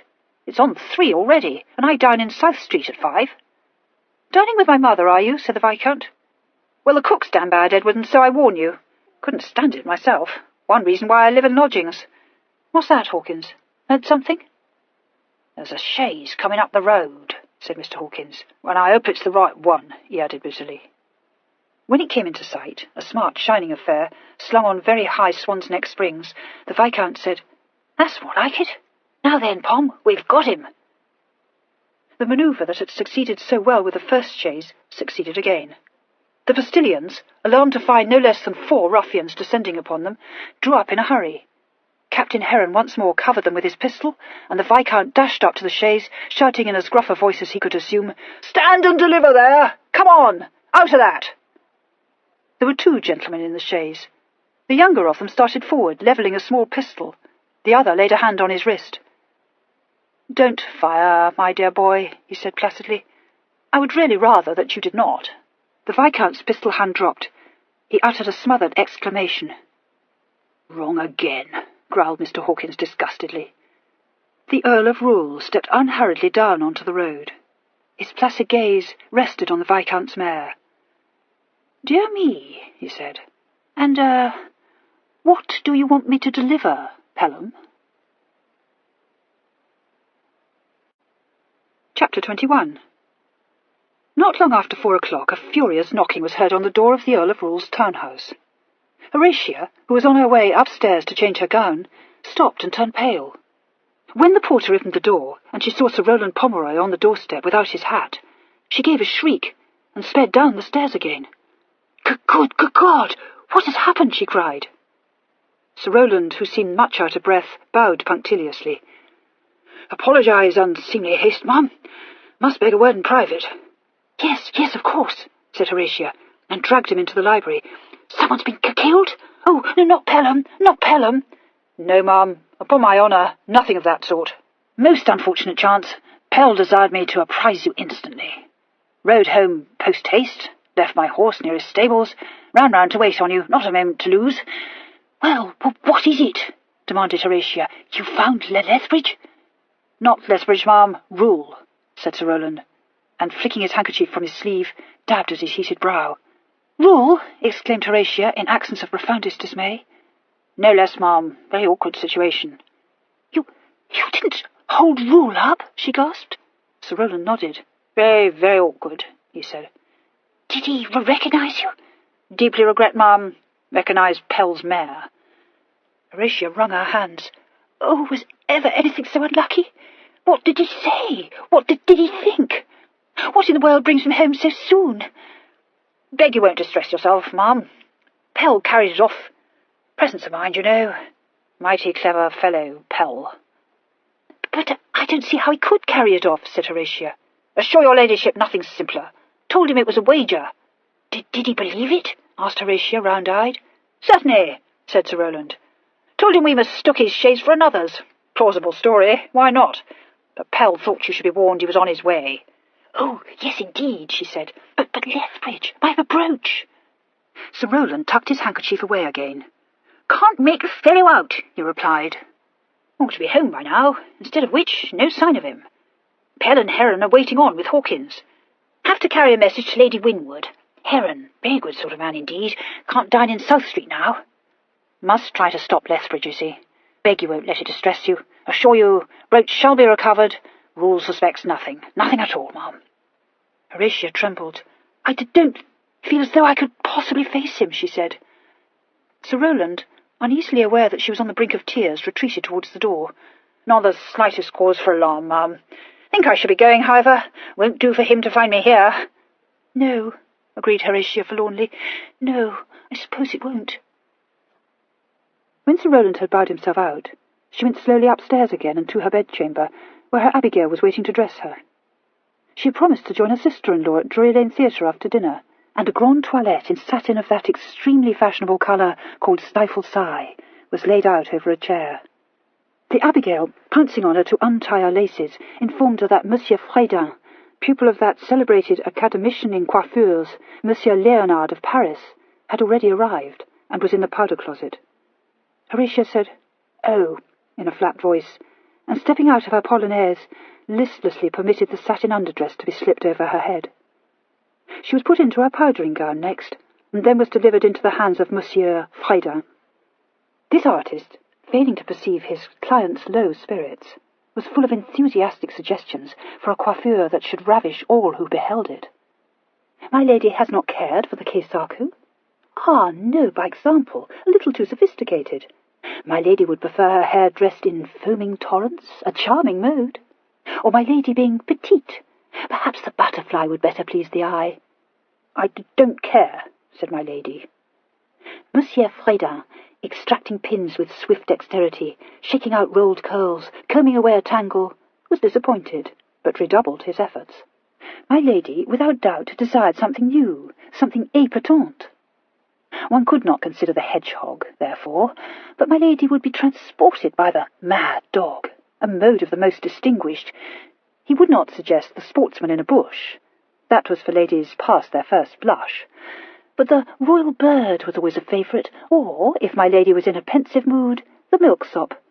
"Oh, dress it à l'urgence," said Horatia impatiently. "I'm late." Monsieur Frédin was chagrined, but he was too wise in the knowledge of ladies' whims to expostulate.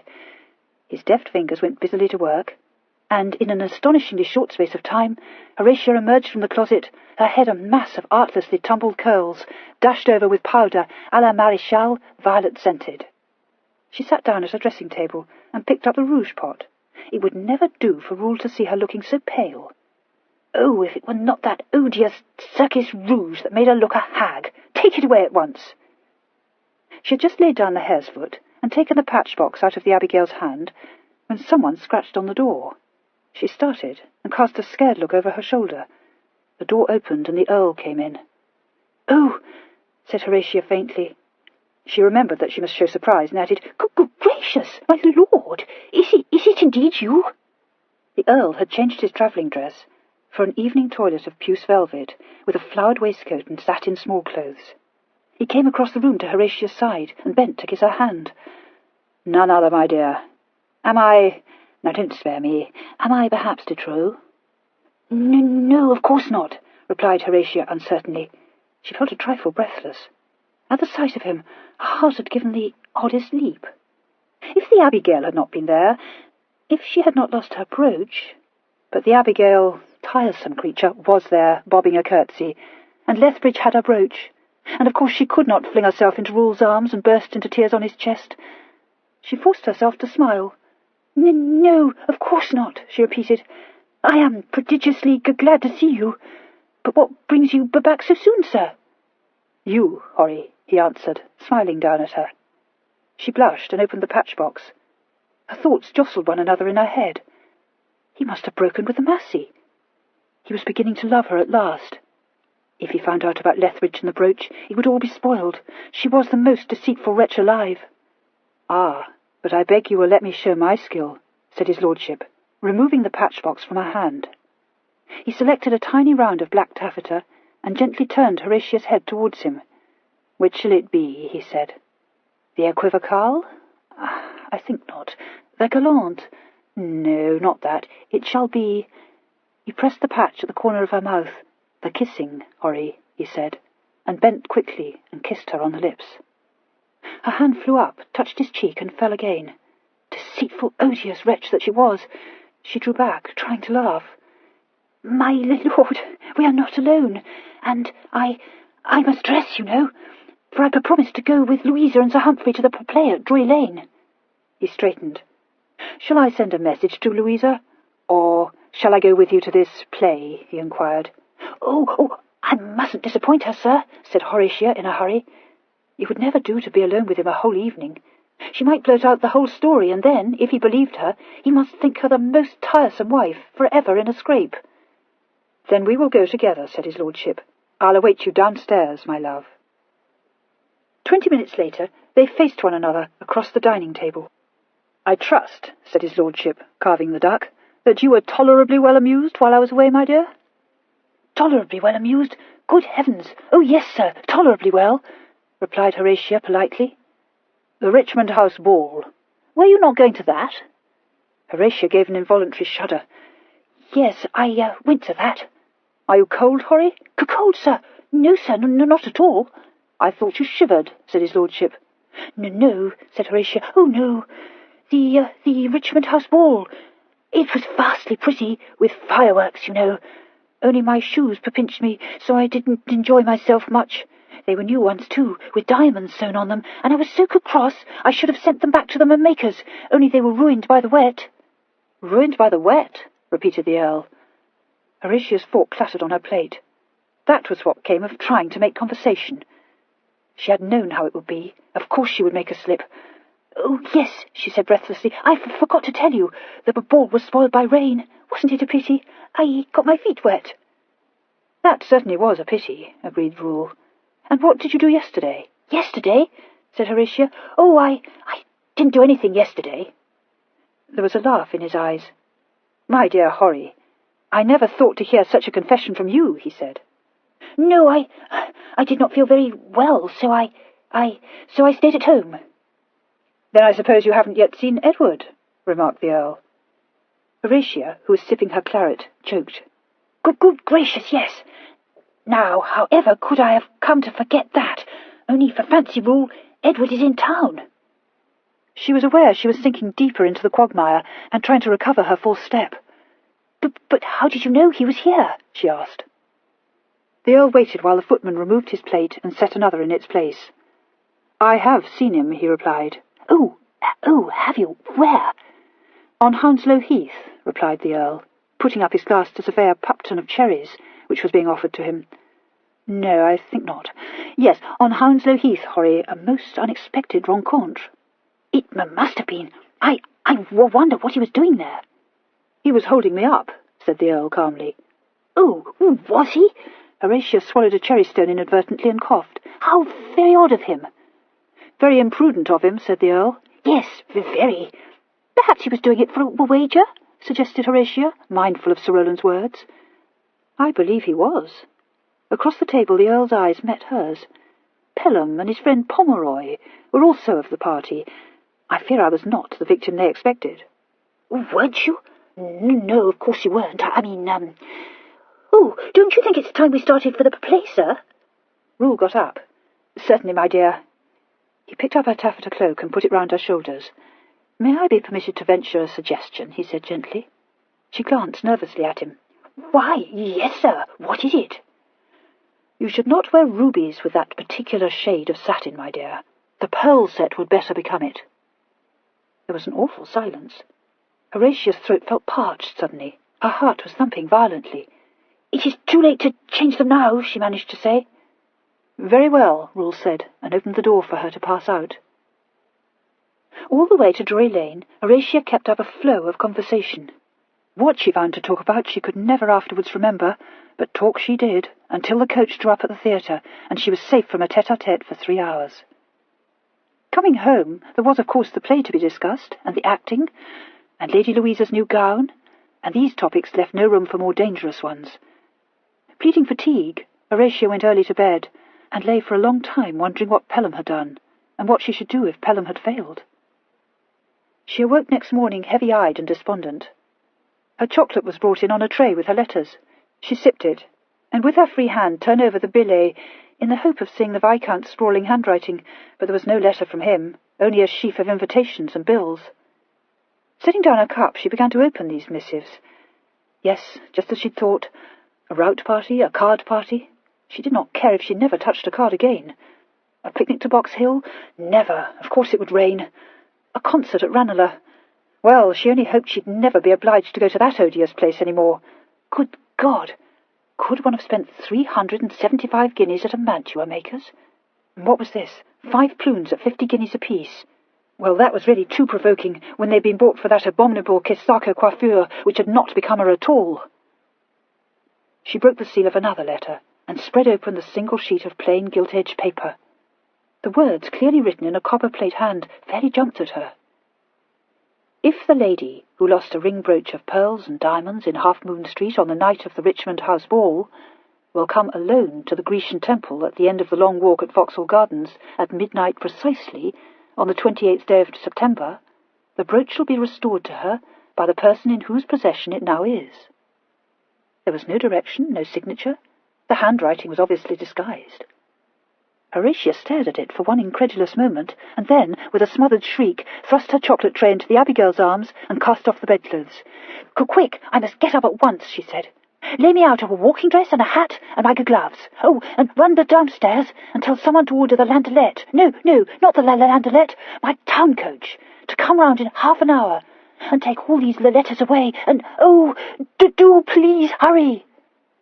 For once she wasted no time over her toilet, and half an hour later ran down the stairs, her sunshade caught under her arm, her gloves only half on. There was no sign of Rule, and after casting a wary glance in the direction of the library door, she sped past it and was out in the street before anyone could have time to observe her flight. The coach was waiting, and directing the coachman to drive to Lord Winwood's lodgings in Pall Mall, Horatia climbed in and sank back against the cushions with a sigh of relief at having succeeded in leaving the house without encountering Rule. The Viscount was at breakfast when his sister was announced, and looked up with a frown. "Lord, Horry, what the devil brings you at this hour? You shouldn't have come. If Rule knows you've dashed off at daybreak, it's enough to make him suspect something's amiss." Horatia thrust a trembling hand into her reticule and extracted a crumpled sheet of gilt-edged paper. "That's what brings me," she said. "Read it." The Viscount took the letter and smoothed it out. "Well, sit down, there's a good girl. Have some breakfast. Here, what's this?" "Pell. Can it be Lethbridge?" she asked. The Viscount turned the letter over, as though seeking enlightenment on the back of it. "Dashed if I know," he said. "Looks to me like a trap." "But why should it be? Do you think perhaps he is sorry?" "No, I don't," said his lordship frankly. "I'd say at a guess that the fellow's trying to get his hands on you. End of the long walk? Aye, I know that temple. Devilish draughty it is, too, and it's near one of the gates. Tell you what, Horry, I'll lay you a pony he means to abduct you." Horatia clasped her hands. But Pell, I must go. I must try and get the brooch back." "So you shall," said the Viscount briskly. "We'll see some sport now." He gave back the letter and took a long drink of ale. "Now you listen to me, Horry," he ordered. "We'll all go to Vauxhall tonight. You and I and Pom and Edward too, if he likes. At midnight you'll go to that temple, and the rest of us will lie hid in the shrubbery there. We shall see who goes in, never fear. If it's Lethbridge, we've got him. If it's another, though, mind you, it looks to me like Lethbridge, you've only to give a squawk, and we'll hear you. We'll have that damn brooch by tomorrow, Horry." Horatia nodded. "Yes, that's a very clever plan, Pell. And I'll tell Rule that I am going with you, and he won't mind that at all. Didn't Lethbridge come to town yesterday?" The Viscount scowled. "Can't have done.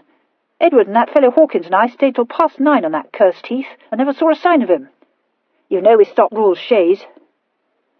"Yes, of course. Sir Rowland told me, and Rule did too." "Gave me a devilish queer turn when I saw who it was," confessed the Viscount. "He's quick, is Rule. Must own he's quick, Horry. Recognised my mare the instant he clapped eyes on her." But he didn't suspect, Pell. You're sure he didn't suspect?" she cried anxiously. "Lord, no. Why should he?" said the Viscount. He glanced at the clock. "I'd best get hold of Pom, and as for you, you go home, Horry." Arrived once more in Grosvenor Square, Horatia discarded her hat and her gloves and went in search of Rule. She found him in the library reading the Morning Chronicle. He rose at her entrance and held out his hand.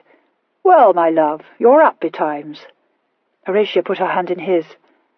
"It was such a fine morning," she explained, "and I am to drive in the park with Mamma." "I see," he said. He lifted her fingers to his lips. "Is not today the 28th, Horry?" Yes, it is," she replied. "Then will you come with me to the ball at Almack's rooms?" suggested Rule. Consternation spread over her face. Oh, how delightful that would be," she said. "Only I can't. I've promised to go to Vauxhall with Pell." "I have always found," remarked his lordship pensively, "that most of one's engagements were only made to be broken." I can't break this one," said Horatia with real regret. "Is it so important? You will make me jealous, Horry, of Pelham." It's very, very important, she said earnestly. That is to say, I mean, well, Pell wants me to be there particularly, you see. The Earl was playing with her fingers. "Do you think Pell would permit me to make one of this expedition?" he said. "Oh, no, I'm quite sure he wouldn't like that at all," said Horatia, appalled. "At least, I don't mean that, of course, but he is to present some people to me, and they are strangers, you see, and I dare say you would not care for them." "But I have the reputation for being the most friendly of mortals," said the Earl plaintively. He let go of her hand and turned to arrange his cravat in the mirror. "Don't distress yourself on my account, my dear. If I don't care for these strangers, I promise I will dissemble." Horatia gazed at him in complete dismay. "I don't think you would enjoy it, Marcus, really. I do not." He bowed slightly. "At your side, Horry, I could enjoy anything," he said. "And now, my dear, if you will excuse me, I will go and attend to all the affairs which my poor Arnold wants me to deal with." Horatia watched him go out of the room, and straightway sat herself down at the desk in the window and scribbled a frantic note to her brother. This missive, brought by hand, reached the Viscount's lodging just as he came back to it from his visit to Sir Rowland. He read it, swore under his breath, and dashed off an answer. "The devil fly away with Rule," he wrote. "I'll set Pom on to draw him off." When this brief note was delivered to her, Horatia read it rather doubtfully. Her experience of Sir Rowland's tact was not such as to lead her to place very much reliance on his handling of an awkward situation. However, she herself had said all she dared to dissuade Rule from accompanying her to Vauxhall, and Sir Rowland could hardly be less successful. The Earl was still closeted with Mr. Gisborne when a lackey came in to announce that Sir Rowland Pomeroy desired to speak with him. He looked up from the paper he was about to sign, and Mr. Gisborne, who happened to be watching him, was surprised to see a gleam of amusement in his eyes. The information that Sir Rowland had called did not seem to warrant that particular gleam. "Very well," said his lordship. "Tell Sir Rowland I will be with him immediately. Alas, Arnold, something always interrupts us, does it not? I am quite desolated, believe me, but I shall have to go." "Desolated, sir?" said Mr. Gisborne, cocking an eyebrow. "If you will permit me to say so, I thought you looked rather pleased." "But that was not because the interruption drags me from your side, my dear boy," said his lordship, putting down his quill and rising. "I am enjoying myself this morning." Mr. Gisborne wondered why. Sir Rowland Pomeroy had been shown into one of the saloons, and was standing by the window when the Earl came in. From the movement of his lips, it might have been supposed that he was silently rehearsing a speech. "Good morning, Pomeroy," said the Earl, closing the door. "This is an unexpected pleasure." Sir Rowland turned and came forward. "Morning, Rule. Beautiful day. Trust you reached home safely yesterday. Extremely distressed I should have mistaken your chaise for the other one." "Not at all," replied his lordship with great civility. "There was not the slightest need for you to put yourself to the trouble of calling, my dear fellow." Sir Rowland tugged at his cravat. "To tell you the truth, didn't come on that score," he confessed. "Felt sure you'd understand how it was." "Quite right," said the Earl, opening his snuff-box. "I did understand." Sir Rowland helped himself to a pinch, and sniffed it up one nostril. "Very good blend. I always have my own put up by my man in the Haymarket. Always do the same, you know, plain Spanish." "Ah, indeed," said the Earl. "This is blended for me by Jacobs in the Strand." Sir Rowland perceived that he had been led into a discussion that had nothing whatsoever to do with his mission, and firmly abandoned it. "The reason I called," he said, "was quite different. Hoping very much you will join me in a little card party, my house, this evening." "Why, this is very kind of you," said Rule, with the faintest inflection of surprise in his pleasant voice. This was not lost on Sir Rowland, who, thrust out by the Viscount to draw off his lordship, had protested feebly, "Deuce take it, Pell, I hardly know the man. Years older than I am. Can't ask him to my house like that." He sought once more to loosen his cravat, and said, "Where? Devilish short notice. Trust you'll forgive. Very difficult to find a fourth, last moment, you understand. Game of whisk." "Nothing," said the Earl, "would please me more than to be able to oblige you, my dear Pomeroy. Unfortunately, however—" Sir Rowland threw up his hand. "Now, don't say you cannot come. Pray do not. Can't play whisk with only 3 people, my lord. Most awkward situation." "I'm sure it must be," agreed his lordship sympathetically. "And I expect you have tried everyone else." "Oh, everyone," said Sir Rowland. "Can't find a fourth at all. Do beg of your lordship not to fail me." "I am extremely sorry," said the Earl, shaking his head, "but I fear I must decline your, very flattering invitation. You see, I have promised to join a party at Vauxhall Gardens with my wife." "Oh, feel sure her ladyship would excuse you. Almost bound to rain. Very dull evening," said Sir Rowland feverishly. "Apprehend it is Pell's party." "Not to your taste at all, sir. Very queer people, Pell's friends. Wouldn't like them, I assure you." The Earl's lips twitched. "You quite decide me, my dear Pomeroy. If they are like that, I think I would rather be at her ladyship's side." "Oh, they are not," said Sir Rowland hastily. "Dear! Oh, dear me, no, nothing of the sort. Very respectable people, but dull, you know. A set of company you would not like. Much better play whist at my house." "Do you really think so?" The Earl appeared to meditate. "I am, of course, very fond of whisk." Sir Rowland breathed a sigh of relief. "Knew I could count on you. Beg you will dine first. 5 o'clock. "Who are your other guests?" inquired his lordship. "Well, to tell you the truth, not quite sure yet," said Sir Rowland confidentially. "Bound to find someone who's glad of a game. Have it all fixed by 5 o'clock. "You tempt me very much," said the Earl, "and yet, no, I fear I must not yield. Some other evening, perhaps. You'll take a glass of Madeira with me before you go?" The crestfallen Sir Rowland shook his head. "Thank you, no. Must get back to... I did say, must get to Boodle's. Might find a fourth there, you understand." "No chance of persuading your lordship?" "I regret infinitely, but none," Rule answered. I positively must accompany my wife." Sir Rowland went sadly back to Pall Mall, where he found the Viscount kicking his heels impatiently. "No good, Pell," he said. "Did what I could. No moving him." "The devil fly away with the fellow," said the Viscount wrathfully. "What in thunder ails him? Here we have the whole affair planned out as snug as you please, and he must needs ruin it all by taking it into his head to join my party. Damn me, I won't have him in my party." Sir Rowland rubbed his chin thoughtfully with the knob of his cane. "Trouble is, Pell, you haven't got a party," he said. The Viscount, who had cast himself into a chair, said irritably, "And what the hell does that matter?" "Does matter," insisted Sir Rowland. "Here's Rule joining you tonight, and I told him he wouldn't like the party. Said they were queer people, hoping to put him off, you know. And if you don't arrange a party, well, you see what I mean, Pell." "Well, if that don't beat all," said the Viscount indignantly. "It ain't enough for me to waste the whole day planning this affair. I have to get a party together as well, just to fall in with your silly tale. Burn it, we don't want a party. Where am I to find a lot of queer people? Tell me that." "Meant it for the best, Pell," said Sir Rowland placatingly. "Meant it for the best. There must be any number of queer people in town. No, there are. Clubs full of 'em." "But they ain't friends of mine," replied the Viscount. "You can't go round the club asking for a lot of queer-looking strangers to come to Vauxhall with you. Besides, what will we do with them when we've got 'em there?" "Give 'em supper," said Sir Rowland.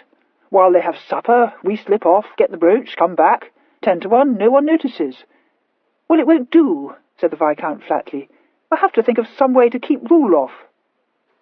10 minutes later, Captain Heron walked in to find both gentlemen plunged in profound thought. The Viscount propping his chin in his hands, Sir Rowland sucking the head of his cane. Captain Heron looked from one to the other and said, "I came to see what you meant to do next. You've heard nothing of Lethbridge, I suppose?"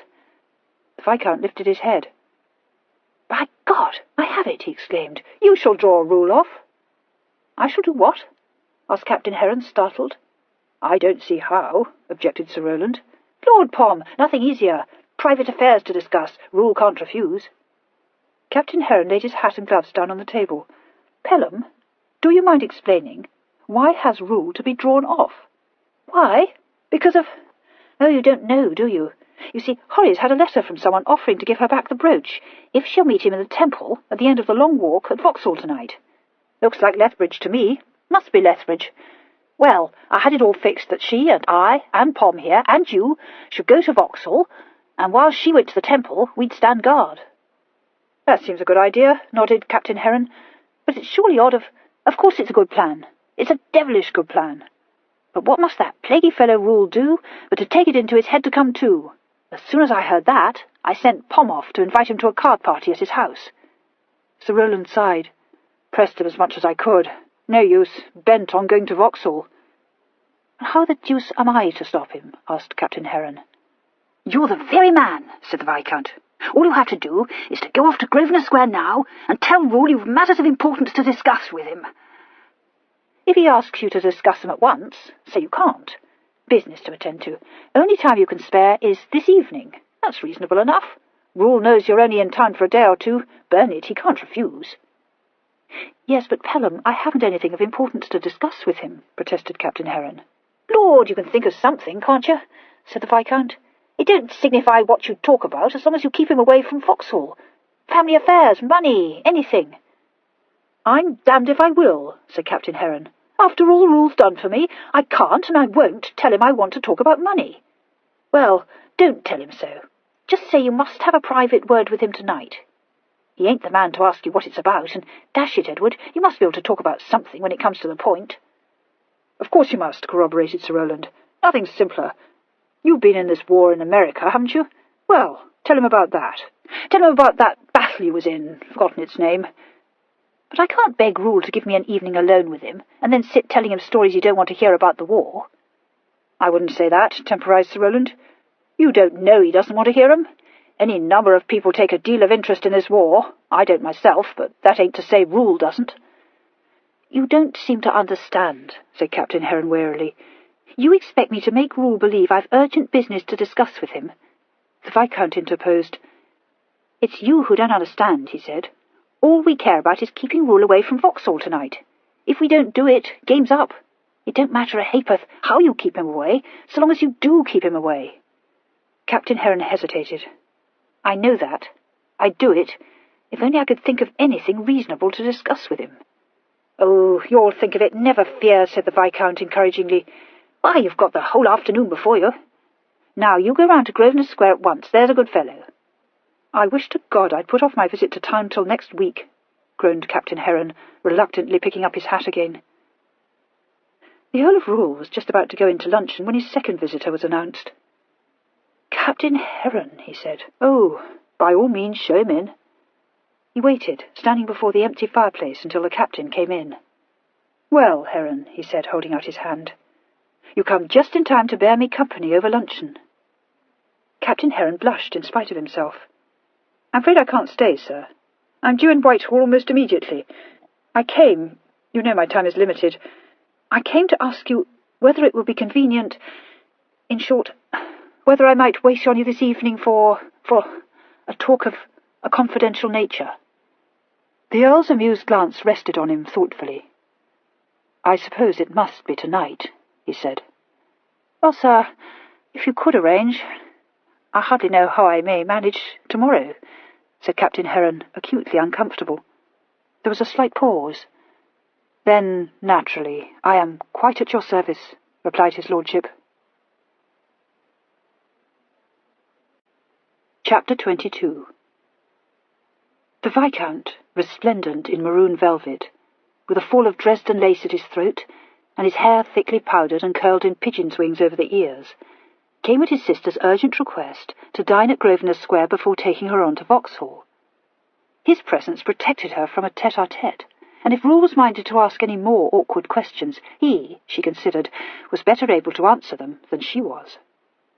The Earl, however, behaved with great consideration, and conversed affably on the most unexceptionable topics.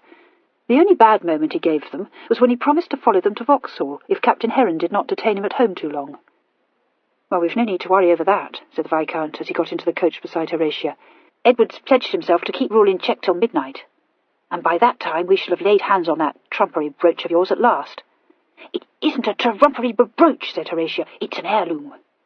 It may be an heirloom, replied the Viscount, but it's caused more trouble than any heirloom was ever worth, and I've come to hate the very mention of it. The coach set them down by the waterside, where the Viscount hired a boat to take them the rest of the way. They had 3 hours to while away before midnight, and neither of them was in the mood for dancing. Sir Rowland Pomeroy met them at the entrance to the gardens, and was very punctilious in handing Horatia out of the boat onto the landing stage, warning her against wetting her silk-shod foot on a damp patch, and proffering his arm with a great air. As he escorted her down one of the walks towards the centre of the gardens, he begged her not to be nervous. "Assure your ladyship, Pell and I shall be on watch," he said. "I'm not nervous," replied Horatia. I want very much to see Lord Lethbridge, for I've a great desire to tell him just what I think of him." Her dark eyes smouldered. "If it weren't for the scandal," she announced, "I'd declare I wish he would abduct me. I should make him sorry he dared." A glance at her fierce frown almost persuaded Sir Rowland that she would. When they arrived at the pavilion, they found that in addition to the dancing and the other amusements provided for the entertainment of the company, an oratorio was being performed in the concert hall. Since neither the Viscount nor his sister wished to dance, Sir Rowland suggested that they should sit for a while and listen to this. He himself had no great opinion of music, but the only distraction likely to find favour with the Viscount or Horatia was gaming, and he wisely dissuaded them from entering the card-room on the score that once they had sat down to faro or loo, they would entirely forget the real object of their expedition. Horatia fell in with this suggestion readily enough. Diversions were all alike to her until the ring brooch was in her possession again. The Viscount said he supposed it could not be more tedious than walking about the gardens or sitting in one of the boxes, with nothing to do but to watch other people passing by. Accordingly, they made their way to the concert hall and went in. A playbill handed them at the door advertised that the oratorio was Susanna, by Handel, a circumstance that nearly made the Viscount turn back at once.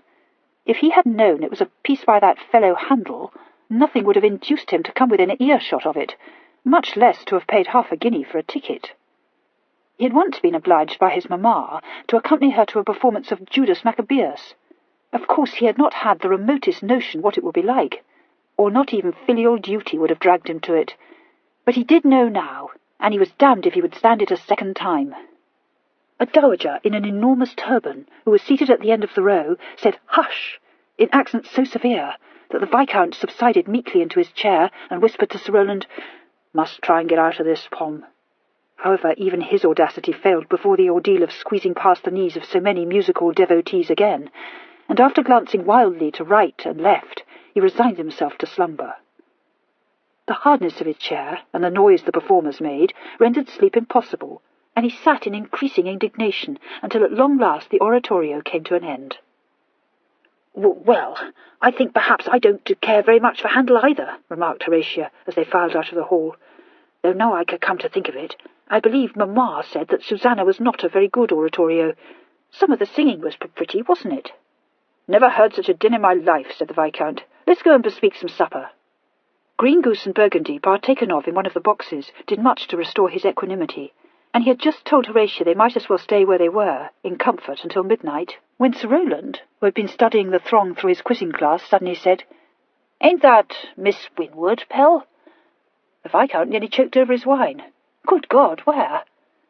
Horatia set down her glass of ratafia. "Charlotte," she gasped. "Over there, blue sack, pink ribbons," said Sir Rowland, pointing. "I can't see, but it sounds very like," said Horatia pessimistically. "She will wear blue, and it doesn't become her in the least." By this time the Viscount had perceived his elder sister and gave a groan. "Aye, it's Charlotte, sure enough. Lord, she's with Theresa Malfrey." Horatia caught up her cloak and her reticule and retired to the back of the box. "If Theresa sees us, she'll come and join us, and we shall never shake her off," she said agitatedly. "Pell, do come away." The Viscount consulted his watch. 11 o'clock? What the deuce shall we do now? "We shall have to walk about the gardens," decided Horatia, "to dodge them, you know." Apparently Mrs. Malfrey's guests were also seized by an inclination to wander about the gardens. No less than 5 times did the two parties almost converge, and the Viscount whisk his sister round to hurry off down a different path. And when the conspirators at last found a secluded seat in a lover's walk, the Viscount sank down upon it quite exhausted, and declared that his sister might in the future lose every jewel in the Drelincourt collection before he would stir a finger to help her recover them. Sir Rowland, always gallant, protested. "Pell, dear old boy, Pell," he said reprovingly. "Assure your ladyship, pleasure to be of assistance." "You can't say it's a pleasure to dodge round shrubberies and corners for the best part of an hour," objected the Viscount. "Not but what, if we can but lay hands on Lethbridge, I don't say it won't have been worth it." "What are you going to do with him?" inquired Horatia with interest. "Never you mind," replied the Viscount darkly, and exchanged a glance with Sir Rowland. "What do you make the time, Pom?" Sir Rowland consulted his watch. "All but 10 minutes to the hour, Pell." "Well, we'd best be moving," said the Viscount, getting up. Sir Rowland laid a hand on his arm. "Just thought of something," he said. "Suppose we find someone else in the temple?" "Not at midnight," replied the Viscount, having considered the matter. "Everyone's at supper. Lethbridge must have thought of that. Are you ready, Horry? You ain't scared?" "Of course I'm not scared," said Horatia scornfully. "Well, don't forget what you've to do," said the Viscount. "Well, I'll leave you at the bottom of the long walk. Won't do to escort you any further. A fellow might be watching.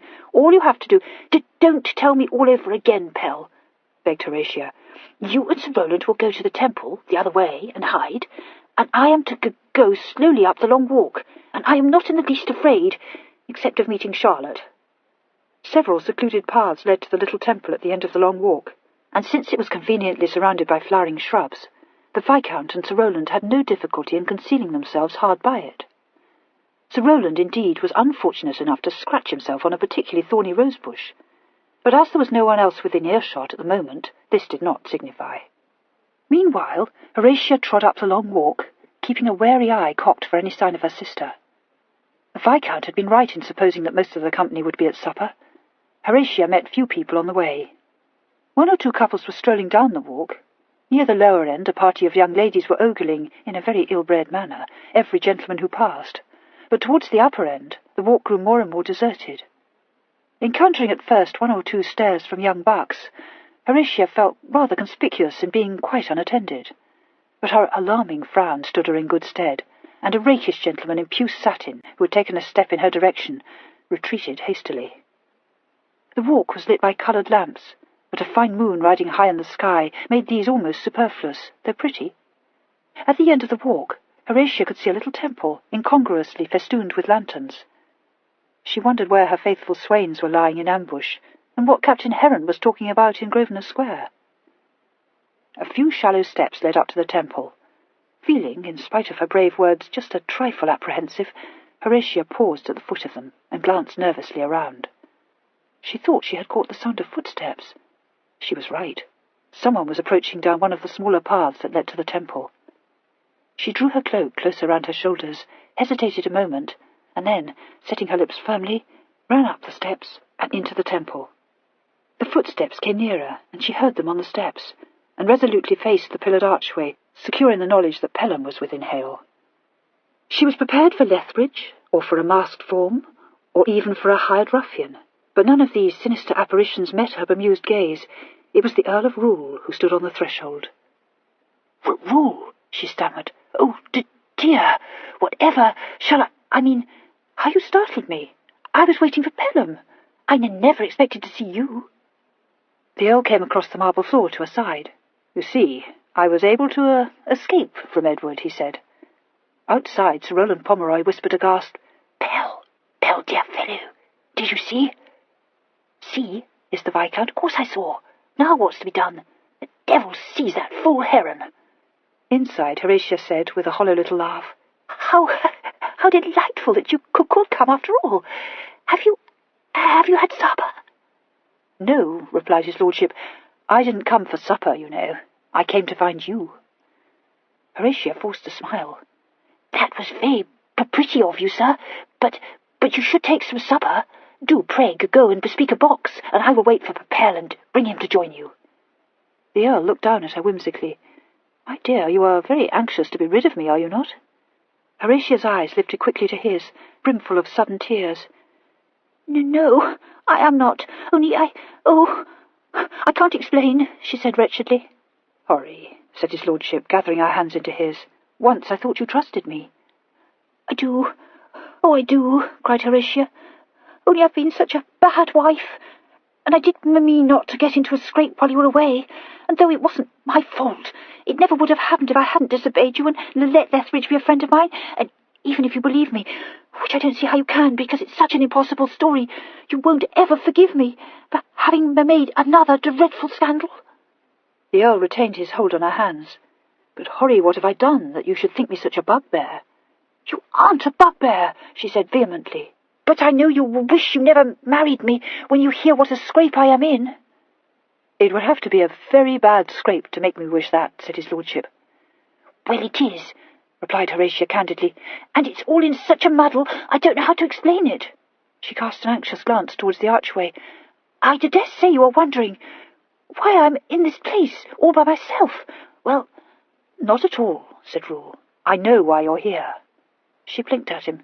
But you can't know. But I do, said Rule gently. You came to meet me. No, I didn't, said Horatia. In fact, I can't imagine how you knew I was here. His eyes were alight with amusement. Can't you, Horry? No, unless... Her brows snapped together. Oh, surely Edward can't have betrayed me, she exclaimed. Certainly not, said his lordship. Edward made a most praiseworthy attempt to keep me at home. Indeed, I believe that if I had not taken him into my confidence, he would have barred me into my own house. He slipped his hand into his pocket and drew it out again. I came, Horry, to keep an assignation with a lady, and to restore to her that. The ring brooch lay in the palm of his hand. Horatia gave a choked cry. Marcus! Her startled eyes flew to his, and saw them smiling down at her. Then you... But how? Where did you find it?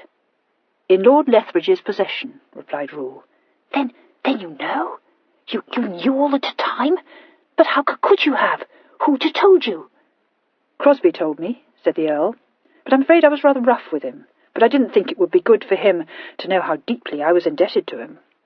Crosby, said Horatia, her eyes kindling. Well, I don't care if he is your cousin, Rule. I think he is the most odious toad alive, and I hope you strangled him. I did, said the Earl. I am very glad to hear it, said Horatia warmly.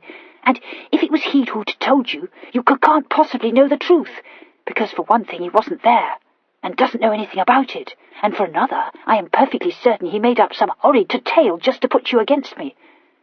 That would be a task quite beyond Crosby's power, said the Earl, pinning the brooch into her lace.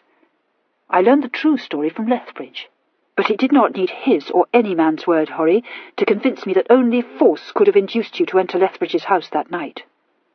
Oh, the Rule, Horatia quavered, 2 large tears rolling down her cheeks. The Earl's hands went out to her, but a footstep outside made him turn. The Viscount came in, fluent words on his lips. Beg pardon to have kept you waiting, Horry, but Lady Louisa... Well, by all that's fortunate. He executed a well-feigned start. Rule, never thought to see you here tonight. What a lucky chance. The Earl sighed. Go on, Pelham. I feel sure you have some urgent message for me which will take me to the other end of the gardens. Oh, no, not as far as that, the Viscount assured him. Only to the boxes. Met Lady Louisa, looking for you all over, Marcus. She wants to see you very particularly. What I chiefly admire in you, Pelham, is your resourcefulness, said his lordship. Pell, it doesn't matter any longer, said Horatia, drying her eyes. Marcus knew the whole time, and it was he who had the brooch, and wrote me that letter, and there's nothing to worry about any more. The Viscount stared at the brooch, then at Rule, opened his mouth, shut it again, and swallowed violently. Do you mean to tell me, he demanded, that Pom and I have been moving heaven and earth to get that damn brooch back, when all the time you had it in your pocket? No, dammy, that's too much. You see, when you held me up on Hounslow Heath, I found myself quite unable to resist the temptation, an overmastering one, believe me, Pelham, of leading you on a little, apologized his lordship. You will have to try and forgive me, my dear boy.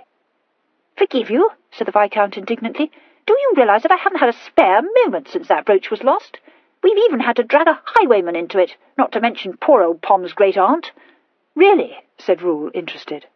I had the pleasure of meeting the highwayman, of course, but I was not aware that Pomeroy's great-aunt also had a hand in the affair. She hadn't. She's dead, said the Viscount shortly. A thought occurred to him. Where's Lethbridge? He asked. Lethbridge, said his lordship, is at Maidenhead, but I do not think you need concern yourself with him. Need I not? Said the Viscount. Well, I've a strong notion I shall be on my way to Maidenhead in the morning. You will, of course, do just as you please, my dear boy, said Rule amiably. But I should perhaps warn you that you will not find his lordship in a fit condition to receive you. The Viscount cocked a knowing eyebrow. Ha, like that, is it? Well, that's something. Pom will be glad to know. I'll call him in. Pray, don't put yourself to the trouble, besought his lordship. I do not wish to seem uncivil, Pelham, but I am constrained to tell you that I find you, shall we say, a trifle de trop. The Viscount looked from Rule to Horatia. I take you, he said. You want to be alone. Well, I think I'll be off, then. He nodded at Rule. If you take any advice, Marcus, you'll keep an eye on that chit, he said severely, and walked out. Left alone with her husband, Horatia stole a glance at him under her lashes. He was looking gravely down at her. She said, the stammer very pronounced, "Rule, I truly will try and be the sort of wife you wanted, and not make any more scandals or get into any more scrapes." "You are the sort of wife I wanted," he answered. Am I?" faltered Horatia, lifting her eyes to his face. He came up to her. "Horry," he said, "once you told me I was rather old, but in spite of that we married one another. Will you tell me now, dearest, was I too old?" "You're not old at all," said Horatia, her face puckering. "You are just the right age for a husband. Only I was young and stupid, and I thought... He raised her hand to his lips. "I know, Horry," he said. "When I married you, there was another woman in my life. She is not there now, my darling, and in my heart she never had a place."